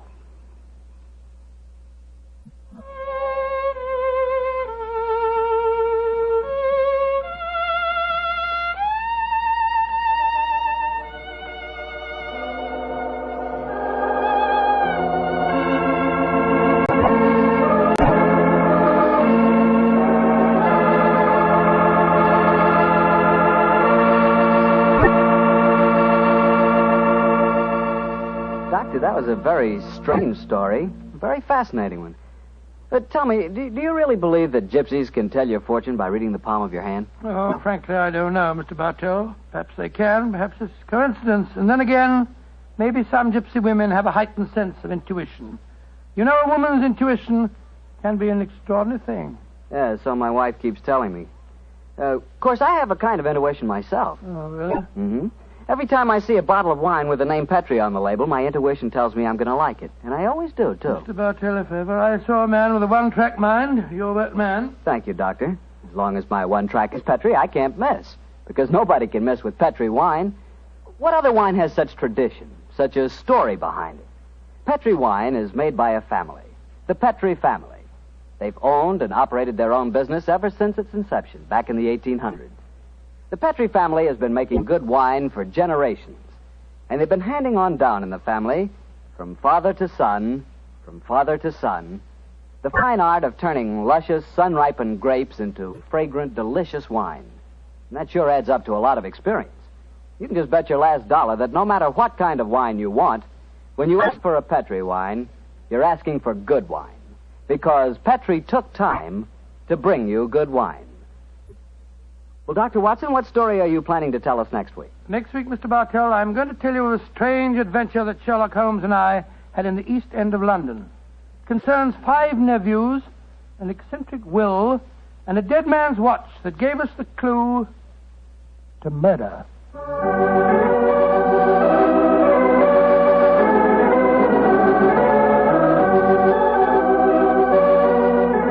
Tonight's Sherlock Holmes adventure was written by Dennis Green and Anthony Boucher and was suggested by an incident in the Sir Arthur Conan Doyle story, The Adventure of the Red Circle. Music is by Dean Fossler. Mr. Rathbone appears through the courtesy of Metro-Goldwyn-Mayer, and Mr. Bruce through the courtesy of Universal Pictures. They are now starring in the Sherlock Holmes series.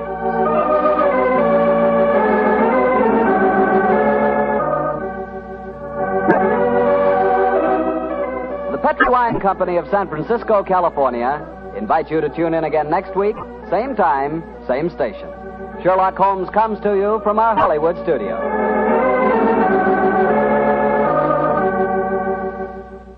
This is Harry Bartell saying goodnight for the Petri family. For a solid hour of exciting mystery dramas, listen every Monday on most of these same stations at 8 o'clock to Michael Shayne, followed immediately by Sherlock Holmes. This is the Mutual broadcast. As evening approaches, a thick London fog moves quietly across the still waters of the Thames River, spreading along the cobblestone streets, covering the familiar landscape of the city. In Baker Street, the lodgings of 221B are empty, for Sherlock Holmes and Dr. Watson have left long ago on another case of murder.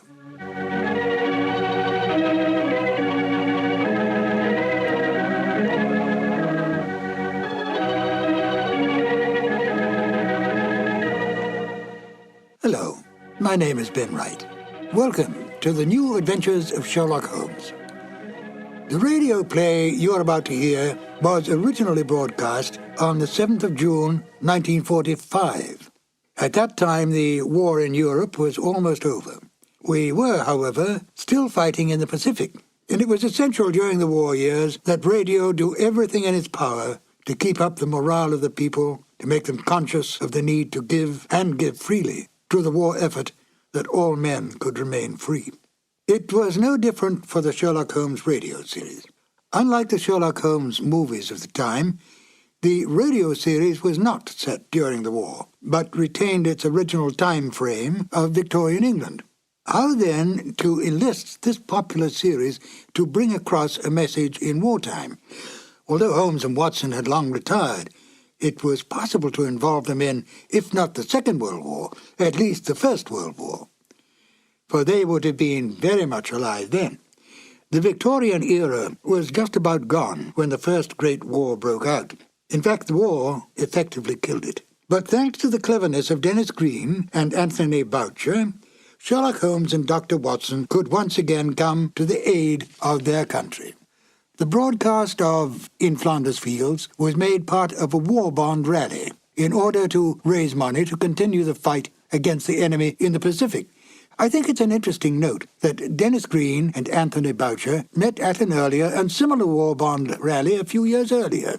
It was a stroke of luck, for the two became not only good friends, but wrote some of the best of the new Sherlock Holmes adventures. Oh, yes, before we get to the show, do take careful note of Nigel Bruce's final statements at the end of the broadcast. Selling war bonds may be an amusing and quaint idea today, but during those rather dark days, it really was an important issue. And now, Sherlock Holmes and Dr. Watson in the radio drama In Flanders Fields. This episode from the life of Sherlock Holmes will be transmitted to our men and women overseas by shortwave and through the worldwide facilities of the Armed Forces Radio Service.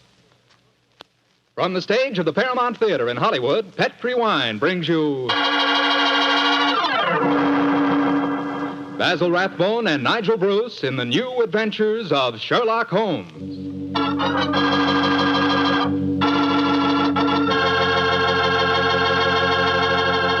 The Petri family, the family that took time to bring you good wine, invite you to listen to Dr. Watson tell us about another exciting adventure he shared with his old friend, that master detective, Sherlock Holmes. You know something? If right now it were possible for me to ask every one of you what you had for dinner this evening, I'll bet a good many of you would say chicken. Chicken is an all-American favorite. But boy, you just haven't tasted chicken till you've tried it together with a glass of well-chilled Petri California Sauterne. Petri Sauterne is a perfect mealtime wine, just made to go with chicken. That Petri Sauterne is a white wine, delicate in color, and what a flavor. A flavor that comes right from the heart of luscious, sun-ripened grapes. You can just taste those wonderful grapes.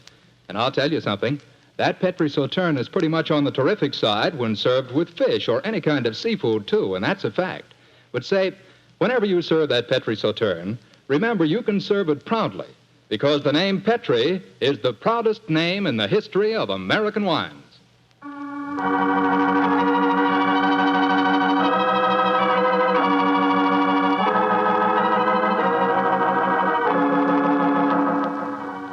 And now for our weekly doctor's appointment. Let's knock on his library door and see if... There's no point in doing that, Mr. Slattery. I'm right behind you. Oh, hello, Dr. Watson. Don't tell me you've been stalking me. No, my boy, I was on the patio and I heard your footsteps, so I thought that I'd come in and fetch you. Let's go back and sit out there, shall we? It's a beautiful evening. That's fine with me, Doctor. Here we are. Now, settle yourself down in a chair and light a cigarette, if you have one. And I'll get on with my story. Well, last week you told us it concerned an adventure that you and Sherlock Holmes had in Flanders during the First World War. That's right, Mr. Slattery, did. I thought that you and the great man had retired at that period. We had, my boy, but it was only natural that as soon as the war broke out, we both offered our services in any capacity that might help our country. Of course. And how did tonight's story begin, Doctor? It was in the winter of that first year. Things weren't going very well for the Allies. The Germans were advancing on Paris, and the picture was looking very black. It was just 24 hours before the famous Battle of the Marne began, the battle that changed the early course of the war, when Holmes told me that we had to go up to the front lines on a secret mission. We'd been in Paris for several weeks, where Holmes had just solved the case of the missing aide-de-camp.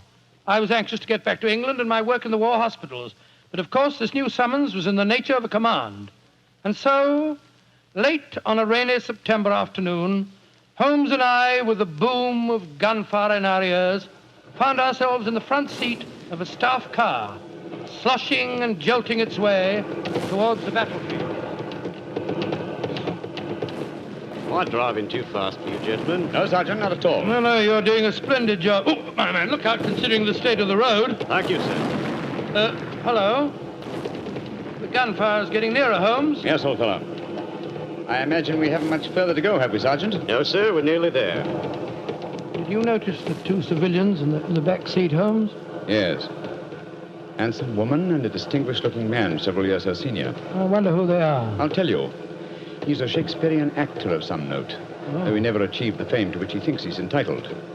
I shouldn't be at all surprised if he feels that he's been slighted in not receiving a knighthood. But, Holmes, that's amazing. How can you possibly deduce all that from just looking at the man as we got into the car? Elementary, my dear fellow, I didn't deduce it.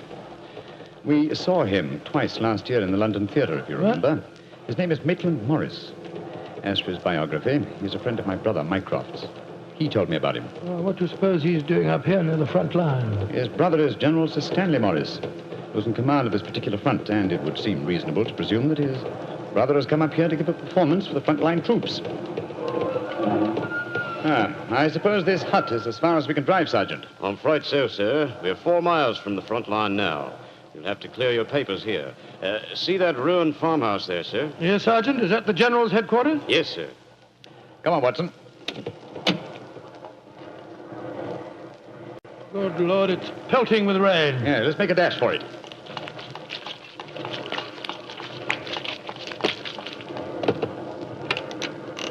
Oh, who goes there? Friend, Give the password. St. Crispin. Pass, friends, and show your papers. How did you know the password, Holmes? I was given it before we left Paris, old chap. Oh, Sherlock Holmes and Dr. Watson, isn't it? Yes, Captain. I'm Captain Maxwell, General Morris's aide-de-camp. He asked me to escort you up to his headquarters. By the way, weren't Maitland Morris and his wife in the car with you? Yes, they're just behind us. Oh, splendid.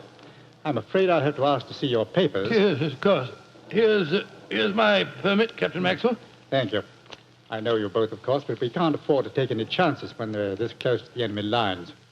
Let's see. Oh, yes, that's fine, Doctor. Everything's in order. All right, yours, please, Mr. Holmes. Here you are. Thanks. Oh, who goes there? Friend. There's the rest of your party now. Oh, good. This is quite in order, Mr. Holmes. Show your papers. Oh, there you are, Captain Oh, Maxwell. hello, sir. Hello, Mrs. Morris. How are you, Captain Maxwell? Well, you've both met Mr. Sherlock Holmes and Dr. Watson, I suppose? Well, no, we haven't, even though we drove up in the same car. Natural reserve of us Britishers, I suppose. How are you, Mr. Holmes? How do you do, sir? I know your brother Mycroft very well. How are you, Doctor? I'm glad to meet you, Mr. Morris. I saw you a couple of times in the theatre last year and enjoyed your performances very much. Well, thank you, sir. Well, then you must know my wife, my leading lady. How do you do, gentlemen? How do you do, Mr. Morris? Can I see your papers, Mr. Morris? Just a matter of form. You understand. Yes, of course. Mrs. Morris, I presume you and your husband are going to give a performance tonight for the men going up the front line. Yes, Doctor. We're very flattered.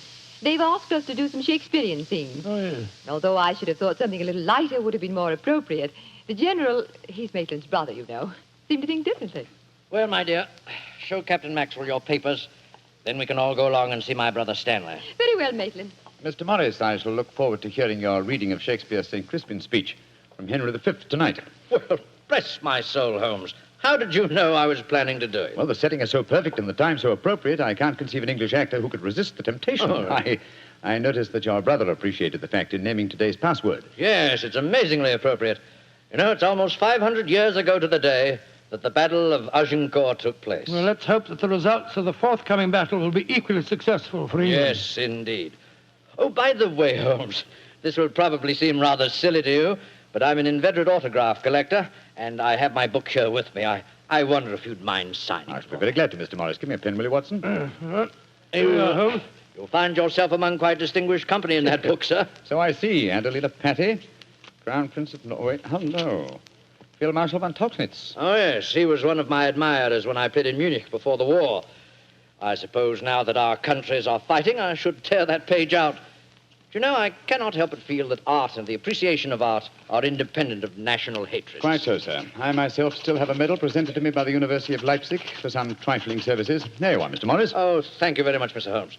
A notable addition to my collection. I shall be very glad to sign your book for you, Mr. Morris, if you'd like me to. That's very kind of you, Doctor. Oh, Captain Maxwell, if our permits are all in order, don't you think we should be moving along? Just what I was going to suggest myself. I'll take you all straight over to General Morris's headquarters.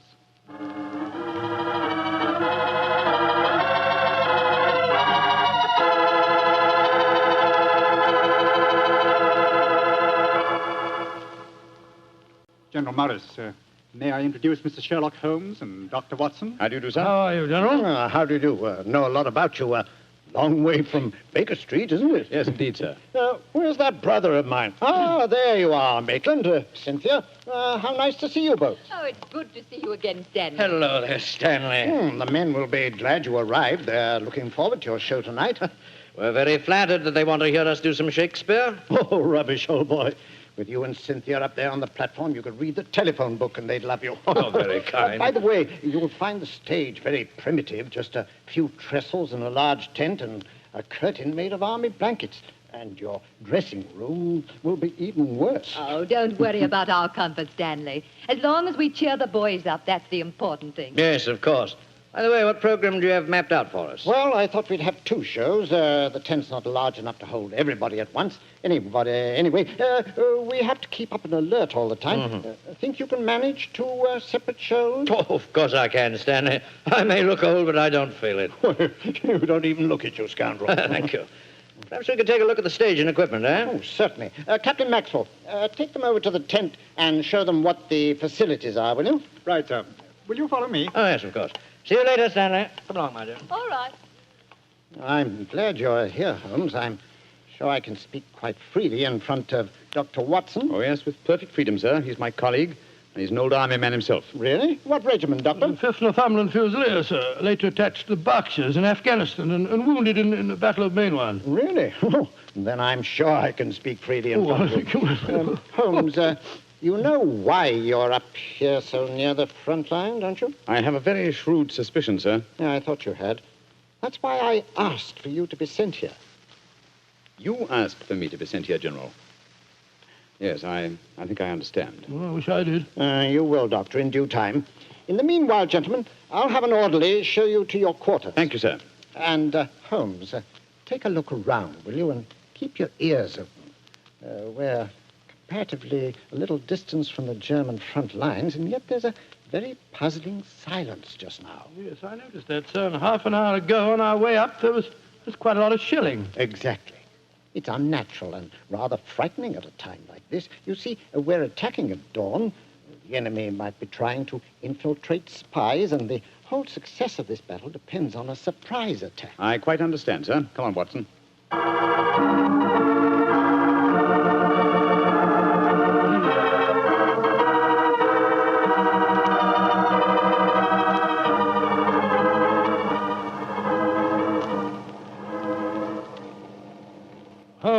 Holmes, the first performance starts in a few minutes, you know. They're all there waiting. Why are we tramping about out here in the mud and the rain? I thought a pipe or two in the open air would clear our brains. Yes, a pipe in the open air is one thing, but a pipe in a downpour of rain is another. Was it raining? Oh, didn't even notice it.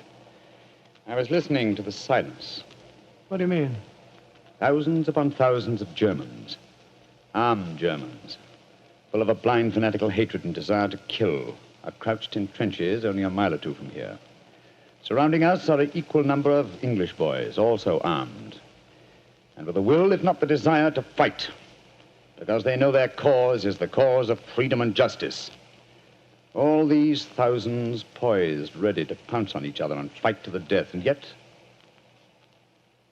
beyond that patter of rain, there isn't a sound to break the stillness of a September evening.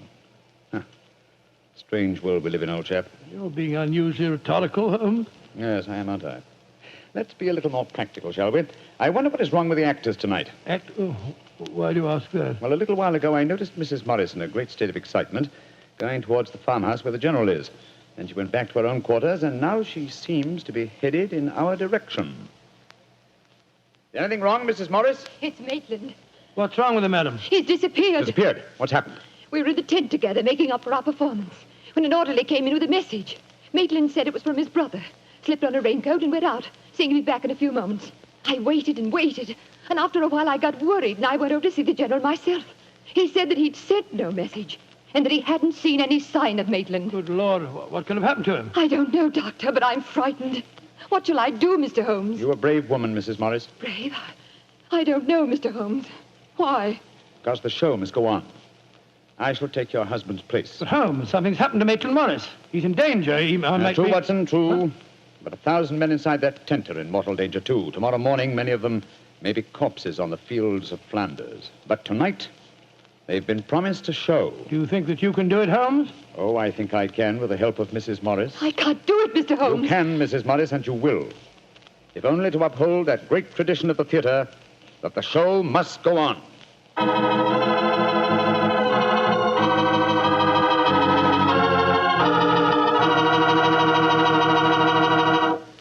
We'll hear the rest of Dr. Watson's story in just a few seconds. Time I'd like to take to tell you that if you've got a butcher who has meat and you've got the points to get that meat, Don't forget to bring home a bottle of Petri California Burgundy. Tell you why. That Petri Burgundy is a rich red mealtime wine that's wonderful with any meat or meat dish. That's a fact. Petri Burgundy can make a banquet out of a hamburger. And boy, Petri Burgundy and old-fashioned Irish stew are bosom companions. Just get yourself some Petri Burgundy and share it with your family. Petri Burgundy is the best friend a good meal ever had.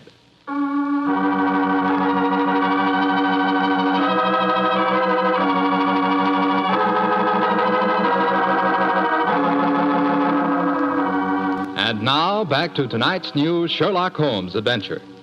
It is just before the Battle of the Marne in the First World War, and Sherlock Holmes and Dr. Watson are at headquarters a few miles behind the front-line trenches. A famous Shakespearean actor who was to give a performance for the troops has mysteriously disappeared, and the great detective has taken his place at the last minute. As we rejoin our story, Sherlock Holmes, alone on the improvised stage, is delivering a Shakespearean speech before a spellbound audience. Happy breed of men, this little world, this precious stone set in a silver sea, which serves it in the office of a wall or as a moat defensive to a house against the envy of less happier lands. This blessed plot, this earth, this realm, this England.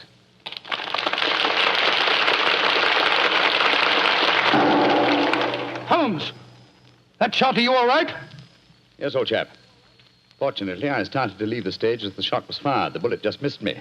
I heard it splinter some wood nearby. But who on earth would want to shoot you? That's what we've got to find out, though I think it more likely that the shot was intended for me. It was not intended for me, but for Maitland Morris, the man for whom I'm substituting. Well, even so, who'd want to shoot him? Oh, don't ask me so many questions, old fellow. Let's see what clues we can find. Now, the shot was fired from outside the tent from behind me. Yes, look there. See the hole in the tent there? By Jove, yes. The footlights would outline your shadow on the back of the tent. Whoever it must have fired at your silhouette. The question is, where did the bullet embed itself? Aha. Look here, Watson. You got a penknife? Yeah, wait a minute. Here, Holmes. This shouldn't be hard to extract. Look at this splintered tent pole. Wait a minute. There we are. Excellent. Huh. Very interesting. Well, what's so interesting about it? Just a revolver bullet, isn't it? No, it isn't, Watson. Huh? It's far from just a revolver bullet. This bullet was fired from a German Luger pistol. A German pistol? There must have been a spy here behind our lines. That's a reasonable enough assumption. Yes, we may be sure that no English soldier would carry such a weapon and face inspection. Come on, I want to talk to Mrs. Morris.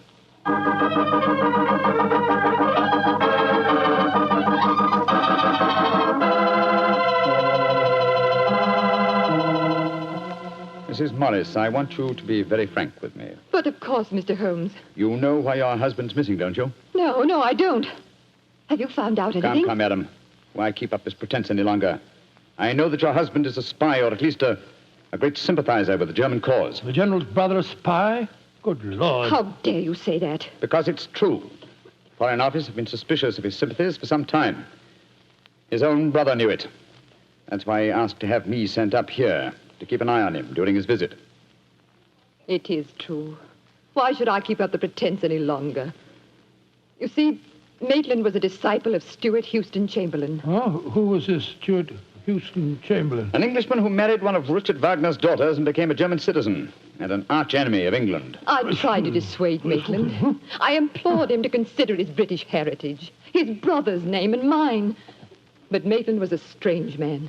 His life was one of frustration and envy. Envy of his brother, I suppose? Yes. When Stanley was knighted, it hurt Maitland terribly. He said it was typical if the English would knight a soldier and yet leave a great artist like himself unrecognized. That in Berlin, they really understood and rewarded the artist. Well, if the authorities knew that, it's amazing they allowed him to come so close to the front lines at a time like this. Oh, it was at the General's request. He wanted to plead with my husband, to warn him that his secret was known. And now Maitland's gone over to the German lines.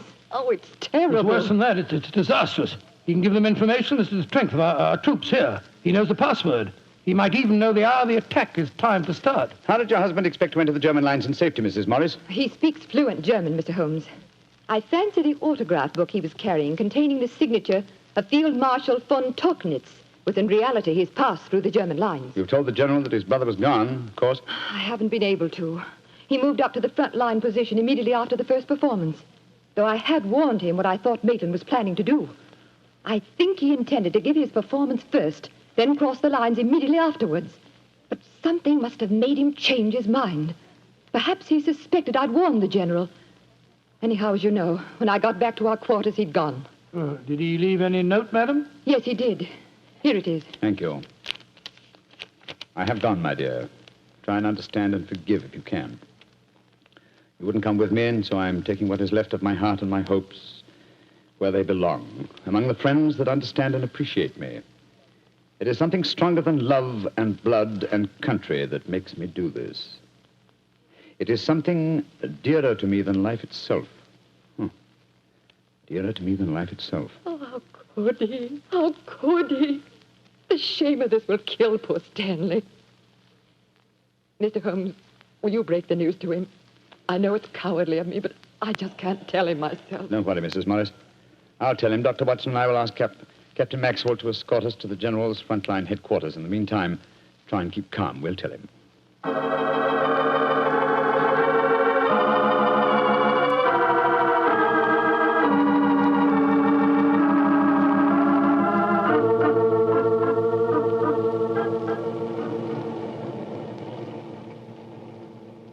If you will wait in the dugout, Mr. Holmes, I'll tell the General that you're here. Thank you, and be sure to let him know the urgency of the matter. Yes, sir. Holmes, this is a dreadful business. Yes, it is, Watson. Though if my plans work out correctly, I think the success of tomorrow's battle may not be imperiled. What plan? Listen. You know, Holmes, a strange silence from the German line since we came here might be accounted for by the fact that they knew Maitland was making his getaway. They wouldn't want to risk wounding such a valuable spy. Quite possibly. What I still don't understand is who shot at you with a German pistol and why. You're being very dense, old fellow. Surely it's obvious that... Here comes General Morris now. Poor devil. This is going to be a dreadful shock to him. Hello, Holmes. Dr. Watson? General Morris, I'm afraid that I've bad news for you. Your brother has gone over to the German lines. Maitland did go there.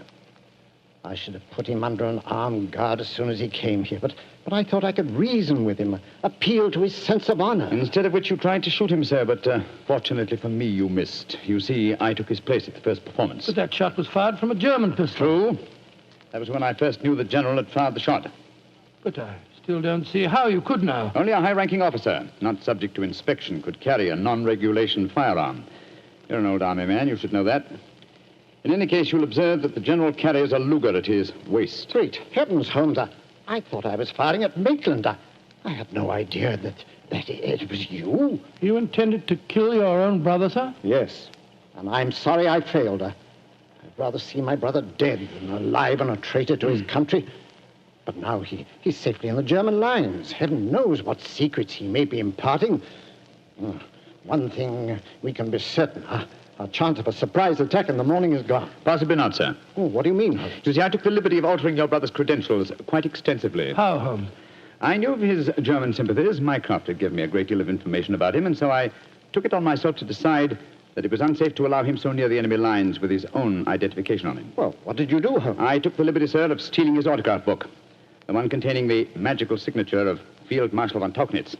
I have it in my pocket now. I think we shall find within its pages a code concealed in the various autographs, giving valuable information to the enemy. Good Lord. I also switched military permits on him. I felt that in the event that he did go over to the German lines, his welcome might be less cordial if they were under the impression that they'd captured Sherlock Holmes. To make that identification doubly sure, I also slipped in his pocket a slight souvenir of my own. By Joe, Holmes, you mean that medal that was presented to you by the University of Leipzig? Exactly, old fellow. I no longer wish to own a decoration given me by a country of barbarians, and it seemed a rather neat and effective way of returning it to them. So the Germans will think they've captured Sherlock Holmes? Yes, sir, and unless I'm much mistaken, he'll receive very short shrift at their hands. Yes, they hate you. There's your answer, sir. I'm sorry. Well, don't be sorry, Holmes. It's better that way. Now his secret can die with him. Excuse me, sir. Yes, Maxwell, what is it? Would it be in order for me to return to headquarters now, sir? It's very nearly time for the second performance, and I've still been unable to trace the whereabouts of your brother. Well, my brother will not be acting tonight, I'm afraid. Holmes, I wonder if I might ask you to take his place once again. If you want me to, General. I do. Maitland had planned to do the St. Crispin speech from Henry V. He knew how much I loved it. I realize that, sir. When I was told the password up here. Well, can you remember the speech, Holmes? Oh, I think so. At any rate, I can try. Then do it for me, my dear fellow, will you? For me. I'll be very proud to do it, General. Goodbye and good luck. Thank you, Holmes. Captain Maxwell, take them back to headquarters, will you? The men will be waiting for the performance.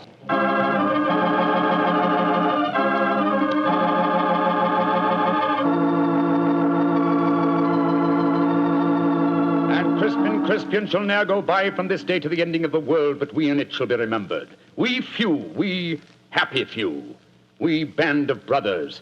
For he today that sheds his blood with me shall be my brother. Be he ne'er so vile, this day shall gentle his condition. And gentlemen in England now abed shall think themselves accursed they were not here, and hold their manhoods cheap, while any speaks that fought with us upon St. Crispian's Day.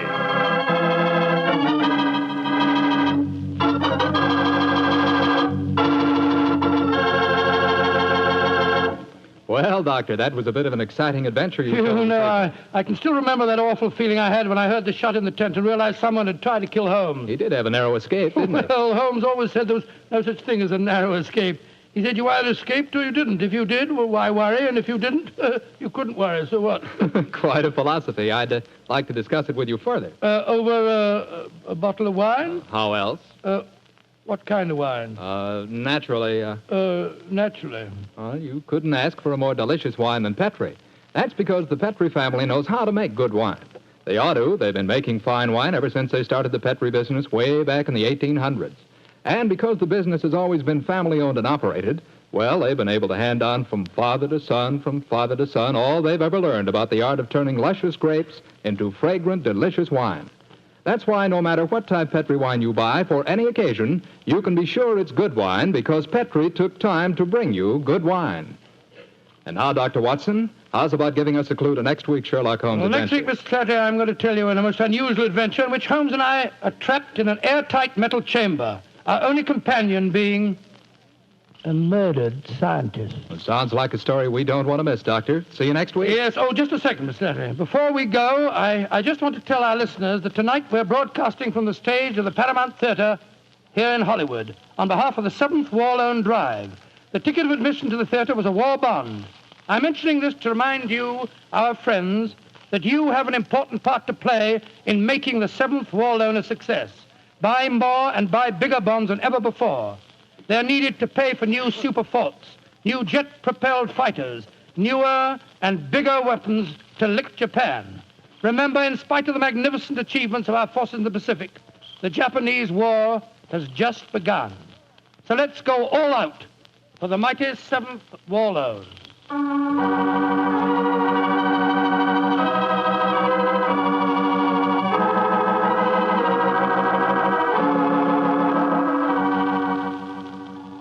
Tonight's Sherlock Holmes adventure is written by Dennis Green and Anthony Boucher and is based on an incident in the Sir Arthur Conan Doyle story, The Adventures of the Blanched Soldier.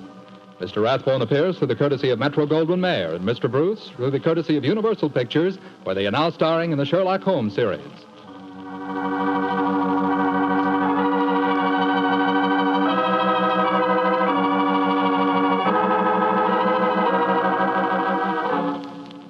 The Petri Wine Company of San Francisco, California, invites you to tune in again next week, same time, same station. Oh, the Petri family took the time to bring you such good wine. So when you eat and when you cook, remember Petri wine. To make good food taste better, remember Petri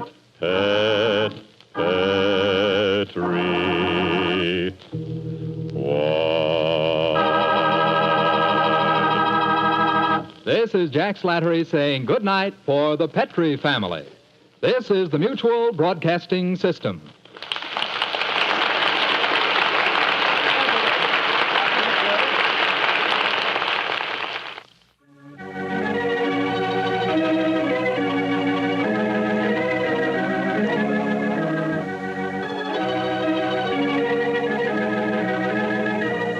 It was only a short time later that calls for the sale of war bonds would come to a complete halt.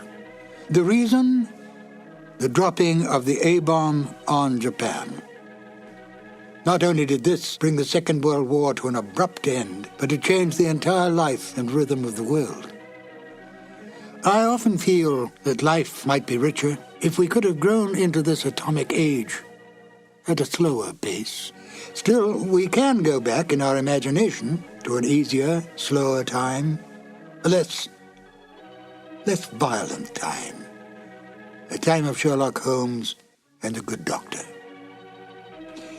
This is Ben Wright, and I'll join you again shortly with another new adventure of Sherlock Holmes.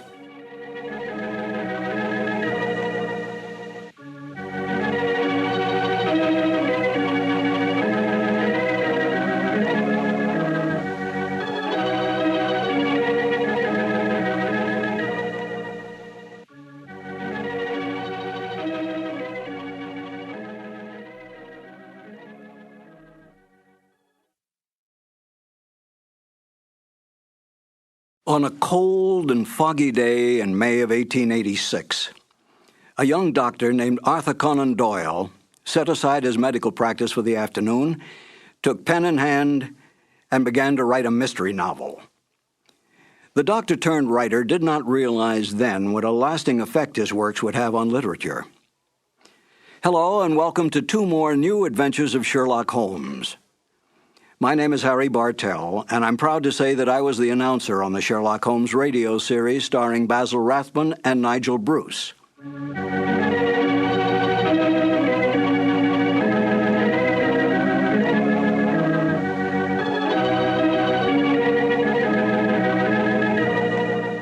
There are more true facts available about the real life of Sir Arthur Conan Doyle than all the fictitious conjectures on the written life of Sherlock Holmes. Yet it was Conan Doyle's Great Detective that brought the author worldwide fame. This saddened Conan Doyle, for he was really a romantic writer who wanted desperately to be recognized through his well-written historical romance novels. But it was not to be. The first short story to appear, A Scandal in Bohemia, was what made the name of Sherlock Holmes a household word. After writing but 6 short stories, Conan Doyle tired of the Great Detective. He wanted out. But Conan Doyle's agents, his book publisher, his reading public, and even the author's own mother continued demanding more and more Sherlock Holmes stories. Conan Doyle gave in, spending most of his time devising mystery plots for the Great Detective to solve, devoting only small periods of time on his other works, all of which he considered more important than Sherlock Holmes. Within months, the popularity of Sherlock Holmes spread worldwide. Conan Doyle was no fool. He knew which side his bread was buttered on, and he soon gave up his medical practice to spend all his time and energy on writing. Today, anyone can go into a bookstore and ask for a copy of Sherlock Holmes stories. Try to do that with any of Conan Doyle's other great works. Such is the power and attraction of the greatest detective of them all, Sherlock Holmes. Now, let's listen to Basil Rathbone and Nigel Bruce in one of the original Conan Doyle mysteries, The Adventure of Thor Bridge. This episode from the life of Sherlock Holmes will be transmitted to our men and women overseas by shortwave and through the worldwide facilities of the Armed Forces Radio Service. Petri Wine brings you Basil Rathbone and Nigel Bruce in the new adventures of Sherlock Holmes.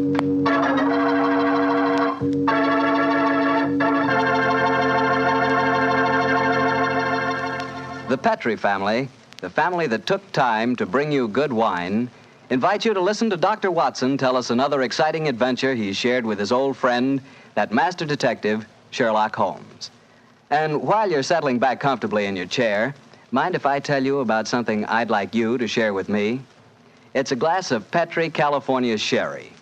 Of course, most people think of Petri California Sherry as the one wine that's really swell any time, but personally, I like a glass of that Petri Sherry just before dinner. You know, that's the time you're a little on edge, you've just finished your day's work, and you're waiting for your dinner, and, well, that's when you want to lean back and take it easy. And boy, that's the time a glass of Petri Sherry tastes like something just too good to be true. Try it. Petri Sherry's the perfect before-dinner wine. And incidentally, if you like your sherry dry, not sweet, then you'll find that Petri Pale Dry Sherry is just made for you. The important thing is the Petri label, because when it says Petri, it always means good wine.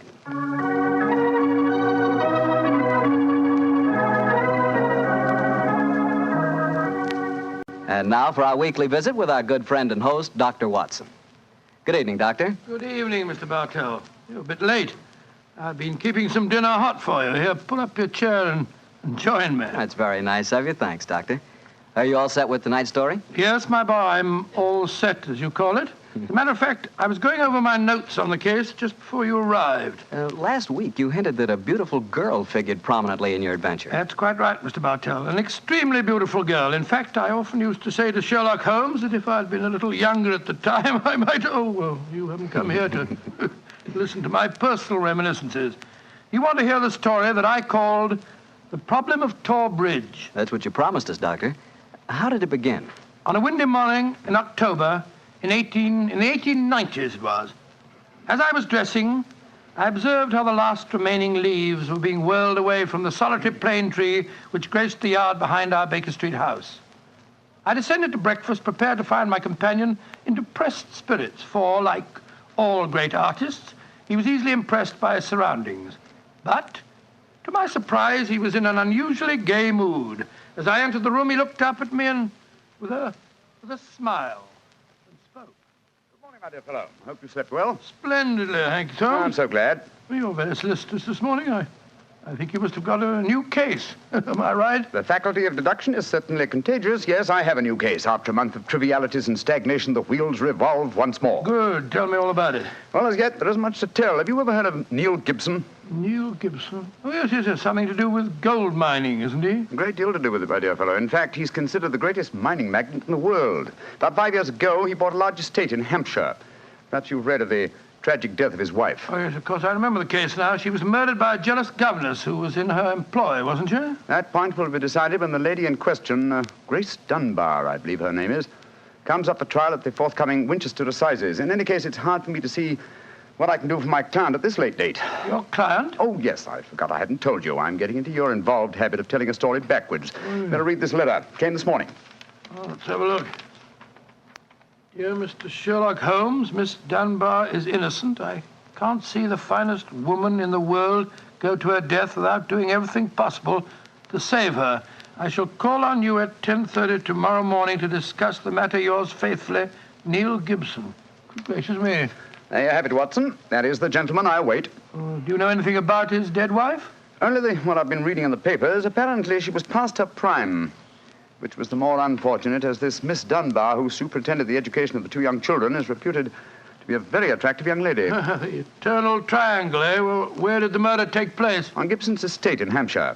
His wife was found in the grounds nearly half a mile from the manor house, late at night, clad in her dinner dress, with a shawl over her shoulders, and a revolver bullet through her brain. Any weapon found near her? No, there were no clues found at the scene of the crime. What made them suspect the governess? Well, in the first place, there was some very incriminating evidence. A revolver with one discharged chamber, the caliber corresponding with a bullet in the dead woman's head, was found on the floor in Miss Dunbar's wardrobe. Oh, was it? Pretty damaging evidence, Holmes. So the coroner thought. And to make the case even blacker against Miss Dunbar, the dead woman had a note on her making an appointment at that very spot.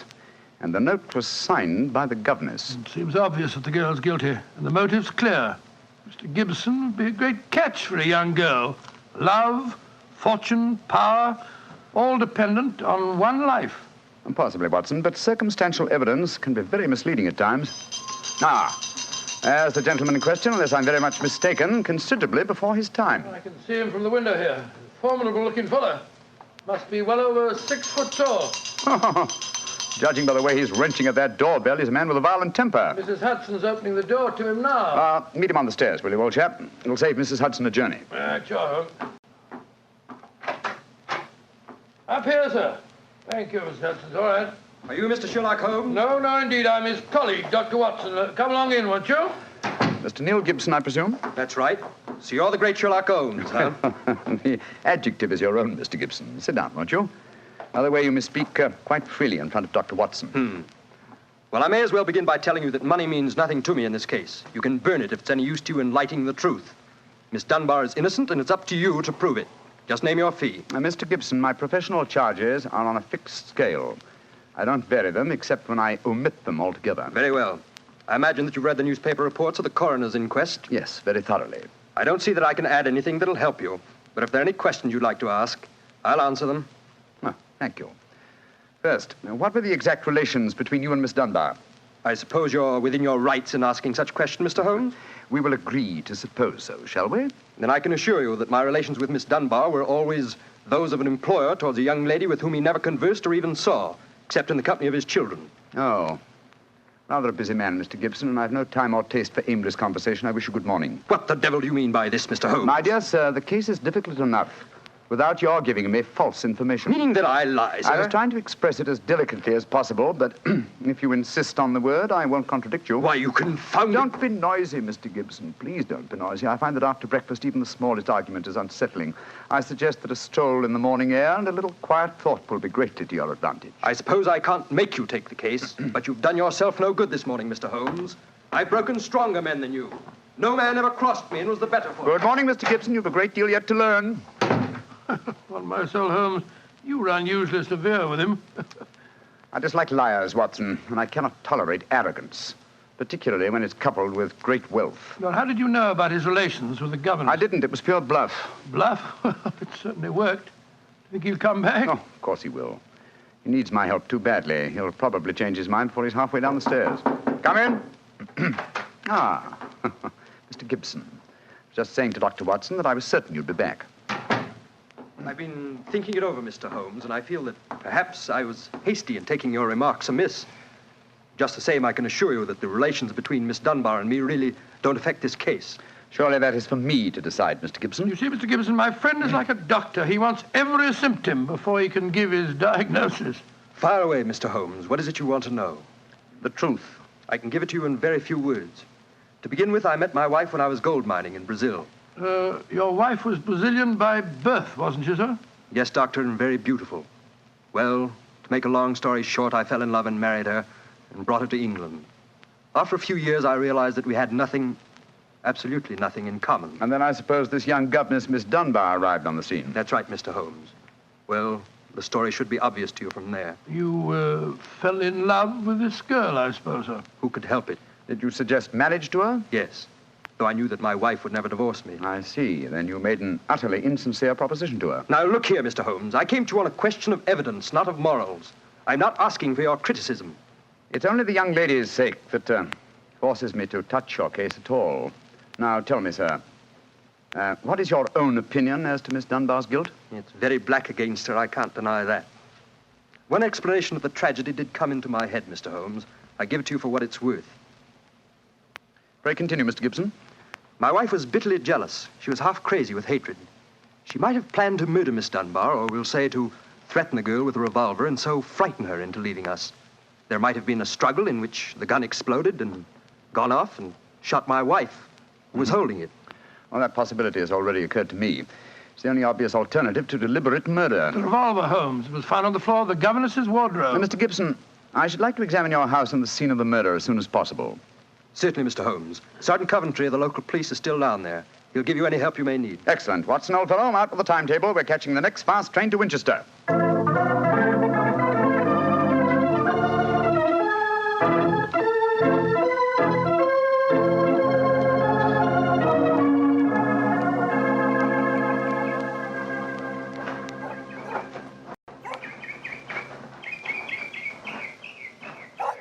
So if I have to have someone else on the case, I'd rather have you, Mr. Holmes. The yard gets called in, then we local police loses all credit for success. Generally gets blamed for the failures. Now I've heard that you play straight. I don't appear in the matter at all, Sergeant Coventry. If I can clear it up, I don't ask to even have my name mentioned. Well, that's handsome of you, I'm sure, and I know your friend Dr. Watson can be trusted, too. Oh, don't worry, my dear fellow. We won't steal any of your thunder. Well, that's nice and friendly of you, Doctor. Well, come on, gentlemen. I'll walk you down to the bridge. That's where we found Mrs. Gibson's body. It's not far from the house here. Well, I must say, Mr. Gibson has a beautiful estate. It must be 60 or 70 acres. Oh, nearly twice that, Doctor. The Woods back of the house there belongs to him, too. Mr. Holmes. Yes, Sergeant? There's a question I'd like to ask you. A question I wouldn't ask anyone else. Then please ask it. Don't you think there might be a case against Mr. Gibson himself, sir? I've been considering that possibility. That there Miss Dunbar's a bit of all right. If you ask me, he wanted his wife out of the way, and the pistol she was shot with was his pistol, you know. Was that fact proven? Yes, Doctor. It was one of a pair that he had. One of a pair? Where's the other? Well, Mr. Gibson has a lot of firearms. We never quite matched that particular pistol, but the box was made for two. Well, if it was one of a pair, surely you'd be able to match it. Well, we have them all laid out at the house if you want to look them over. We'll do that later. This, I presume, is Tor Bridge. That's right, sir. Found Mrs. Gibson's body lying right here at the approach to the bridge. I see. I gathered from the newspaper reports that the shot was fired at very close quarters. Yes, sir, very close. Near the right temple, wasn't it? Just behind it, sir. How did the body lie, Sergeant? Oh, on its back, Doctor. No trace of a struggle, no marks, no weapon. The note from Miss Dunbar was clutched in her left hand. Clutched, you say? Yes, sir. We could hardly open the fingers to get at it. That's of greatest importance. It excludes the idea that anyone could have placed the note there after death in order to furnish a false clue. What did the note say, Sergeant? Little enough, Doctor. It just said, I will be at Tor Bridge at 9 o'clock, and it was signed Grace Dunbar. Did Miss Dunbar admit writing it? Oh, yes, sir. What was her explanation? She wouldn't say nothing. Said she was saving her defense for the trial. Yes, it seems odd that Mrs. Gibson was still clutching that note. Seems perfectly natural to me. Oh, come now, old fellow. Argue the thing out logically. If the letter is genuine, it was certainly received sometime before the tragedy, say an hour or two. Why then was the dead woman still clasping it in her left hand? Why should she carry it so carefully? She certainly didn't need to refer to the note at all at the interview. Doesn't it strike you as rather strange? Well, now you put it that way, it does seem a little peculiar. Hello. Did you notice this, Sergeant? Oh, you mean that chip out of that stone on the underside of the parapet of the bridge, sir? Yes, I noticed it. Didn't think nothing of it, though. It isn't a very large chip. Yes, but it's been done recently. Notice how the stonework is white just here. It took some violence to do that. Hand me your cane, Watson, will you? Here you are, Bullet. Thanks. Yes. It's a hard knock. And in a curious place, too. But it's 15 feet from where we found the body, Mr. Dow. Yes, Holmes, I don't see how it could have any connection with Mrs. Gibson's murder. Possibly it hasn't. But it's a point worth noting. There were no footprints, you say, Sergeant? None, Mr. Holmes. The ground was as hard as iron. It's been a very dry summer, and we haven't had any rain to speak Yes, of this pity. year. Well, Sergeant, I'm much obliged to you, and now I think we'll get back to the house. Right. Cesar will show you where the firearms are, sir. Oh, who is Cesar? Oh, funny kind of a bloke. Brazilian he is. Brazilian, eh? Like Mrs. Gibson? Yes, Mr. Holmes. Comes from the same town that she does, as a matter of fact. Something very fishy about him, if you ask me. Now, if you'll excuse me, gentlemen, I'm going to take a little stroll around the grounds. You started me on a new train of thought in this case, Mr. Holmes. Oh, I'm delighted, Sergeant. I'll get back to the house.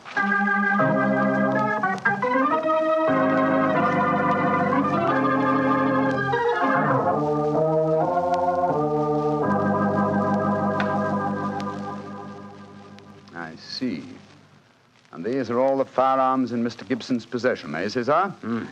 Except for the revolver that is missing from the case. Yes, so I say I see him. I've never seen such a collection of guns and revolvers in my life. Mr. Gibson had many enemies, senor. He always sleep with a loaded pistol beside his bed. She's a man of great violence. There have been times when all of us were afraid of him. Did you ever witness physical violence towards Mrs. Gibson? No, senor. I cannot say that I have. But I have heard him say many terrible things to her. He would taunt her in front of we servants. I have heard him do it many times. Thank you, Cesar. That will be all. Muito bem, senor. You know, Holmes, I still think the case against Miss Dunbar looks very black. I should agree with you if it were not for one fact. The finding of the revolver in her wardrobe. On the soul, Holmes, that seems to me the strongest evidence of all. I think not, old chap. Huh? We must look for consistency. Where there is a want of it, we must suspect deception. I don't quite follow you. Suppose for a moment that we visualize you in the character of a woman who in cold, premeditated fashion is about to murder a rival. You've planned it. A note has been written. The victim has come. You have a weapon. The crime is well done. It has been workmanlike and complete. You mean to tell me that after carrying out so crafty a crime, you'd be so stupid as to forget to fling the incriminating revolver to the bottom of the stream? Or perhaps in the dense reeds that border it? Would you carefully carry it home and put it in the first place that would be searched? Your wardrobe? Well, perhaps in the excitement of the moment, one... No, my dear chap, I won't admit that's even possible. When a crime is coolly premeditated, then the means of covering it are coolly premeditated also. Well, then if Miss Dunbar didn't shoot Mrs. Gibson, who the devil did? I hope I can give you the answer to that question, Watson, when we've made one further visit. Oh, Lord. Where are we going now? To prison, old chap. Prison? Yes, we're going to Winchester Prison to call on Miss Dunbar. I'm certain that the key to this strange mystery lies in her hands.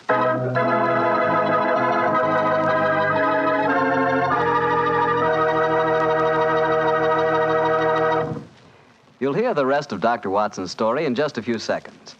Just time enough for me to remind you that the easiest way to make good food taste better is to serve that good food with a good Petri wine. If you like a red wine, well, you want a Petri California Burgundy. If you'd rather have a white wine, then you want a Petri California Sauterne. But red or white, Petri Burgundy or Petri Sauterne, you're choosing a dinner wine that's sure to turn a simple meal into a feast. Your whole family and all your friends will love Petri, the wine that makes good food taste better.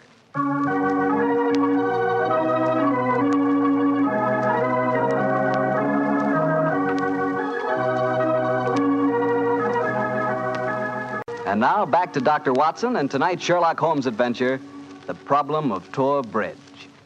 Well, Doctor, did you go to Winchester Prison and see Miss Dunbar? We did, Mr. Bartell. An hour later, I found the two of us sitting in a dank and gloomy cell, talking to one of the most beautiful girls that I've ever seen. Her bright, flashing eyes and her air of quiet confidence seemed sadly out of place in such a setting. Holmes spoke to her quietly, soothingly. Miss Dunbar, tell us of your true relations with the dead woman. She hated me, Mr. Holmes. She hated me with all the passion of her distorted mind. Please tell us exactly what happened on the evening of Mrs. Gibson's death. Well, I received a note from her in the morning. A note imploring me to meet her at the bridge after dinner that night. She said she had something important to say to me. Did you keep that note, Miss Dunbar? No, Doctor. She asked me to destroy the note, so I burned it in the schoolroom grate. I saw no reason for such secrecy, but... well, I did as she asked. And yet she kept your reply very carefully. It's interesting. Tell me what happened when you met her that night. When I reached the bridge, she was waiting for me. I won't tell you what she said, but she poured out her whole wild fury in burning, horrible words. I didn't answer. I couldn't. It was dreadful even to look at her. She was like an insane woman, standing there screaming disgusting insults at me. I put my hands to my ears and rushed away. Where was she standing when you left her? Within a few yards of the spot where her body was found later. And yet, presuming she met her death shortly after you left her, you heard no shot. No, I heard nothing. But I was so upset, Mr. Holmes, that I rushed straight back to my room. Did you leave it again that night? Yes. When the alarm came that Mrs. Gibson was dead, I ran out with the others. Did you see Mr. Gibson? Yes, Doctor. He had just returned from the bridge when I saw him. He had sent for the doctor and the police. This pistol that you found in your room, had you ever seen it before? Never, Mr. Holmes, I swear it. When was it found, Miss Dunbar? Next morning, when the police made their search. It was on the floor of my wardrobe where I keep my shoes. You had no idea how long it had been there? Well, it hadn't been there the morning before. How do you know? Because I had tidied up the wardrobe that day. I see. Then someone must have come into your room and placed the pistol there in order to incriminate you. I'm certain of it. When could they have done that? Well, it could have been at meal times, or when I was in the schoolroom with the children. Yes. Miss Dunbar, on examining the scene of Mrs. Gibson's death, I noticed that a piece of stonework on the underside of the parapet of the bridge had been broken away. Can you suggest any possible explanation for that? Oh, surely it must have been a mere coincidence, Mr. Holmes. Possibly. But why should it appear at the very time of the tragedy and to the very place? Could it possibly be that... Why, yes, of course. Idiot.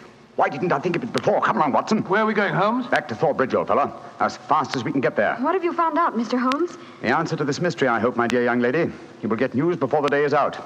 And meanwhile, take my assurance that the clouds are lifting and that the light of truth is breaking through.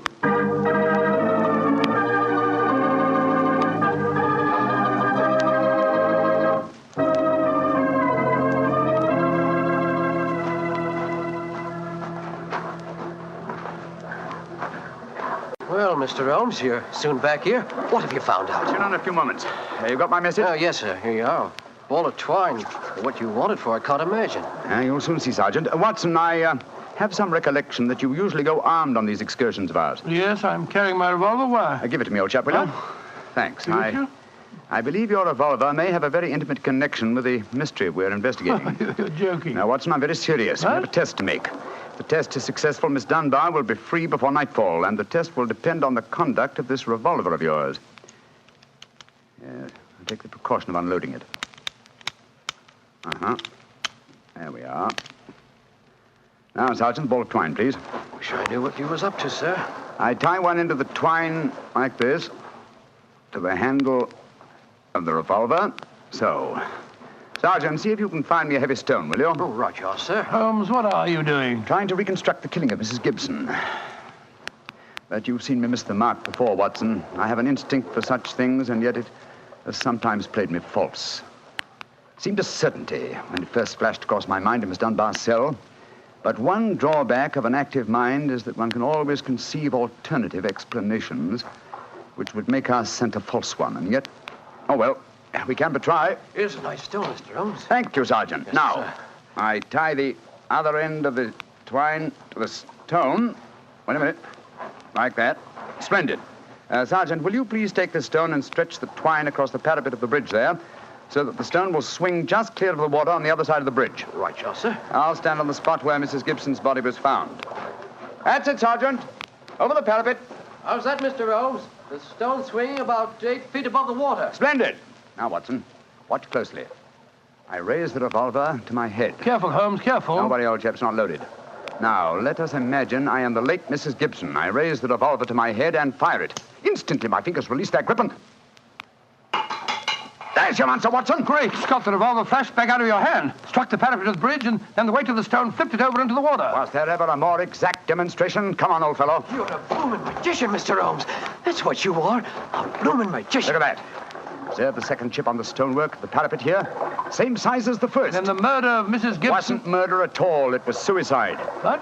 We can follow the various steps quite clearly. A note was extracted very cleverly from Miss Dunbar, a note which made it appear that she had chosen the scene of the crime. Mrs. Gibson, in her anxiety that the note should be discovered, somewhat overdid it by holding it in her hand to the last. That alone should have excited my suspicions earlier than it did. So she stole one of her husband's revolvers and planted the other one in Miss Dunbar's wardrobe. Exactly.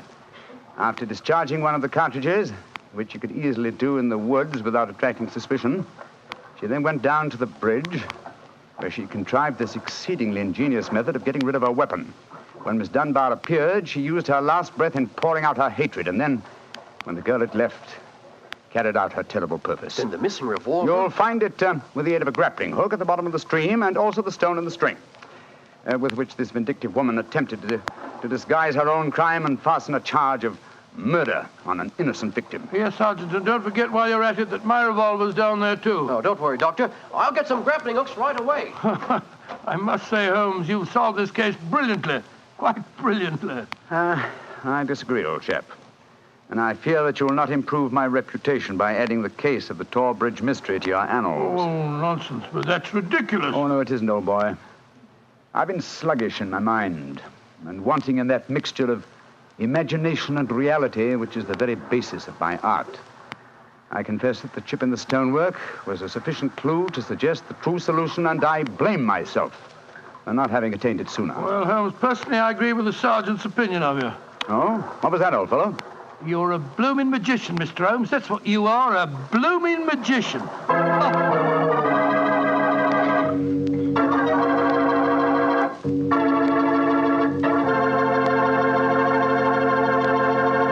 Well, Doctor, Holmes really was a magician. That is, if you did find Mrs. Gibson's revolver and your own in the string. Oh, we found them all right. You don't think I'll tell you the story otherwise, do you? What do you take me for, anyway? Well, now that you ask, I'll tell you. I take you for a very charming gentleman, a wonderful storyteller, and a fine host. Oh, well, I do. Really. Well, you are a gentleman of the old school. And you do tell a fine story. You flatter me, you... And you are a perfect host. That meal we had tonight was wonderful. Oh, it was, eh? And, that wine, what kind was it? It was Petri wine, and you know it. And I should have known that you were leading up to something. Mr. Bartell, you should be ashamed of yourself. You will do anything to get a chance to talk about Petri wine. Oh, I can't say I don't blame you. Well, honestly, Doctor, I meant everything I said. But you don't really want me to stop talking about Petri wine, do you? After all, it's worth talking about, isn't it? What other wine is made with the loving care that goes into Petri wine? Don't forget, Petri wine is made by the Petri family. Winemaking is their business. Why, they've been making wine for generations, handing down from father to son, all their skill and knowledge and experience. You can be sure the Petri family really knows plenty about the fine art of turning luscious grapes into delicious wine. That's why, whether you want a wine for before dinner, with dinner, or for any time, you can't go wrong with a Petri wine, because Petri took time to bring you good wine. And now, Dr. Watson, what new story are you planning to tell us next week? Well, next week, Mr. Bartell, I'm going to tell an adventure that Holmes and I had amid the oriental magnificence of a Maharaja's palace in India. India? Sounds intriguing. What were you and Sherlock Holmes doing out there, Doctor? Well, we'll have to wait till next week for the answer to that question, my boy. But I can tell you that it was one of the weirdest problems that we ever had to solve. I call the story The Vanishing Elephant.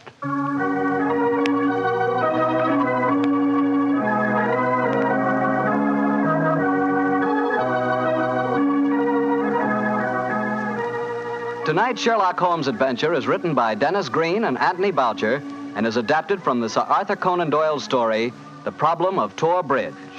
Mr. Rathbone appears through the courtesy of Metro-Goldwyn-Mayer and Mr. Bruce through the courtesy of Universal Pictures, where they are now starring in the Sherlock Holmes series.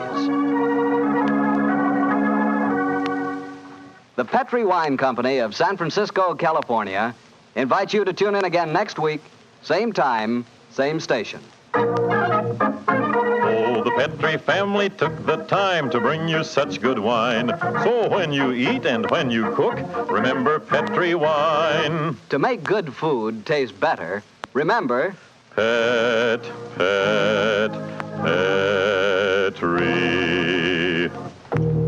wine. This is Harry Bartell saying goodnight for the Petri family. Sherlock Holmes comes to you from our Hollywood studios. This is the Mutual Broadcasting System.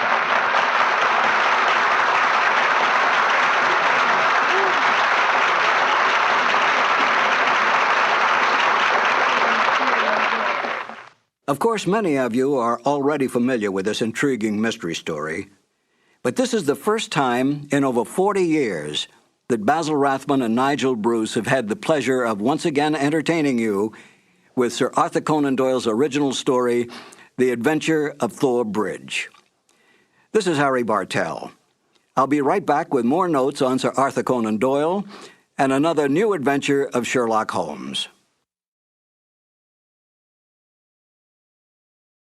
Petri Wine brings you Basil Rathbone and Nigel Bruce in the new adventures of Sherlock Holmes.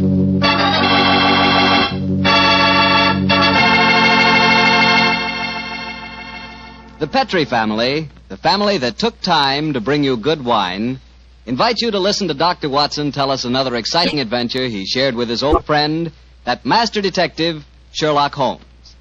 And I'd like to ask you a short, simple question. Have you ever tried a glass of sherry before dinner? If you haven't, you'll never know what you're missing till you do. And make that sherry Petri California sherry. Because Petri sherry is the best beginning a good meal ever had. Just hold a glass of Petri sherry to the light. Look at its wonderful, clear amber color. Now just get a whiff of that aroma. Bouquet, the experts call it. I'm telling you, you can just smell those big, luscious grapes. Now, best of all, taste your Petri sherry. Sip it. Sip it slowly so you don't miss one single drop of this truly delicious wine. Yes, without a doubt, Petri sherry is good wine. Oh, and incidentally, Petri makes two kinds of sherry. regular sherry, and Petri Pale Dry. Both are fine. And if you're not sure which you might like best, do what I do. Don't buy one, buy two. Try them both. And serve them proudly, because the name Petri is the proudest name in the history of American wines.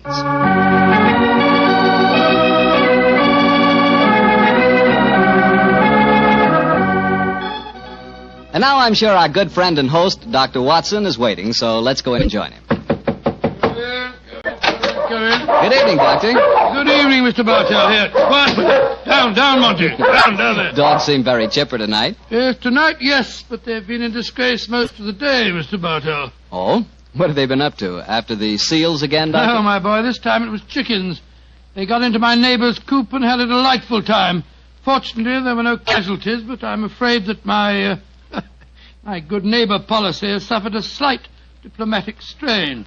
But you come here to listen to Sherlock Holmes' adventures, not those of my dog, so draw up your usual chair and make yourself comfortable, and I'll get on with tonight's story. Last week, Doctor, you told us it was a case in which Sherlock Holmes found the solution without ever meeting any of the suspects. That's quite correct, Mr. Bartell. As remarkable an exhibition of long-distance detection as I ever recall. But judge the story for yourself, my boy. It was in the autumn of 1903, and Sherlock Holmes was about to retire to his bee farm on the Sussex Downs. I must confess, Mr. Bartell, that my heart was heavy during those last few weeks we spent at Baker Street. I thought of the countless adventures that we'd shared together. I remembered those many evenings of quiet comradeship and companionship.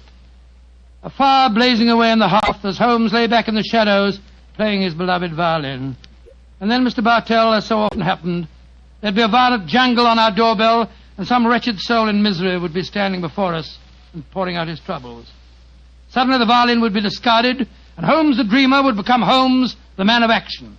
Come, Watson, the game's afoot, he'd say. And in a few moments later, we'd be rattling off in a cab through the foggy, gaslit London streets. Yes, Doctor, I can imagine it was pretty hard for you to leave Baker Street. It was, Mr. Bartell. However, as it transpired, there was one more adventure awaiting us before we left. A few days before the actual move, I persuaded Holmes to take an afternoon off from his packing and accompany me on a visit to the laboratory of an old friend of mine, a Professor Jean Boulin. He was an eminent French scientist engaged in very important work at the London University. Well, by the way, this was at a period, Mr. Bartell, when radium was something extremely new and extremely rare. The university had just acquired a minute but invaluable portion of the element, and Professor Boulin was in charge of the research connected with it. I can remember the picture so well as Holmes stood in the laboratory talking with keen interest to the distinguished scientist. Amazing, Professor Boulin. Quite amazing. Think that this tiny leaden vessel contains one of the most precious substances in the world. Yes, Mr. Holmes. We have a great deal to thank Madame Curie for.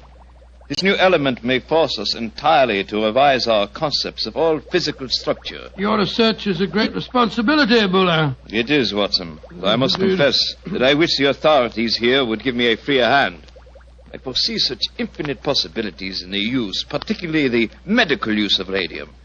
But my conservative superiors seem to regard it only as a toy, a scientific curiosity. Limit your experiments accordingly, I suppose. Exactly. I'm given no opportunity to do anything that's in the least radical. Must be very disheartening. How can research ever get anywhere along those lines? It is a great misfortune, Holmes, that you've determined to retire to your bee farm.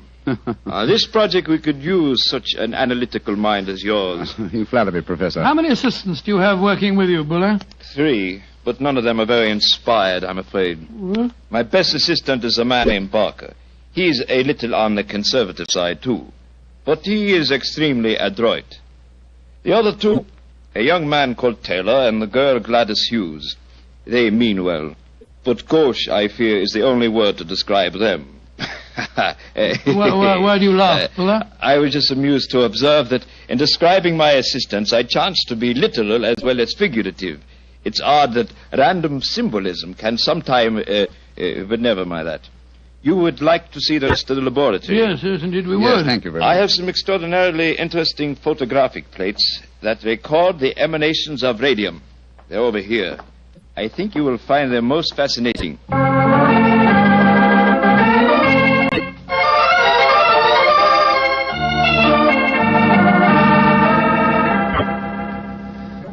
Baker Street, particularly when our rooms are full of packing cases, seems rather drab after the scientific stimulations of Professor Boulin's laboratory, doesn't it, old chap? Yes, it seemed drab even if we hadn't been to see him. I feel frightfully depressed, Holmes. I just don't know what I'm going to do without you. Oh, you're still a young man, Watson, and a susceptible one. You'll marry again. No, I won't. You will, old chap. And you'll end up by being glad that your old roommate, your difficult, rather unsociable old roommate, is living in retirement on the Sussex Downs. Rubbish. I shan't feel anything of the kind. In any case, I don't think you'll be able to stay in retirement for long. Your mind is much too alert to be satisfied by being a sort of midwife to a bunch of beastly bees. Oh, dear Watson. I feel that you'll never eat honey again. Yes, you can laugh, Holmes, but I could see how excited you were when Boulle suggested that you might help him with his radium experiment. Flattering suggestion, I must admit, my dear fellow. Just the same, Oh, now, who the devil's that? From the urgency of the tug on the bell pull, I'd say that it was a client. And go and head him off, will you, old chap? Yes, I'll do my best. Oh, Watson, explain that I'm no longer in practice. Too late, Holmes. He's brushed past Mrs. Hudson. Here he comes rushing up the stairs. Oh, confound it. I beg your pardon, sir, You but... Mr. Sherlock Holmes? No, I am not Sherlock. Then you must be Mr. Holmes. That is my name, sir. But may I ask what accounts for your rather whirlwind entrance? My housekeeper, Mrs. Hudson... I haven't any time to consider etiquette. My sister Gladys Hughes has vanished. Vanished into thin air. You've got to find her for me, Mr. Holmes. I'll pay you any fee you name, but you've got to find her. Mr. Hughes, I'm extremely sorry that your sister has vanished, but I'm afraid that I can do nothing to help you. I'm retiring. I'm giving up my practice. If you won't help me, I'll go to someone who will. That's exactly what I mean, sir. I suggest that you go to the police, or if you insist on a private investigator, I can strongly recommend Mr. Martin Hewitt. Yes. His address is 39 Pont Street, Knightsbridge. Good day to you. Good day, Mr. Hughes. 36 Pont Street, Knightsbridge. Mr. Martin. Yes, I can understand his concern, but his manners leave a great deal to be desired. Holmes. Gladys Hughes, his missing sister. That was the name of one of Professor Boulin's assistants, wasn't it? True, old fellow, but it's probably only a coincidence. What? Both Christian and surnames are extremely common ones. Well, I have a feeling that it may not be a coincidence. Oh, come now, my dear fellow. Don't you try and embroil me in a fresh adventure. I've retired and I'm leaving for Sussex in a few days. And if any more clients come wrenching at my doorbell, I shall ignore them.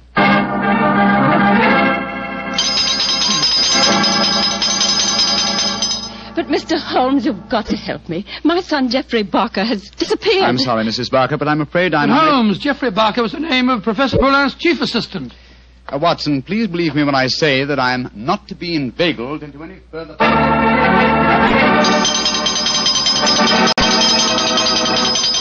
Mrs. Taylor, I'm sorry, but I can't help you. Oh, but Mr. Holmes, it's my husband. He's disappeared. We've only been married 3 months, and now... Oh, it's terrible. I've been so worried ever since he started to work on that strange new radium with Professor Jean Ballon. Holmes, you can't pretend it's coincidence any longer. Gladys Hughes, Geoffrey Barker, and now Taylor. The 3 assistants of Professor Boulin. I know it, Watson. Mrs. Taylor, the moving van will be here tomorrow to take my things to Sussex. I shall follow them immediately. I have retired, madam. Do you understand that? Retired.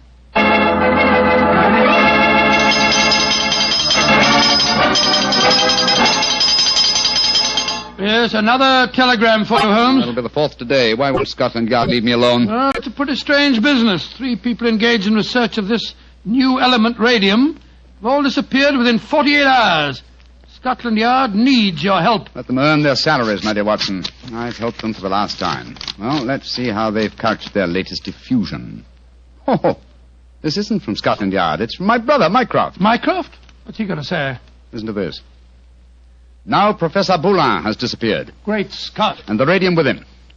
Surely the pattern is obvious, Sherlock. Radium must be found, could solve the problem for you, but I'm too lazy. Consider what a flashy case for you to retire on. Regards, Mycroft. The old devil. Holmes, this is shocking. My old friend Boulin has disappeared. Yes, Watson, and now my brother asks me to investigate. The pressure becomes irresistible. Very well, I bow to fate and postpone my retirement for a few hours. Good man, Holmes. You know you'll never really retire. Let me see, as Mycroft says, there's an obvious pattern in this case. Our first step, of course, will be to interview all the doctors who treat patients without charge. Why? Well, surely that's obvious. Well, it isn't at all obvious to me. I don't know why you always leave me in the dark. Well, what makes you laugh? Being left in the dark. It's just like the old times, isn't it, Holmes? Come on, old fellow, let's go. The game's afoot.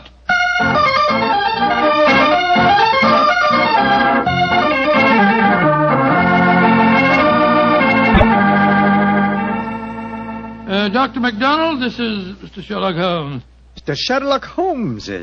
I'm very glad to meet you. And are you, Dr. MacDonald? I swear that I've never been in as many doctors' offices as I have today. But Mr. Holmes is in search of some information. Perhaps, Doctor, you can help him. I'll do my best. What do you want to know, Mr. Holmes? Whether you have any charity patients with skin eruptions or growths of any kind. I mean, patients that have not kept their appointments recently, perhaps. Now, let me see. Why, yes, I do. Old Mrs. Pendle. She has a very bad case of lupus.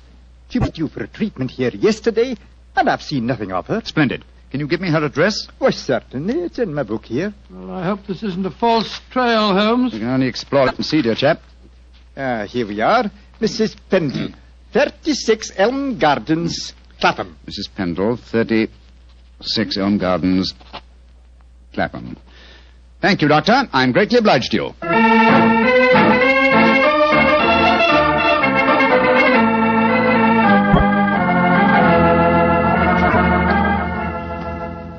Getting restless, Watson? Yes, I am a little. We've been waiting outside Mrs. Pendle's house for over an hour. Why don't we knock on the door and see if she's at home? Oh, no, my dear chap. We mustn't frighten her. I hope that she's going to lead us to our quarry. You see... Shh. Front door's opening. A woman's coming out. Yes, it's Mrs. Pendle, beyond doubt. Look at that bandage around the upper part of her face. Yeah, hello, she's turning down the street. We're going to follow her, I suppose. Naturally, but let's give her a start, shall we? We don't want her to spot us. Well, while we're waiting, perhaps you'll clear up 1 or 2 points for me. I'm still very much in the dark. With pleasure, old chap. What puzzles you? Well, one of the things that Come on. What? We've given her enough of a start. Let's follow her. Oh, very well. But look here, Holmes. You asked me what I didn't understand. 2 things puzzle me. What did Mycroft mean by the pattern of the case? And why are we following a poor sick old lady through the London streets? I'll answer the first question, and I think the answer to the second will be self-apparent. The pattern of the case is clear. Professor Boulin and his 3 assistants have vanished together with the radium, but their disappearances were not simultaneous. Had they been so, it would have been a transparent case of theft. But with the disappearances gradual rather than simultaneous, the emphasis has been subtly shifted. Yes, I can see that, Holmes, but what do you suppose is at the back of the whole business? Can't be a simple case of theft. Radium is enormously valuable. But it'd be hard stuff to sell again. Not to an unscrupulous criminal with a knowledge of medicine, Watson. My own theory, and I admit at the moment that it's purely a theory, is that Professor Boulin was worried because he was so hampered in his research. You'll remember that he stressed his great faith in the medical values of the new element, radium. Yes, he did. It's more than possible that he places the rights of science above the rights of property, that he's determined that he and his group will carry on their invaluable research unhampered by the conservative restraints of the university. I see what you mean, Holmes, but how does Mrs. Pendle, the poor woman that we're following, enter the picture? Because one of the chief lines of radium research on the continent so far has been with her sort of trouble. Professor Boulin's obvious move, if my theory is correct, would be to contact poverty-stricken patients, promise them relief, induce them to abandon their regular treatments, and submit to him. By Jove, yes, Holmes, that seems perfectly logical, and yet I can't believe that Boulin would... Mrs. Pendleton has reached her destination. She's turned down a driveway. Yes, she's walking up to what looks like a deserted warehouse. Hurry, old chap. Don't let her out of our sight. She's opened the door without knocking. She's gone in. We'll wait here for a moment or 2, then we'll follow her. I have a feeling that your old friend, Professor Boulin, is not far away, Watson. Yes, you're probably right. But I hope we can do something to protect him from the consequences of what he's done. It might easily mean the finish of a brilliant career. I'll do everything in my power, but you know as well as I do... Shh, look. Mrs. Pendle's coming out again. Yes, and she's in trouble. Come on. Mrs. Pendle, what's wrong? I don't know how you know my name or who you be, but you ask me what's wrong. They tell me to come here to this address, and I find a doctor who'd help my face. I comes here, and what do I find? What did you find, madam? A corpse, sir. That's what I find. A dead man lying there in a great pool of his own blood.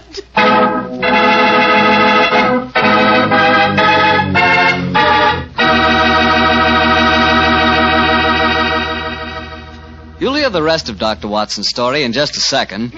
So I'm just going to remind you that there's one wine which everyone likes and which is good on any occasion. Petri California Sherry. You want a swell wine to serve before dinner? The perfect answer is Petri Sherry. If you want a wine that's delicious after dinner, Or later in the evening when you're just talking things over with your friends, again you want Petri Sherry. And if you want a wonderful wine to serve at cocktail time, naturally you want Petri Sherry. Sherry is a wine that's good at any time. And Petri, well, Petri is the wine that's good all the time. Well, Dr. Watson, so following the tracks of old Mrs. Pendle led you to a corpse, huh? Yes, Mr. Bartell. Of course, Sherlock Holmes and I went at once into the broken-down warehouse to examine the scene of the tragedy. Slumped over a desk in a darkened, shabby room, a flickering candle giving a macabre lighting to the scene, was the body of a man. I think I knew its identity even before Holmes turned to me and said... It's Professor Boulin. All right, Watson. Poor devil. Murdered, of course. Yes, but examine him for yourself, will you? Yes. Yes, there's no doubt about it. This wound couldn't have been self-inflicted. The right auricle of the heart has been pierced. How long ago would you estimate death took place? Not more than a couple of hours ago, I should say. Not hard to reconstruct the killing. The murderer came up from behind Boulin as he sat here, crooked an arm around his throat. Yes. See the finger marks on the right-hand side of the neck? Here? Then stabbed him in the chest. And then withdrew the weapon and disappeared. Leaving no traces, confound it. A dusty room is an ideal place for recording footprints, but there are half a dozen different prints here, including Mrs. Pendle's. Hello. Here's the print of a smaller woman's shoe. Well, must be that of Gladys Hughes, his assistant. Undoubtedly, but that really proves nothing except that she was here with him. In fact, that we were convinced of anyway. Question is... Come on. Let's go outside and talk to Mrs. Pendle again. Poor old Boulin. What a shocking way to die. And what a great loss to science. I suppose the murderer must have stolen the radium. We found no trace of it in there. Undoubtedly, the possession of the radium was the motive for the murder. Mrs. Pendle. The poor man is dead, ain't he, sir? I'm afraid so, madam. I knew it. I never should have come here. I never should have left Dr. MacDonald. Mrs. Pendle, let me ask you a question. I can't be answering no questions, sir. I don't know nothing about how the poor soul got himself murdered. What would a poor woman like me know about such things? No, my good woman. My friend isn't suggesting at all that you know anything about the murder. Then what do you want to know, sir? Who told you to come to this address today, Mrs. Pendle? A young lady. Nice young lady she was, too.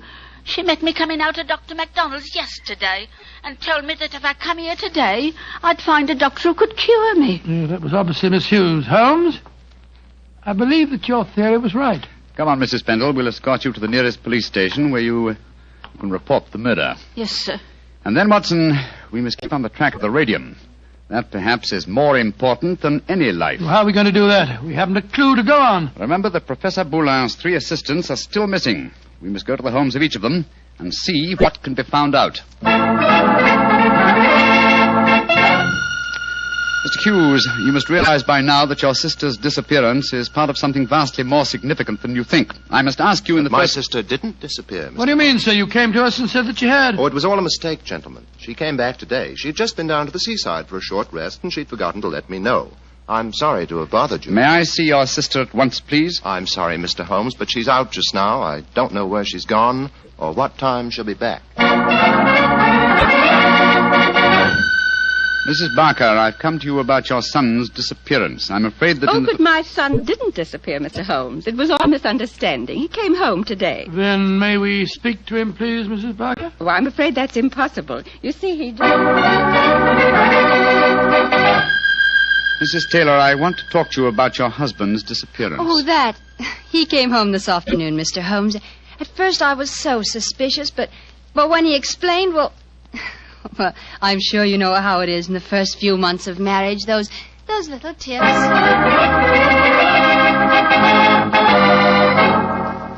Confound it, Watson. We are no nearer the solution. And meanwhile, here we are back in Baker Street to find that the moving van has taken all your things off to Sussex. Perhaps you should give up the case, Holmes, and follow them. Close my career on a note of failure? No, my dear fellow.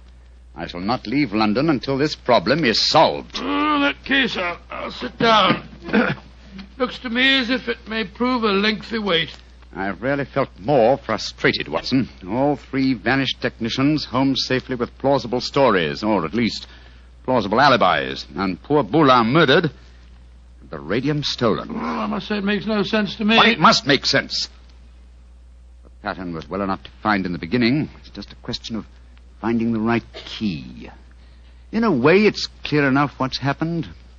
One of the 3 assistants, placing the financial value of radium above its value to science, murdered Boulin to obtain the prize. The other 2, fearing that their complicity in the original plot would involve them as accomplices in murder, ran home and established an alibi. And the murderer did the same thing, for it's obvious one of the 3 must be the killer and the thief. Yes, the question is, which one of the 3 is the culprit? If only poor Boulin were alive, he could help us. My dear chap, if Boulin were alive, there would be no murderer. Well, of course it wouldn't. Now, let's see. Boulin gave us a few bare facts about his 3 assistants. I wonder... But of course, Watson! I have the answer. The case is solved. What do you mean, Holmes? How can it be solved? You haven't done enough investigation. If it comes to that, you haven't even seen any of your 3 suspects. That isn't necessary. Oh, you know who did it? Yes, Watson, and so should you. But we know nothing to set them apart from each other, except that one of them's a girl. We know more than that, my dear fellow. Think hard. Well, Boulin told us that Geoffrey Barker was an excellent technician, while the other 2 were somewhat clumsy. We know even more than that. Well, I'm just if I know what, Holmes. I shan't even need to stay in London and follow the case through to its logical conclusion. A telegraph to Mycroft and another to Scotland Yard to take care of it, yes. And I can be in Sussex before the moving van, after all. You mean you're going now, before the case is solved? But it is solved, my dear fellow. All that remains to be done is some purely routine work. What's the time? Look, it's just 3 o'clock. Splendid. If we hurry, we can catch the 3:45 express from Waterloo. We? Yes, I was counting on you spending a few days down there with me, old chap. I hope you can spare the time. I should hate to make so drastic a change without my good old friend Watson at my side. Oh, of course, I'll be delighted, but... But what, my dear boy? The case of the disappearing scientists. Wait until we get to Sussex, shall we? As soon as I get an answer to my telegrams, I'll explain the whole thing to you. And now let's hurry, shall we? Our train leaves in 40 minutes.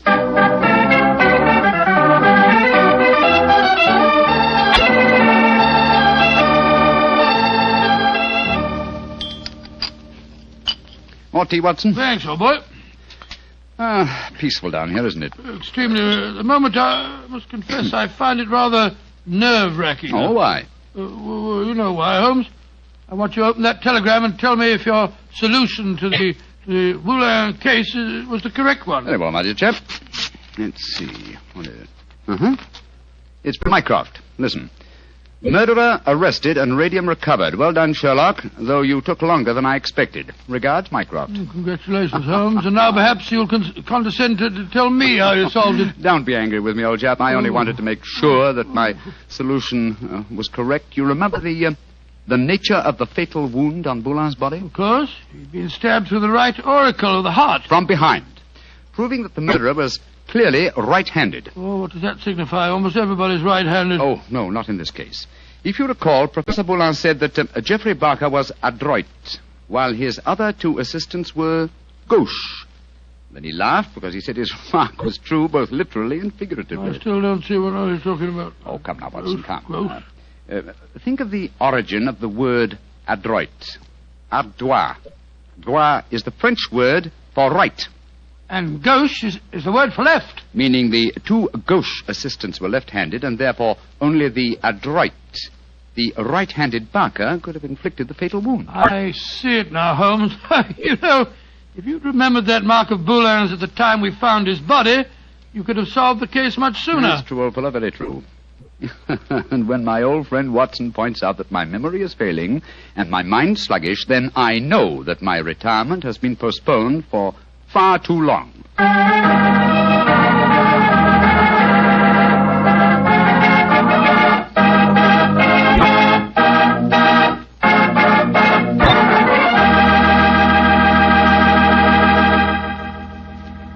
Well, so Holmes really went through with his idea of becoming a bee farmer. Yes, of course. It became one of his favorite hobbies. Do you know anything about the raising of bees? Oh, nothing at all. The only connection I've ever had with bees was very remote. Once I had the hives. Once you had the... Oh, no, Mr. Barker. Oh, yes, Dr. Watson. But seriously, I do know one thing about bees. Even when you know all about them, you're apt to get stung. That's true enough. So I'll make my hobby Petri wine. You know, you can't miss when you buy Petri wine, because Petri wine is always good wine. The Petri family has been making fine wine for generations. In fact, they started way back in the 1800s. And they've handed on down from father to son, the knowledge and experience absolutely essential to the making of truly fine wine. And since the making of Petri wine is a family affair, you can be sure that the name Petri means something on a bottle of wine. Those letters Petri are more than a trademark. They're the personal assurance of the Petri family that every drop of Petri wine is good wine. So when you buy wine of any type, you can put your faith in the Petri label, because Petri took time to bring you good wine. Well, Dr. Watson, what new Sherlock Holmes story are you going to tell us next week? Well, now, let me see. Next week, Mr. Bartell, I'm going to tell you about one of the weirdest adventures that Holmes and I ever had. It concerns a haunted chapel in the wilds of Cornwall, strange organ music that played at midnight, and the headless ghost of a murdered monk.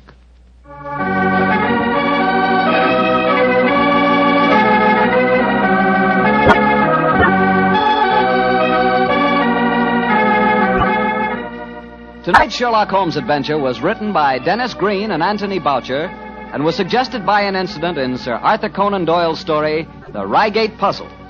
Music is by Dean Fossler. Mr. Rathbone appears through the courtesy of Metro-Goldwyn-Mayer, and Mr. Bruce through the courtesy of Universal Pictures, where they are now starring in the Sherlock Holmes series. The Petri Wine Company of San Francisco, California, invites you to tune in again next week, same time, same station. Sherlock Holmes comes to you from our Hollywood studios.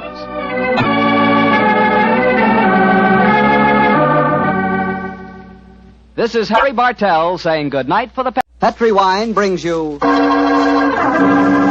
Basil Rathbone and Nigel Bruce in the new adventures of Sherlock Holmes.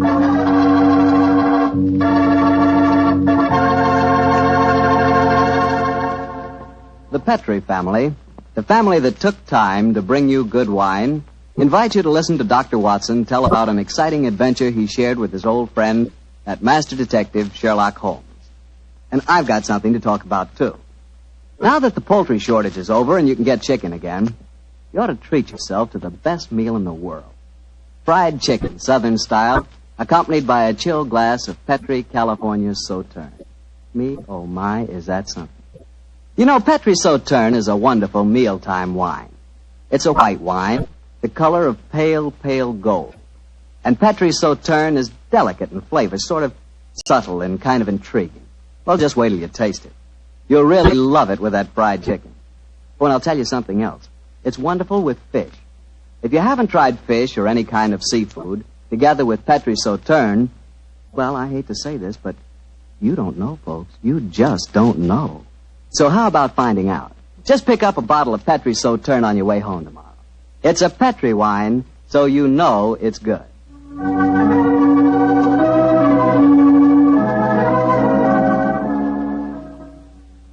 And now let's see if our old friend Dr. Watson's expecting. He's out on the patio. Dr. Watson?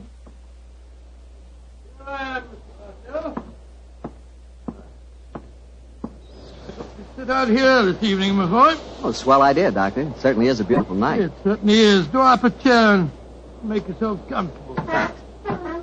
That's it. You care for some of my tobacco? I think I'll stick to a cigarette, thanks. Well, Doctor, all ready for tonight's adventure? Yes, Mr. Bartell, I'm all ready. And a strange story it was. A very strange story. How did it begin? Stormy December night in 1900 with the rain pelting against the Baker Street windows? Or perhaps with you and the great Sherlock Holmes rattling along in a cab beside the foggy waterfront chasing some desperate criminal? You make quite a good storyteller yourself, Mr. Bartell. No. The adventure I'm going to tell you took place many, many thousands of miles afield from our Baker Street headquarters. To be exact, in the Indian city of Parbutipur, about 200 miles north of Calcutta. It must have been a mighty important case that made you both travel that far. It certainly was, my boy, yes. It was announced in the summer of 1894, I remember, that Holmes received an urgent summons from the Maharaja of Parbutipur. After 5 weeks at sea, we reached Calcutta, and a few days later found ourselves on the veranda of our hotel in Parbotipur. As we sat there talking to the Maharaja's brother, Rabat Singh, we could hear the faint throb of native drums and the haunting wail of an Indian lute coming from the bazaar. And so, gentlemen, I thought that before I took you over to my brother's palace, I would tell you something of the problems that beset him. An excellent idea, Mr. Singh. Yes, indeed, sir, particularly as you've just told us that your brother, the Maharaja, is not in the best of health. Just so, Dr. Watson. Interviews tire him, and in any case, his command of the English language is not so extensive as mine. And now, sir, the problem, if you please. As to the exact problem, Mr. Holmes, I am not completely informed. My dear brother has not seen fit to confide his entire troubles, even to me. In fact, until your arrival yesterday, I did not even know that you had been sent for. But I can tell you that his worries are centered on the safety of the white elephant of Parbotipur. White elephant? Excuse me.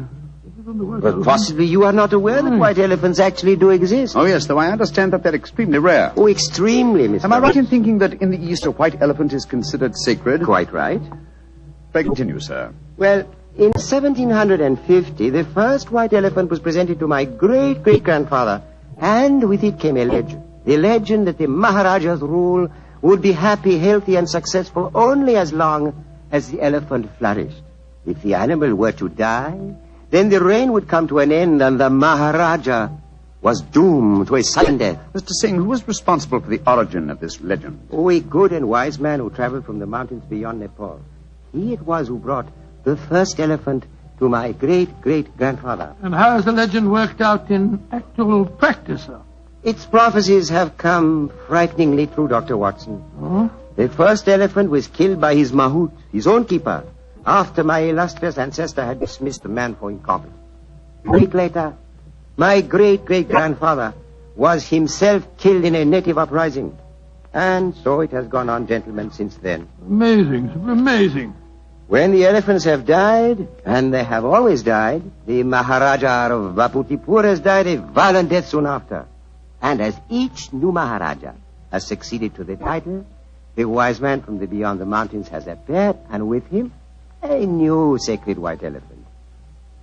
He last appeared 4 years ago when my brother inherited the title. But it can't still be the same man, sir. Why not, Doctor? Well, I mean to say, that'd make him a couple of 100 years old. A trifle less, I fancy, Doctor. Really, my dear sir, it seems to me your story's the wrong way round.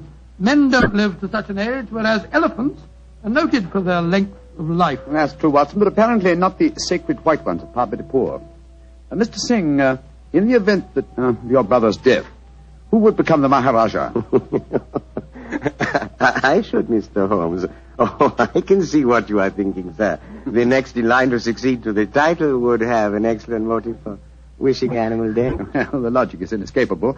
The thought had no personal implications, I assure you. Well, I'm very anxious to see this fabulous animal. The sacred white elephant is never seen except at the yearly festival that celebrates another anniversary of the Maharaja's rule. So the animal is only seen once a year, eh? Yes, Mr. Holmes. And when is the next anniversary, may I ask? In 2 weeks' time. Oh, our arrival seems to have coincided very nicely with the ceremony. Yes, Watson, a fact that I'm sure is not coincidental. Well, Mr. Singh, I'm very glad that you told us the legend of the sacred white elephant, and now I suggest that you take us to the palace. I'm most anxious to make the Maharaja's acquaintance.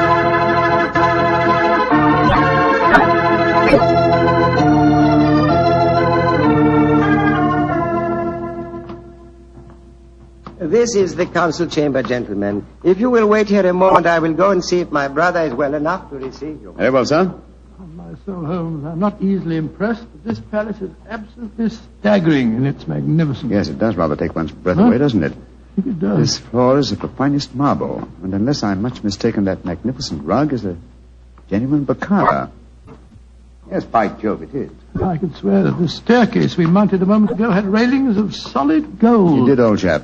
It did? This is a country of paradoxes, where opulence beyond the dreams of Midas rubs shoulders with the direst poverty. And yet, looking at a palace like this, it's not hard to see why India is called the brightest jewel in the diadem of the British Empire. Good Lord, what's that? That is an elephant trumpeting. Oh, yes, of course.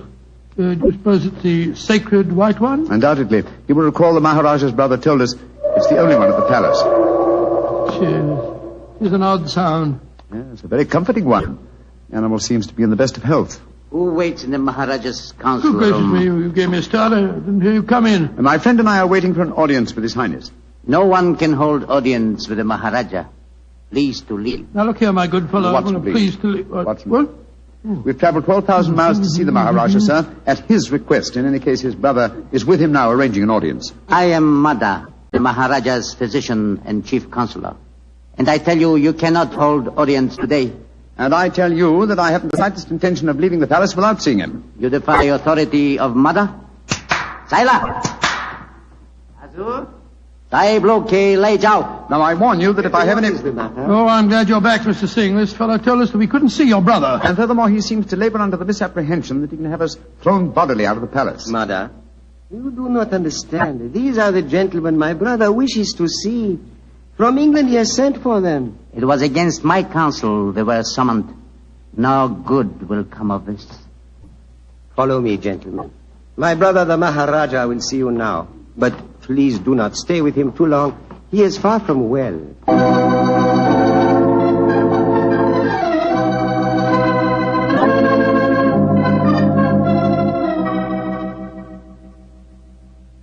Mr. Sherlock Holmes, Dr. Watson, I'm so happy you have arrived here safely.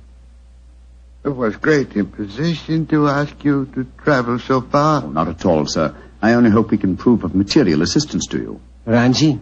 Yes, Rabat? I wish you would permit Dr. Watson to examine you. No, just was about to suggest myself, sir. In fact, I brought my medical bag along just in case.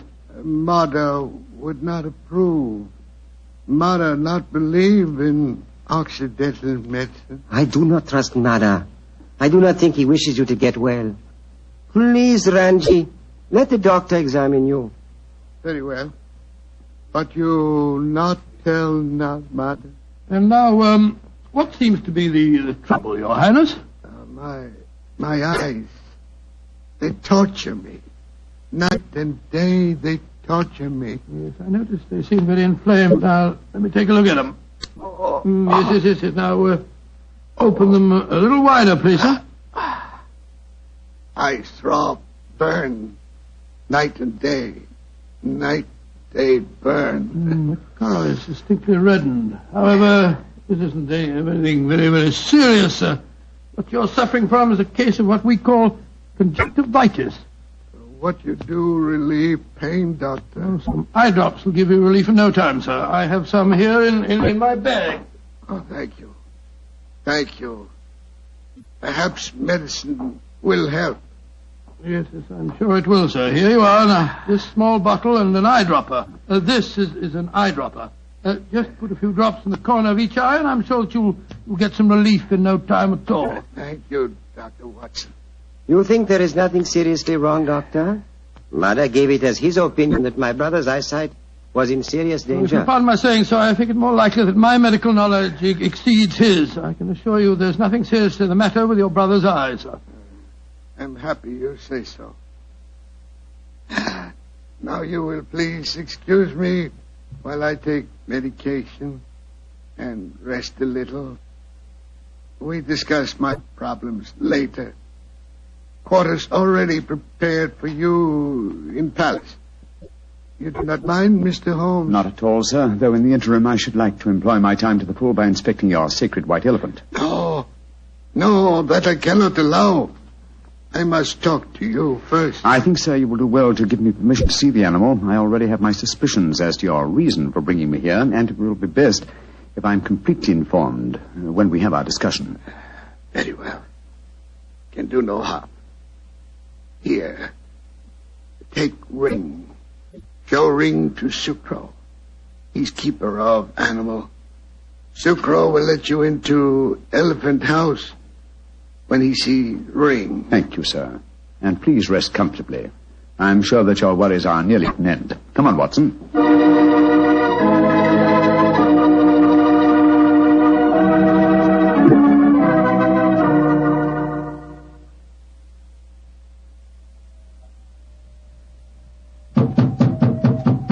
Well, they told us this was the elephant house. Why in thunder doesn't the keeper open the door? I imagine because his mind is preoccupied with music. Knock again, old fellow, will you? Uh-huh. He heard us that time. Yeah, about time. We must have been knocking here for 5 or 6 minutes.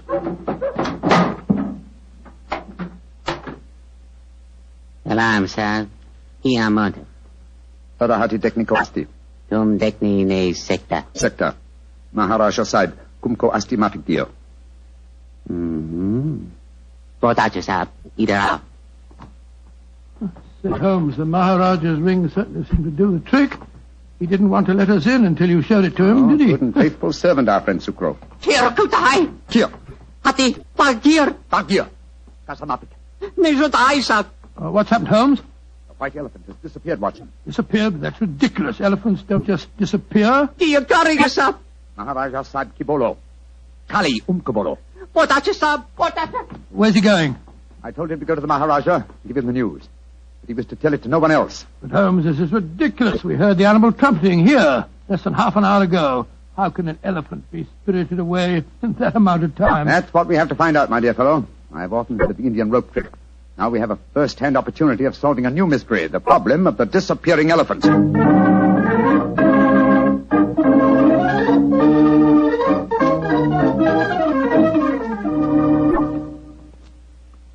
Holmes, this is farcical. We spent half an hour searching this elephant house. After all, an elephant isn't exactly insignificant. I doubt if you're going to find it under those boards in the corner over there. True, Watson, but nonetheless, there are interesting clues to be observed. Clues? What clues? Come over here, old chap. Bloodstains? Great Scott, you're not suggesting that's elephant's blood? It's hard to say, though I would venture the opinion that it would require the blood of several human corpses to produce an equivalent amount of blood. In any case, you will notice that the stains are dried and old. Hello? That must be the elephant keeper back from the palace. Now, Watson. It's Mara, the Maharaja's physician. Mr. Holmes, Dr. Watson, at once you must come back to the palace. What's wrong, sir? This is the Maharaja. Death has come to him. Dead? Great heavens. Exactly what happened? Sukro, keeper of the elephant, came to the Maharaja. He said he had a most important message to deliver. He had. I told him to deliver it. Then what happened? A few moments later, I heard cries. I went to the Maharaja's room and found him in delirium. He was saying about the elephant having disappeared, his brother, and I tried to give comfort to him, but we could do nothing. His breathing became more and more labored. Finally, it stopped altogether. So the doom of Parbodipur is fulfilled once again. The elephant is gone and the Maharaja's reign is ended. Come on. We must go to the palace. Yes, I must examine the body at once. Yours certainly was a natural death, Mr. Mara. Positive, Mr. No Holmes. symptoms of poisoning, for example? Mr. Holmes, I have read some of your sensational stories in which obscure deaths are attributed to a subtle oriental poison unknown to Western science. I can assure you that if the Maharaja has been poisoned, it has been caused by no poison known to me.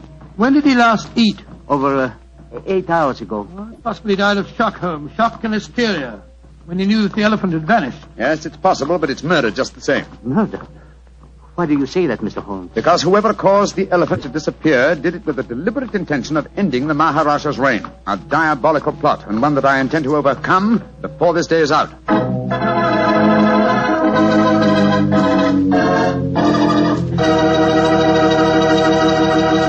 Dr. Watson's story will continue in just a second, so all I'm going to say is, if you like a swell red wine with your dinner, well, then you should know about Petri California Burgundy.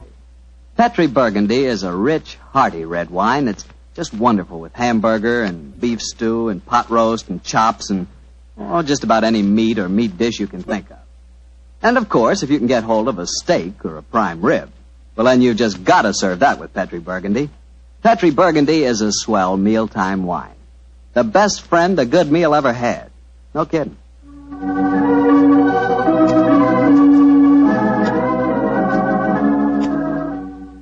And now back to tonight's new Sherlock Holmes adventure, the case of the Vanishing Elephant. Tell me, Doctor, did you examine the Maharaja's body? Yes, of course I did, Mr. Bartell. Holmes was convinced that the Maharaja had been murdered, but I could find no trace of foul play. After my examination, I joined Holmes in our quarters, and I gave him my opinion. Found out anything? Looks like natural death to me, Holmes. No traces of poison? None that I could see. Of course, it's hard to be certain without an autopsy. Did you suggest one? Yes, but the new Maharaja won't hear of it. It's against their religion, apparently. Yes, I was afraid of that. Meantime, I've been conducting a cross-examination of some of the palace servants. Oh? What do you find out? Principally that all of them heard the elephant trumpeting this morning. Did any of them suggest how the animal might have been smuggled out to the palace grounds? They insisted that such a feat would be impossible without their knowledge. Well, what's our next move, Holmes? To interrogate the one person who I'm sure can give us the true story of the elephant's disappearance, its keeper. Remember, we haven't seen him since he took the message to the palace. I suggest we return to the elephant house and have a persuasive talk with him.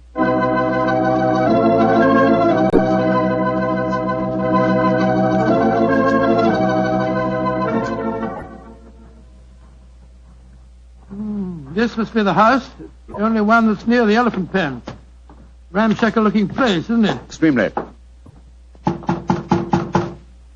Sucro! Sucro!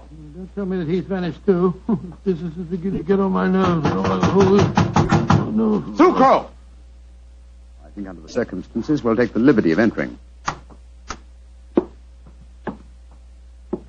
Sucro! Look, Holmes. Look on the floor. We're too late. Good Lord. What a horrible sight. His throat's been cut. Obviously another murder. He knew the secret of the vanishing elephant. Let's have a look around. Thor was quite a musician. Look at this weird assortment of instruments. Native lute. Well, we heard him playing that today as we approached the elephant house. What's this? Looks like a sort of giant megaphone. A musical instrument of some kind. Observe the mouthpiece here. Let's see what kind of noise it makes. Great Scott. The instrument sounds exactly like an elephant trumpeting. Of course. Numbskull, why didn't I do this before? Come on, Watson, back to the palace as fast as your legs can carry you. The mystery is solved.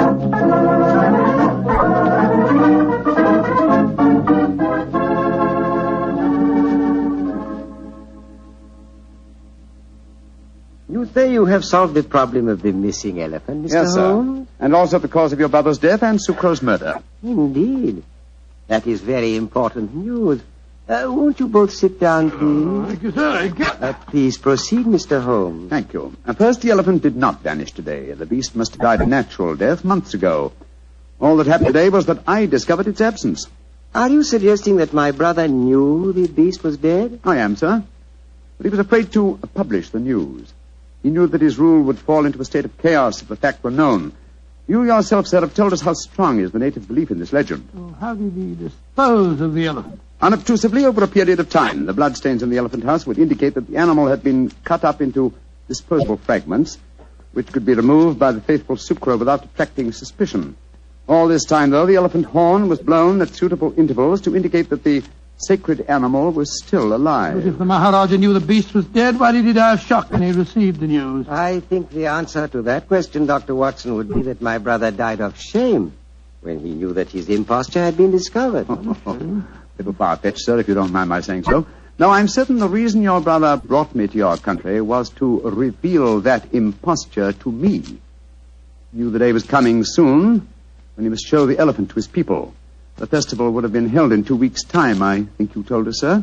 I imagine that he wanted me to devise a method of smuggling a new white elephant into the palace grounds before that time. Tell me, Mr. Sherlock Holmes, why did my brother die today? Because he was murdered. Just as Sucro was murdered later. Murdered? How? Oh, very ingeniously. By poison, but not, as you might expect, by any subtle Eastern poison. No, one of the most recent of Western poisons was used. A poison unknown to Oriental science. Delirium, followed by a strangulated breathing, is highly typical of the newly discovered poison hyoscyamine.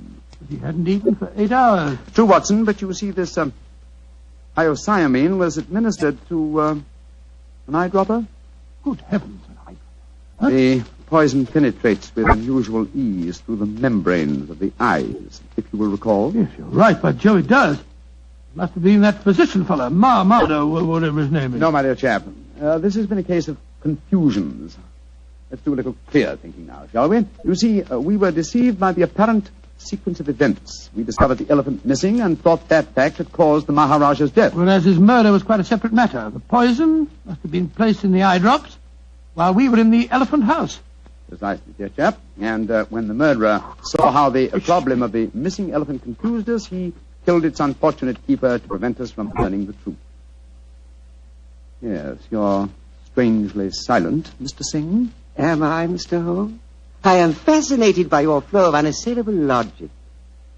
Of course, you realize that I am now the Maharaja, the King of Kings, an absolute ruler with all power, including that of the police. Do you care to denounce the murderer to me? Oh, come, Sir.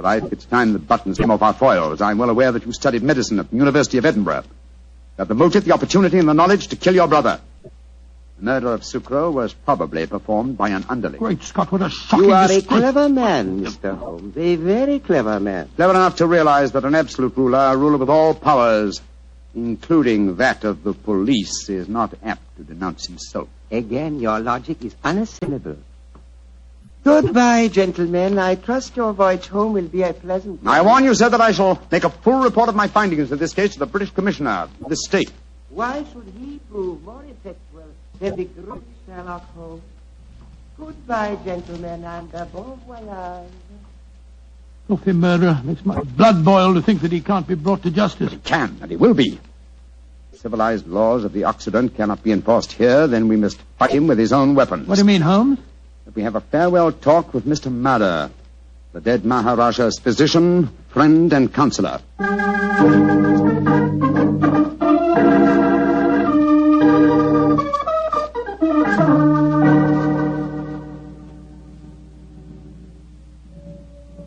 But this is a terrible story you have told me, Mr. Holmes. My beloved ruler murdered by his own brother, and yet he cannot be made to account for his crimes. He can be, sir, if you will help Mr. Holmes. Of course I will. What can I do? Try and obtain the eye drops before they're destroyed, will you? Have them analyzed by a Western scientist and forward the reports to me in London. I'll take the necessary action. I will try to do that, Mr. Holmes. But if I fail, there is one other way I can avenge my master's death. In a few weeks, the new Maharaja will be enthroned. I understand you, sir. The wise man from beyond the mountains of Nepal will bring a new white elephant. Perhaps an elephant that will not live very long. You understand me perfectly, Mr. Holmes. I can promise you that the elephant will die in a very short time. And with it, the new Maharaja, my master, shall be avenged.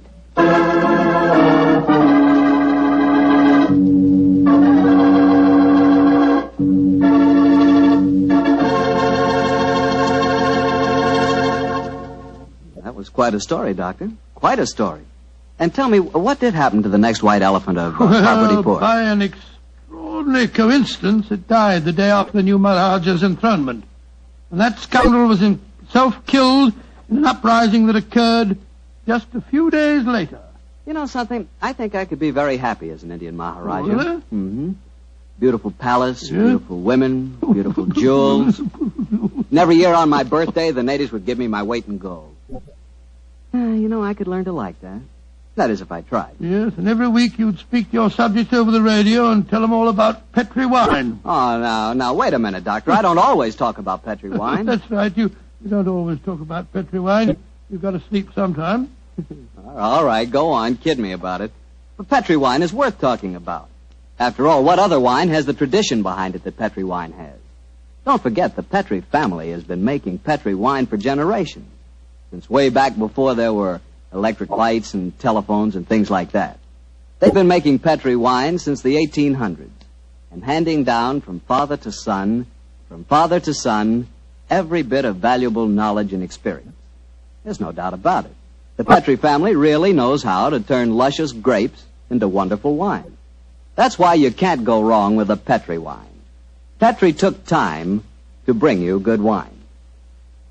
Well, Doctor, how's about giving us a clue to next week's story? Now, next week, Mr. Bartell, I'm going to tell you an adventure in which I'm afraid I didn't exactly cover myself with glory, shall we say. But I think you'll find the story an exciting one, my boy, because it's composed of equal parts of romance, of international intrigue, and of sudden death.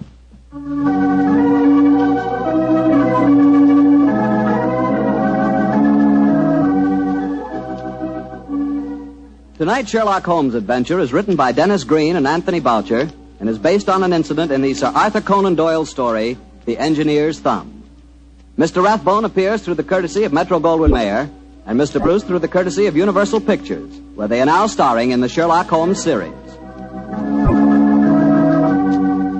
The Petri Wine Company of San Francisco, California, invites you to tune in again next week, same time, same station. This is Harry Bartell saying goodnight for the Petri family. Sherlock Holmes comes to you from our Hollywood studios. This is the Mutual Broadcasting System.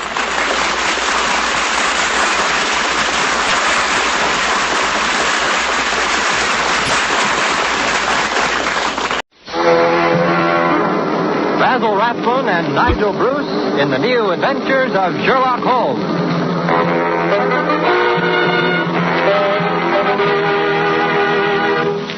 This rebroadcast is especially for the American Armed Forces and their allies. Now let's join Dr. Campbell as he enters Dr. Watson's study.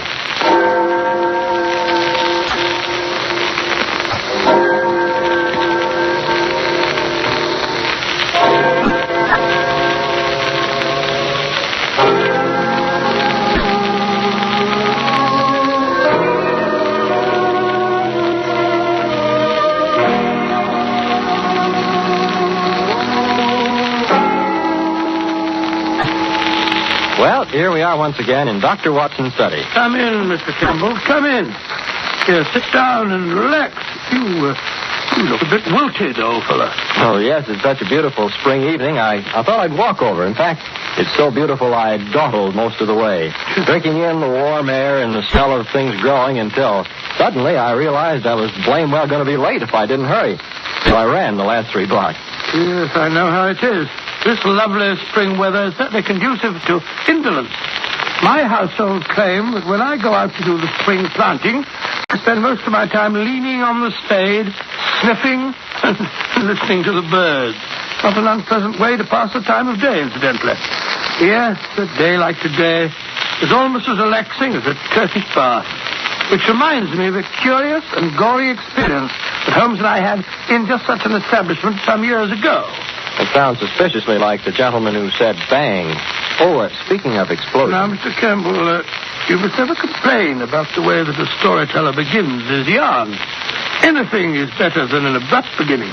Now, put me all out. Where was I? In a Turkish bath, if I'm not mistaken. Oh, yes, it's Turkish bath. You're not mistaken. Yes, that's it. Well, now, to begin at the beginning, it was in the hectic, hair-raising, and I might even say the glorious days of the great battle of wits between Sherlock Holmes and the notorious Professor Moriarty. What you might call a real battle of the Titans, eh, Doctor? Indeed it was, Mr. Campbell. Things had been unusually hectic for Holmes for several months. Moriarty had been particularly active, and Holmes had had many sleepless nights. Finally, things had calmed down a bit, and I tried to persuade him to take a badly needed holiday. The net result being that he finally did agree to have an afternoon off and accompany me to a Turkish bath. As a matter of fact, both Holmes and I had a weakness for the Turkish bath. Over a smoke, in the pleasant latitude of the drawing room, I've often found him less reticent and more human than at any other time. The heat melted his cast iron reserve, eh, Dr. Watson? Oh, only slightly, Mr. Campbell, only slightly. Well, as I was saying, on the upper floor of a certain Northumberland Avenue establishment, there is an isolated corner where 2 couches lie side by side, and it was on these that we were lying. Holmes had just shot his long, sinewy arm out of the towels which enveloped him and was fishing about in the inside pocket of his coat, which hung beside him. Where have I put it? Where on earth did I put it? Oh, confound the thing. Watson. I forgot to bring my tobacco. Oh, relax, Holmes. Just relax. Forget about tobacco. Forget Moriarty and relax. That's what we came in here for. Burble, burble, burble, burble. I am relaxed, my dear fellow. I want to smoke. What about the burble, burble? Nothing like the peace and seclusion of a Turkish bath. Mr. Holmes. Mr. Sherlock Holmes. Hello? Gus, the steam room attendant seems to be paging you. Oh, my goodness. Now what? I beg you won't see Mr. Sherlock Holmes. Why, my goodness, you're resting. Stay in here, please. Here I am, Gus. Here I am. What do you want? Come on. Oh, Mr. Holmes, it's good I find you. There has been an accident, Mr. Holmes. A bad accident. It's Lord Canterbury. He's in his dressing room, covered with blood. Oh. In that case, I fancy you want Dr. Watson, don't you? Not me. I'll be with you in a minute, Gus. Oh, no, not Dr. Watson. It's too late for you. He's dead. Dead? Stabbed in 6 places. Come and look at him, Mr. Holmes, please. Dead. Me. All right. I'll come at once. Good gracious me, what's all the commotion? Why can't we have a little peace and quiet what's the meaning of this, Gus? Why are these two persons talking at the top of their voices? My dear Mr. Well, whoever you are, I was never under the impression that the Olympia Baths were a church. Furthermore, my dear Mr. Never mind the name. Tunbridge. Frederick Hubert Tunbridge, a Liberal leader in the present Parliament, which everyone knows and keeps abreast of the time. My dear Mr. Tunbridge, I do not concern myself with trivialities. Furthermore, as I was saying before being so rudely interrupted, you may be interested to know that your hated rival, Lord Canterbury, the Conservative leader, with whom you are known to have publicly locked horns on several occasions. What if I have? What's he done now, the old fool? If you mean Lord Canterbury, he's done absolutely... Yes, he hasn't done anything, and probably never will again. What are you blithering about? Well, it seems that Gus has just discovered your, shall we say, political vis-a-vis dead in his dressing room. You mean he's had a heart attack? No, I don't mean anything of the kind. He's been stabbed. In how many places did you say, Gus? In 6 places, Mr. Holmes. But that's impossible. I talked to him not half an hour ago. We had a little conference, Sub Rose, you understand, while he was waiting for Gus to come in and give him his pat out. He was quite all right when I left him. Oh, really? Are you sure? What do you mean? Of course I'm sure. Canterbury was alive and dressing like a trooper when I left him. I passed Gus in the corridor as I came out of Canterbury's dressing room. He'll tell you the old boy was alive and kicking. Oh, will he? How about it, Gus? It is true I hear swearing, but from which dressing room it comes I could not be sure. The walls are so thin, you understand. Yes, indeed. It's quite true the dressing room walls are thin. Gus, who is this person, and why is he asking all these stupid questions? But, Mr. Turnbridge, this gentleman is Mr. Sherlock Holmes, the famous detective. I've never heard of him. Got even with you there, Holmes. well, send for Scotland Yard. This is a matter of national importance. Quite, yes. I think you're quite right. You may as well send for Inspector Lestrade, Gus. Scotland Yard will have to be informed in any case. In the meantime, however, well, I think I'll take a look. In the meantime, Mr. Whoever you are, I insist that everything be left strictly alone. Very well, then, Mr. Thingamabob, if you insist, but you'll be losing valuable time. I most emphatically do insist. Well, I'm getting out of here. Me too. I'd like on an appointment.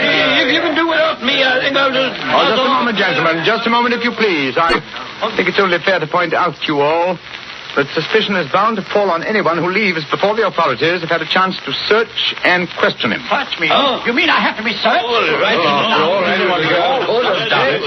We seem to have stirred up quite a hornet's nest, eh, Watson? Yes, and I brought you in here for a rest.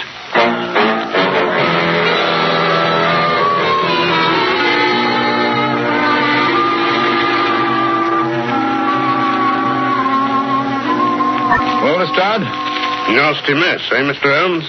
Right from the back. Yes, not once, but 6 times. Deep, ferocious thrusts. Quite unnecessarily brutal. And, if I may say so, bloody. Yeah.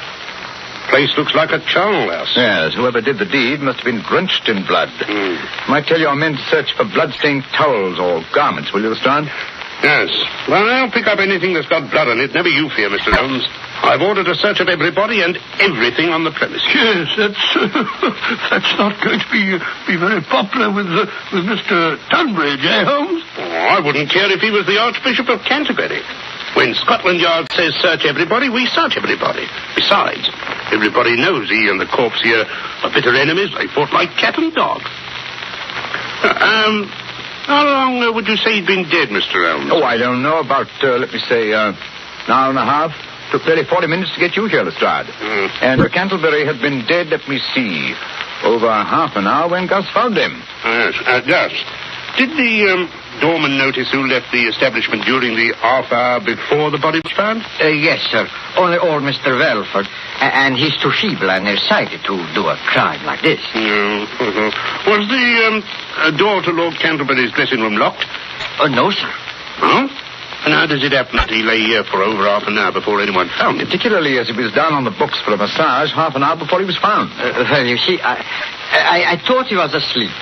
Lord Canterbury, sometimes he liked a little nap after he was in the steam room, and he didn't want I should disturb him. Oh, that's very interesting. Then you did come in this room once before you realized Lord Canterbury was dead? Yes, Mr. Holmes. But he was lying there so peaceful. So peaceful, yes. On his back? Yes, sir, just like we found him. It wasn't until the second time I come in I see he has his eyes open. Mm-hmm. And the place is, shall we say, all spattered with blood? It was so dark. The shades were drawn. It was not easy to see anything if you don't look close. Even then, some people are unable to observe the most obvious facts. And what might you mean by that? Oh, just an observation, Lestrade. Just a gratuitous observation. Come in. Well, Willis, what's up? We've searched the place from top to bottom, just like you said, Inspector. And there's no bloodstains nowhere, except on this. And what's that? A pocket knife, sir. Large size. Oh. The handle's been wiped off, but there's still some bloodstains on the blade. We found it in the locker of a bloke named Tunbridge. Uh-huh. Just a minute, Lestrade. Don't go off the deep end. Willis. Yes, sir? You say there were no bloodstains anywhere except on this knife. Not a sign of a bloodstain nowhere. You searched the dirty linen hampers, the towels and lockers, where the customers had their clothes? Oh, yes, sir. We searched everything. There's not a sign of blood anywhere but on that there weapon. Amazing. That's enough for me. This here is the murder weapon, and it was found in Tunbridge's locker. Bring him in here, Willis, and we'll have him on the carpet. Yes, sir. Right away. I knew he was the murderer from the beginning. Who has the motive for killing Canterbury? This chap Tunbridge. Who had the opportunity? This chap Tunbridge. He admits himself he had a talk with the deceased, and they had words. And where is this here bloodstained knife found? Nowhere but in this Mr. Tunbridge's locker. Stupid place for a murderer to hide the fatal weapon in his own locker. Tunbridge isn't as stupid as that, Lestrade. No? And why was it there? Look here, this is an outrage, keeping me here like this. Well, don't you realize I have influence? Well, you might at least let me put on my clothes instead of hauling them about. I'll complain to the authorities. I'll have you dismissed, all of you. Oh, maybe you will, sir. And then again, maybe you won't. But first of all, you'll answer some questions.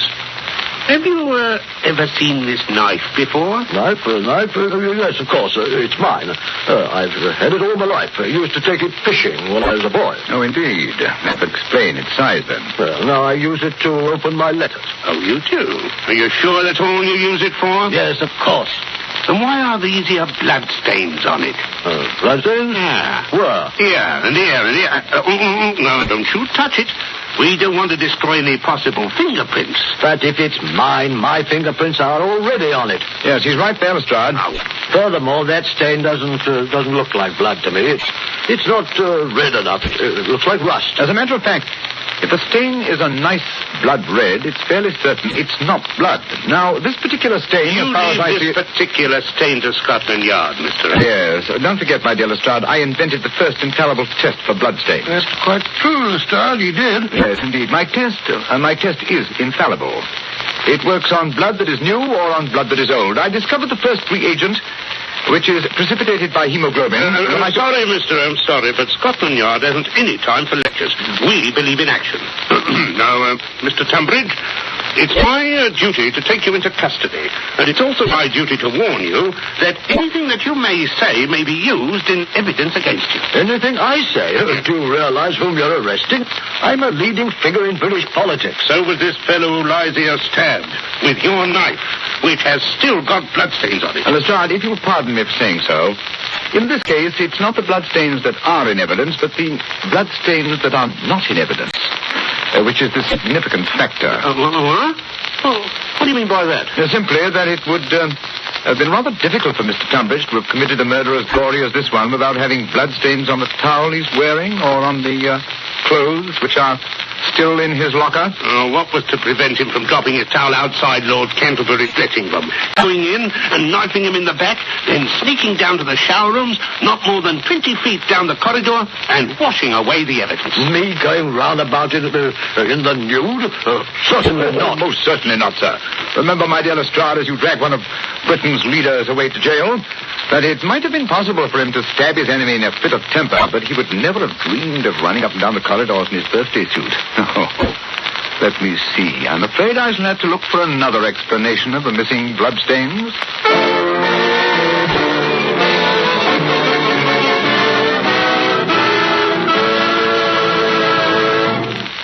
Holmes, it's very late. Everyone else has left the Turkish bar. Everyone but the faithful Gus. Oh, I don't mind.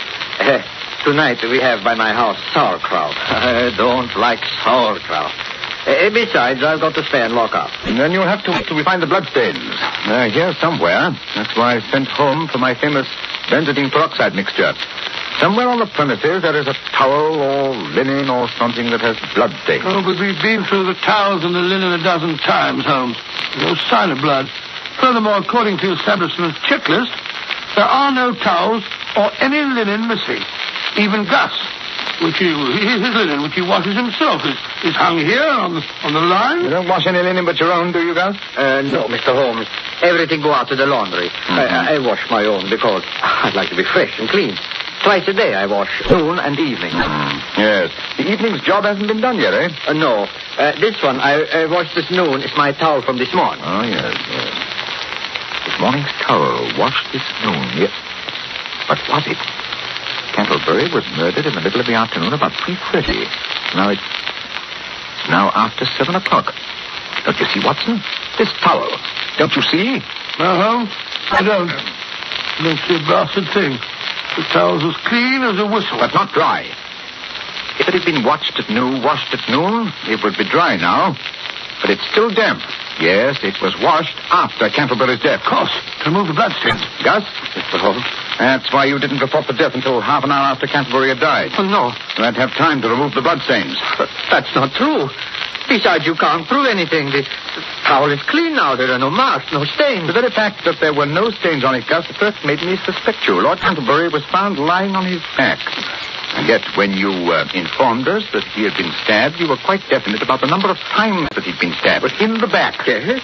Yes. How did you know that, Gus? Well, I lift him up and I look. Of course, I see what you're getting at, Holmes.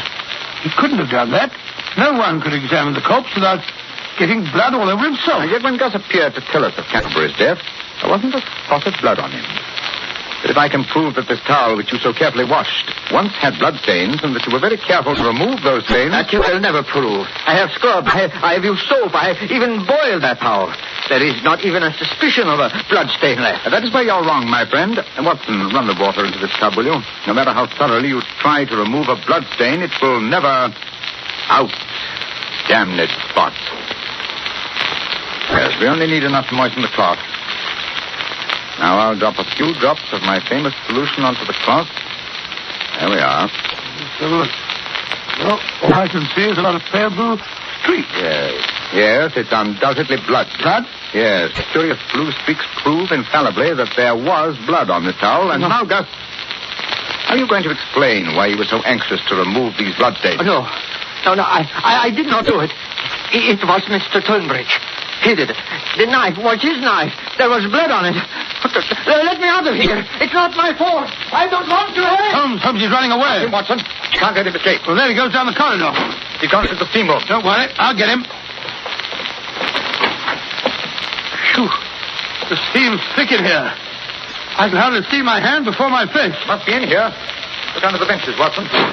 Watson, leave the door open. Let some of this blasted steam out of here, will you? I didn't shut the door. Holmes, you hear that? The door.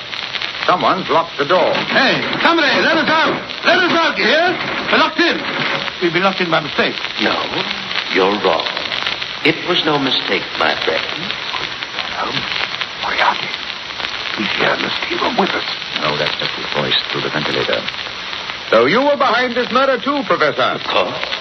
Perhaps you would like to know why I had to kill Lord Canterbury. Yes, indeed. That would be very interesting. Good. I found it necessary to start a feud between the two great political parties, because they're in danger of forming a coalition, to pass certain housing reforms that would have proved very expensive to me. Well, what better way to break up an incipient collaboration than by killing one leader, having the other hanged for his murder? Very ingenious, Moriarty. A pity you should have chosen such a clumsy tool as Gus. Clumsy? Perhaps. But he fooled Scotland Yard, Mr. Holt. It was just my ill luck that you should be on the premises when the accident occurred. Oh, thank you for the compliment. Not at all. However, it's a mistake which I'm sure Gus will be able to rectify. Gus? How? Very simple. I have sent him to put more coals on the fire. Any moment now, there should be more steam. Yes, gentlemen, much more steam. I'm afraid that when you finish with this steam bath, you will never need another. No. You will be boiled alive. He's right there.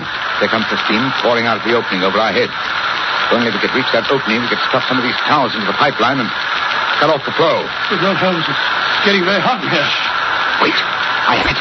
One of the long benches. I'll stand on the end. You'll have to balance it while I climb on the top. Talk and make a noise. Anything to cover up the moving of the bench. Very well. Oh, it's getting hot. Moriarty, this has gone far enough. We can't stand much more of this. Steady, Holmes. I'll hand me up a towel, quick. Moriarty, turn the steam off. You hear, Moriarty? Can't you hear? The heat, it's becoming unbearable. Just more towels, Holmes. Is it getting hot enough in there, Gentleman Boyle? I'm sure it is. Boiled nice and pink, boiled in steam, live steam. Goodbye, Mr. Sherlock Holmes. Now what happened? You can't stand up there all night, Holmes. Someone has to. Pressure's terrific. Huh? Very lucky. It will soon become so great that it may burst the boiler. That's dangerous. Buildings will be known to collapse because of bursting boilers. Nevertheless, it's our one chance. Only the confounded boiler bursts before my arm is snapped in two. But Holmes, your arm isn't as strong as the boiler plate. Pressure. Pressure, my dear Watson.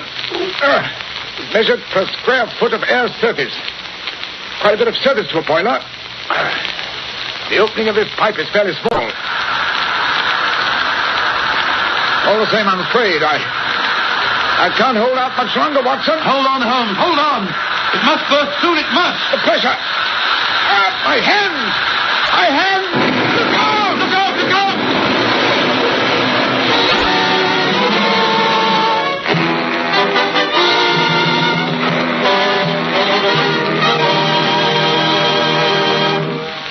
And you came through the explosion all right, Dr. Watson? Well, I had a nasty crack where Holmes and the bench fell on me, and Holmes had the wind knocked out of him, but we were in fairly good shape by the time the fire brigade pulled us out from the wreckage. Moriarty wasn't by any chance trapped or killed or something? Unfortunately, no. But they found Gus, however, quite dead. I suppose the exploding boiler did for him. No, there was a bullet wound in the back of his head. I rather imagine that Moriarty wanted to make sure that he would never appear in court. Doctor, if I had to go through what you went through in that Turkish bath episode, I think I'd never want to work on another case with Holmes again. Oh, come now, Mr. Gamble. I certainly did feel like that for a couple of hours. But by the time we got back to Baker Street and sat down to one of Mrs. Hudson's good meals, well, I was ready for anything that Holmes had in mind. You know, there's nothing like a good dinner to make you feel a new man.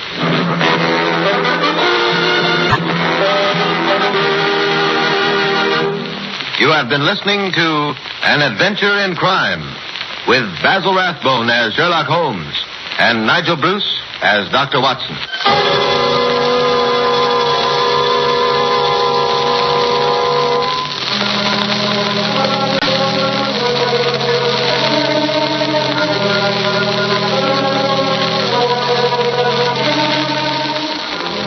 Sherlock Holmes and Dr. Watson. Murder, mystery, and intrigue at the turn of the century. Welcome to the new adventures of Sherlock Holmes. My name is Ben Wright.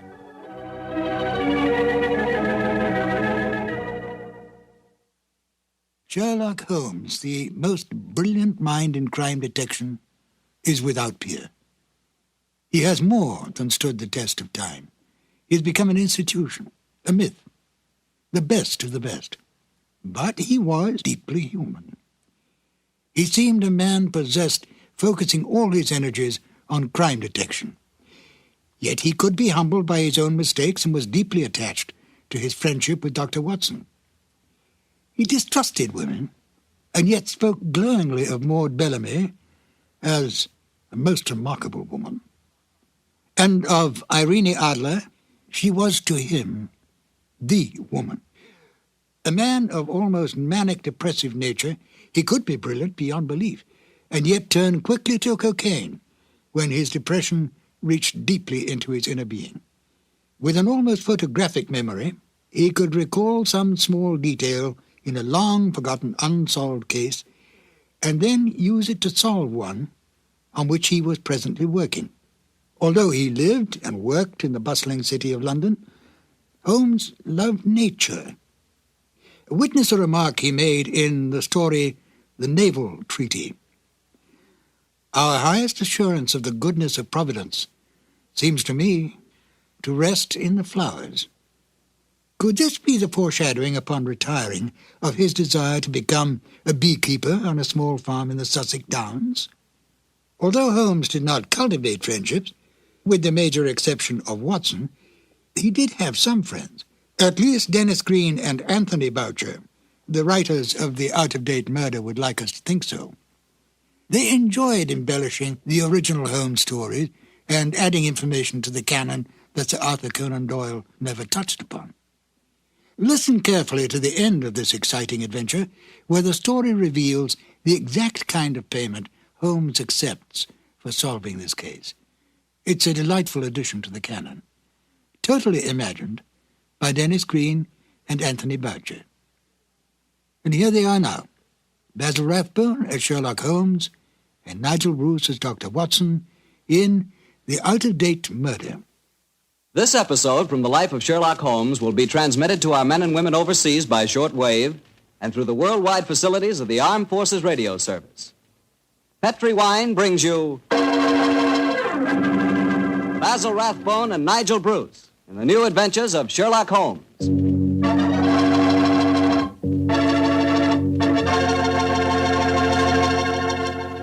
The Petri family, the family that took time to bring you good wine, invite you to listen to Dr. Watson tell us another exciting story about his old friend, that master detective, Sherlock Holmes. And we'd also like to tell you something you really ought to know.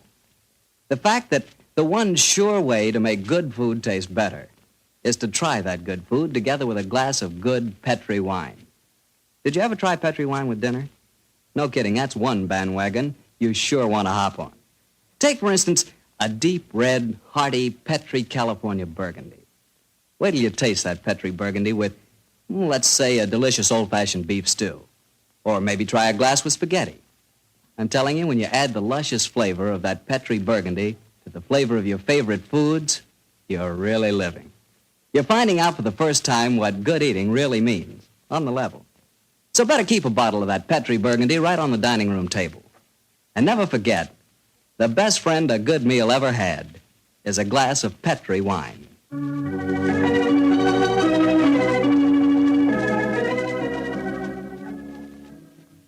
And now for our weekly visit with the good Dr. Watson.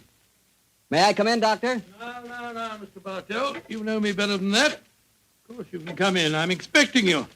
I always look forward to these Monday evenings together, you know. Me too, Doctor.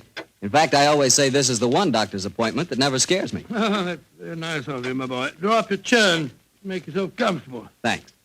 And what prescription do you have in mind for us tonight, Doctor? Well, now, let me see. Take one measure of subterranean peril, one of aristocratic lady in distress, a sprinkling of assorted villains, a corpse or two, and a little more than a dash of Sherlock Holmes and Dr. Watson. Shake the mixture well, and you have the case of the out-of-date murder. Well, how did the adventure begin, Doctor? Exactly enough. It was in September of 1900. I remember that Holmes and I went to Eastbourne for a much-needed rest. First couple of days we spent in soothing idleness. On the morning of the third day, Holmes, a dash of colour back in his cheek and a hint of the old sparkle in his eye, suggested that we should go and call on his good friend Evan Whitnell, curator of a nearby museum.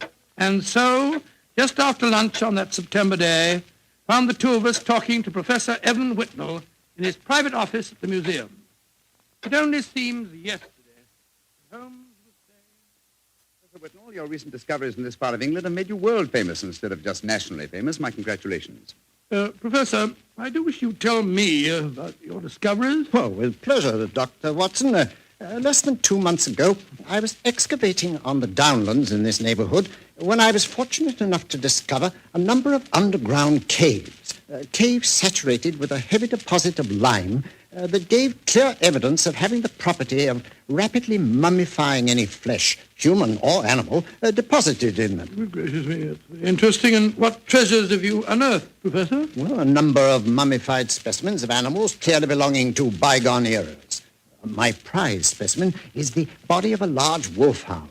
The inscription on its collar identified the animal as having belonged to some local squire in the year 1748. Amazing. I didn't know that limestone had such qualities of preservation. Come in. Yes, Alan? What is it? It's Lady Clavering, Professor. She asked me to tell you that she was in the museum. Oh, yes. Show her up here, will you, Alan? Very good, sir. Yes, I'm most anxious for you both to meet her.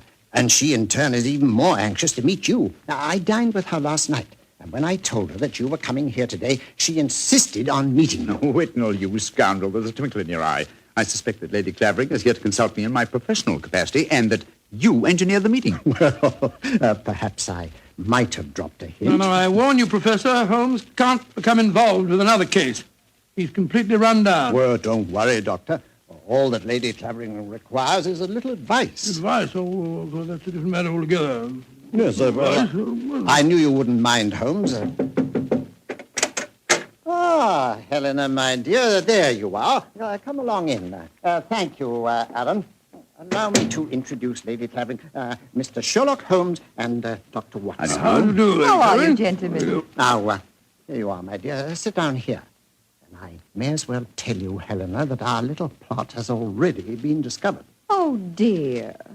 And I was just getting ready to exert all my feminine wiles in an attempt to persuade you to help me, Mr. Holmes. Oh, I'm certain that he found you utterly irresistible, my dear Lady Clavering. You flatter me, Doctor. No, I mean it. The professor tells me that you're in need of a little advice, Lady Clavering. Yes, Mr. Holmes. I'll put my question simply. 5 years ago, my husband, Sir George Clavering, left me. Left you? Gracious me, how stupid of him. I haven't seen or heard tell of him since. I now wish to remarry, but of course I couldn't do that without having my husband declared legally dead. My dear Lady Clavering, I can't help feeling that a lawyer is the proper man to consult, not a detective. Perhaps you're suggesting that there was foul play in connection with your husband's disappearance. Oh, no, Dr. Watson. The Claverings are a strange family, self-willed and headstrong. George and I were not happy together. I think he disappeared deliberately. You reported his disappearance to the police, of course. Oh, yes, Mr. Holmes. But they've never been able to trace him. This kind of thing has happened in the family before, Holmes. Tell them about Sir Nigel, Helena. Well, he was one of my husband's ancestors. He walked out one day in 1777 and was never seen again. Extraordinary family, always disappearing. George knew of the legend. He often threatened to do the same thing himself.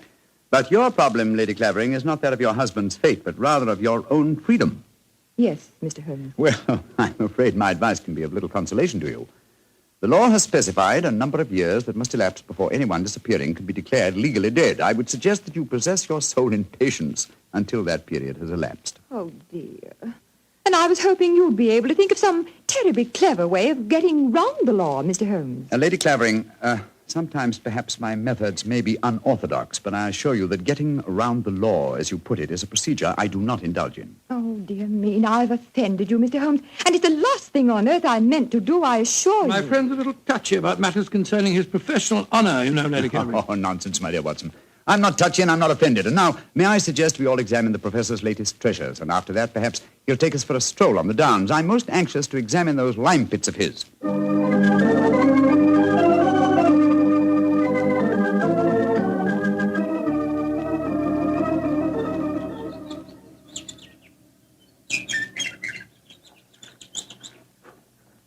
The lime pits are about a mile from here. It's a nice walk across the cliff tops. I'm sorry Lady Clavering didn't want to come with us. A charming woman, even though she did rub you up the wrong way. A beautiful woman, Watson, but I must confess her charm eludes me. Her lack of concern about her husband's fate seemed completely unnatural. Yeah, not if you'd known her husband, Sir George Clavering.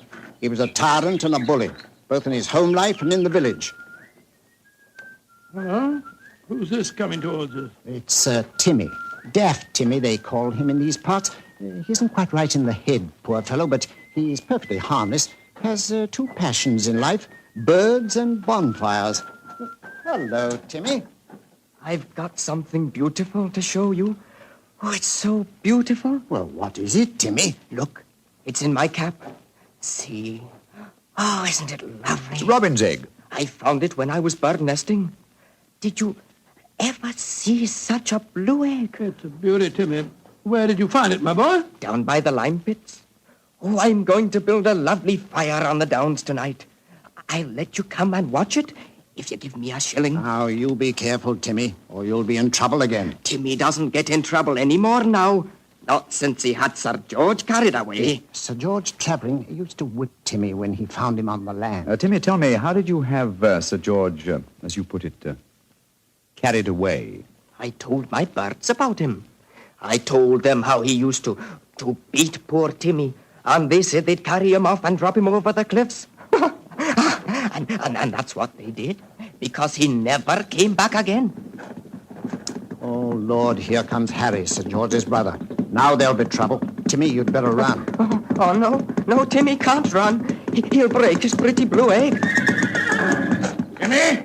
Timmy, get off my land. If I catch you here again, I'll take my riding crop to you. Timmy hasn't done anything. Go on, be off with you, do you hear? I'll tell my birds about you. That's what I'll do. Oh, don't forget my bonfire. Infernal scoundrel. Hello, Whitnell.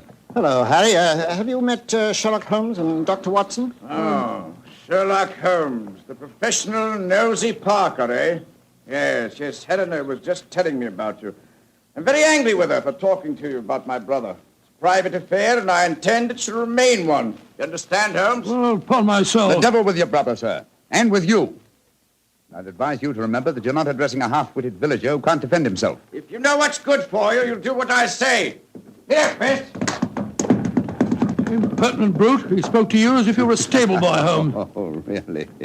He was quite refreshing. I'm reminded of an apposite quotation of my young friend James Elroy Flecker. Thine impudence have a monstrous beauty, likened to the hindquarters of an elephant. Yeah, he's almost as much disliked as his brother before him. Tell me, does he succeed to the title when his brother is declared legally dead? Oh, yes, and what's more, he's Helena's unofficial fiancé, worse luck. I see. Personally, I'm beginning to get a trifle bored with the affairs of the Clavering family. Let's go on to the lime cave, shall we?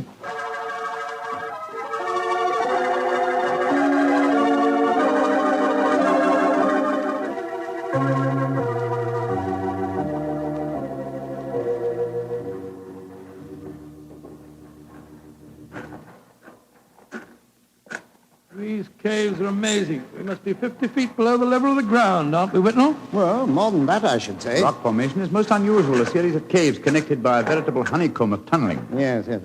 I think I'll light the lantern now. It's getting darker in here, and I haven't explored this particular cave before. Yes, I've had a wall cave in on me a couple of times, so you'd better watch where you're walking. There. Now we can see better. Let's go deeper, shall we? But do watch your step. It's eerie down here, isn't it? Hello. Oh, what's this in the crevice here? Looks like a mummified bird of some kind. It is a beautiful specimen. Judging by its markings, a black streak here and bars of white in the tail, I'd say it was a peregrine. That's exactly what it is, a falcon. Dating back a couple of 100 years, I should say. And in a perfect state of preservation. Oh, this is a treasure. Come on, let's explore deeper. There's be another cave over here. If you'll hold the lantern up a little, I'll... Oh, I say.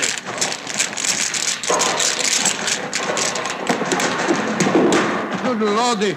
The whole wall's collapsed. Watson, you're not hurt, are you? No, Holmes. I'm all right. Why, you've unearthed another cave, Dr. Watson. Let's go in. I think we can just manage to crawl through. Great Scott, I don't believe my eyes. Magnificent. Whitnell, this is a treasure indeed. A perfectly preserved body dressed in 18th century costume, powdered wig and all. Yes. And there's no mistaking who it is. Look at that typical beak profile.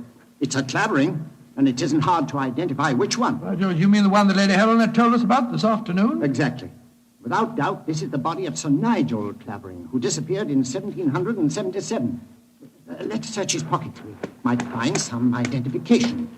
Well, here's a snuff box of the period, and some coins. Yes, the inscription of George III is still visible on them. Hello, here's his diary. This is unbelievable. What are you up to, Holmes? We're examining the body, Watson. This man was murdered. Murdered? With this wound just above the heart. Obviously inflicted with a sharp instrument, probably a dagger. This is interesting. An entirely new experience for me. The opportunity of solving an unsuspected murder committed well over 100 years ago. Glance through that diary, Watson, will you, old chap? Let's see if the poor devil suspected his fate. Rather hard to read. All the S's look like F's. Peculiarity of the 18th century writing. They are saying, I suppose that means saying, they are saying in the coffee houses that my brother Harry hath been coveting my wife. But this is amazing, Holmes. See how history repeats itself. It's an exact parallel of the situation existing today. Harry is coveting his brother's wife, Helena, and Sir George has not been seen for 5 years. What an extraordinary coincidence. If it were one. As it is, it's one of the most ingenious frauds I've ever seen. The clothing appears authentic, so do the coins and the faded ink, the paper of the diary, and due to the peculiar mummification of the body, it would be almost impossible to say how long it's been here. Nevertheless, I am convinced that this is a recent corpse, and undoubtedly that of Sir George Clavering. Well, what makes you so sure, Holmes? Writing in the diary. 18th century used an S that looked like an F, it is true, but never at the end of a word. You will recall, Watson, that you were reading H-A-F, have, for H-A-S, has. That's perfectly true, I was. Well, that would be incorrect in genuine 18th century writing. No, obviously, this is an extremely clever attempt to disguise the comparatively recent murder of Sir George Clavering. It's incredible, Holmes. And yet I believe you're right. I'm sure of it. Well, what are you going to do about it? Do? You and I, old chap, will mount guard over the body. You, my dear Whitnall, if you don't mind, will be good enough to go and fetch the police.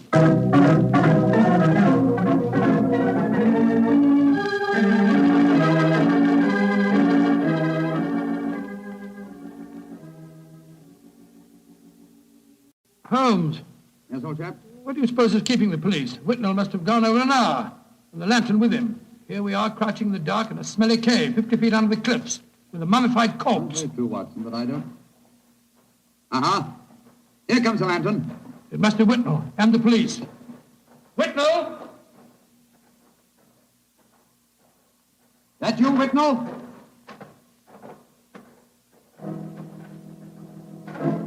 That lantern's blinding me. Is that you, Whitnall? Answer, can't you? Look out, Watson!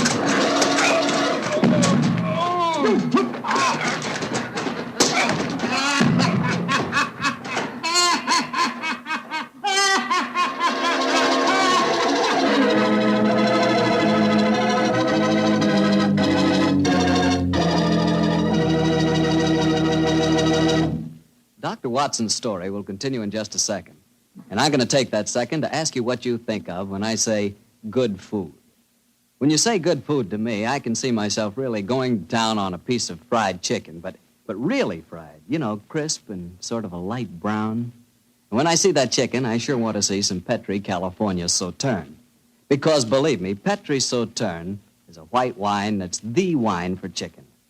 That Petri Sauterne has a delicate kind of flavor. Delicate like its pale gold color. But what a flavor, and what a wine. If you want a swell white wine, you certainly want Petri Sauterne. Try it and see.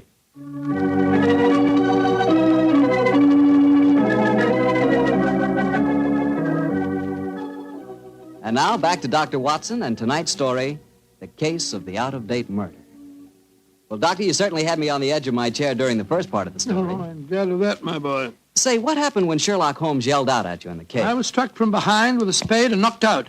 A second later, the same thing happened to Holmes. You see, we were blinded by the lantern and couldn't protect ourselves. When we came to, we found we were at the bottom of a pit. The walls were narrow and vertical, and I saw no earthly way of our getting out of the trap. But as usual, Holmes had something up his sleeve.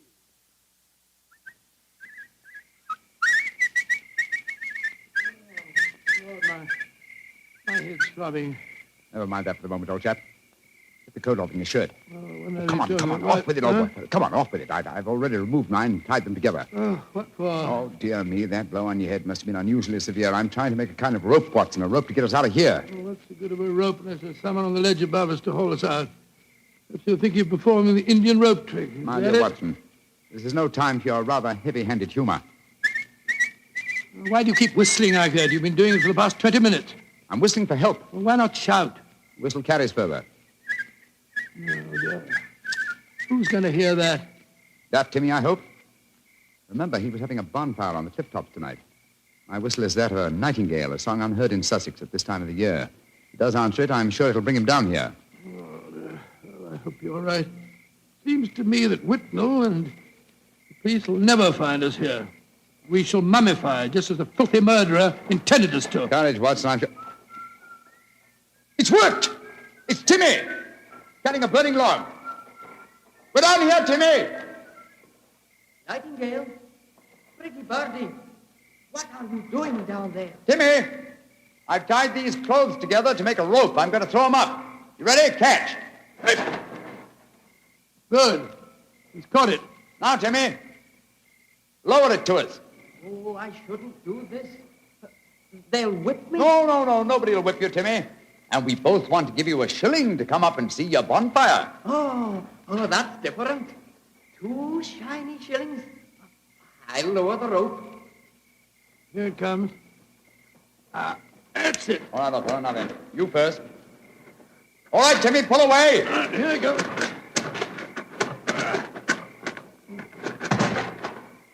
Splendid. I'm up, Holmes. Now I'll lower it for you. All right. I've got it. Look out now. Here I come.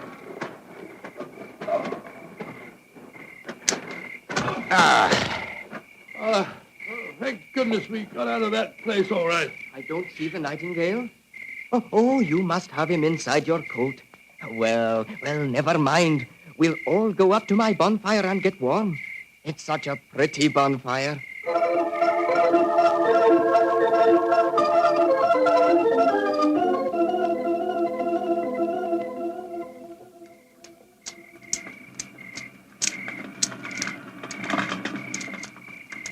Did you ever see a finer bonfire? Never, Timmy. It's lovely. It's the most comforting sight I've seen for the last couple of hours. Oh, just one thing's bad, though. Somebody tried to burn a book in my lovely fire. It must have been when I was off getting more wood. I found it when I came back, and I pulled it out of the fire and stamped on it. See, here it is. Let's have a look. Hello, it's the diary that we found on the body in the lime pits. Precisely, Watson. Now I begin to see daylight. People shouldn't burn books. Books are nice. Books are like birds and bonfires. Well, they're nice to be near. Oh, your nightingale must be cold. I'll get some more twigs to burn. Well, now that fellow's gone away for a moment, I can see why we were attacked tonight. The murderer knew that we were going to the caves. He was afraid that his devilish plot wouldn't stand up under your scrutiny. So he watched us. When we discovered the body and sent Whitnall off for the police, he knew that he'd got to get rid of us. And who do you think that somebody is, old fellow? Well, that's easy. There's only one person strong enough to have knocked us both out and shifted our bodies. The dead Sir George's brother, Harry Clavering. I think not, old fellow. Didn't you observe as we entered the caves that pickaxes and wheelbarrows were much in evidence? Yes, that's right. They were, of course. Strength was not required under the circumstances. We were extremely vulnerable in the darkness. Any man with a modicum of cunning could have disposed of us, or any woman, for that matter. Good Lord, you're not suggesting that... Watson! Oh, Whitnall! Why, thank heaven you're safe. I've had the police with me for the last hour, but we couldn't find you. You went where I left you. True. Whitnall, I want you and the police to take me to Lady Clavering's house at once. After that, I wish to lodge information and make a charge of assault and possibly a charge of murder.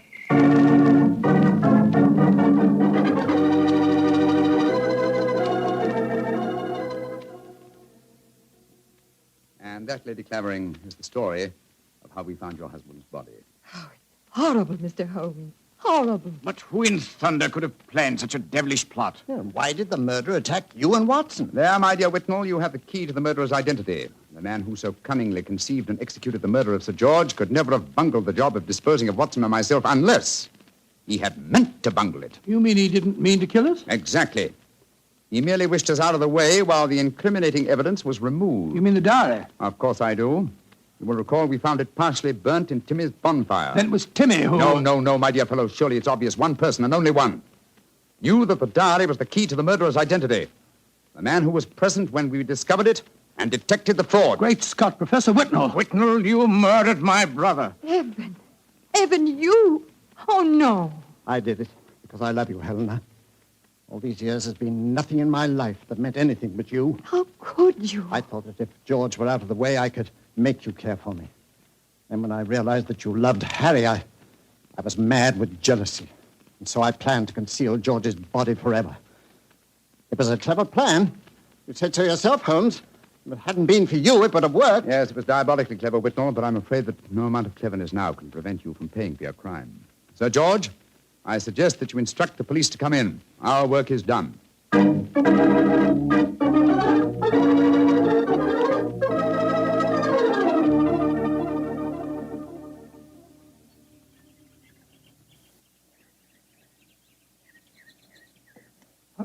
Holmes, look there on the point.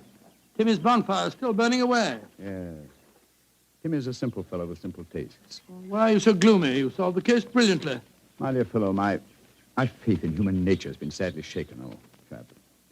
Evan Whitnell was a good friend and an old one. Hard to be instrumental in sending him to the gallows. Well, he richly deserved it. Yes, I know he did. That's quite true, but it's depressing just the same. Come on. Let's continue our walk home across the downs. I heard Sir Harry offering you a fee. Did you take it? No, I didn't, but I did accept his offer of an acre of land on the downs over there near the Abbey ruins. You can see them silhouetted against the sky. An acre of land? What on earth would you do with that? Well, when I retire, and I shall retire soon, I've often thought of bee farming.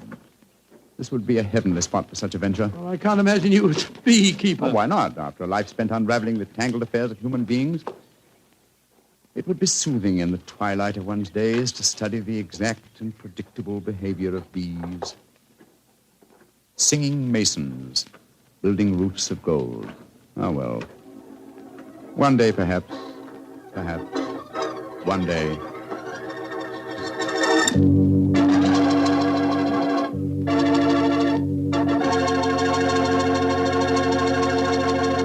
Well, Doctor, that was a swell story.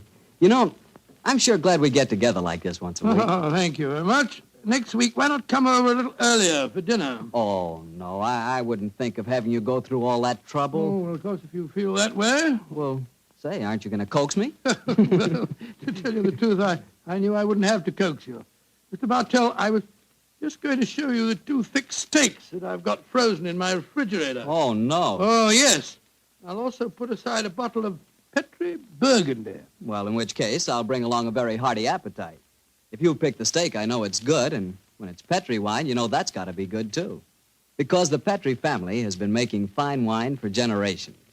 They've owned and operated the Petri business ever since its inception, way back in the 1800s. During all that time, they've sure learned plenty about the fine art of turning luscious grapes into clear, fragrant, delicious wine. And they've been able to take this experience and hand it on down from father to son, from father to son. That's why, when you want a wine for any occasion, you can't go wrong with a Petri wine. Because Petri took time to bring you good wine. Now, Dr. Watson, what story do you have lined up for us next week? Well, now, let me see. Next week, Mr. Bartell, I'm going to tell you an adventure that occurred to Holmes and me in the shadowy depths of the Limehouse district in London.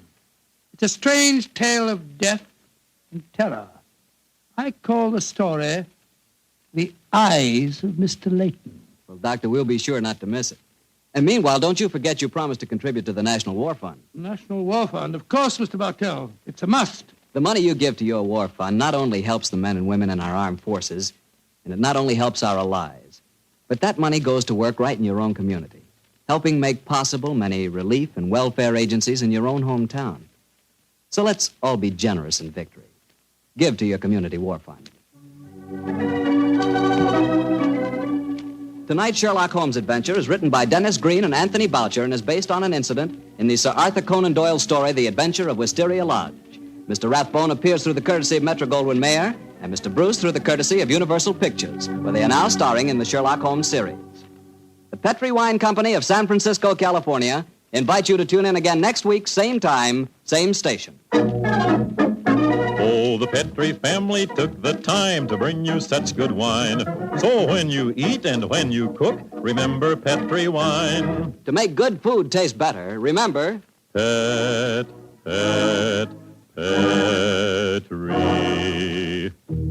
wine. This is Harry Bartell saying goodnight for the Petri family. Sherlock Holmes comes to you from our Hollywood studios. This is the Mutual Broadcasting System.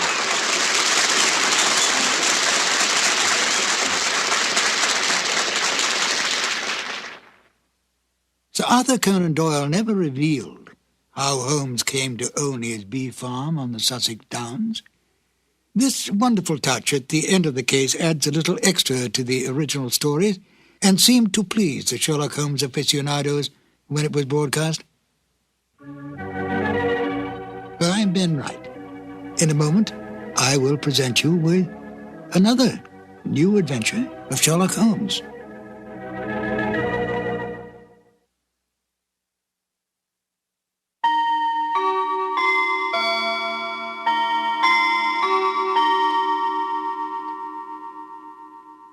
Petri Wine brings you Basil Rathbone and Nigel Bruce in the new adventures of Sherlock Holmes.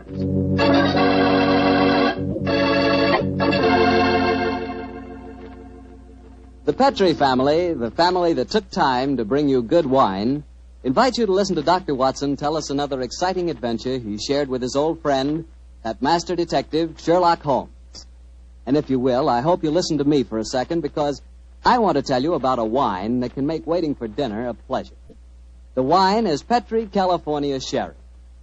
Any evening, well, let's say tomorrow evening, right before dinner, pour yourself a glass of Petri Sherry. Just look at it. It's clear as crystal and a wonderful deep amber color. One sure sign of a good sherry. And if you need further proof of just how good Petri Sherry really is, taste it. What wine? That Petri Sherry has a flavor that you know comes right from the heart of the grape. And if you like your sherry dry rather than sweet, you'll really like Petri Pale Dry Sherry. There's no doubt about it. Petri Sherry is one of the most delicious before-dinner wines in this swell country of ours. Oh, and say, when you serve Petri Sherry, serve it proudly, because those letters, P-E-T-R-I, on the bottle, spell the proudest name in the history of American wine.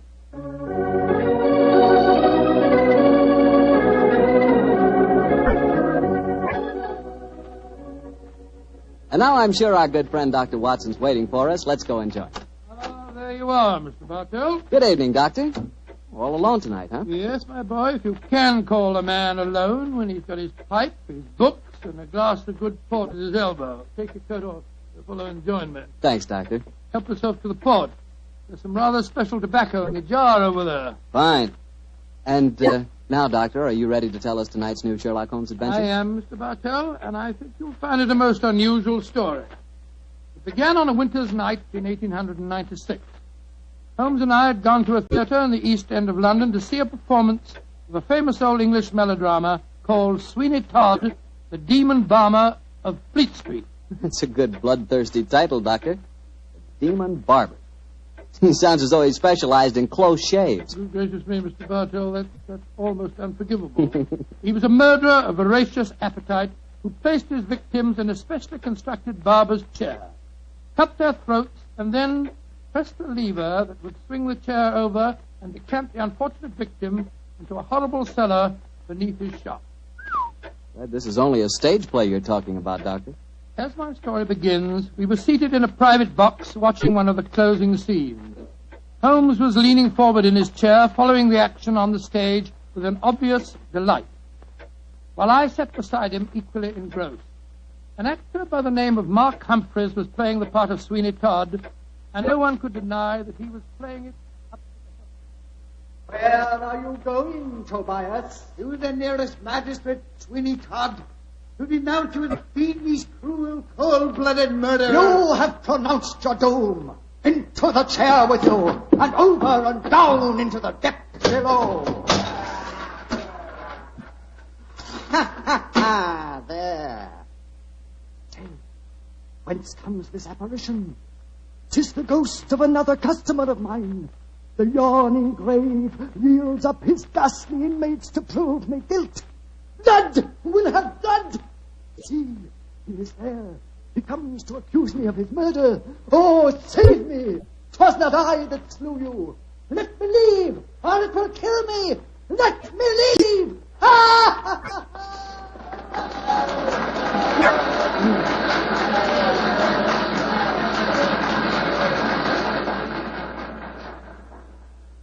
Oh, upon my soul, Holmes, that fellow Mark Humphreys is the most florid actor that I've ever seen on a stage. I find him enchanting, Watson. It seems to me he's really caught the flavor of this murderous monster piece. After all, a restrained performance of the Barber Sweeney Todd would be unthinkable. Yes, I suppose it would. But I must say his makeup seems rather overdone. No barber would wear such an enormous beard. It would be most impractical.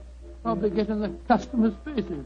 By the way, I noticed from the program that Mark Humphreys, as well as being the principal actor, is also the owner of the company. Yes, the current trend towards the actor-manager is a pretty healthy sign, I think. Come in. Excuse me, but is one of you gentlemen Mr. Sherlock Holmes? Yes, I am. Oh, I was asked to give you this note. Thank you. Now, who on earth knows that you're at the theatre, Holmes? We'll soon find out. This note is from Mark Humphreys, our actor-manager. What's it say? Dear Mr. Holmes, I recognize you in your box. Please come to my dressing room after the performance. My sanity, and even the safety of London, perhaps, depends on your compliance. Oh, my sanity and the safety of London. I wonder what on earth he means. That, my dear fellow, we can only discover by going backstage to meet him. As it is, the curtain's going up in the last scene I see. For a little longer, we must possess our souls in patience.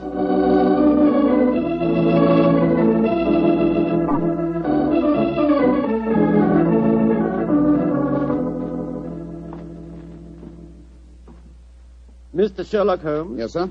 Oh, my name is Lindsay. Derek Lindsay. I'm the business manager.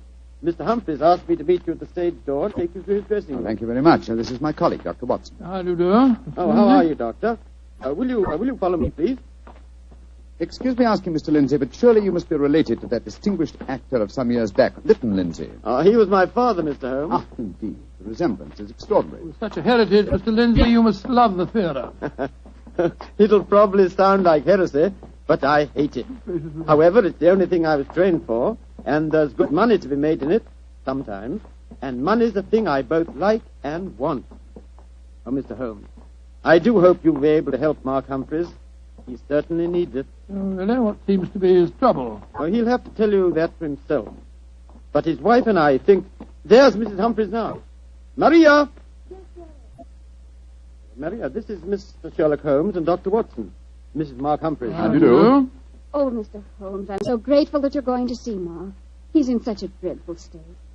There have been times lately when Mr. Lindsay and I have been afraid he's going out of his mind, haven't we, Derek? Indeed we have. We're both dreadfully worried about him. In that case, I hope I can be of service. Which is his dressing room? Number 1, next door to mine. Derek, I think it'll be better if Mr. Holmes and Dr. Watson go in alone. I'm sure Mark will speak more freely if we're not in the room. I think perhaps that is a good idea, Mrs. Humphreys. We'll see you later on. Come on, fellow. That's all.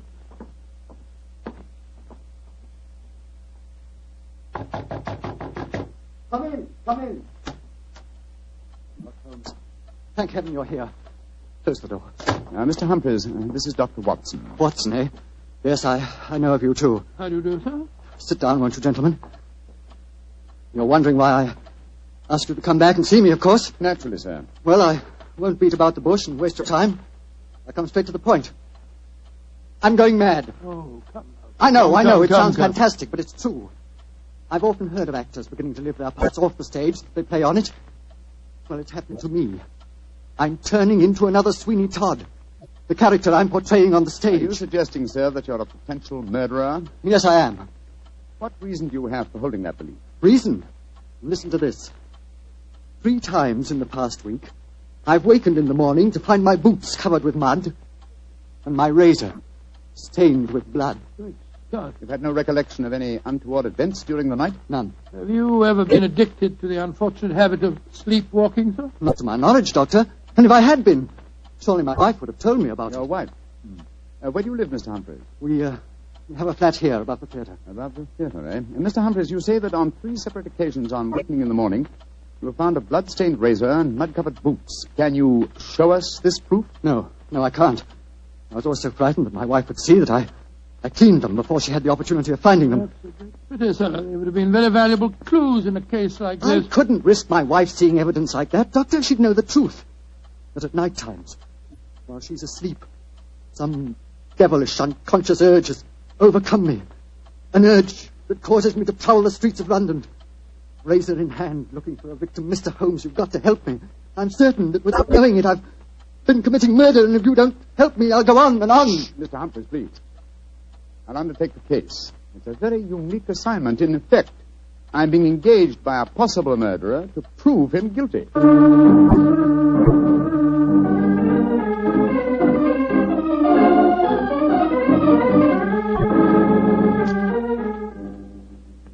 Well, Mr. Holmes, I've been through all the records we have here at Scotland Yard. What have you found, Inspector Gregson? In the last 2 months, we haven't had one case of an unsolved killing with a razor. Any mysterious disappearances, Inspector? Bless your heart, Doctor. There's never a day that passes without one or two of them. Here's a list of them, Mr. Holmes, if it's any use to you. Thanks. Come on, Watson. In the morning, we can go back to the theatre and set our friend's mind at rest. I'm much obliged to you, Gregson. Glad to be of service, Mr. Holmes.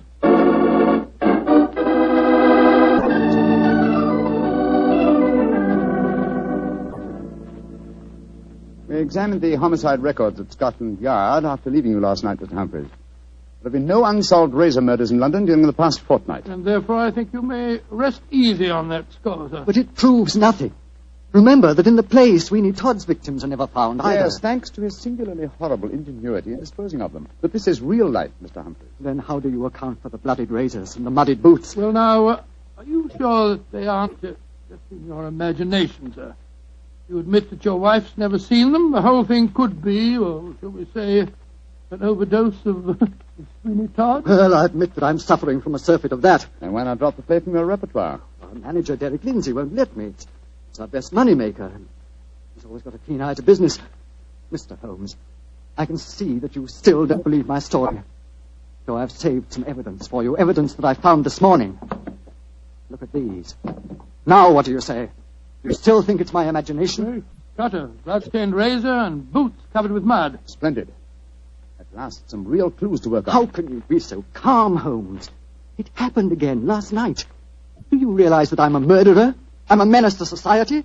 For heaven's sake, lock me up before I do some more damage. No, sir. Don't get so excited. Mr. Humphreys, I should like to take these objects back to Baker Street where I can perform some chemical tests. You have no objections, I hope? Objections? Good heavens, no. Excellent. You've told no one of this fresh discovery of yours? No one. Not even Derek Lindsay. Derek Lindsay, that's your manager, isn't it? Yes. The best friend I ever had. Except for his father before him. It was Derek who helped me back on my feet 2 years ago, when I put on that disastrous production of Macbeth. And where I'd be today if it went for him. You lost a great deal of money on that production, sir. Nearly every penny I had. Indeed. By the way, where is your wife, Mr. Humphreys? She's in her dressing room next door. We have a matinee today, you know. I'd like a word with her. Watson, old chap. Wait here for me, will you? I won't be a moment. Right, you are, Holmes.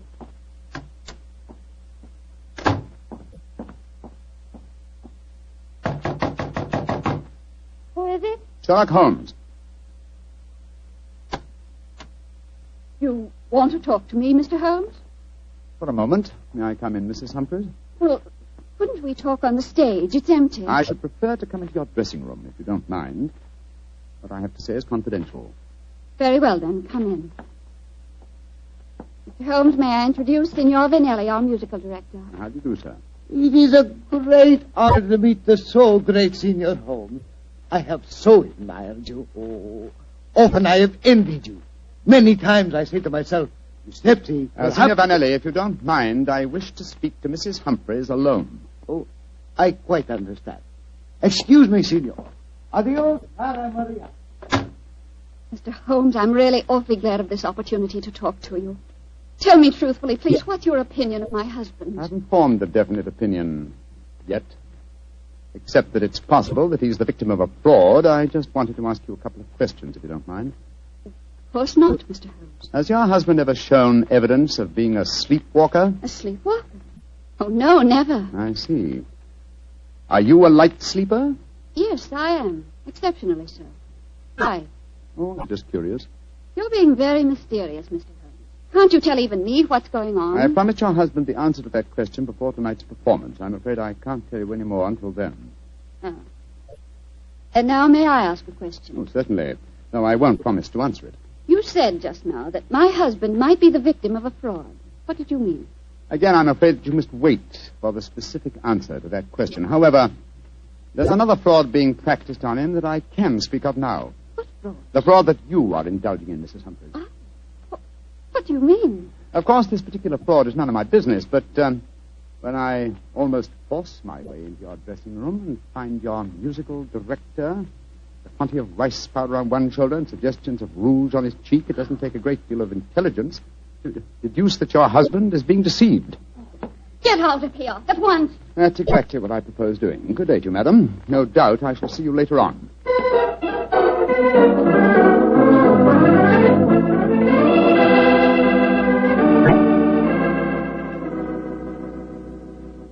Well, Holmes, what does the microscope tell you about the mud on the boots and the bloodstains on the razor? On a blank on the mud, old chap. It's an extremely common type that is found in most parts of London. And the blood? I'm examining that now. This is as strange a case as ever I remember, Holmes. Here you are trying to prove a man innocent when he insists that he's guilty. By George, Watson! Here's the answer. What? This blood is definitely not human blood. It's probably canine. Now, a Sweeney Todd madness would hardly drive its victim to kill dogs. Therefore, it's obvious that Mark Humphreys is the victim of a devilish plot. And he's not a murderer. No, come on, old fellow. Let's go to the theater at once and give him the good news.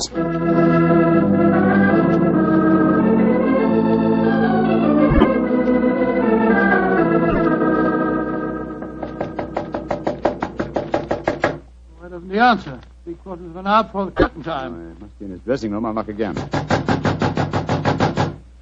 Come on, Watson, let's go in. Holmes, look. Look, he's slumped over his dressing table. I hope we're not too late. Here, give me a hand with him. We are too late. His throat's been cut.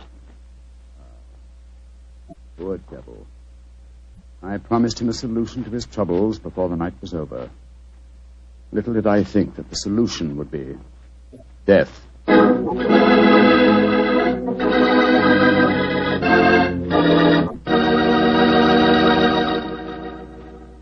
We'll hear the rest of Dr. Watson's story in just a second, so I'm going to ask you if you're one of those people who just eats to live, or whether you really enjoy good food. If you love good eating, you've just got to know about Petri wine. Petri wine makes good food taste wonderful. For instance, if you're having steak or a roast or any meat or meat dish, you'll love it served with Petri California Burgundy. Petri Burgundy is the last word in delicious red wine. Now, with chicken or fish, you can't beat the delicate Petri California Sauterne, a really extraordinary white wine. Just to make sure you don't miss either Petri wine, don't buy one, buy two. Buy both Petri Burgundy and Petri Sauterne. They're both swell because they're both Petri. Well, Dr. Watson, what happened next? Well, I think I'll pick up the story exactly where I left off. Holmes and I were standing in Mark Humphrey's dressing room, looking with horror at the slashed throat of the actor-manager. There was a bitter, self-accusing note in Holmes's voice. I promised him a solution to his troubles before tonight was over. Little did I think that solution would be death. This worry over his supposed madness caused him to commit suicide. Suicide? Rubbish, old fellow. It's murder.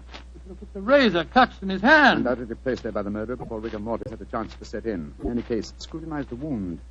Does that look as if it had been done by the hand of a suicide? Well, I don't see why not. Look closer, old chap. The depth of the wound is even, whereas a suicide cut always wavers towards the end. No, this is murder, Watson, and I think I know who did it. But I have little evidence. I must lay a trap. What kind of a trap, Holmes? I haven't time to tell you now, old fellow. Every moment counts. Off with you to Scotland Yard and get Inspector Gregson. Bring him back here as fast as you can. Right you are. And Watson. Yes? Tell absolutely no one except Gregson of Mark Humphrey's death. And say that he's still alive, well, and that his problems are solved. It's the performance of the play. Don't you worry about that, old chap. Off with you to Scotland Yard.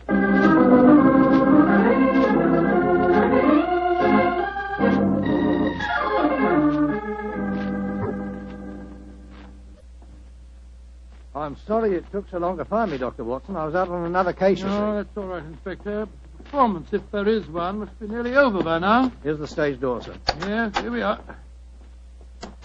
Here, you can't go on the stage. Who says I can't? I'm Inspector Gregson of Scotland Yard. Oh, sorry. Performance is going on. I wonder who the devil's playing Sweeney Todd. Come along, let's just stand here in the wind. Quietly.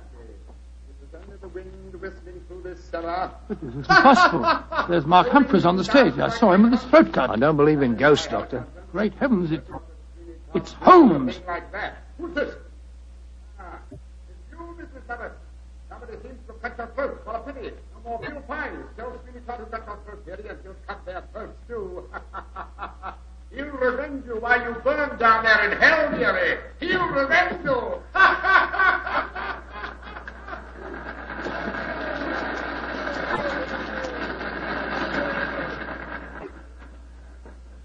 Here he comes now, Gregson. Amazing disguise.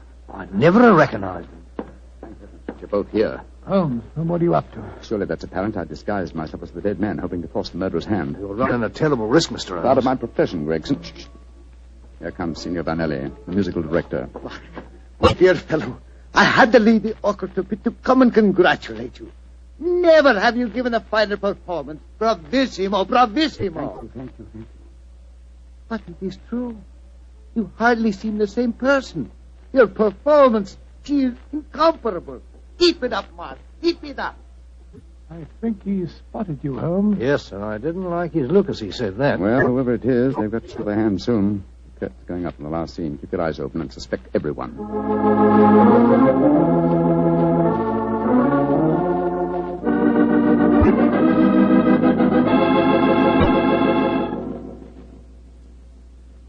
Look, my lord, Judge. He's by your side. Do not whisper. Your ermine robe is stained with blood.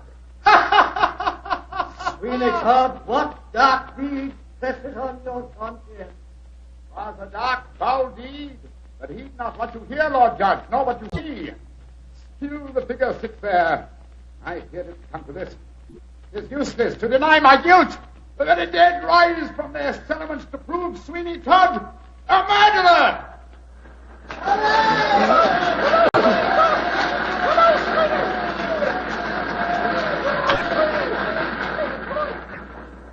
By George, what an actor he'd have made, Doctor. Yes, what an actor he is, Gregson. I'll be hanged if I know how he remembers the lines, though, even if he has seen the play half a dozen times.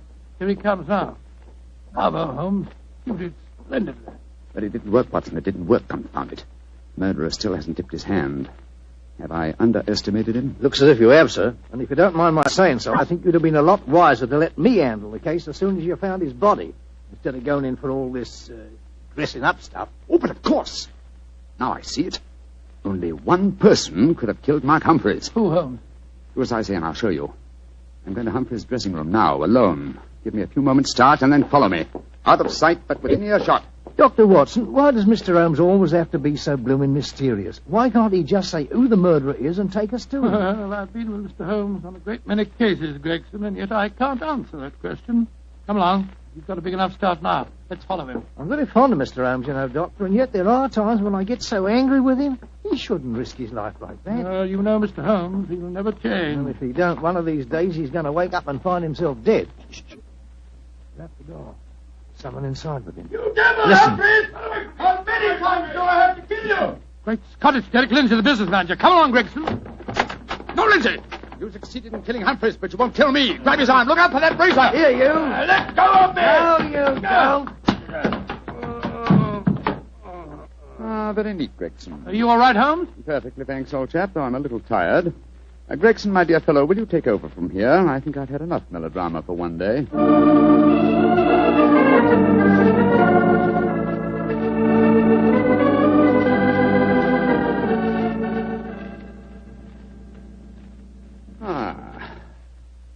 How pleasant, Watson, to be back at Baker Street again, a crackling fire, my dressing gown, and your company combined to make a soothing ending to a somewhat violent day. It's been a most unusual case, Holmes. I still don't entirely understand it. The original plot, of course, was to try and drive Mark Humphreys mad by making him think that he's a murderer. That accounts for the boots and the blood-stained razor. Precisely, my dear fellow. And the killer, having conditioned his victim by this trickery, then murdered him, trying to make it appear a suicide. Now, who had a motive? 3 people, Mrs. Humphreys, her lover, Signor Vanelli, and Derek Lindsay. I must say that I suspected the wife. Well, so did I for a while, and yet it was illogical. She knew, and we may therefore presume that her lover knew, that I was suspicious of her. And she must have known that you promised her husband a solution to his troubles before the night was out. It seems highly improbable that she or Signor Vanelli would have faked his suicide at that point. Quite right, my dear fellow. So I investigated Derek Lindsay's affairs, and I found that what Humphreys had referred to as the kindly act of a friend in helping him back onto his feet was in reality the mortgaging of his entire theatrical effects. Lindsay stood to inherit the theatre on Humphrey's death. Therefore, I was convinced that he was the killer. And then, after he'd murdered him, he saw what he thought to be Mark Humphreys on the stage. Ah, that's where I was slow and stupid, old chap. I couldn't imagine what motive gave the cold, clear nerve to suppress all reactions when he saw his supposed victim revived on the stage. Only at that moment did I realize. And what was the motive that made him hold his hand? The characteristic that ruled his life, Watson. Avarice. A morbid love of money. You see, if he'd attacked me during the performance, he'd have had to refund the money to the audience. His greed conquered all other passions. It made him wait until the performance was finished before he attempted my life. You know, Holmes, now that the case is solved, I'll tell you something in confidence. Please do, old fellow. What is it? At the end of the play tonight, I was afraid that you'd made a mistake, that you'd slipped up on the case. Gregson thought so, too. And I, Watson, will tell you something in confidence. Oh, what is it? There were 3 of us that felt the same way. Well, now you're being modest, no? I assure you I'm not, my dear chap. In fact, in the future, if it should strike you that I'm, well, getting a little overconfident of my powers, or perhaps giving less pains to a case than it deserves, kindly whisper Sweeney Todd in my ear, will you? I shall be infinitely obliged to you.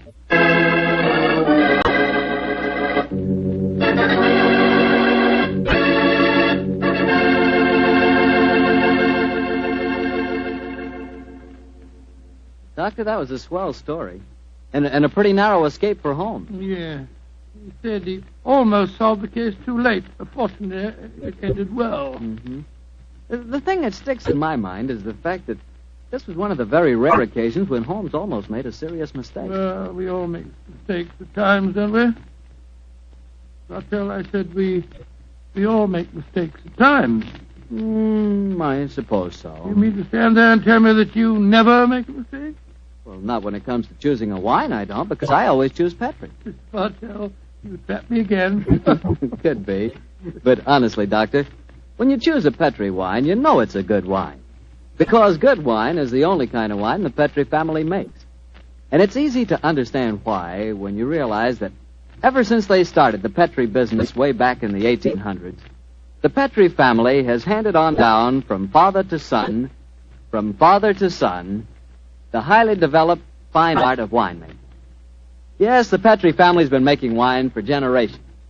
That's why, no matter what type of wine you prefer, for any occasion, you can't go wrong with a Petri wine because Petri took time to bring you good wine. Well, Dr. Watson, do you care to give us a clue about next week's Sherlock Holmes adventure? Let me see. Next week, Mr. Bartell, next week now.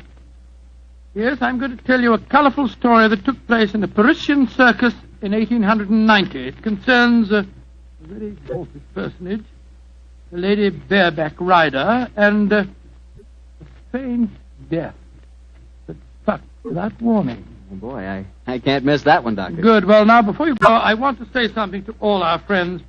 I want you just to think for a minute.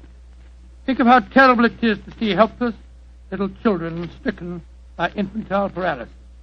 And then realize that infantile paralysis can be beaten. It can be beaten in very many cases. And your money, your dimes, can do it. Join the March of Dimes. Send your dimes to your local March of Dimes headquarters. Let's help little children walk. Let's help them live.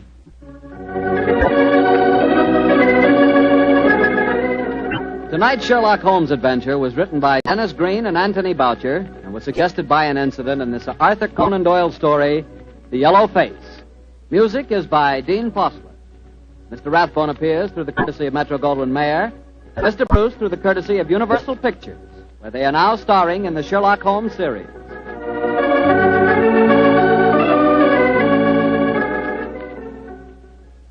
The Petri Wine Company of San Francisco, California, invites you to tune in again next week, same time, same station.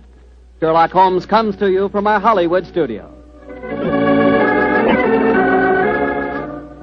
This is Harry Bartell saying good night for the Petri family. For a solid hour of exciting mystery dramas, listen every Monday on most of these same stations at 8 o'clock to Michael Shayne, followed immediately by Sherlock Holmes. This is the Mutual broadcast.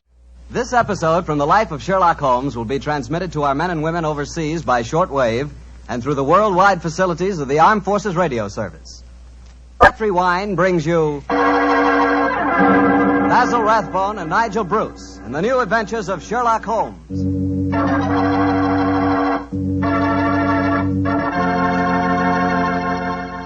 The Petri family, the family that took time to bring you good wine, invite you to listen to Dr. Watson tell us another exciting adventure he shared with his old friend, that master detective, Sherlock Holmes.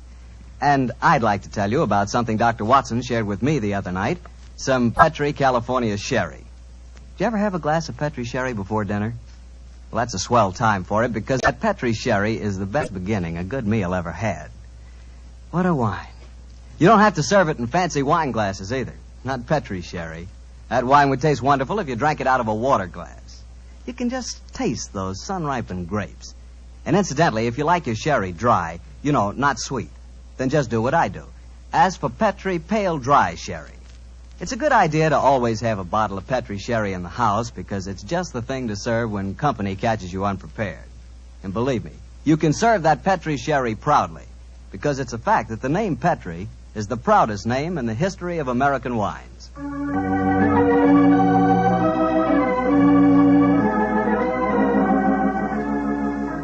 And now let's visit with our good friend, Dr. Watson. I know he's expecting us. Come in. Good evening, Mr. Bartell. Evening, Doctor. Oh, you have the old black tin dispatch box out again, I see. Yes, my boy. I've just been refreshing my memory on one or two points in connection with tonight's story. Draw up a chair. Thanks. That's it. The tobacco's in the jar beside you. Thanks, Doctor. I'm particularly excited about hearing your story tonight. Last week you told us that Sherlock Holmes' brother, Mycroft Holmes, took part in the adventure. That's quite right, Mr. Bartell. I didn't even know Mr. Holmes had a brother. I wish you'd tell me something about it. Well, Mycroft was 7 years older than Sherlock, but the difference between them was amazing. While Holmes was lean and consumed with a burning energy, his elder brother was fat and lazy. And yet Holmes has often told me that Mycroft was his superior in powers of observation and deduction. Well, now that you've thoroughly whetted my appetite, Doctor, how's about it? Very well, my boy. I suppose this story really began in Mycroft Holmes's room at the Foreign Office in London. Although I've said he was a lazy man, he did hold a position of considerable importance. In fact, you may remember that on more than one occasion, Holmes has said, Mycroft is the British government. But to get back to my story. It's on a June morning in 1912, just before the First World War, that a young man in the Foreign Office named Guy Travers stood talking to Mycroft Holmes, who sat sprawled in an armchair before him, his feet resting on another chair, his cupped hands cradling his ample stomach. Mr. Holmes? I say, Mr. Holmes, you haven't gone to sleep, have you, sir? No, Travers, I'm not asleep. I'm just waiting for you to get to the point. Well, sir, the point is that I'm on the track of a most elusive female spy. Dear me, how exhausting. She's dangerous, sir, very dangerous. She's not only a collector of information, but a sort of central clearinghouse of military secrets as well. You seem to be a little young, Travers, to be on such a case. I asked for the assignment, sir. Why? Female spies aren't as glamorous as they sound, you know. No one knows that better than I do, sir. You see, my brother got mixed up with this girl 2 years ago. He was cashiered from his regiment and committed suicide. I'm sorry, Travers. Tell me what you found out about her. You say you've been on her track? I've traced her to a number of seaside towns, but she keeps slipping through my fingers. Have you a list of the towns? Yes, sir. Here you are. No. You read them to me. Well, I first got on her track at Torquay. From there, I traveled to Weymouth, Bournemouth, Portsmouth, Bognor, Worthing, Hove, Brighton, and... I trust you drew the obvious conclusion. I think I did, sir. Several of those towns are naval bases. No. The list you've just read me is a recognized theatrical circuit. Oh, I never thought of that. The simplest way to track down your spy is to find whether she was appearing in either a play or variety act in all of the towns on the dates covered by your inquiries. Yes, Mr. Holmes, I'll do that at once, and then I'll report back to you. Oh, very well, if you must. Close the door quietly, won't you? I'm confoundedly sleepy.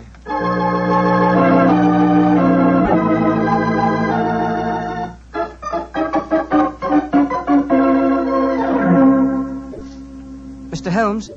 Mr. Holmes, you haven't gone to sleep again, have you, sir? Oh, it's you, Travers. Well, what did you find out? A great deal, sir. The only theatrical show that was appearing at all of those towns was a magician's act called The Great Gandolfo. I trust you went and saw the performance. Yes, sir. Last night at Hastings. And? The magician's assistant was a girl who looked exactly like the one I saw my brother with 2 years ago. Did you go backstage and talk to her? Yes, sir. But it's a funny thing. For though she looked exactly like the other girl, I swear she isn't the same one. This girl seemed utterly charming and sincere when she told me she'd never heard of my brother. That's the danger of putting you young fellows on a case of this kind.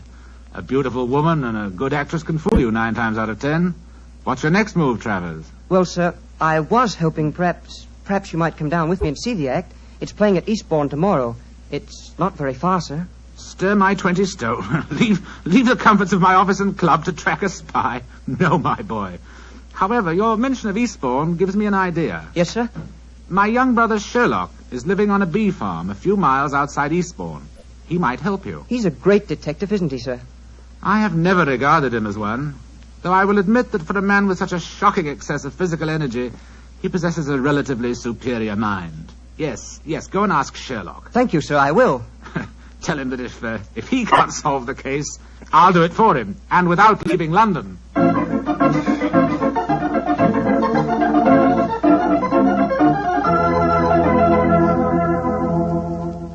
And so, Mr. Holmes, I did as your brother suggested and came down here to Eastbourne to tell you about the case. I quite understand, Mr. Travers. Very interesting story it is, too, my boy. I'm certainly glad that I happen to be staying down here with you, Holmes. You'll handle the case, of course. I'm undecided, old fellow. The problem presents some interesting possibilities, and yet my life here among the bees has taken on a pleasant and soothing pattern. Oh, I hate to disturb it. Oh, come, Holmes. It'll be good for you to get away from your wretched bees for a few days. I forgot to tell you, Mr. Holmes. As I left your brother, he told me that if you couldn't solve the case, he'd do it for you, without leaving London. Dear old Mycroft, he meant that as a challenge. Hand me the paper, will you, Watson? Yeah. Thanks, old chap. Oh, what are you looking for? The amusement guide. Here it is. Devonshire Theatre, Eastbourne, twice, nightly varieties, 6:30 and 9, The Great Gandolfo, King of Magic. You mean you'll come to the theatre with me tonight, Mr. Holmes? Certainly. I can't allow Mycroft's challenge to go unanswered, and I'm sure that Dr. Watson will accompany us when I tell him Miss Sissy Gitana is also appearing on the bill singing, an old favorite of his.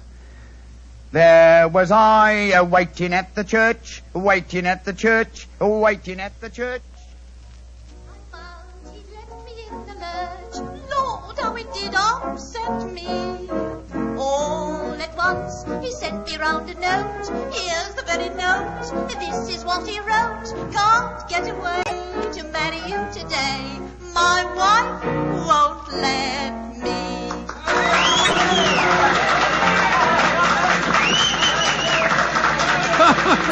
That's a most entertaining woman, Sissy Gitana. And dash good looking, too. My wife won't let me. The Great Gandolfo's next, Mr. Holmes. Yes, I was just studying the program. He's not exactly modest in his claims, is he? The Great Gandolfo, the world-staggering illusionist. Presenting the sealing cabinet mystery, assisted by Miss Florine Lasseur. Oh, dear me, how very florid. I must say I love this old music hall flavor. I remember going to the Palace Theatre a few years ago to see a perfectly charming girl who wore a white dress that made her look like a little white rabbit. That dress did look frightfully becoming, I must say. I sent my card round the stage door with some flowers, of course, but to my amazement... It's a fascinating story, old fellow, but I'm afraid you'll have to finish it later. The curtain's going up. There he is. That's the Great Gandolfo. By Jove, this assistant's very attractive, isn't she? Listen. Ladies and gentlemen, it gives me great pleasure to be here before you tonight. I may say that the sealing cabinet mystery that I am about to present has entertained and perplexed half a dozen of the crown kings of Europe, together with their queens. Come, don't talk so much. Get on with the trick. And I may may say, I'm hoping that you, ladies and gentlemen, will give me the same courtesy and attention that was given me by the royalty I have just mentioned. Now, before I present my illusion, I should like to ask for 2 volunteers from the audience who will come up here beside me on the stage so that I may be watched. Two volunteers, please. Wait for us here, Mr. Travers. Very well, Mr. Holmes. Come on, Watson. You mean that we're going up on the stage? Yes, it's a wonderful opportunity. Do I see 2 gentlemen rising? Splendid. 2 gentlemen are coming up from the audience. 2 gentlemen that I have never seen before. Watch the step, please. That's it. Over the footlights and onto the stage. That's right. And now, sir, have you ever seen me before? Never. And you, sir? Don't be afraid to speak up, sir. No, I haven't. Miss Lesueur, please see that the gentlemen are seated. I thank you. Now, ladies and gentlemen, I want you to watch me closely. You will observe that there is a wooden cabinet on the stage. There is also another cabinet of the same shape and size hanging high above me, which you can all see. A glass of water, please, Miss Lesueur. Oh, go on. Put a sock in it. What did you say, sir? You heard. You ain't got cloth ears. We will dispense with the glass of water. Now, my assistant, Miss Florine Lesueur, will step into this cabinet on the stage. I want you 2 gentlemen to watch very closely. Miss Lesueur is now lying inside the cabinet, is she not? Yes, she is. Very well. I close the lid. So, I lock it with these bolts. And now, I ask one of you gentlemen to attach this padlock to the box. You, sir, will you oblige me? Very well. I thank you. And now, ladies and gentlemen, before your eyes you have seen Miss Lesueur enter a cabinet on this stage. A cabinet that has been bolted and padlocked. You can still see the duplicate cabinet hanging above me by an attachment of wires and pulleys. I now count a 1, a 2, a 3, and fire this revolver at the cabinet above me. Now, if you 2 gentlemen will kindly help me, we will lower the ceiling cabinet to the stage.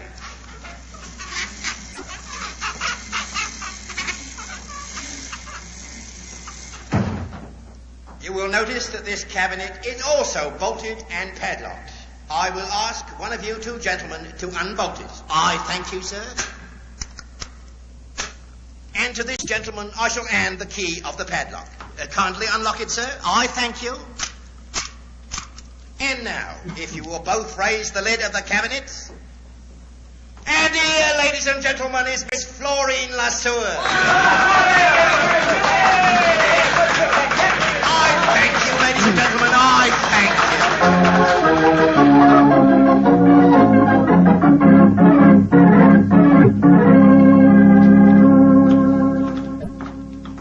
Why did we have to leave, Holmes? I was having a wonderful time. Sorry to drag you away, Watson, but there's work to be done. Mr. Holmes, if you want to go backstage, I'll introduce you to Miss Lesueur. Oh, that's a splendid idea. Before we do that, Mr. Travers, there's one important fact I want to know. What is it, sir? I presume you have a dossier of the available facts concerning this spy? Yes, sir. Everything that we've been able to find out. Among that evidence, do you by any chance have any fingerprint records? Yes, sir, I do. Splendid. Then let's go at once to the nearest police station and compare the fingerprints on this glass with those in your possession. Where did you get that glass, Holmes? You remember that Miss Lesueur, before she entered that cabinet on the stage, handed Gandolfo a glass of water. You mean that's the glass? Why else should I be carrying a drinking glass with me, old chap? Very neat, Mr. Holmes, and right under the nose of a magician, too. Well, I'm not exactly inept at the practice of legerdemain myself, Mr. Travers. Come on, let's have a talk with that local fingerprint expert, shall we?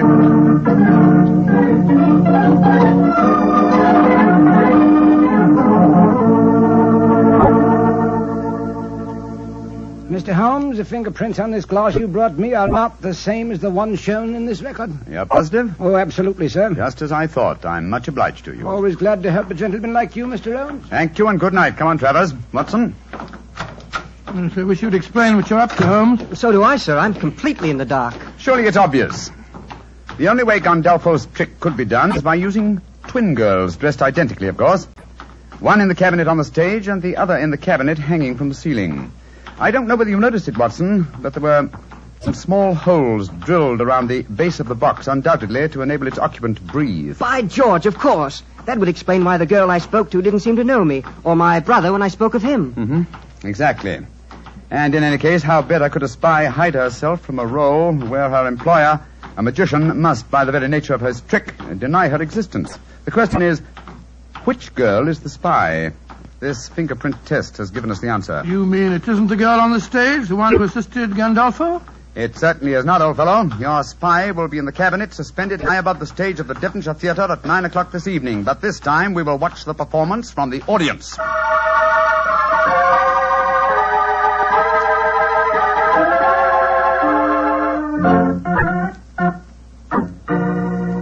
Now, watch me closely, ladies and gentlemen. There is no deception. 1, 2, 3. And now, if you two gentlemen will kindly help me, we will untie the ropes and lower the ceiling cabinet to the stage. Holmes, we mustn't let her get away. Don't worry, old chap. But keep your eyes skinned. You may have a surprise for us. And I will now ask one of you two gentlemen to unbolt the cabinet. I thank you, sir. And now, if this gentleman will take the key and unlock the padlock, I thank you, sir. And now, if you will both raise the lid of the cabinet, I thank you. And here, ladies and gentlemen, is Miss Florine Lassewer. Miss Lassewer, step out, please. Miss Lassewer, bring down the curtain. There's been an accident. Come on, Watson. Let's get up on the stage. Right, you are, Holmes.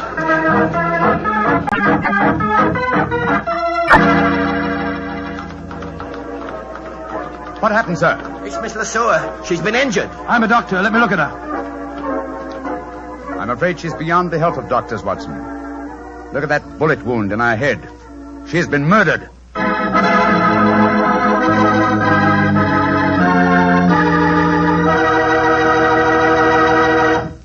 We'll hear the rest of Dr. Watson's story in just a few seconds, so I'm just going to make a very quick suggestion. If you like good food, who doesn't, you'll find that good food always tastes better when accompanied by a good glass of Petri wine. And Petri makes wonderful mealtime wines. If you like a red wine, you know, to go with any meat or meat dish, you'll really like Petri California Burgundy. And if you prefer a white wine to go with chicken or fish, you couldn't ask for a better one than Petri California Sauterne. Remember those two wines, huh? Petri Burgundy and Petri Sauterne. They're Petri wines, so you know they're good.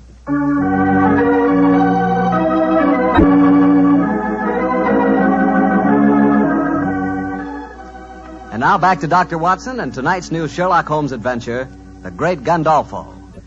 What happened next, Doctor? You just got to the part where you and Sherlock Holmes on the stage of a vaudeville theater were examining the dead body of one of the Great Gandolfo's assistants. That's right, my boy. As you can imagine, the excitement was intense. The local police were soon at the theater, and the officer in charge, a certain Sergeant Buff, seemed to take a very great personal dislike to Sherlock Holmes. So the great Sherlock Holmes comes out of retirement to teach our police force how to handle a case. Oh, Sergeant Buff, you're being ridiculous. I'm not trying to teach the police anything. You follow your own line of investigation, and I'll follow mine. And supposing I say I don't want private detectives poking their nose into a police investigation? Then, my good man, I shall report your conduct to the local chief of police and obtain the necessary permission. No need to get uppity about it, Mr. Holmes, but too many cooks spoil the broth, you know. Oh, an extremely profound remark, Sergeant. And now, if you'll excuse me, I've work to do. And so have I. And we'll see who gets to the bottom of this first. I'm going to Gandolfo's dressing room. Holmes, I'm worried about the dead girl's twin sister. I've been looking for her everywhere, and no one seems to have seen her since the tragedy occurred. Naturally, my dear chap, you'd hardly expect her to reveal the secret of the cabinet trick by exposing the fact that the dead girl had a twin. But I never thought of that. But we saw her there on the stage when the trick started.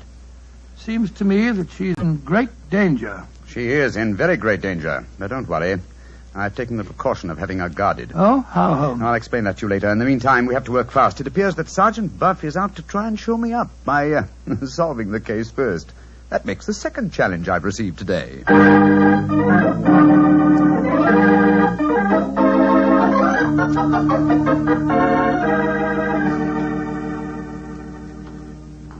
Well, Mr. Holmes, and how are you getting along? Splendidly, thanks. And you? I'm beaten. I don't mind admitting it. I thought at first the one man it couldn't be was Gandolfo because he was on the stage all the time.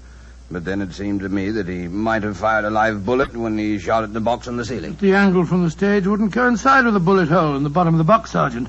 That shot must have been fired from the audience below. Mr. Holmes, you know who did it, don't you? Yes, Sergeant, I do. Well, I wish you'd tell me, Mr. Holmes. It should be obvious, Sergeant.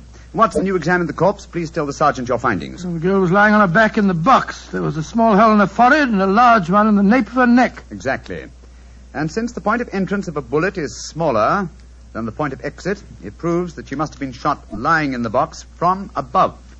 Once the box was in position over the audience, she could have been shot only from below. Therefore, the girl had already been killed when the box was hoisted to the ceiling. By Jove, yes.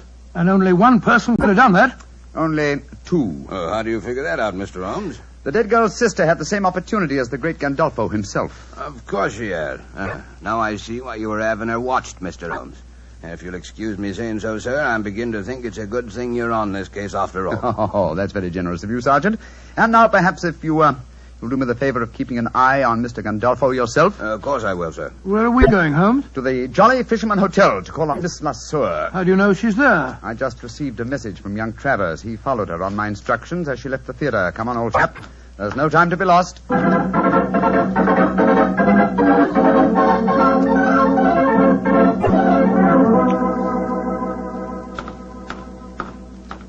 Ah, there you are, Travers. Miss Lasseur is still here, I trust. Yes, Mr. Holmes. She's up in her room. I wonder if you'd mind asking her to come down and see me. I'm sure that we can talk privately in the lounge over there. Right you are, Mr. Holmes. I'll go and get her. What are you going to say to Miss Lasseur, Holmes? That depends on her attitude, old chap. Come on, let's go into the lounge, shall we? Oh, it's a lucky thing that you had her followed.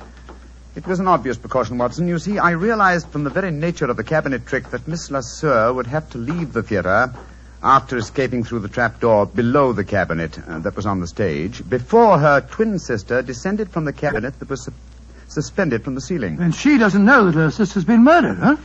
If she's innocent, she doesn't.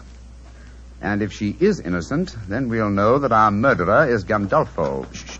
Here she comes. I've told Miss Lasseur that you want to talk to her privately, Mr. Holmes. If it's the act you want to talk about, Mr. Holmes, I've nothing to say.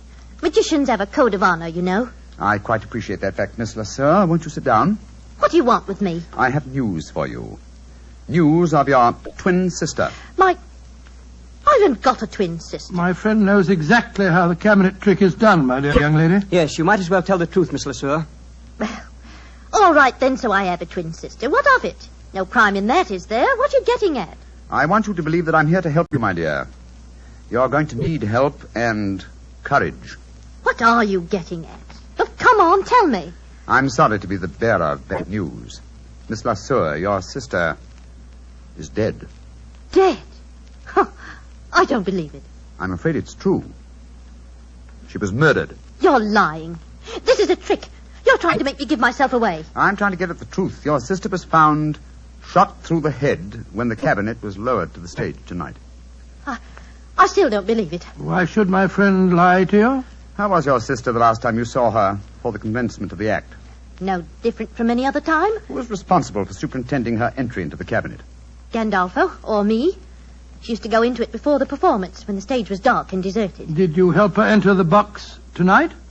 No. Gandolfo did. You knew, of course, of your sister's activities. How do you mean? That she was engaged in espionage. That's not true. Very well, Miss Lasseur. If you won't be honest with me, I'm afraid I'll have to turn you over to the police. I think you'll find their methods are a little more crude than mine, though. The police?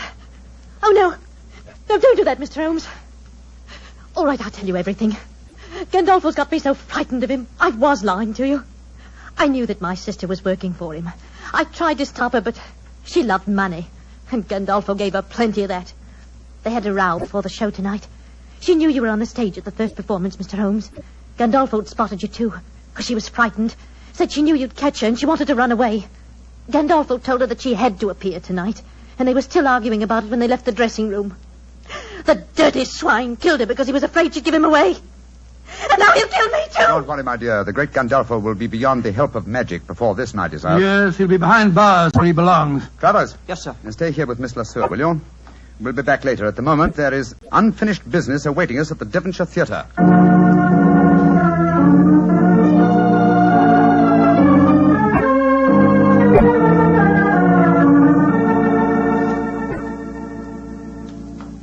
Well, Mr. Holmes, I can't tell you how grateful I am. Gandolfo's safely in prison, thanks to you, and now you tells me you don't want no credit in the case. Oh, my dear Sergeant.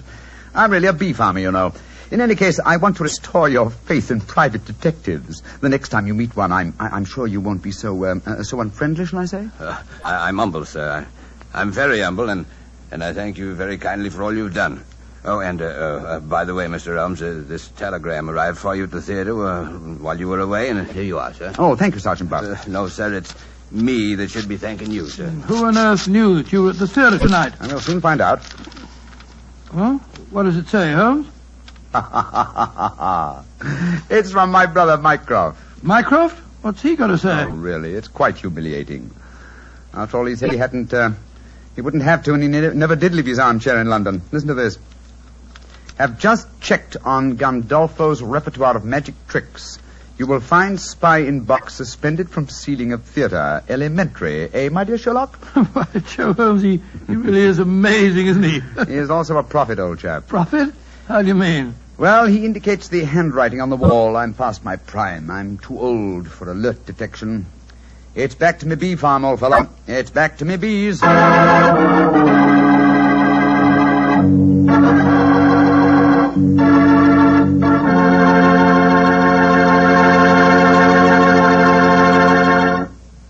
Doctor, that was a swell story. I bet it was an interesting case to work on. Yes, it certainly was. I've always had a fancy for the theater, you know.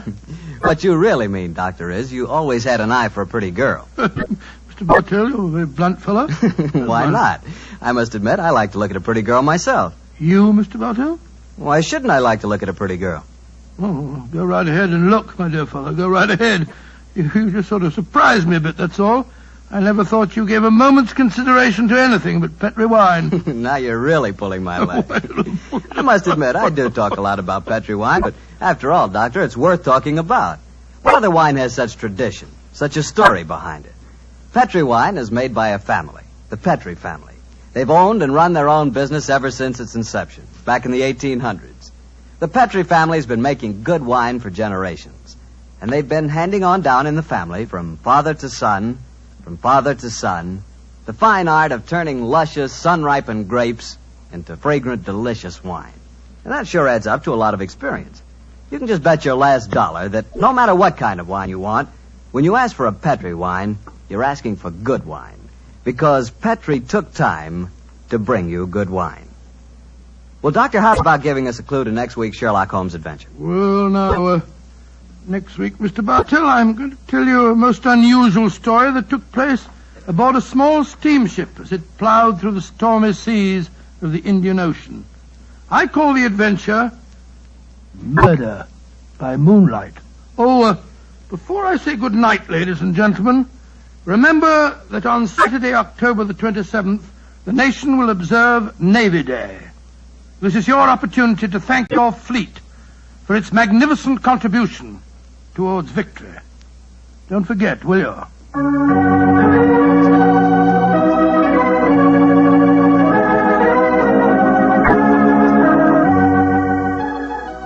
Tonight's Sherlock Holmes adventure is written by Dennis Green and Anthony Boucher and was suggested by an incident in the Sir Arthur Conan Doyle story, The Second Stain. Mr. Rathbone appears through the courtesy of Metro-Goldwyn-Mayer and Mr. Bruce through the courtesy of Universal Pictures, where they are now starring in the Sherlock Holmes series.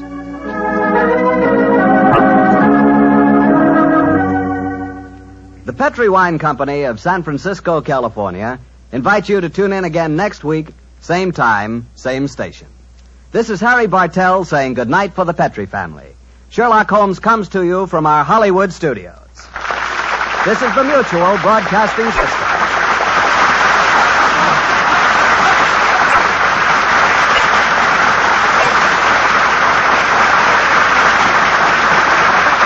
Sherlock Holmes considered himself as the only unofficial consulting detective, and rightly so. In point of fact, Holmes worked outside the law.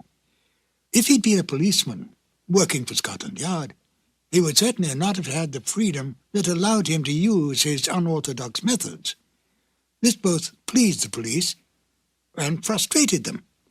Pleased them because he almost invariably let such men as Inspector Lestrade, and Inspector Gregson take the public recognition for a case that he had solved. Frustrated them because he could literally work on a case using his own specialized abilities while they had to stay within prescribed limits. Yet Holmes did respect the law, for he was in fact an amateur and felt it best to have a healthy relationship with the professional police. This encouraged such men as Lestrade and Gregson to bring various unsolved crimes to him for his solution. His freedom outside the restraints of the law allowed him to assume many roles in disguise and to work with Watson as his accomplice. Excellent examples of this kind of work can be found in such original stories as A Scandal in Bohemia, The Man with the Twisted Lip, and The Illustrious Client, to name but a few. He often broke open safes to get information, set fires to force some action out of an individual, such as Irene Adler, or broke into homes in order to gain access to information that would lead to the solving of the crime. Any admonitions by the police were soon dropped when Holmes produced the criminal or solved the crime. Most of this work was done by Holmes and Watson in London or various other parts of England. In The Waltz of Death, Holmes and Watson find themselves in Vienna on a case. Now here, on foreign territory, and completely outside the orthodox methods of the English police, Holmes had even more free rein. He still used his brilliant sense of deductive logic, but now he did not have to worry about reprimands from Scotland Yard. And besides, there was new excitement for Holmes when he could deal with murder from other than the English criminal. Join me now as we present Sherlock Holmes and Dr. Watson in The Waltz of Death. Petri Wine brings you Basil Rathbone and Nigel Bruce in the new Adventures of Sherlock Holmes.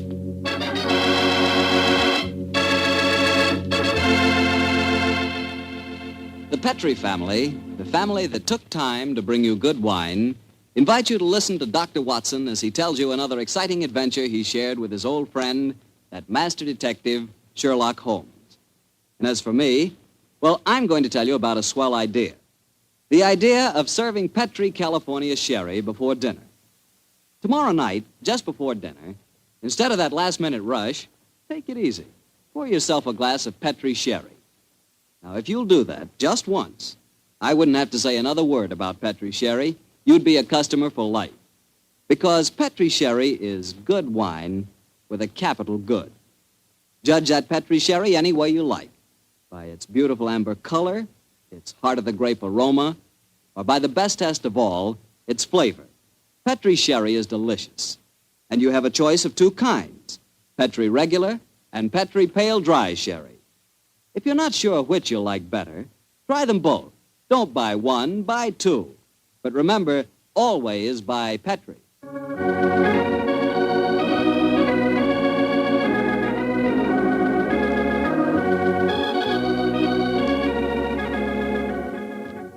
And now I'm sure our good friend Dr. Watson's expecting us. Let's go in and join. Good evening, Dr. Watson. Good evening, Mr. Bartell. All set for tonight's story? Yes, my boy, I'm all set, as you put it. It began in Vienna in 1889. The old Vienna of bright lights, lovely ladies, and lilting music. What were you and the great Sherlock Holmes doing there, Doctor? Mr. Bartell, what were we doing there? Yes, sir. Were you just taking a trip? Oh, in those early days of our association, we didn't have either the time or the money for trips. No, we were in Vienna at the express command of the Emperor Franz Joseph. It was in October, I remember, that we arrived in the city, and for several days we were forced to cool our heels awaiting the imperial pleasure. On one of those idle evenings, that the good services of our friend, the Chief of Police, Count Frano, secured us an invitation to a resplendent ball that was being held at the palace of Princess Stephanie von Kram. It was an incredibly colorful spectacle, Mr. Bartell. A string orchestra high in the gallery of the palace ballroom played a haunting Strauss waltz, while on the floor below, the cream of Viennese aristocracy swayed and glided gaily to the lilting music. I can remember the picture so well, Mr. Bartell, as Holmes and I stood there talking to the Chief of Police, Count Frano.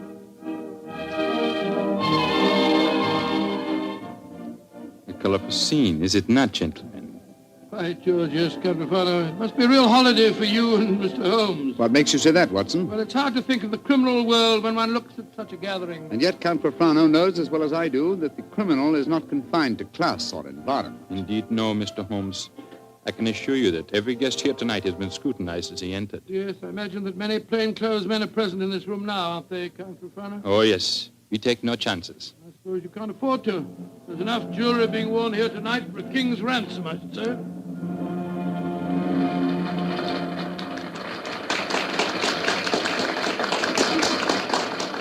The waltz is finished. Now I can present you to our hostess, Princess von Kram. Stephanie, my pigeon. My pigeon must know the princess pretty well. Yes, I'm glad to see that in Vienna the profession of criminal detection carries no social stigma. Allow me to present you Mr. Sherlock Holmes, Dr. Watson, the Princess Stephanie von Kram. I'm very honored to meet you, Your Highness. I'm most happy to meet you, gentlemen. Permit me to introduce my protege, Janos Horvat, the Hungarian composer. Thank you, sir. This ball tonight, Mr. Holmes, will mark a rare occasion. A signal honor is to be conferred on Herr Horvath and myself before tonight is through. The next waltz is a new composition of his. Tonight will be its debut. Indeed, how very interesting. It is a great honor the princess has conferred on me. A new composition could not possibly be presented under more auspicious circumstances. Count Profano, you spoke of an honor in connection with yourself. May I tell them our secret, Stephanie? No, I will tell them myself, Anatole.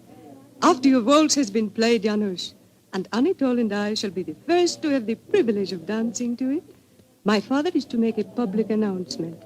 He is to announce my engagement to Count Anatole Rathbone. Oh, indeed, my congratulations to you both. Very lucky fellow. Very lucky Am I not the luckiest of men? Is she not exquisite? I, the gay man of Vienna, the cavalier who swore that no one woman would ever capture him.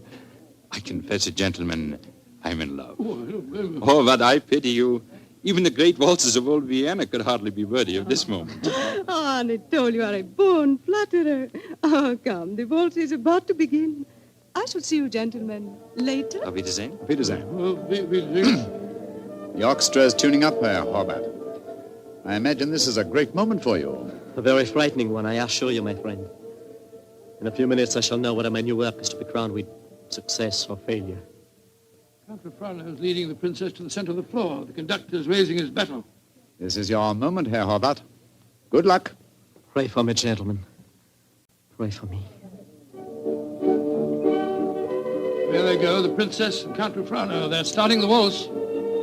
Ah, they make a striking pair, don't they? Here come the other couples out on the floor. Charming. Quite charming. It reminds me of... Great Scott, that was a revolver shot. It's the princess. She's been shot. Come on, Watson. Out of the way, please. Out of the way. Count Profano, what happened? Stephanie, Dr. Watson, see what you can do for her. Count Profano, there's nothing I can do, I'm afraid. She was shot through the brain. She died instantly. Stephanie is dead. Stop that devilish music! Lock all the doors! There's a murderer to be found!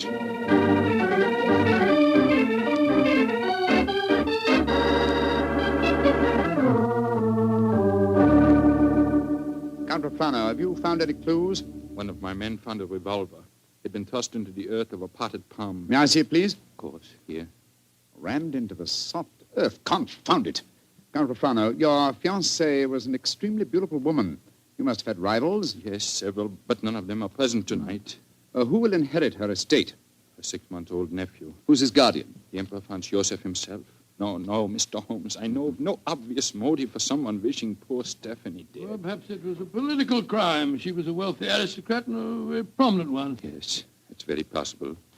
Many nihilist assassins have been active in my country recently. Meanwhile, we have a ballroom full of suspects waiting for us. So I was just going to suggest we went back there. We can't find out very much by staying here in the library. It's a delicate matter. Almost everyone present tonight is known to me personally. May I suggest that you go back to the ballroom and have the male guests file past you? Detain for questioning anyone whose evening clothes do not fit perfectly. Clothes don't fit? What's the cut of a man's clothes got to do with this? Anyone invited to such a ball as this would naturally have his own tailor. I think, Count Profano, if you found a man who had to hire his costume, he might be an imposter and may well prove to be your assassin.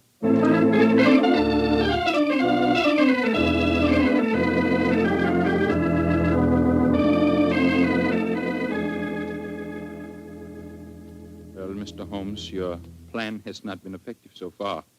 We find one Englishman who is unusually badly dressed, and what do we discover? He's an English milord whose luggage was lost on the train. Yes, and the second suspect proved to be a perfectly respectable Viennese doctor whose nasty little child had taken a last-minute snip at his tailcoat with a pair of scissors. And the third was poor Horvath, the composer, who cannot yet afford a good dress suit, eh? Well, Count Rufano, why not have the next suspect shown in? Yes, of course. Schober, bring in the next man. Ja, Herr Count. Kommen Sie herein, bitte. Einbitter, what a frightful-looking fellow. Your name, please. My name is Gruning. What do you wish with me? Gruning? Your name was not on the list of invitations. One moment, please. Let me see your right hand, Herr Gruning. You have no right to touch me. Where did you get these fresh earth stains? Your right thumb is pitted and the nail is full of dirt. What does that prove, policeman? Not a short while ago, you tried to hide your revolver by ramming it into an earth-filled flower pot. Give me that revolver, please, Count Rufano. It will be easy to compare the samples of earth. It will not be necessary. Well, you admit that you murdered the princess tonight, then? Certainly, I admit it. Why did you kill her? She was an aristocrat. She was an oppressor of the poor. I'm glad I killed her. One day, I and my party will kill all of you filthy aristocrats. Count Rufano, put down that revolver. Shoot him like the dark he is. No, Count Rufano. Even you can't take the law into your own hands. Why do you not shoot me? I'm not afraid to die. Have him taken away, Schober. Nehmt den Hund ins Gefängnis. Thank you for stopping my hand just now, Doctor. But when he spoke of Stephanie that way, I could have killed him just as he killed her. Very understandable impulse, sir, but one that would have ruined your life. My life? Now that she is dead, my life is empty. What right do love and beauty have to exist in a world that no longer holds Stephanie? She was all light and life, loveliness. And now... But I am hardly displaying my Viennese blood, am I? The murder is caught, thanks to you, Mr. Holmes, and my life, such as it is, must go on. Somehow. That's how the story began, Mr. Bartell. Began? It sounds like the end of a story to me, Doctor. Far from it, my boy. The next day, Holmes and I had our interview with His Imperial Majesty and learned the nature of the services expected of us. Services that required our leaving the city. And that's why, my boy, we were gone from Vienna for some weeks. We didn't know that during our absence, Herr Holbert's waltz, which had had such a tragic debut, was beginning to make a sort of morbid history. Yes, Herr Baron, the Horvath waltz. We have had many requests for it. Gladly, we will play it, Herr Baron.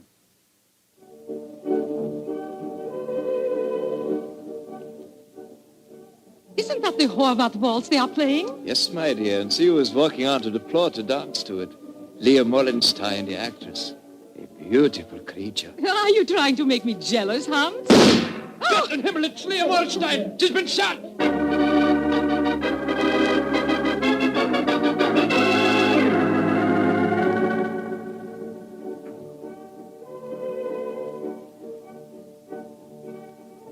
A new ballet, and to the music of the Horvath waltz. Magnificent.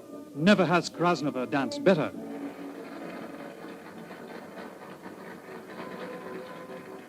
Have you ever seen such exquisite pirouettes?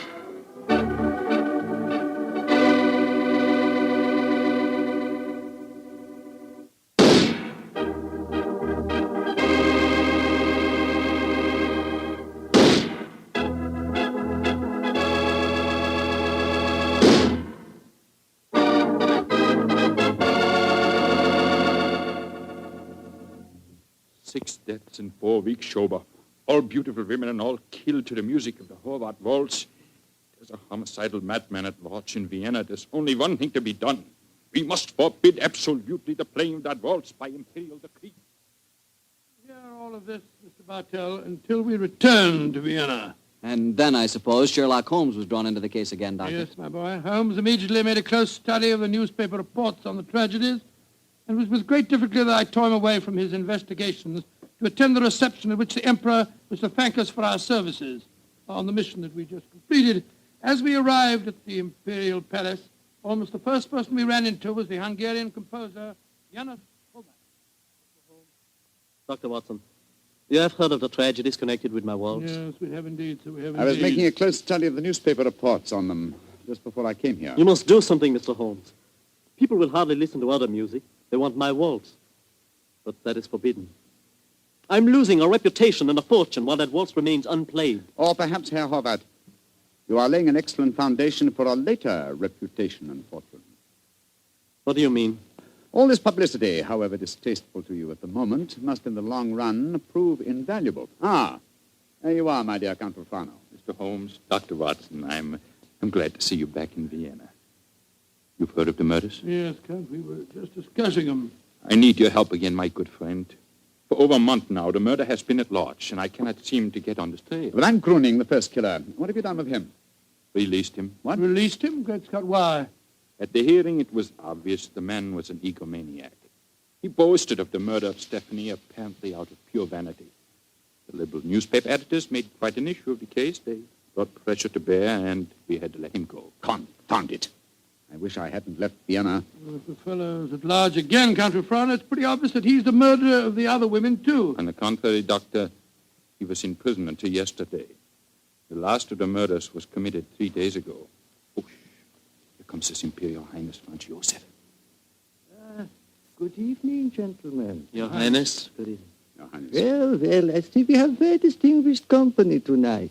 Not only the masterful Sherlock Holmes and his colleague, Dr. Watson, our English friends that we are honoring, but I see that we have a distinguished representative from our Hungarian Empire, Janos Horvath. A worthy successor, I'm told, to the breed of composers for whom Vienna is famous. Your Imperial Highness is most kind. The pipe organ in here is in excellent condition, I am told. Will you not play us one of your compositions, Herr Horvath? I shall be most honored, Your Highness. Sit down, gentlemen, sit down. Thank you. What shall I play, Your Imperial Highness? Anything you wish, young man. Anything you wish. Thank you, Your Highness. With your permission, I choose to play... Great heavens! He's playing the death waltz. On your guard, Watson. Even in the Imperial Palace itself, this twirling tune may invoke murder.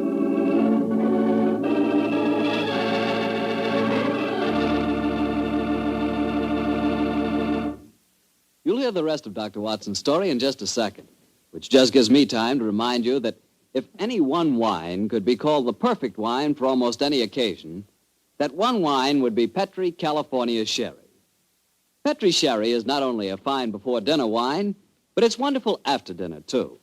And, of course, when you're entertaining or when guests drop in, whether in the afternoon or evening, there's nothing better than a glass of Petri Sherry. And it's comforting to know that you can serve Petri Sherry proudly, because the name Petri is the proudest name in the history of American wines. Dr. Watson, you certainly left me hanging on a cliff that time. You broke off your story just as the Hungarian composer started to play his ill-fated waltz to the Emperor Franz Joseph. What happened? At the time, my boy, fortunately, nothing happened. Herr Horvath completed his composition without apparent incident, and shortly afterwards we attended a banquet that was given in our honor, a banquet that concluded with a rather curious ceremony at which the Emperor presented Sherlock Holmes with a medal to commemorate his services. I never got anything was. Never mind about that. Finally, it was shortly after 10 o'clock, I remember. Holmes and I, together with Count Rufano, left the royal chambers and started to descend the spiral staircase leading to the main hall. You were greatly honored tonight, Mr. Holmes. I've only known His Imperial Highness to make 3 such presentations before, and they were all to my own countrymen. He might have made another while he was about Please, it. Watson, please. Sorry. The Emperor was most kind. I can't help feeling that he over-evaluated my services. You're being unusually modest, Holmes. Perhaps because I feel that my visit here is incomplete until I've solved the death waltz murders. I hope you'll be able to stay in Vienna long enough to do that. I confess I am at my wit's end. I've been giving the matter a great deal of thought, Count Rufano. I have a plan for trapping the killer. It's in rather an embryonic stage at the moment, but over a few pipes at the hotel tonight, I expect to develop it thoroughly. I shall call at your office in the morning and explain it to you. I shall be awaiting your visit eagerly. One more of these murders and the newspaper outcry might become so loud that I should have to resign my post as chief of police. Well, when Horvath made that daring gesture and played the death waltz tonight, it proved one thing. It's not infallible. the death of a beautiful woman doesn't always follow the playing of the melody. Very true, Doctor, but... Watson. Yes, Holmes? Strike a match, will you? Huh? There's a figure here slumped on the landing. Great Scott, it's the body of a girl. And a very beautiful girl, too. Shot through the forehead. You were wrong, Watson. The death waltz is infallible, but I swear to you that the killer has struck for the last time.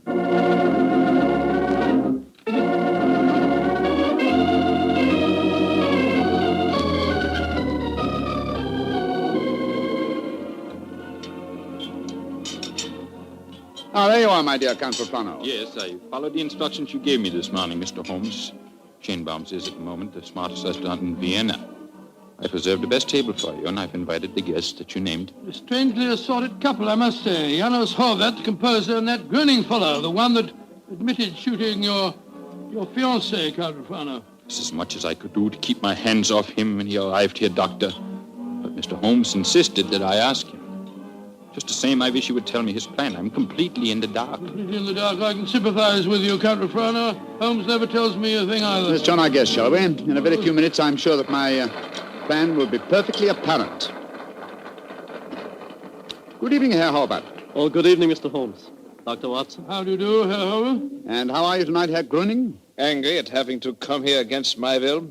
My party does not approve of these aristocratic, padded pigsties. But Count Refrano informed me that if I did not come here tonight, I could expect to find myself back in prison. How could I resist such a persuasive invitation? Here comes the third guest for our table. I met her at the hotel a few hours ago. Miss Banks, I'm so glad that you were able to come. Hello, Mr. Holmes. I didn't know this was going to be a party, but I couldn't be happier. Allow me to present you, Count Profano, Dr. Watson, Herr Horvath, Herr Gröning, Miss Barbara Banks from the United States of America. How do you do, Holmes? I wish I knew what you're up to. And how can a young American girl afford to come to Vienna, may I ask? Of course you can ask. My father made a lot of money, and he wanted me to have the advantages he never had. Your father made money because he ground the faces of the poor. Oh, my father never ground a poor face in his life. He was a capitalist. I spit on him. Oh, that's rather unfriendly. And also, geographically speaking, something of a problem. You see, he's living in Wyoming. You make fun of me. Only because you made fun of me. Mr. Holmes, I did as you asked me. I'm very grateful, Miss Banks. The orchestra leader didn't want to play it. He seemed scared. But I waved a lot of money in front of him, and I promised to pay the fine as well. Splendid. Great Scott, I see it all now. So do I. You persuaded Miss Banks to bribe the orchestra leader to play. My waltz. My forbidden waltz? Yes, Herr Horvath. I felt that if the request came from a young American, it might seem quite reasonable. Particularly if the requests were accompanied by American dollars ground out of the faces of the poor. You are being unpleasant to me, aren't you? They're playing it, your waltz, Herr Horvath. The death waltz. Mr. Holmes, this is against the law. The Horvath waltz is forbidden by imperial decree. True, nonetheless, my dear Count, I implore you not to arrest the orchestra leader until after the waltz is completed. In which case, since I requested it and it's still playing, I'd like a partner. Will you dance with me, Count Refrano? I'm sorry, Miss Banks, but to this melody I shall never dance again. Oh. Well, how about you, Dr. Watson? Oh, I like you very much, my dear, but I'm afraid I'm not as light on my feet as I used to be. In any case, I was never much of a hand at the waltz. The polka's more in my line. Dear me, I'm getting an inferiority complex. Oh, please do not, Miss Banks. You'll observe that the general public seems singularly unwilling to dance, too.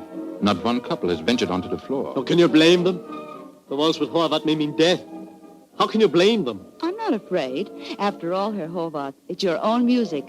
I'll dance with you. You're most kind, Miss Banks, and courageous. But to be a partner of the only woman on the floor would mean ruin. An admission of failure. My third refusal. I'm a wallflower. No, my dear Miss Banks, the aristocrats, they're afraid. But I, plain, simple Gröning, I will dance with you, Miss Millions. Oh, bless you, Herr Gröning. And I assure you my father does not grind the faces of the poor. He does grind the faces of the poor, this I know. Stop her, it's suicide. I think not, Herr Horvath. I think so. And I'll not stay here to watch it. Where the devil's he off to? Do not worry, Doctor. I shall keep an eye on him. Yes, and we'll keep an eye on both of them. Come on, Watson. Horvath is leaving the room. Whereas Count Refrano has deserted his trail and has slipped behind one of those pillars. Good Lord, he's drawing a revolver. Exactly, Watson. He's our man. Put down that revolver, Count Refrano. Put it down, I say! He's turning it on himself. Count Refrano!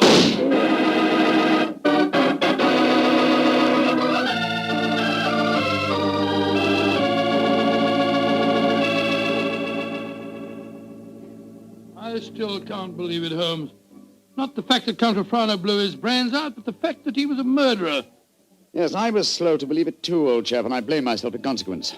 Two things should have been instantly apparent about the madman who killed beautiful women when he heard the Horvath waltz. Firstly, he must have had some motivation which drove him to such an act. Secondly, he must have carried a revolver with him at all times, since he was invariably armed when the occasion presented itself. Exactly, and that factor made me think of the police official. Then, of course, I saw Afrano's motivation. He loved the Princess Stephanie dearly. Her death in his arms was a psychological shock that was more than his mentality could stand. And when he heard that music, it reminded him of the dead princess and forced him to kill. That's right, old fellow. You will recall that what he said to us after his fiancée's death. What right do love and beauty have to exist in a world that no longer holds Stephanie? When he heard the music, he couldn't bear to think that other loveliness existed, and so, well, he destroyed it. But who killed the Princess Stephanie? The man who was first arrested for it, Herr Gröning. He admitted it after a little persuasion when the police arrived. Taken back to prison in the carriage that just took Count Afrano's body. It's shocking to think that 7 innocent women have been murdered before this case was solved. Yes, a fact that will be a constant reproach to me, I assure you. Oh, I didn't mean that, my dear fellow. We weren't even in Vienna when 5 of the killings took place. Hello. Here comes Miss Banks. Mr. Holmes, what happened to that funny little man who danced with me? Herr Gröning? Mm-hmm. He went to prison, Miss Banks. He was a murderer. Well, I must say this is a strange kind of a party you asked me to, Mr. Holmes. One of the guests blows his brains out, and the other, the only man who danced with me, turns out to be a murderer. Oh, I see now why Father sent me to Europe. An evening like this could never happen in Wyoming. Look. Helvet's walking out in front of the orchestra. Ladies and gentlemen. Shh. Listen. Ladies and gentlemen, I, Amos Horvath, wish to assure you, upon the word of the great English detective Sherlock Holmes, that never again shall my new waltz be an accompaniment for murder. Henceforth, its melody will be for life and love and laughter. I have ordered a bottle of the finest Tokay sent to each of your tables. Raise your glasses and pledge me as I now conduct my waltz. Free at last from the kiss of death.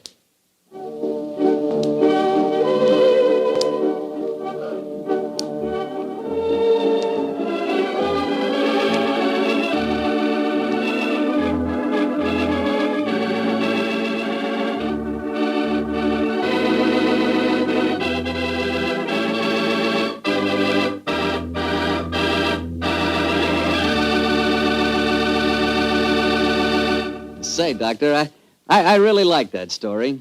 That was a baffler. Yes, wasn't it? A highly placed police official is the last person in the world you'd think guilty of murder. I must confess I wasn't of so much help to Holmes in solving that case. Oh, don't let that worry you, Doctor. After all, Holmes almost missed solving it himself. Oh, thank you, my boy. Nice of you, thank you very much. But it certainly was one of the most interesting cases that I was ever connected with. I know what you mean. You know, I came across quite an interesting case myself the other day. Oh, you don't say where? Right in my own house. Oh, that's interesting. What kind of case? Sherry. Oh, good gracious me, sherry. That's right, a case of Petri, California sherry. You see, I buy it by the case, Doctor, because that Petri wine is really extraordinary. But all Petri wine is unusual wine, unusually good, because the Petri family has been making wine for generations. Because this is so, and because the Petri business has been owned and operated by the Petri family ever since its beginning, and is today the largest independent family-owned wine company in America, naturally the name Petri on a bottle of wine is more than a trademark. It's the personal assurance of the Petri family that every drop of wine in that bottle is good wine. Naturally good wine because Petri took time to bring you good wine.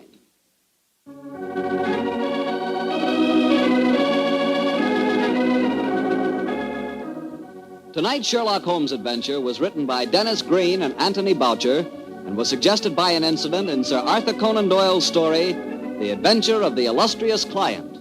Music is by Dean Fostler. Mr. Rathbone appears through the courtesy of Metro-Goldwyn-Mayer, and Mr. Bruce through the courtesy of Universal Pictures, where they are now starring in the Sherlock Holmes series. The Petri Wine Company of San Francisco, California, invites you to tune in again next week, same time, same station. Sherlock Holmes comes to you from our Hollywood studios.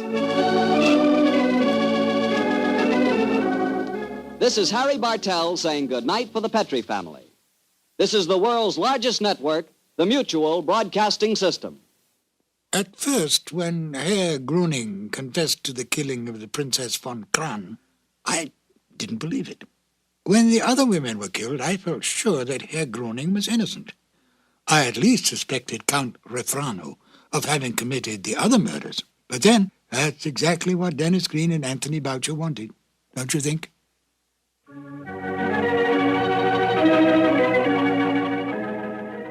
The two episodes you have just heard, The Out-of-Date Murder and The Waltz of Death, are part of the new Adventures of Sherlock Holmes, starring Basil Rathbone and Nigel Bruce, and are a 1988 copyrighted production of 221A Baker Street Associates. The Sherlock Holmes stories and the characters of Sherlock Holmes and Dr. John H. Watson were created by Sir Arthur Conan Doyle and are used with the kind permission of Dame Jean Conan Doyle. This is Ben Wright. Won't you join me again soon for more new Adventures of Sherlock Holmes? Thank you for listening.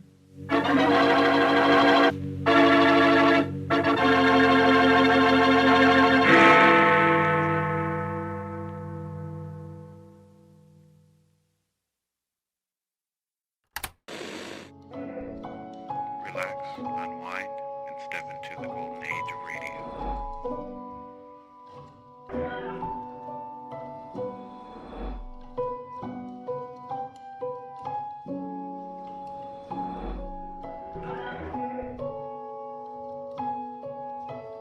You're now listening to Golden Radio Hour. This episode from the life of Sherlock Holmes will be transmitted to our men and women overseas by shortwave and through the worldwide facilities of the Armed Forces Radio Service. Petrie Wine brings you Basil Rathbone and Nigel Bruce in the new Adventures of Sherlock Holmes.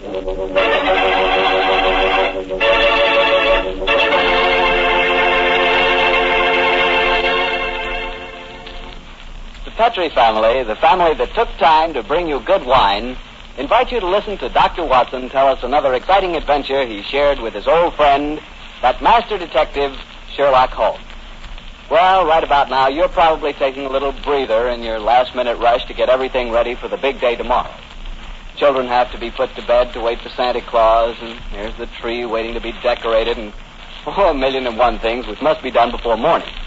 I sure hope you got all your Christmas shopping done. It's pretty hectic rushing off at the last minute to take care of Uncle Charlie or Aunt Bertha or Cousin Sam.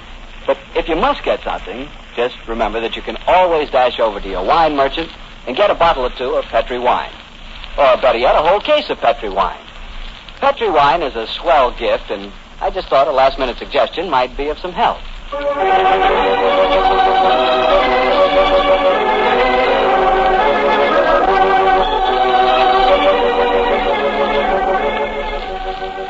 And now I'm sure our good friend Dr. Watson's waiting for us, so let's go in and join him. Ah, there you are, Mr. Bartell. Well, say, Doctor, I can see you're going to have yourself quite a Christmas. Big tree in the corner with colored lights on it. Where'd you get those? Table covered with presents? You must be mighty popular. Oh, they aren't all for me, my boy. You see, I'm having a Christmas party tomorrow for my housekeeper's little nieces. Oh. I'm going to dress up as Santa Claus for them. I'm sure you look very convincing in the part. By the way, Doctor, I brought you a little present. Here it is. I hope you like it. Oh, that's kind of you, Mr. Bartell. I got one for you, too, but you mustn't open it until tomorrow. Here, my boy. Thanks a lot, Doctor. And now, how's about tonight's story? Last week you told us you'd chosen an adventure with a lot of Christmassy atmosphere. Yes, Mr. Bartell. My story begins on another Christmas Eve many, many years ago. To be exact, in 1886. At the time the adventure occurred, I must confess I didn't quite understand what was going on myself. In fact, I never did make head or tail of it until Holmes took pity on me later and explained the whole thing. But I shan't try to confuse you, Mr. Bartell. I'll tell you the story exactly as it happened. Right you are, Doctor. Let's go. Very well. On that Christmas Eve in '86, I was standing in our Baker Street rooms dressed in the costume of Santa Claus. Holmes, his long, thin fingers pressed together, lay back in an armchair and gazed at me quizzically, while our housekeeper, Mrs. Hudson, stood by the door and... Watson, you make a grand Santa Claus. Doesn't he, Mrs. Hudson? Try the beer on, old chap. Oh, I'm afraid it's a little uncomfortable. How does it look? Oh, you look just like the old man of the Christmas cards, Doctor. Yes, Watson. It really becomes you. The cheery twinkle of the eyes, the ruddy complexion, and the appropriate girth. Oh, a shame we can't obtain some snow and a sleigh and reindeer for you. However, I'm sure Mrs. Hudson's nieces will be very much impressed. They will, that, sir. And it's very kind of you, Doctor, to offer to come over to that house with me. With her father in the hospital and my sister at his bedside, it would have been a very miserable Christmas without you. I should enjoy myself, but I think I'll take this beer off till we get there. That's it. You ready to leave, Mrs. Hudson? I am, sir. Will I get a cab? How far do we have to go? Oh, Lexington Gardens, number 28. It's just off the Edgware Road, Doctor. Far, but bearing in mind my costume, I suppose we'd better take a cab. Aye, sir. I'll get one. Holmes, what are you going to do with yourself? I hate leaving you alone on Christmas Eve. Oh, don't worry, old chap. I shall spend a profitable evening writing on my new monograph. What's this one about? An analysis of teeth marks on pipe stems, with particular regard to indicated character. Gracious me, how exciting. Well, I must be going. Don't forget your sack of presents, Watson. No. And when you come to distribute them, you will find that I took the liberty of adding a few trinkets on my own behalf. That's very thoughtful of you, Holmes. Excuse me, Mr. Holmes, but there's a gentleman to see you. Says he's an old friend of yours. Here's his card, sir. Oh, thank you, Mrs. Hudson. Why, it's Lord Whitcomb. Splendid. Ask him to come up, please, Mrs. Hudson. All right, sir. And I hope your party is a great success, Mrs. Hudson. Thank you, sir. Are you sure you don't want me to stay? Now that you've a visitor, Oh, no, indeed, no, Mrs. Hudson. I can show the gentleman out myself. You go off and have a good time. Thank you, sir. I wonder what Lord Whitcomb wants. Perhaps I should stay. Oh, certainly not, old chap. You have far more important work to do. Whitcomb probably wants his revenge at chess or, something equally innocuous. Off with you, my dear fellow, and enjoy yourself. Oh, I better go. Just the same, I wish you were coming with me. I'll see you later. I shall be there. Come on up, Whitcomb. Hello, Holmes.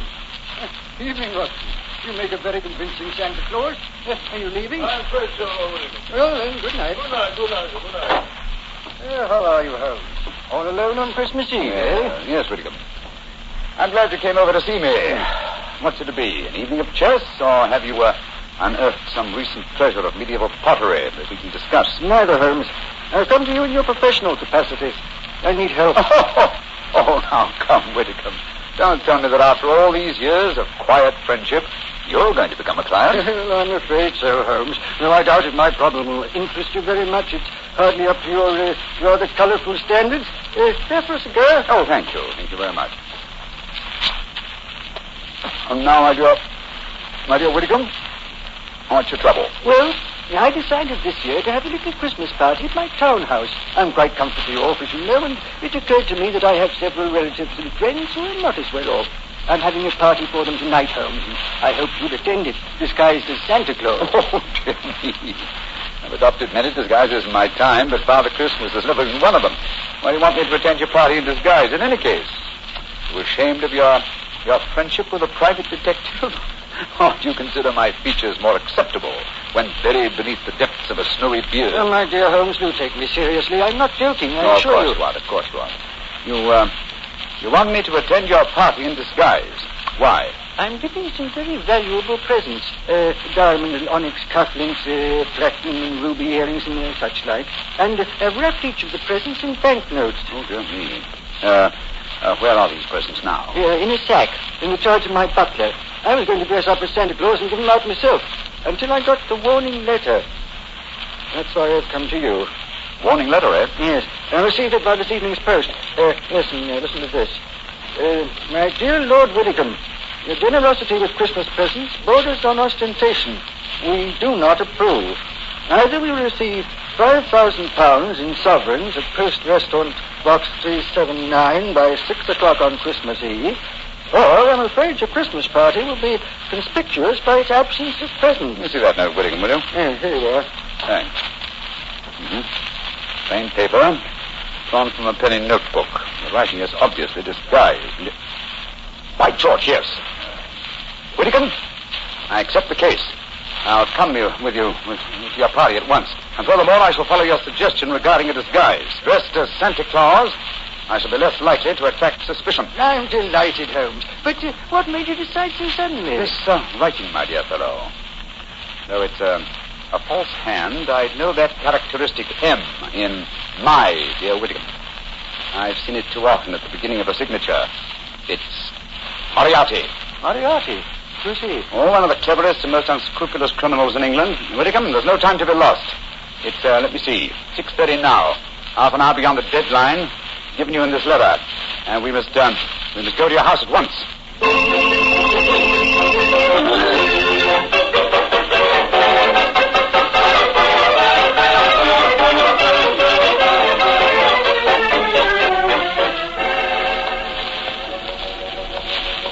This is as far as the cab can take us, Doctor. Here you are, cabby. Here's 5 shillings for you, and a Merry Christmas to you. Oh, bless you, Governor. And a Merry Christmas to you, too. You said you wanted to get into the house through the back way so that you could surprise the children. Yes, I thought I'd pretend to come down the kitchen chimney. Oh, you can get to the back of the house by going up the alley here. I'll go in the front door. Splendid. Which is the house, Miss Hudson? Number 28. It's the third one down the alley, Doctor. I'll have the back window open in no time, and you can slip in without any of the bearing seal. Oh, very well. Gloomy little street, I must say. Well, where's the music coming from? Oh, it's from that temple across the street, Doctor. The disciples of the Octagonal Square, they call themselves. Oh, what on earth do you suppose that means? Some newfangled cult. Heathens, most likely. Oh, I'm not the only Santa Claus abroad tonight. Look at that fellow across the street there. Oh, dressed just like yourself, Doctor, and carrying a sack, too. He's running up the steps to the temple. Well, Scotty, he slipped on the ice. Oh. What is hurry was? Here. Let me help you up, sir. Oh, now, you be careful, Doctor. Do not trip up yourself. Here, now, give me a hand. Thank you, sir. The silly of me, wasn't it? Oh, we Santa Clauses have to help each other, you know. Up you come. That's it. Oh, good gracious me. Oh, Doctor, I told you to be careful. Now you've fallen too. Oh, it's this confounded red coat of mine. It tripped me up. Oh, did you hurt yourself? Oh, I'm all right. How about you, sir? Oh, I'm all right, thanks. It's silly of me to run, wasn't it? Here's your sack, sir. Thank you. Good night, and Merry Christmas. Same to you, sir. Oh, he went into the temple. Must be a disciple of the Octagonal Square. Are you sure you're no hurt, Doctor? No, of course not. Thank you, Miss Hudson. Here, give me my sack, please. Thank you. Your sister's house is the third one down this alleyway, you say? Aye, and I'll hurry and open the back window. I'll be waiting for you, Mrs. Hudson. It's going to be rather fun. What a shame Holmes isn't with us. Oh, well, he's probably happier having a good game of chess with Lord Whittingham.